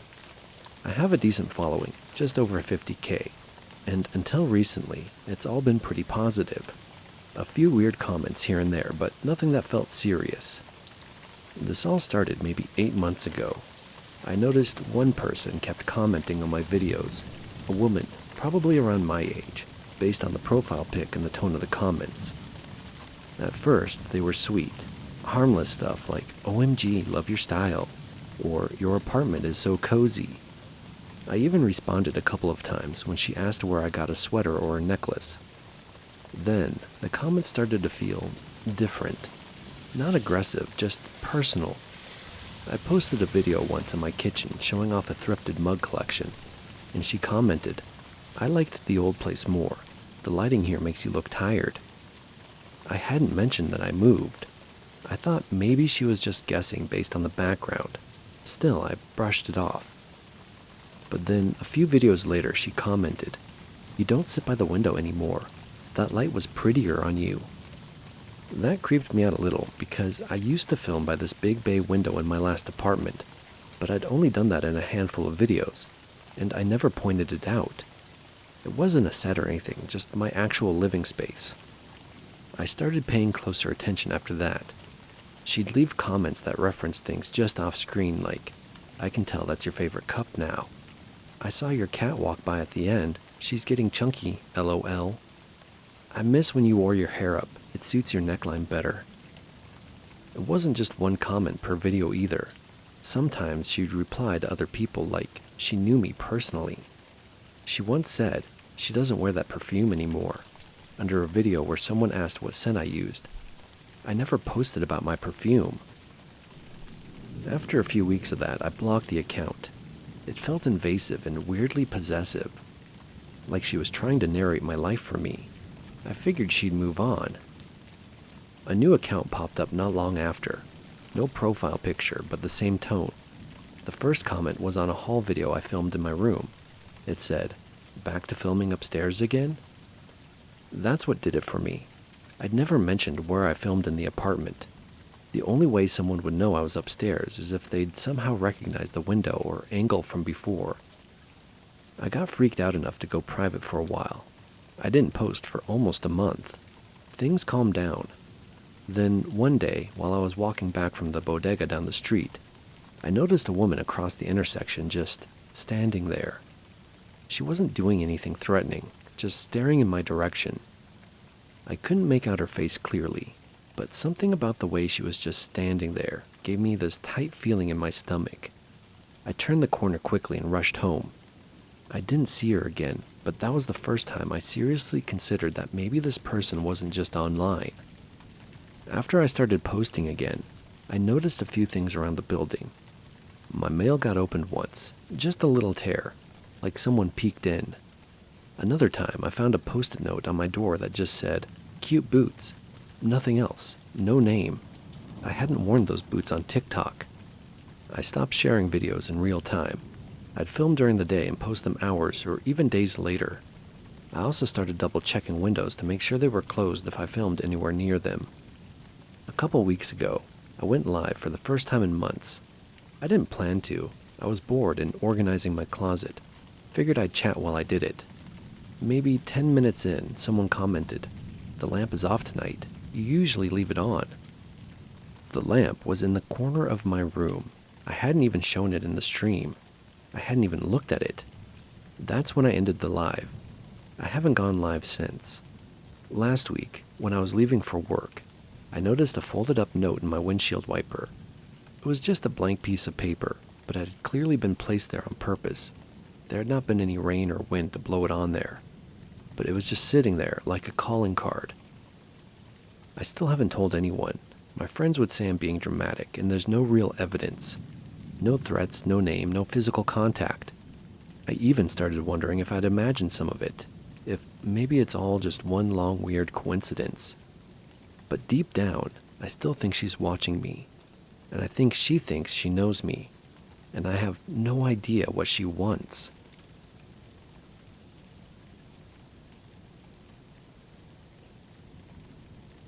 This isn't some dramatic stalker story. No threats, no smashed windows. But it's been slowly eating at me over the past year, and I really don't know what to do with it.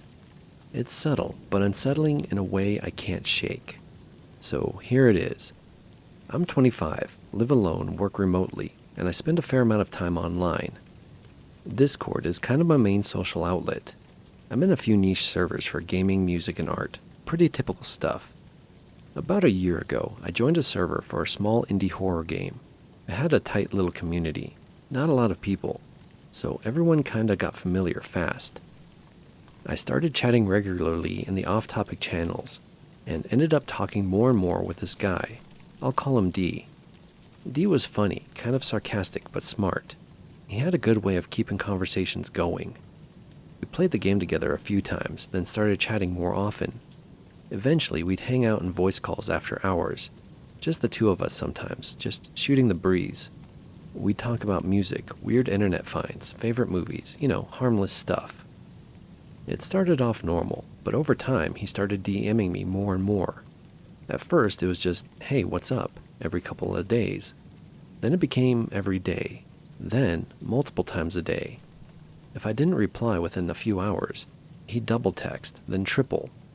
Nothing rude, just a lot. Like, "Hey, you good? Long day? Did I say something wrong?" I'd respond, say I was just busy with work. He'd back off a little, then come right back the next day, like nothing happened. Then he started joining every voice channel I was in, no matter the server. I'd hop on to talk with other people, and within minutes, he'd be there, like clockwork. If I left, he'd DM me. Did I come on too strong? Or, "You don't have to run from me, LOL." He wasn't angry, just ever present. I got a little uneasy, so I turned off my activity status, set myself to invisible, even disabled showing what I was playing. That didn't help. He always somehow knew when I was around. One night, in a completely different server I didn't think he was in, I mentioned in voice chat that I'd finally watched a documentary I'd been meaning to see. Less than 15 minutes later, I got a DM from him. Knew you'd love that doc. That last part was wild, right? It stopped me cold. I never told him I was watching it, never mentioned it publicly. It was like he'd been listening. I didn't respond. The next day I got, "Sorry if I freaked you out. Just thought we were on the same wavelength." Then, "I miss talking to you." It got hard to explain away. I checked mutual servers. He was in more than I remembered. Ones I didn't recall ever even talking to him about. Ones I had joined with invite links only given in private messages. I left most of them, changed my username, closed DMs, made an alt. That worked for a while. A couple of weeks went by without anything weird. Then a new user joined one of my smaller servers. They didn't say much, just reacted to things I posted, occasionally commented with LOL or same. Their profile pic was a stock image, nothing special, but something felt off. The timing, the way they responded, even the typing style. Their bio had a quote from a song I'd mentioned to D once, only once in a voice chat. I blocked the account, then another one popped up a few days later. Same vibe, quiet, overly familiar. And now it's like I'm never quite sure who's watching. It's like I feel a presence in every server I join. People replying to me in ways that feel too on the nose. Sometimes I'll block someone, and then days later someone new with the same typing style starts reacting to my posts again. I don't have proof, nothing actionable. But the fact that he never said anything threatening almost makes it worse. It's all passive, subtle. But I feel like I've been digitally followed for months, and the only thing that keeps changing is the face. I've since moved all my friends to a group chat on Signal, and rarely use Discord anymore unless I absolutely have to. My accounts are private, my DMs are off. But every so often, someone I don't know adds me in a server. They don't say anything. They just watch.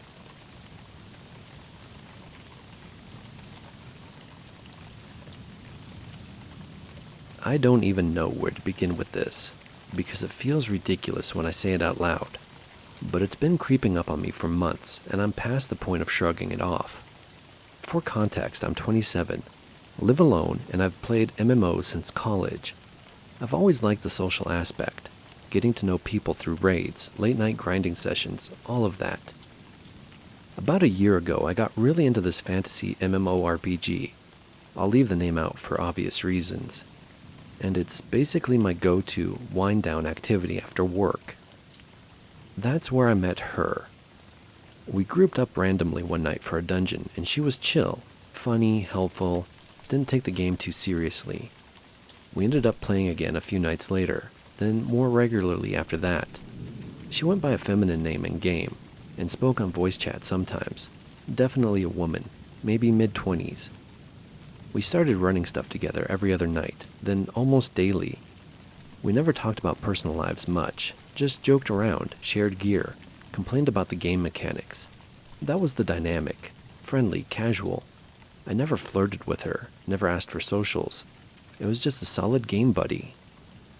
After a few months, I noticed she'd always log in right after me, like within a minute or two. If I joined a party with someone else, she'd message me immediately like, "Didn't know you were on." Not mad, just there. Always I brushed it off. People get attached in MMOs, it happens. One night I mentioned in voice that I was exhausted because we had a fire alarm go off in my building at 3 a.m. I didn't say where I lived or give details, just venting. She said, "Oh wow, that happened to us too. Maybe we're neighbors, LOL." I laughed it off, figured it was a coincidence. A week later, I mentioned it was snowing like crazy and I was probably going to be stuck inside for the weekend. She immediately replied, "Same here. You're in the Northeast, right?" That stopped me for a second. I never told her that. I know for a fact I didn't. I said something vague like, "Yeah, somewhere cold," and moved on. She started messaging me more often outside of the game. Like if I didn't log on for a day, I'd get a Discord ping. "Where'd you go?" Then, "Are you mad at me?" Then, "Did I do something wrong?" It got uncomfortable. I started pulling away. I stopped logging in at my usual times, played with other people, didn't join voice. She noticed immediately. The messages got more persistent. Finally, I stopped responding altogether. That's when the weird stuff started happening outside of the game. First, it was a pizza, ordered to my place under the name Kayla, which is not my name, and not anyone I know. I figured it was a prank or a delivery mistake. Told the driver I didn't order anything. Thought it was weird, but didn't connect it yet. Then an Amazon package showed up. My name, my address.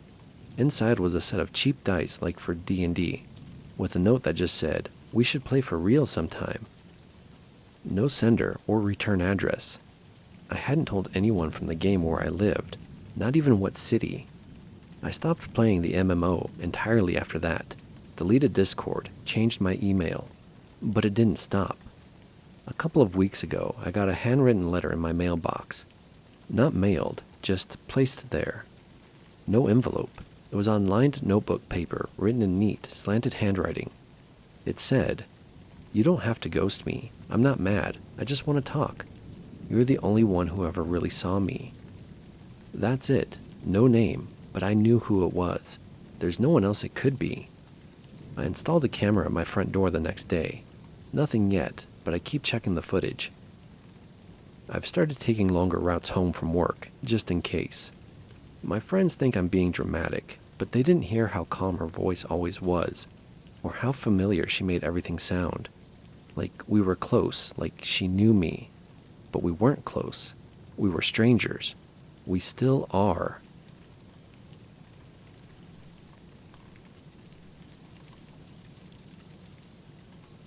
I never planned on writing this out, but I've been thinking about it more lately. It's one of those things that didn't seem like a big deal at first, but the more time passes, the more it unsettles me. I wasn't looking for trouble or doing anything illegal. I just got curious. I'm a fairly average dude, 27, tech-savvy, but nothing crazy. I work in IT and have always been interested in cybersecurity. One weekend, I was bored and started watching those YouTube videos where people explore the dark web or read creepy stories about it. Most of them are clearly exaggerated or fake, but it got me wondering what's actually out there. I already knew how to use Tor, so I spun up a virtual machine and went exploring. Started with directories and forums. Lots of broken links, dead pages, nonsense. A lot of it looked like sketchy scams or just really poorly made sites. For the first hour or so, it was honestly boring. Eventually, I found a site that looked like a low-key message board. No flashy graphics, just plain HTML and a black background. It didn't have a name, just a string of numbers and a login page. But what caught my eye was a little note at the bottom that said, "Curious minds welcome. No sign-up required." Clicking it brought up a feed of threads, mostly ramblings and code dumps. Think Reddit meets 4chan, but stripped down and somehow more bleak. People were talking in cryptic shorthand, but I could make out some posts. Discussions on surveillance, data scrapping, OSINT stuff, and some weirder ones about tracking unnoticed. I didn't interact, just lurked. There was one thread that kept updating while I was on the site. The title was just, "Observing You." At first, I thought it was just some role-play nonsense, but the posts were like a log, time-stamped entries every few minutes, stuff like 10:12, screen active, 10:15, paused, typing stopped, 10:18, facial gesture, smirk, 10:20, noticed? That one caught me. Noticed? It was dumb, but I actually looked around my room like an idiot. I wasn't on webcam. I was behind a VPN, on a VM, with no real ties to my personal machine. Still, the wording stuck with me. Then another line appeared, 10:21, reading this line now. I shut the browser. I didn't know if it was just a clever script to mess with lurkers, or if I was being paranoid, but something felt off. I wiped the VM, cleared everything, and didn't think much about it again. Just one of those internet rabbit holes that gets in your head. But a few days later, I got an email from a totally random address, no subject, no body, just an attachment, a screenshot. It was my desktop, the one from the VM, open browser window, the thread titled, "Observing You, Visible." I had never saved that image, never taken a screenshot. The VM had been isolated from my main system. No shared folders, no cross-access. I didn't open the attachment, I just saw the preview on my Gmail and noped out. I deleted the email, nuked every machine, wiped all my drives, bought a new router, reinstalled everything from scratch, even used a different ISP for a while, went full tinfoil. And for a bit, that seemed like the end of it. Until about a month later, when a package showed up at my door. No return address. Nothing inside but a USB stick taped to a piece of paper. The paper just said, "You blinked at 10:19. I didn't plug it in. I still have it, wrapped in foil, locked in a drawer like a coward. I've never told anyone in my real life about this because, again, I know how it sounds. It's been over a year, and nothing else has happened. No more emails, no more packages. I'm back on a normal routine, using the internet like everyone else. But I haven't touched Tor since. Sometimes when I open up my laptop and the webcam flickers for a second, I wonder if it's just booting up or if someone's still watching. Either way, I don't think I'll ever go looking again."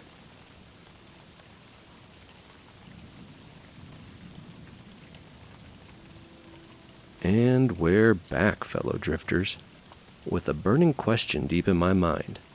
Which is your favorite cryptid? Mine is the Jersey Devil because it was one of the first I ever read about, and it started my interest in cryptid creatures. Let me know in the comments which is yours. Now, listen to the voice from the other side, and if you enjoy these stories, hit like and subscribe.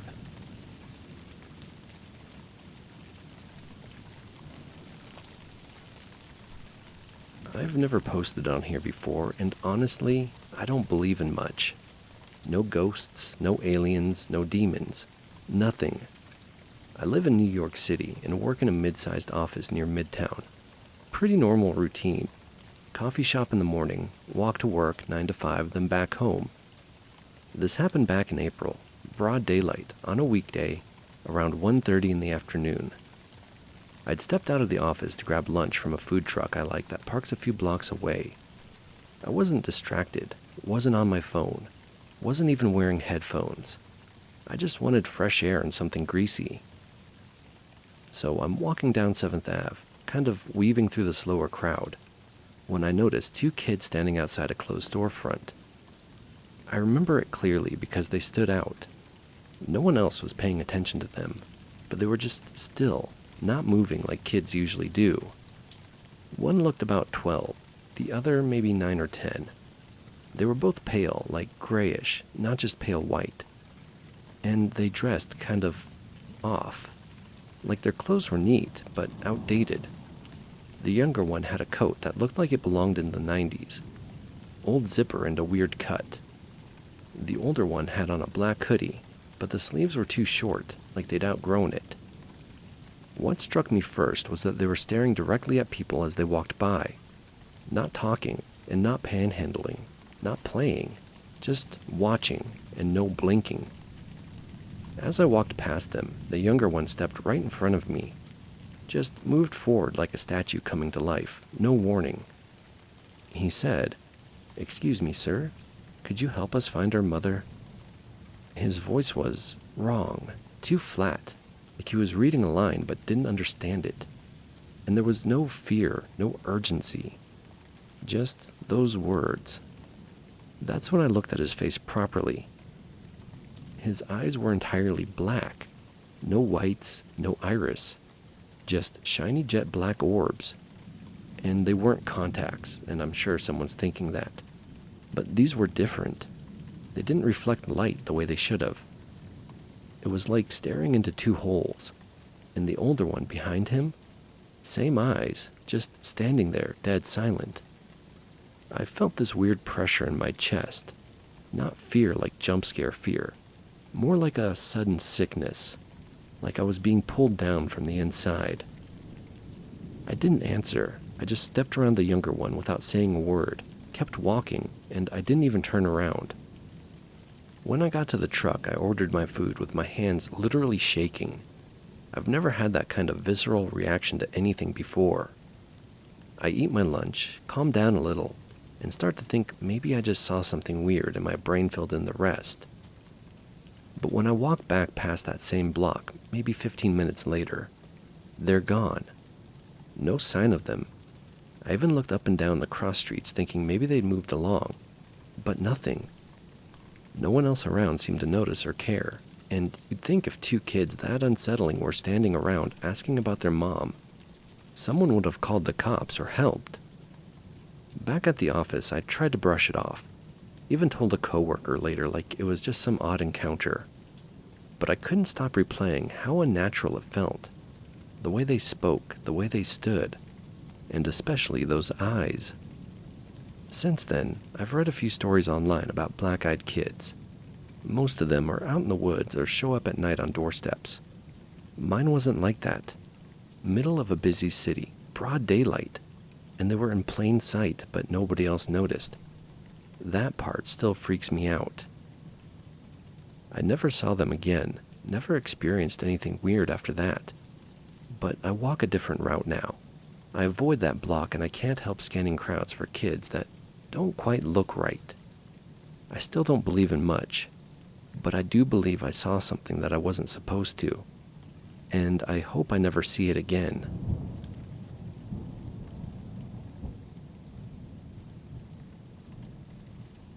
I don't expect anyone to believe this. I wouldn't have believed it myself a year ago, but after what happened last fall, I've gone back and forth on whether to share this. I'm not trying to convince anyone of anything. I just need to write it out. Maybe someone out there has had something similar happen.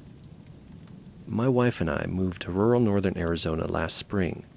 We'd both grown up in cities, Phoenix for her and Denver for me, but we were sick of it. We bought a 10-acre piece of land with a small 1950s farmhouse on it. It needed some work, but it was solid. Nearest neighbors were about a mile down the road. Closest town is 20 minutes away and barely qualifies as a town. It was quiet, and that was the draw. The first few months were normal. We fixed up the place, put in a garden, and got a couple of goats. Typical small holding stuff. We were both working remote at the time, so we had the flexibility to really commit to it. This began in late October. The nights had started getting cold, and the days were shorter, so we were indoors more often. The first thing I noticed was something small. Our motion sensor light on the front porch would go off randomly at night. Not constantly, just here and there.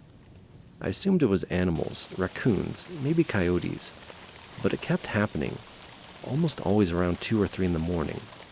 I even checked the camera we had facing the driveway. Each time, the light would go on, but the camera wouldn't show anything. Just an empty yard. No big deal at first. Tech glitches happen. Then, one morning, we found muddy prints on the porch. Bare feet and human, from the looks of it. No shoes, just feet. Like someone had been standing out there during the night. It freaked both of us out, but we figured maybe it was someone passing through. Maybe drunk or high. Still, we started locking the doors more religiously, and I bought a trail cam to put up in one of the trees facing the house. That night, nothing happened. The motion light stayed off, and I felt a little silly for being so jumpy. But then it escalated. The next night, I woke up around 2:30 because I thought I heard someone talking. I couldn't make out what they were saying. Just a soft, garbled voice like it was coming from far away. I got up and checked the front door.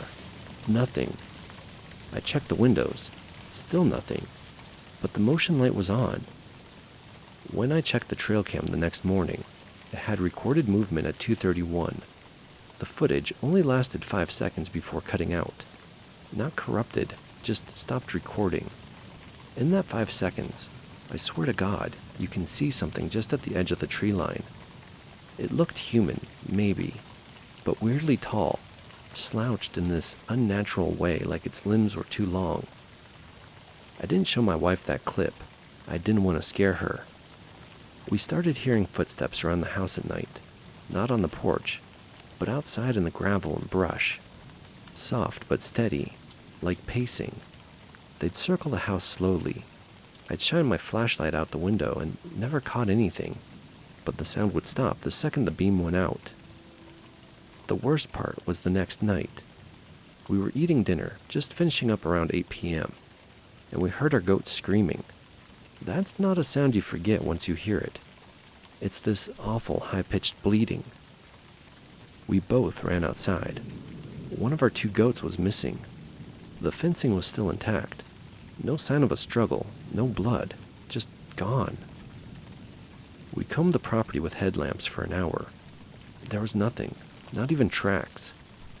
The next morning we found it, about 30 yards past the tree line behind the house, or what was left of it. It had been ripped open, but not eaten. Like whatever did it wasn't hungry, just violent.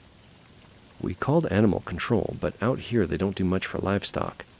They said it was probably a mountain lion or bobcat, except there were no bite marks, just tearing, almost like it had been pulled apart. My wife wanted to leave for a few days, stay in town, maybe at a hotel, but I didn't want to seem like we were running away from something that could be explained. That night, we heard the voice again, but this time it sounded like it was trying to sound like me. It came from the woods out back.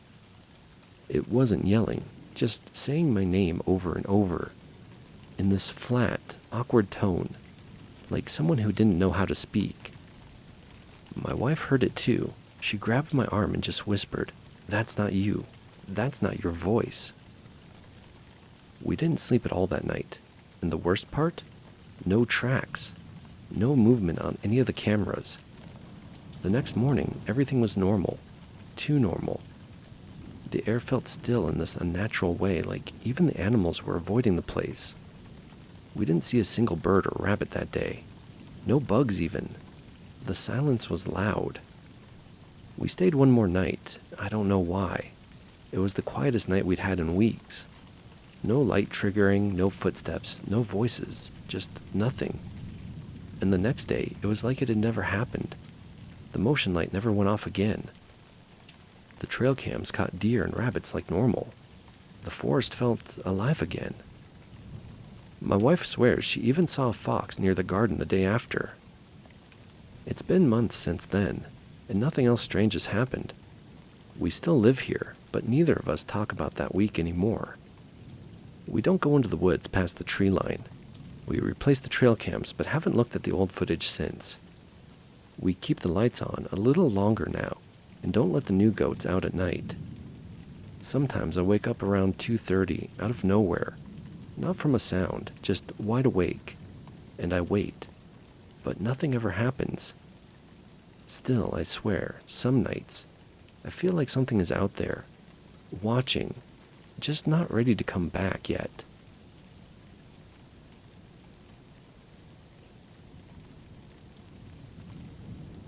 I live in a small town in southern Iowa. We're not on any maps unless you zoom all the way in. And even then, all you'll see is a Casey's, a grain elevator, and a volunteer fire department. It's the kind of place where everybody knows everybody, and nothing really happens unless it's the county fair or someone hits a deer on the highway. What happened to me about 2 years ago, I've barely talked about it. Not because I'm afraid of being called crazy, though I probably would be, but because I don't know how to explain what I saw, and honestly, I don't like thinking about it. It started in the summer. I was 23, living with my mom for a while to save money before moving out. I worked construction plus odd jobs, clearing brush, fixing barns, that kind of thing. My free time was mostly driving around with my buddy Eli, smoking, talking about nothing, just small-town boredom. There's a stretch of road out past the grain fields, near what used to be a state-managed hunting area. It's technically public land, but it hasn't been kept up in years. No game wardens or trail markers anymore. It's just overgrown timber and winding trails leading nowhere. We used to go out there sometimes late at night. It's quiet and far enough from town that you don't get bothered. No cops and no nosy neighbors. One warm night we drove out there, parked off a gravel pull-in near a clearing where the tree line starts to bunch up. There was a little breeze, and the sky was hazy with clouds. We were sitting on the tailgate of his truck, talking and watching fireflies, when we both heard something. A branch snap. It wasn't quick like a twig breaking under a shoe. It was slow, like someone pressing down and then shifting their weight off of it. I figured deer. It happens all the time. But a few seconds later, we heard another crack, about 15 feet to the side of the first one. Eli muttered, "That's not a deer." I was thinking the same thing. It didn't sound like hooves or anything skittish. It sounded deliberate, too slow. I flipped on the flashlight and scanned the trees. Nothing but brush and shadows. But I swear, the moment I hit the beam, everything went dead quiet. No breeze, no crickets, like something was holding its breath out there with us. We didn't run, but we both got real quiet and agreed to head back into town. It didn't feel right out there anymore. I didn't sleep well that night. I kept thinking about how long those footsteps took. Like whatever was out there wanted us to hear it. A few days later, I went back out alone to cut some deadwood for a guy outside town. Mid-afternoon, bright daylight. I was near that same area but further up the ridgeline, working near a fence break where the trees are thick. That's when I started hearing something above me, higher up the slope. First, it was just the sound of leaves crunching, then twigs, then nothing. Then I heard this clicking sound, hard to describe. It was fast and irregular. Not like a machine, but not like any animal either. It reminded me of that clicking noise you make with your tongue, only deeper and too fast to be natural. Like something was trying to make a noise it didn't fully understand. I froze, axe in hand, just listening. The clicking stopped immediately like it knew I heard it. I backed out slowly and didn't return to that job. I didn't tell the guy why. I said I rolled my ankle. Later that night, Eli texted me, said his dog, this old black lab, wouldn't go out into the backyard, just stood at the sliding door growling, low and constant. He said she'd never done that in her life before, even during storms. We laughed about it, made a joke. Maybe it followed us. But stuff kept happening. A few nights later, my mom swore she saw someone standing just past our fence line by the trees. She was letting the cat in and caught sight of something pale between the trees. It was tall, too tall, she said. It looked like a man, but she couldn't see a face. When she went out with the flashlight, there was nothing there. Just empty woods and silence. I started keeping a bat by the door. One night, I woke up around 2 a.m. to this loud thump on the roof. Like something landed up there. I sat straight up, heart pounding. Then I heard a soft dragging across the shingles, like something was crawling. Then nothing. I went up there the next morning thinking maybe it was a raccoon, but there was no sign of anything, no paw prints, no disturbed shingles, not even loose leaves. And then after that, it just stopped. No more noises, no more sightings. The dog started acting normal again. I still avoid that patch of woods, but whatever it was like it got bored of us. I've read a lot online since then, and I came across stories about things called flesh gates. Some kind of mimic, usually mistaken for people at first, until you get too close and realize something's wrong. The way they move, the way they sound, like they're imitating human behavior but just different. That's what stuck with me the most. Whatever was in those woods, I don't think it wanted to hurt us. I think it was studying us, watching how we move, learning what we fear. And when it decided we weren't interesting anymore, it just left. But I still don't go near that stretch of woods, because even in a place as quiet as this, something that can nearly pass for human, it knows how to walk like us, stand like us, and maybe even sound like us, isn't something I want to meet again.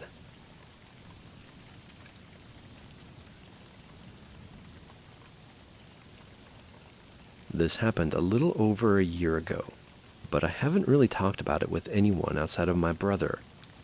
I've posted on Reddit before, but I've never used this account for anything other than lurking. I'm not here for karma.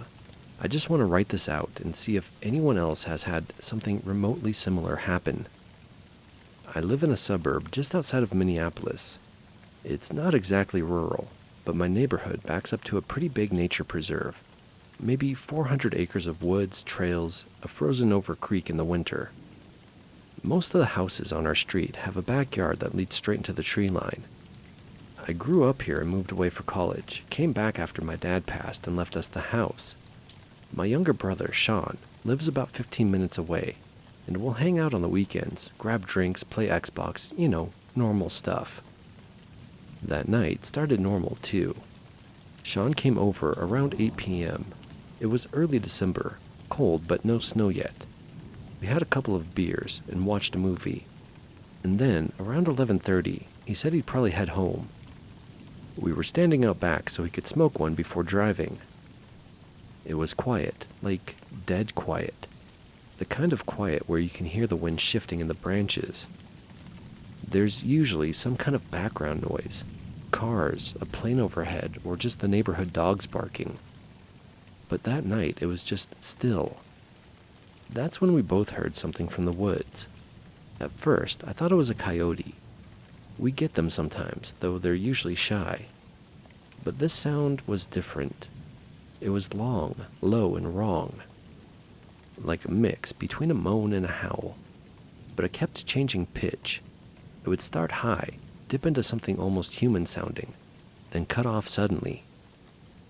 Sean immediately flicked his cigarette and said, "That wasn't a coyote." I agreed. We stood there for another 30 seconds just listening, but nothing followed. Then, right when he was about to go, we saw movement in the trees. Not deep in, like 30 to 40 feet in. It was fast and low to the ground at first, and then it stood up. I know what you're thinking. Could have been a deer, could have been a person. I thought that too. But I've never seen anything move like that. It was tall, thin, and the way it moved was twitchy, like it didn't quite know how to use its body.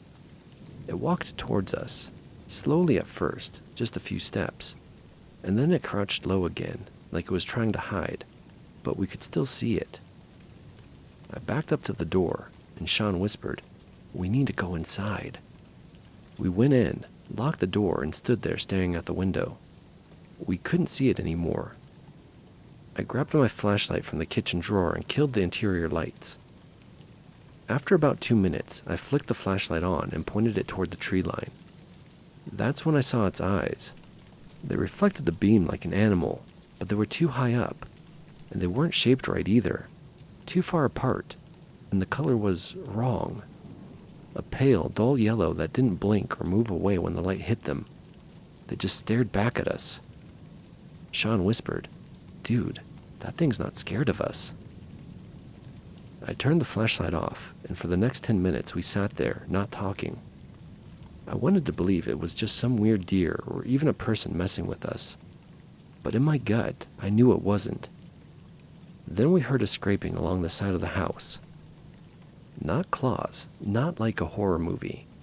It was softer, like fingertips dragging along the siding.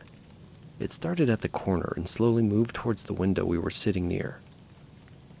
Sean grabbed one of my dad's old golf clubs from the hall closet. I just had a kitchen knife, which I know sounds dumb now, but we didn't have a gun in the house. The scraping stopped right beneath the window. We didn't move. We barely breathed. Then something tapped the glass. Just once, delicate, almost polite, like it wanted to see if we'd react. We didn't, and after another minute, it was gone. We stayed up the rest of the night, lights on. Didn't see or hear anything else. Around 6 a.m., I finally dozed off on the couch. When I woke up around 9, Sean was already gone. He had left a note that said, "Didn't sleep. Needed to be around people. Call me when you're up." I checked outside as soon as I had the nerve. I didn't expect to find anything, and mostly I didn't. No prints, no blood, but on the siding below the window, there were 3 long faint marks. Not deep scratches, just something that had scuffed the surface, like it had been brushed by something hard and dry, almost like bone. I didn't call the cops, because what would I say? "Hey, I think a tall forest ghoul knocked on my window last night. Can you swing by?" Here's the part I can't explain. 2 nights later, a neighbor's dog went missing. This family 3 houses down had a big shepherd mix that used to bark at everything. That night, silent. Next morning, the dog was gone. No signs of escape. The gate was closed. The neighbor put up flyers, posted on Facebook. Nothing. The dog never came back. I haven't seen anything like that since. No sound and no movement. The woods went back to being just woods. But something shifted in me that night, like I became aware of how thin the barrier is between normal life and whatever the hell that was. And I don't go out into the trees anymore, not alone, and definitely not after dark. I keep the backyard lights on now, motion sensors installed, and I don't sleep with my windows open anymore, no matter how nice the weather is. I don't know if it was a Wendigo. I've read about them since. Some of it fits, the look, the feel, the way it seemed more wrong than aggressive. But I don't know, and I don't really care what you call it. All I know is that there was something in those woods, just outside a perfectly ordinary neighborhood, watching us. And it wasn't an animal, and it wasn't human, and it knew exactly where we lived.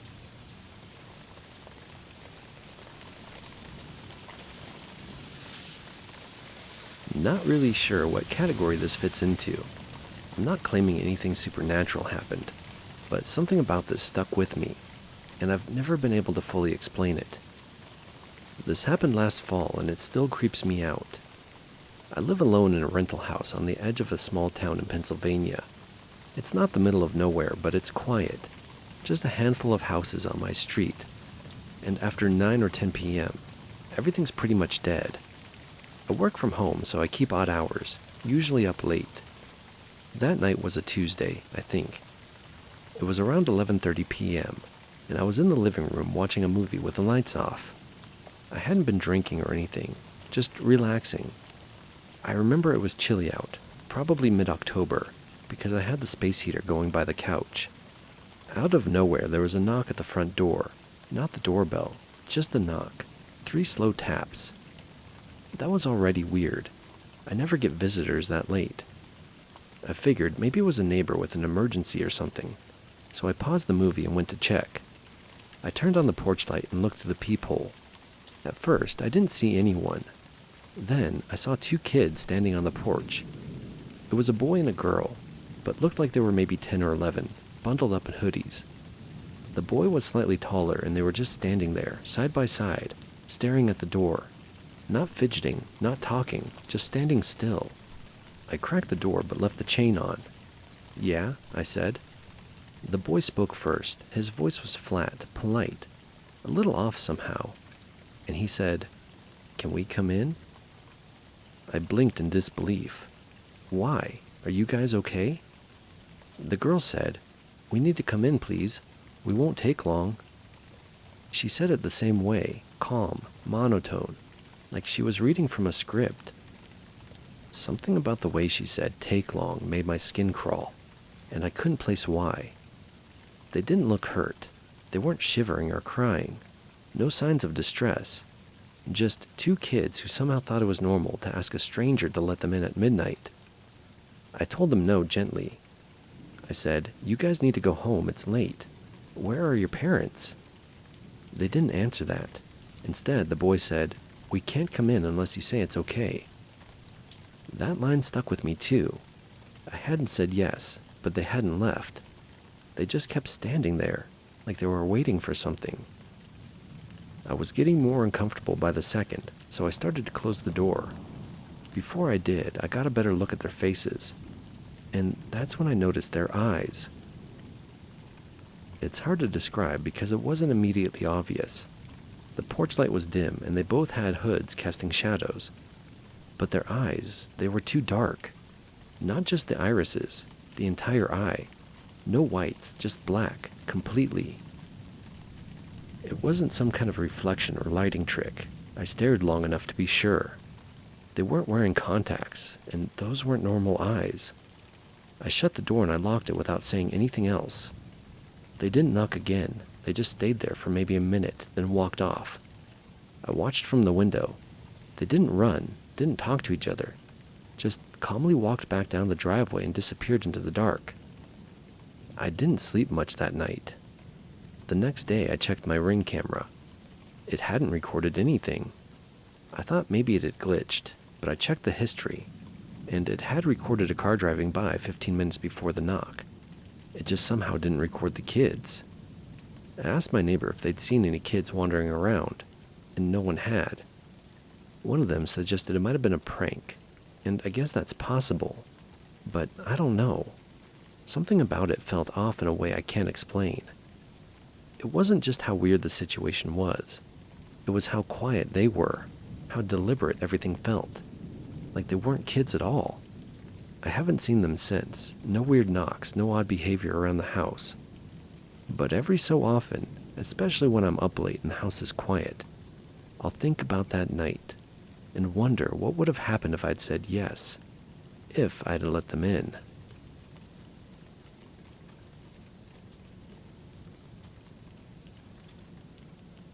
I don't know what I saw that night, but I've spent the last year reading about things like wendigos, skinwalkers, and fleshgates, and it's the last one that gets closest. I'm not saying that's what it was, just that it felt wrong in a way that goes beyond anything normal. I don't tell people about this in real life, but I think I just want to get it out. This happened in Chicago last summer. I live in a neighborhood a few miles west of downtown. Not a rough area, but not too quiet either. It's mostly residential, brick apartment buildings, corner stores, small parks. I don't drive, so I walk or take the L everywhere. I work nights at a restaurant, so I'm usually heading home around midnight or a little after. That night, I got off around 12:15. I remember it was a Thursday because we were short-staffed and everything ran behind. I left the kitchen exhausted, headphones in and backpack on, walking my usual route home. It's a pretty straightforward 15-minute walk, mostly well-lit streets, nothing fancy. It was warm and humid, the kind of thick summer air that makes everything feel a little slower. About 5 minutes into my walk, I noticed a guy across the street, maybe half a block ahead of me. He was standing weirdly, legs too far apart and kind of hunched over. I didn't think too much about it at first. There are always people out late at night in the city. Could have been high or just weird. But as I passed parallel to him, I realized he wasn't standing, he was swaying. Not like drunk swaying, but this rhythmic, stiff, side-to-side motion, like how animals rock when they're agitated.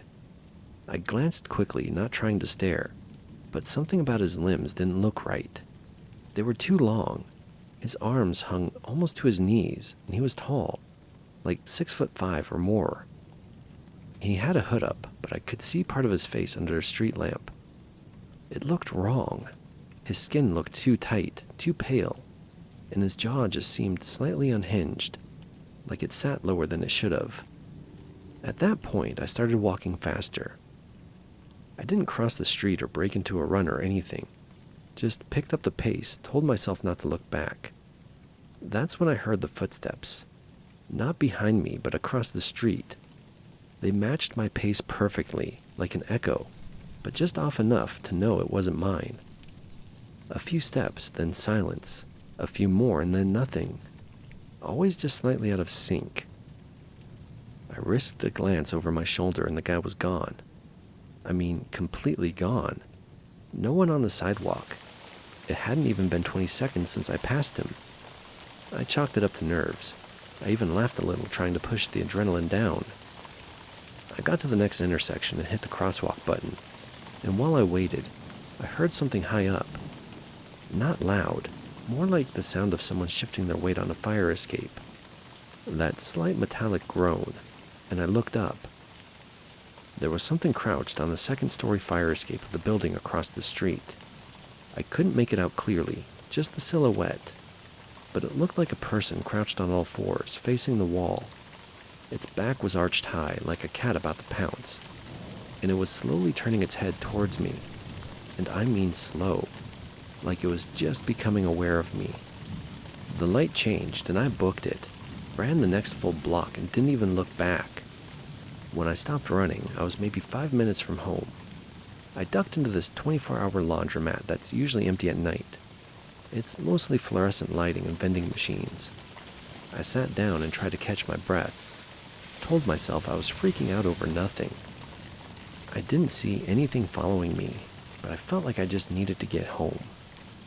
There were 2 other people in the laundromat, an old woman folding clothes, and a guy sleeping in a chair by the dryers. I figured I'd stay for a few minutes until I felt less crazy. But then the lights flickered, just once, for a second. The humming buzz of the machines cut out and came back. No one else seemed to react.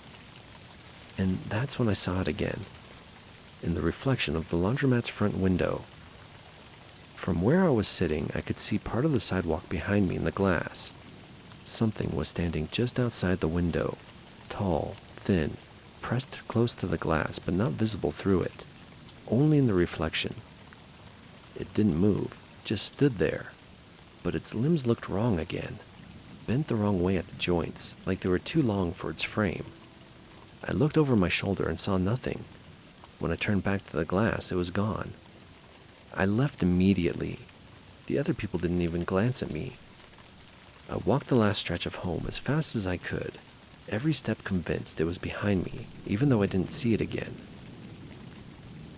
I didn't sleep that night or the next, and for a few weeks I was convinced it would come back. But nothing else happened. No weird noises, no shadows in windows, no sightings. But something about that night changed the way I moved through the city. I still walk home sometimes, but I avoid that route.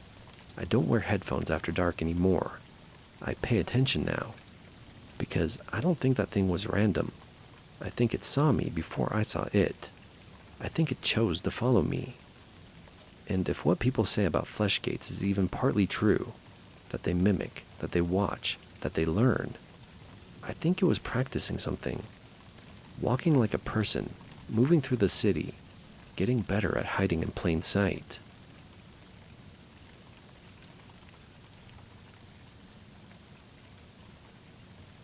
Welcome back, fellow drifters. I bet you've had a long day.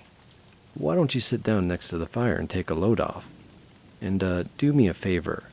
Let me know in the comments which of these stories was your favorite. Now listen to the voice from the other side. And if you enjoy these stories, hit like and subscribe.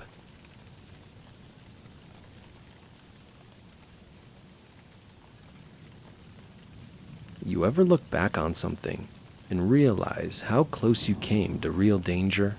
Like actual danger? That's how I feel about the hike Logan and I took last October. We'd done plenty of backpacking before, mostly state parks and marked trails. But this time, we wanted something a little more remote. Something less weekend crowd and more untouched wilderness.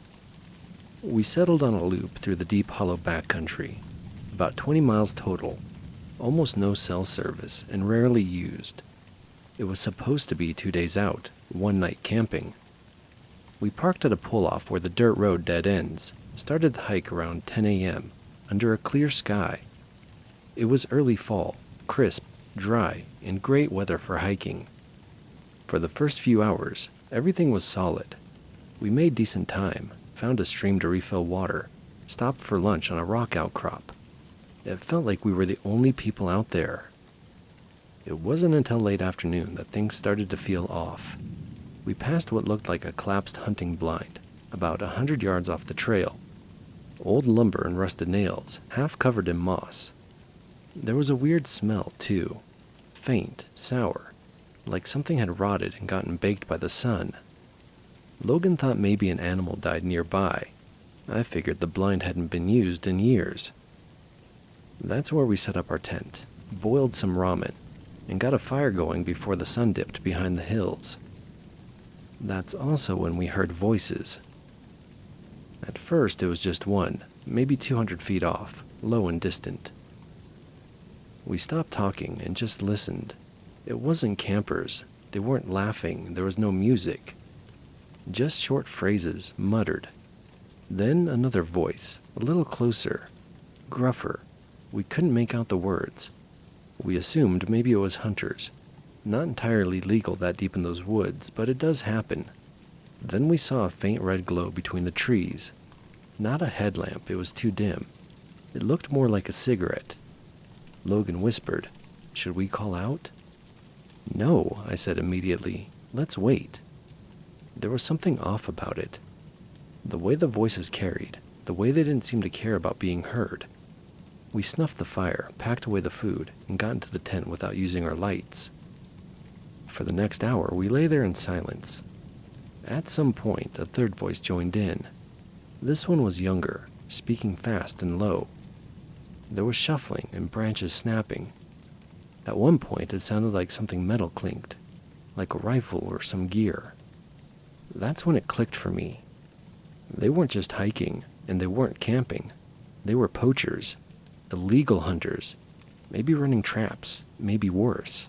And we had camped too close to where they were working. I looked at Logan, and he must have been thinking the same thing. We didn't move, and we didn't even whisper. Around midnight, the voices started to fade. Then we heard something worse. An engine. Maybe a dirt bike or an ATV. It was muffled but unmistakable, coming from somewhere deeper in the woods. And they weren't using flashlights. They knew this area. We waited until the first light before moving. We broke camp in under 10 minutes and didn't even bother boiling water. Just packed and got moving. Instead of finishing the loop, we cut down an old logging path we'd seen on the map. It wasn't maintained, but it led straight back to the access road. Maybe about an hour in, we found a trail of blood in the dirt. It was fresh and still wet, leading away from a tree with a broken branch. It could have been a deer, but we never saw the body. Logan pointed to boot prints beside it. 2 different pairs, deep tread, recent. We didn't speak, we just kept walking, fast but quiet. Then, just as we were starting to relax, we heard the engine again, closer this time, maybe less than half a mile behind us. But still no lights, just the grumble of a 2-stroke engine somewhere in the trees. We ducked off the trail and waited behind a downed log for 10 minutes. Nothing came. The engine had stopped. We never saw them. We didn't stop again until we reached the truck. Both of us scanned the tree line before we opened the doors. Fortunately, there was no one there. Not a single sign of anyone. But something had changed. There was a small pile of bones, animal I think, left about 10 feet from the back of Logan's truck. Neatly arranged, bleached, and freshly cut. We didn't talk about it, just got in and left. We reported it to the rangers the next day, told them what we saw, what we heard. They took our names but didn't seem surprised. Said that kind of thing happens more than people think. That some guys run poaching rings deep in the woods, even in protected zones. And they told us we were lucky we didn't confront them. I've thought about that trip a lot, how easily it could have gone the other way. If we had called out, if we had kept a fire going, if we had gone over to check out the glow between the trees. We were just 2 guys with backpacks and a tent.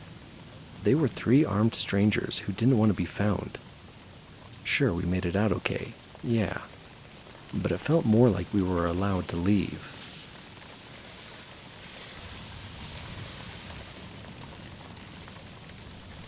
This happened last October, during the start of rifle season in Montana. I've debated posting it because it still makes my skin crawl. But I can't stop thinking about it, and maybe getting it out will help. I'm 37, been hunting since I was 12. I'm not some newbie who gets spooked by every branch crack or owl call. I grew up around this stuff. I know how to keep my cool, how to track, how to stay quiet, how to read the terrain. I've seen bears, wolves, all of it. But what happened last season shook me in a way I haven't felt since I was a kid. I went out solo, which isn't unusual for me. I have a regular spot up near the Tobacco Root Mountains, remote enough to avoid crowds, but still accessible by truck if you know the trails. I parked around 4:30 in the morning, hiked in by headlamp, and set up on a ridge that overlooks a saddle where elk tend to move through. It was cold that morning, mid-20s. Wind was low, visibility perfect once the sun came up. I didn't see anything for the first few hours. Around 9, I decided to still hunt my way down toward the creek bed, just to change position and see if anything had moved through. I went slow, scanning every few steps, stopping often. That's when I started feeling watched. It wasn't obvious at first, just a subtle itch at the back of my neck, like someone had eyes on me from the trees. I chalked it up to nerves. The woods were dead quiet. No squirrels, no birds, nothing. That happens sometimes, but it still puts me on edge. Then I noticed something weird. A set of tracks in the snow about 50 yards down slope. Big cat, mountain lion. I've come across prints before, but these were fresh. Edges were still crisp, no frost inside. And they were heading the same direction I was. I stopped and knelt next to them. They weren't massive, but big enough to be an adult. My guess? 100 to 130 pounds. It's hard to be exact, but you get a feel after a while. Then I noticed something that made my stomach knot. The tracks stopped. Not turned around, just stopped. No bounding marks, and no blood. No signs of a struggle. They were just gone. I did a slow 360 with my scope, and there was nothing out there. Just trees, snow, and brush. Nothing was even moving. But the feeling of being watched got worse. I stayed there for a good 10 minutes, just listening. I didn't move, and I didn't even breathe loud. I scanned the trees, the ridge above, and the deadfall. Still nothing. Finally, I stood up and slowly made my way back uphill. I wasn't panicked, but I had that gut feeling you get when something isn't right. It was the same feeling I had once in Alaska when a grizzly bear came into our camp at night. That deep, primal instinct that you get when you're not alone, and when you're not on top of the food chain. About 100 yards from my original setup, I heard something. A thump, soft and quick. Not like a branch falling. More like something landing. I froze. Nothing else followed. Then to my right, maybe 30 yards down slope, I saw movement. It was quick and low to the ground, tan and sleek, gone in a flash between the trees. I raised my rifle and waited. 10 minutes, nothing. 15 minutes, still nothing. I should have left right then, I know that now. But I convinced myself it was gone. Maybe just passing through. Maybe it was as spooked by me as I was by it. So I stayed another hour, posted up against a tree with my rifle ready. But that uneasy feeling never left. I started heading back to the truck around noon. The wind had picked up slightly, which masked a lot of ambient sound, and that made me even jumpier. I kept looking over my shoulder, and here's the part that still gets me. About 200 yards from the truck, I passed by a thicket of lodgepole pines, and something smelled off. Not quite like rot, more like musk, animal and strong. I slowed down, and that's when I saw it. Up in the branches of a tree, maybe 15 feet up, was a dead mule deer, half eaten and still fresh, still bleeding out of the neck. The hindquarters were torn open. Lions stash their kills in trees to protect them from scavengers. I've read about it, but I've never seen one in person. I backed away, slowly and carefully. I was almost to the trail when I heard a low growl behind me. It wasn't loud, it wasn't even aggressive. It was almost like a warning. I turned with my rifle up, scanning, heart hammering, and then I saw her. She was crouched behind a downed log, barely visible through the brush, and her eyes were locked on me. Her ears were flat. She wasn't charging, but just watching, holding position. My finger was on the trigger, but I didn't shoot. I don't know why. Maybe because she didn't lunge. Maybe because she was just defending her kill. We stared at each other for a full 30 seconds. Then she turned and vanished back into the trees, silent as a ghost. I didn't run. I walked the last stretch to my truck slower than I've ever moved in my life, rifle at the ready, not daring to look away from the trees. Once I got inside and locked the doors, I sat there for 10 minutes with the engine off, just listening. Nothing had followed me out. That was it. I wasn't attacked. I didn't have to shoot. But I think that lion was stalking me for a while. Maybe she was testing me. Maybe trying to decide if I was a threat or prey. It's the only time in my life I felt like the hunted instead of the hunter. I haven't been back to that spot since, and I don't think I ever will.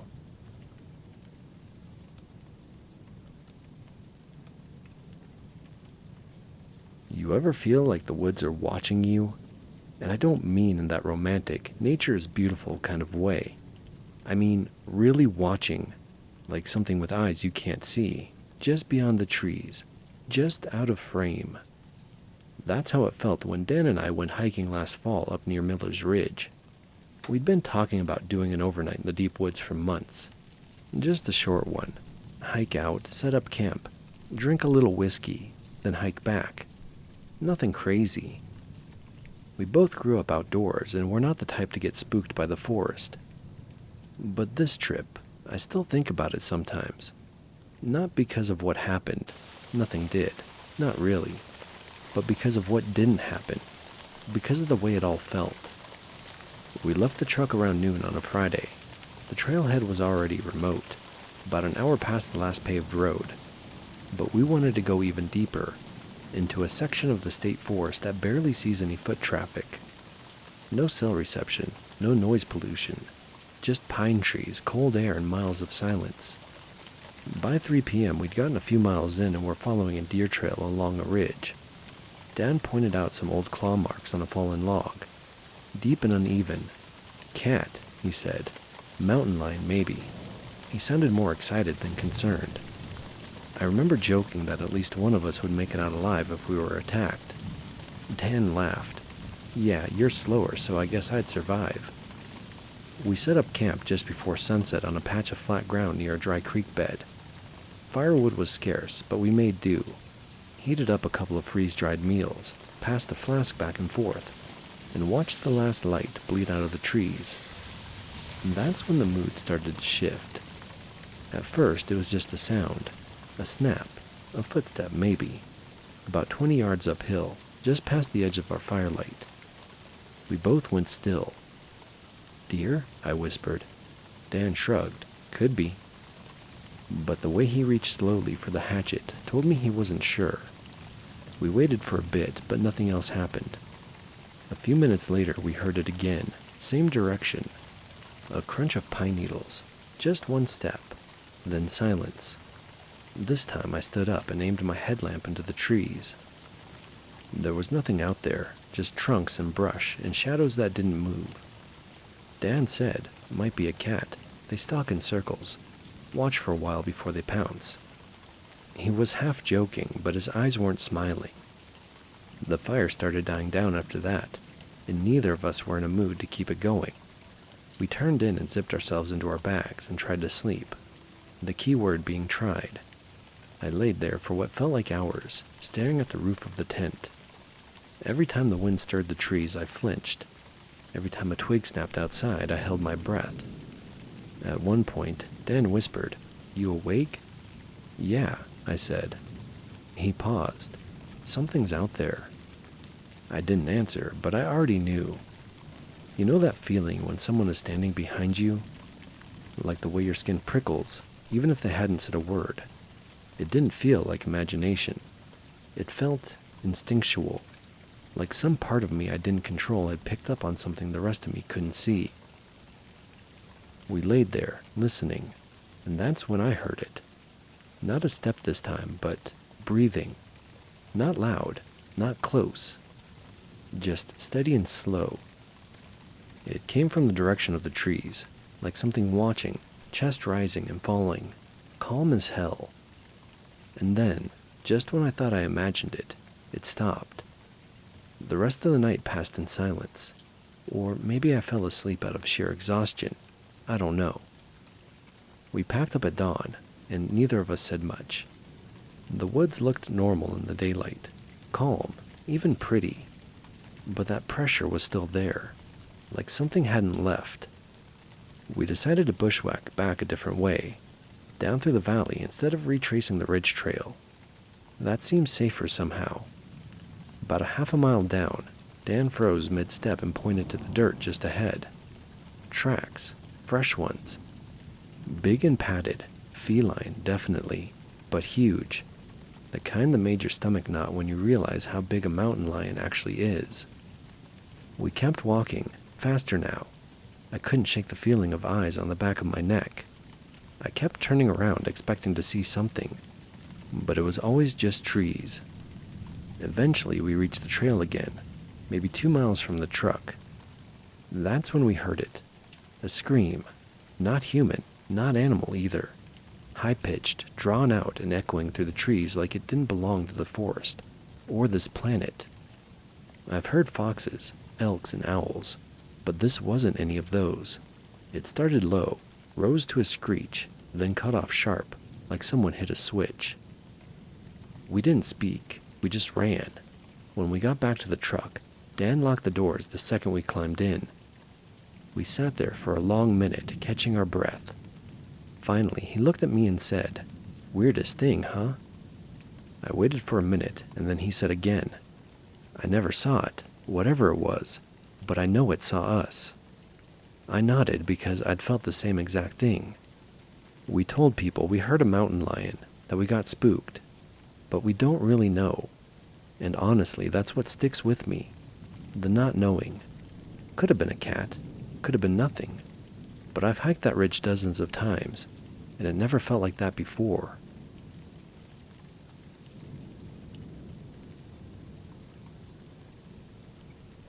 I'm not new to the outdoors. I grew up hiking with my dad through the mountains of North Carolina, and spent many weekends as a kid learning how to read maps, follow trails, and respect the woods. That's probably why I was so confident when I set out alone for what was supposed to be a solo overnight in the Nantahala National Forest this past March. I had done this trail once before with a group, and felt comfortable enough to go back solo, just for one night. In hindsight, I think it's that comfort that got me into trouble. The plan was to take the Kimsey Creek Trail up to Deep Gap, make camp near Standing Indian Mountain, and hike back the next morning. I had a decent GPS app on my phone, a backpack compass, printed maps, and enough food and water for 2 nights, just in case. Everything was going fine until I decided to take a detour. It was around 3:30 in the afternoon when I reached a split in the trail. The sun was starting to hang low, but I wasn't worried. My map showed what looked like a shortcut, a less used path that looped around the east side of a ridge and reconnected with the main trail half a mile further on. It was marked but not named. It looked easy enough, and that's where I screwed up. The trail was more of a suggestion than a path. After 10 minutes of hiking, it narrowed to a deer trail, then disappeared entirely under fallen branches and a thick layer of leaves. I figured I'd just veered off a bit and could bushwhack my way until I reconnected with it. I checked my GPS.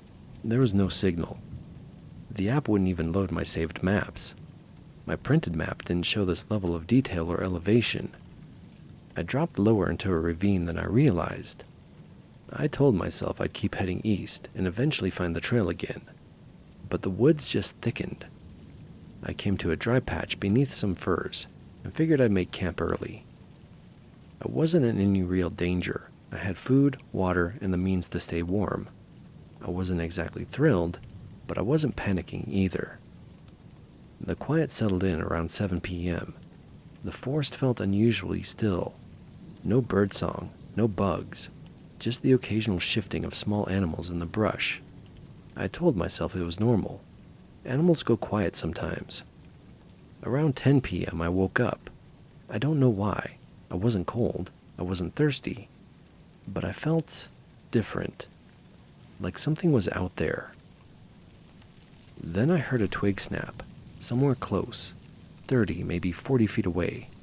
Could have been anything, but it didn't sound like a deer or a raccoon.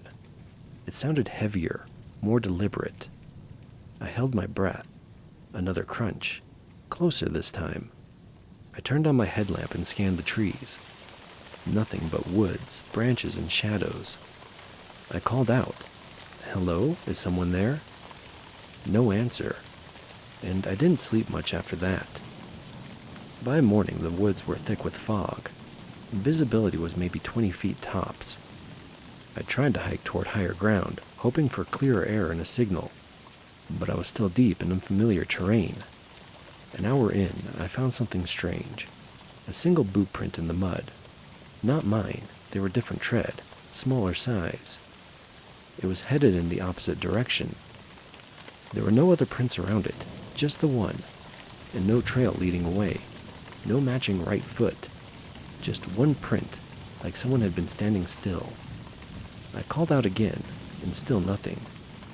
That should have comforted me. It was proof I wasn't alone out there.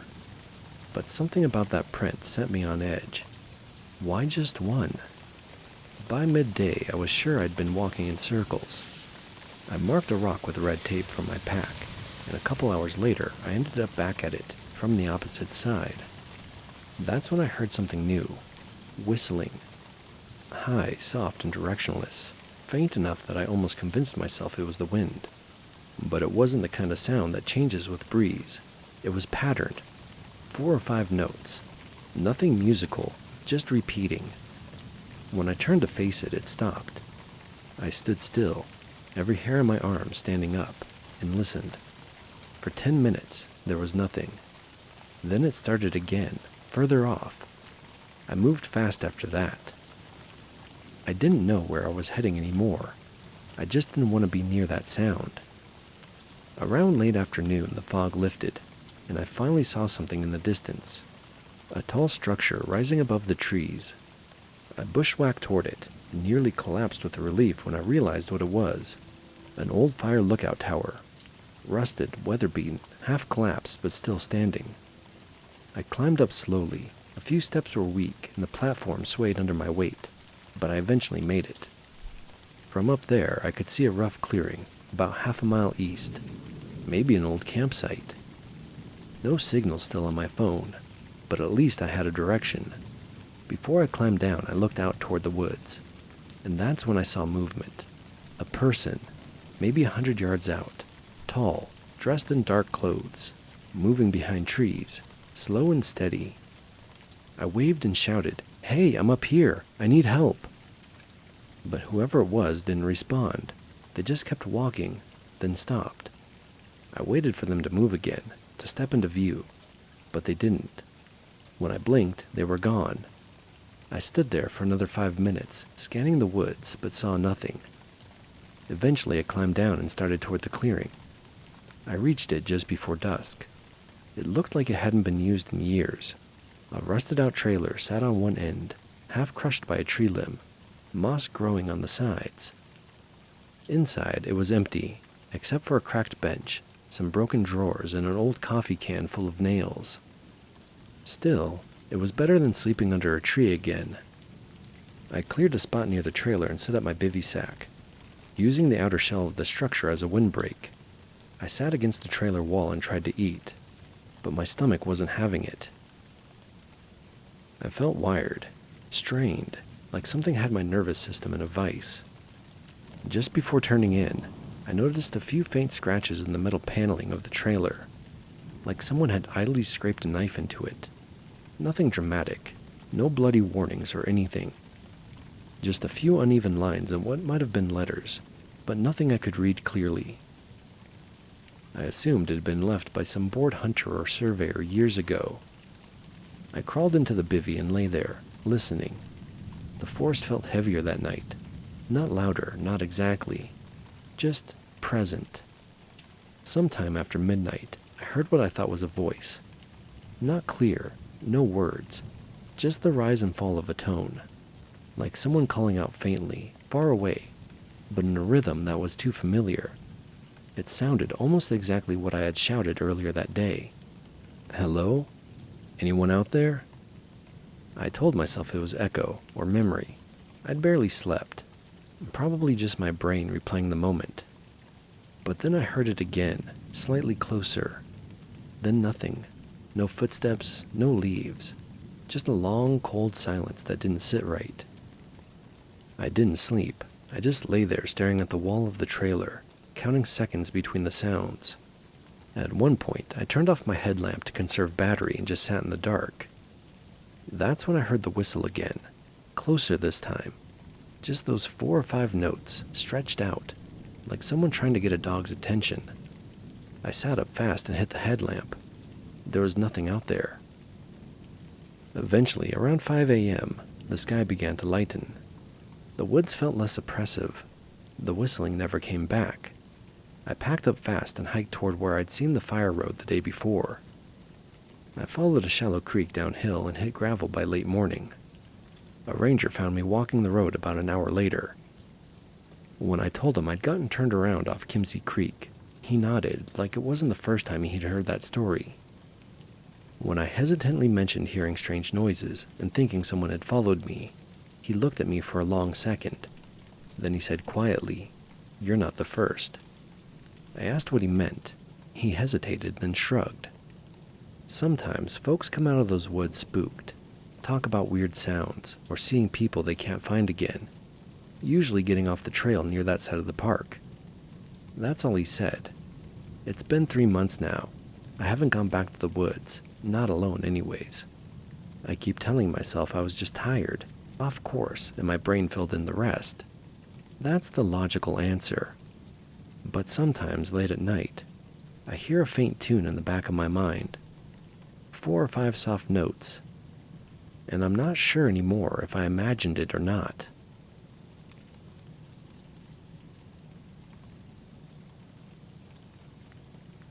My girlfriend and I love backpacking.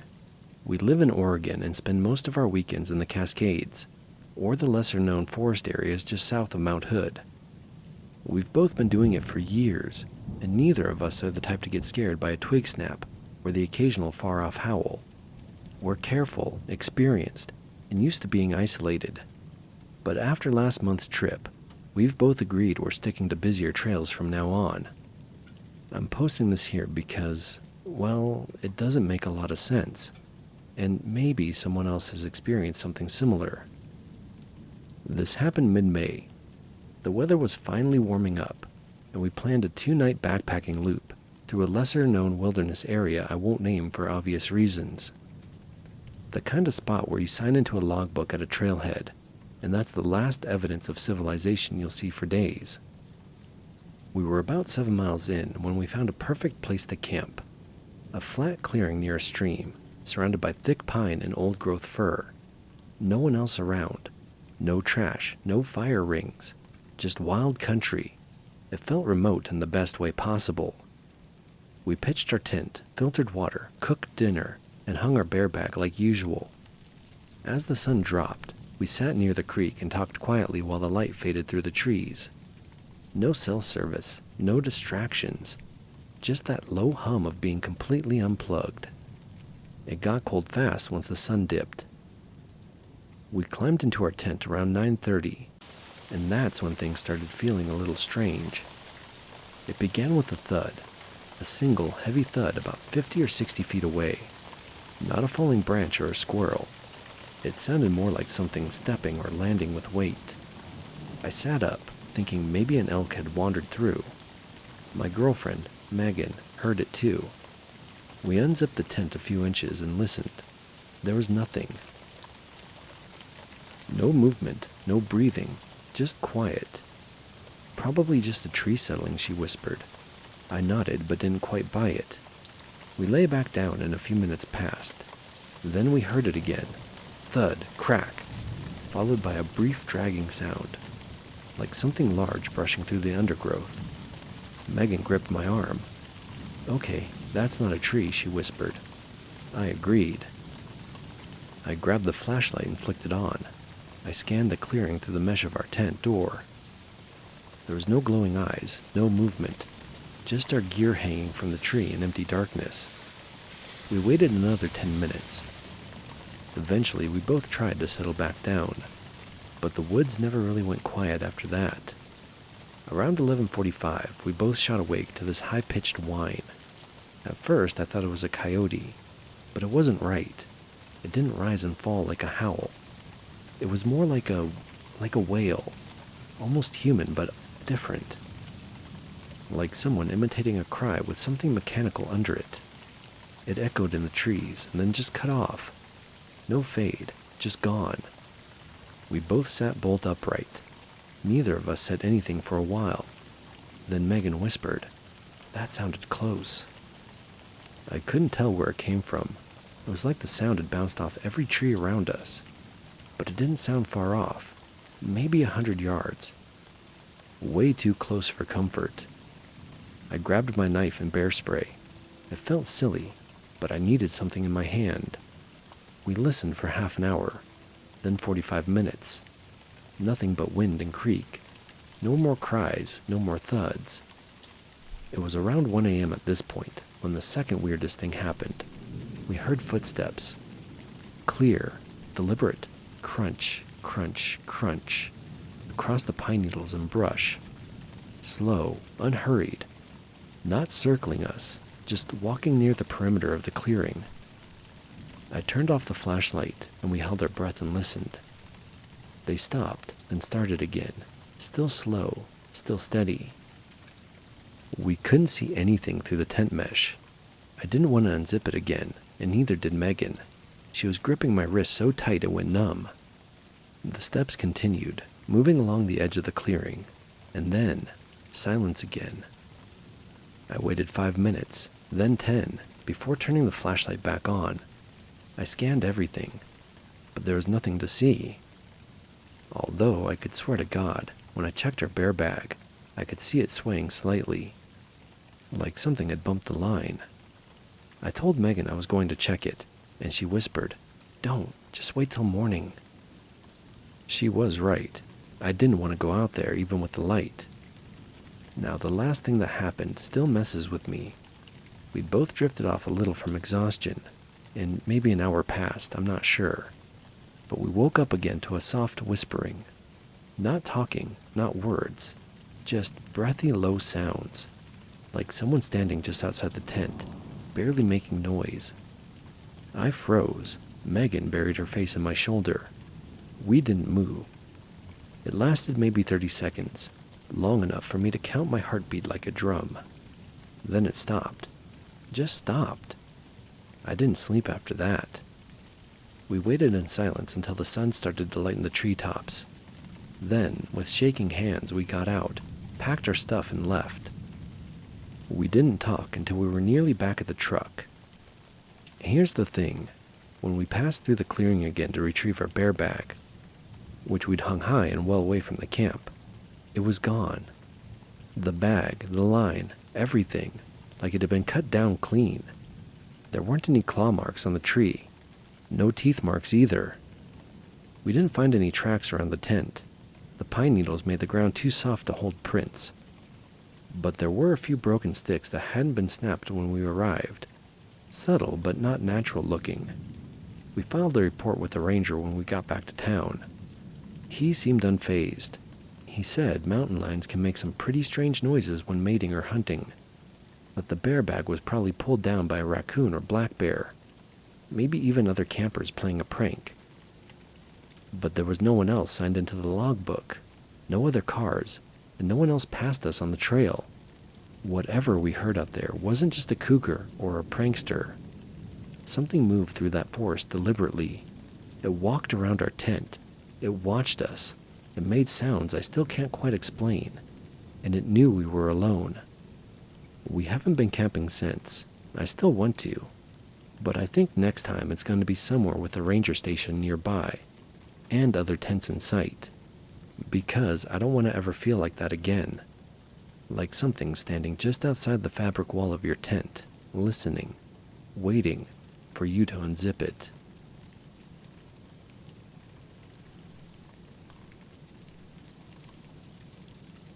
This happened last October.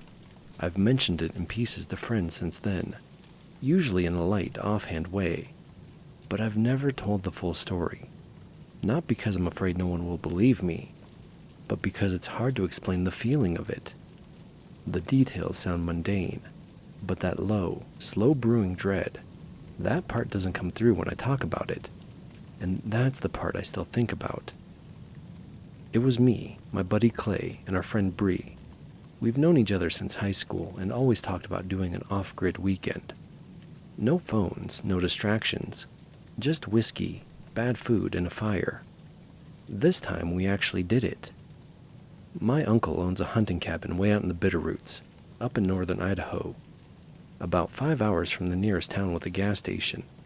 The place is old, no frills, One room with 2 bunk beds, a little iron stove, some shelves stocked with canned food, and a rickety outhouse about 30 miles into the woods. No electricity, no plumbing, no cell service. It's surrounded by deep pine and cedar forest, the kind that swallows sound and light. I hadn't been up there since I was a kid, and even back then it gave me the creeps. We left early Friday morning and didn't arrive until close to sundown. The last stretch of road was barely even a road anymore, washed out in places, overgrown in others. Twice we had to stop and clear branches. We didn't pass a single other car the last 2 hours of that trip. When we finally pulled up into the clearing, the cabin was exactly how I remembered it, weathered and leaning slightly, with green moss crawling up one side. The windows were thick with dust, and the porch sagged in the middle, like it had been walked on too many times by something heavy. We unpacked, got the stove going, and opened some drinks. The quiet was nice at first, peaceful even. Bree set up her little Bluetooth speaker until the battery died, and Clay wandered off to scout night photography spots for later. I sat on the porch for a while just listening. The forest really is something else that far out. You forget how loud silence can be when there's no highway hum, no phones, and no neighbors. Clay came back annoyed. Cloud cover had rolled in and killed his chances of star trails or stargazing. Still, spirits were high. We made a fire, roasted hot dogs over the wood stove, and played cards. Around 9:30, Bree went out to use the outhouse. She was gone a little longer than I expected, maybe 10 or 15 minutes.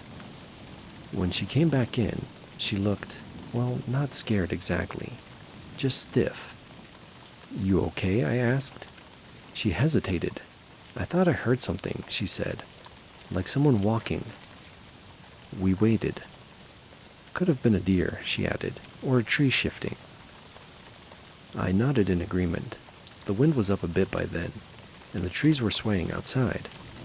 But I saw the way she kept glancing at the door. Clay, of course, couldn't let it go. "Walking like what?" he asked, half smiling. "Footsteps?" Bree didn't answer him. She poured herself a drink and sat by the stove. The temperature had dropped fast, and the warmth made the cabin feel smaller, more insular, almost too quiet. That was the first time I started noticing it. That weird silence. Normally in the woods, even at night, you'll hear things, insects, distant owls, wind. But now it felt like everything had stopped just beyond the tree line. Like the woods had taken a breath and were holding it. Around 11:30, Clay decided to give his camera another shot. "If the clouds have broken, I might catch some ambient light," he said, grabbing his tripod and gear bag. He was gone maybe 20 minutes, and during that time, Bree and I mostly sat in silence. I remember both of us turning our heads slightly at the same time toward the window. We didn't hear anything specific, but we both reacted like something had shifted outside. Clay came back in without saying much. His coat was zipped up all the way, and he looked thoughtful. "You get anything?" I asked. It was too dark. "I think I saw something move, though," he said, not meeting my eyes. Bree then asked, "What kind of something?" Clay shrugged. "Could have been a tree." That's when we started locking the door. Not that the old bolt would have done much, but it felt like something. I pulled the rifle off the wall, a dusty bolt-action 30-06 my uncle kept for bears, and loaded it. I'd never used it before. I just laid it on the bunk next to me, trying to ignore how it made Bree visibly more nervous. Sleep came slow. We doused the fire low, climbed into our bunks, and lay there in that heavy silence. I don't know what time it was when I woke up. Maybe 3 a.m. The fire had died almost completely. The cabin was freezing, kind of cold that cuts through your blanket. But that wasn't what woke me. It was a feeling, like pressure. You ever walk into a room where someone's just had a fight? That static tension, like the air itself is waiting for something? That's what it felt like in the cabin. I sat up carefully. The rifle was still beside me. I looked over and saw Clay lying still, eyes open, awake. He whispered, "Do you hear that?" At first, I didn't. Then, and maybe I imagined it, but I thought I heard something. Faint, a footstep, maybe. Distant, like it was circling the cabin. I didn't say anything. Then Bree whispered, "It sounds like breathing." That chilled me more than anything. I didn't hear it at first, but then I sort of did. Very faint. Not from inside the cabin. Not from outside exactly either. It was like it was close, but nowhere you could point to. Like it was just under the floorboards, or just behind the walls. I know how that sounds. None of us moved. None of us spoke again. Eventually, the breathing, if that's even what it was, faded. Or we stopped noticing it. But none of us slept the rest of the night. Right before sunrise, Clay got up to stoke the fire. While he was doing that, he looked over and froze. "What?" I asked. He pointed toward the dusty window. "The lantern's gone." We had left a metal lantern on the porch rail when we came in. It was heavy, the kind with a glass enclosure and a thick handle. I remember placing it there myself. Now it was nowhere in sight. We opened the door together. The porch was covered in frost, thin and white. There were no prints, no signs of anything dragging it. Just an empty spot where it had sat, and a faint ring of melted wax where the base had been. We left within the hour. No one said it, but we all wanted to get out of there before the sun finished rising. I've never seen Bree pack that fast in my life. Halfway down the mountain road, Clay finally spoke. "I saw something when I went outside," he said quietly. I glanced at him. He looked pale, like he hadn't gotten a minute of rest. "I thought it was Logan," he said, referring to me. Tall figure, just inside the tree line, not moving. It was watching. I waved and got no response. I turned to adjust the camera, and then it was gone. Bree didn't respond immediately, but later, maybe an hour from town, she finally spoke up as well. "When I went to the outhouse," she said slowly, "I thought I saw something tall behind it. Just a shape. I didn't say anything because I thought I was just being stupid. None of us have gone back.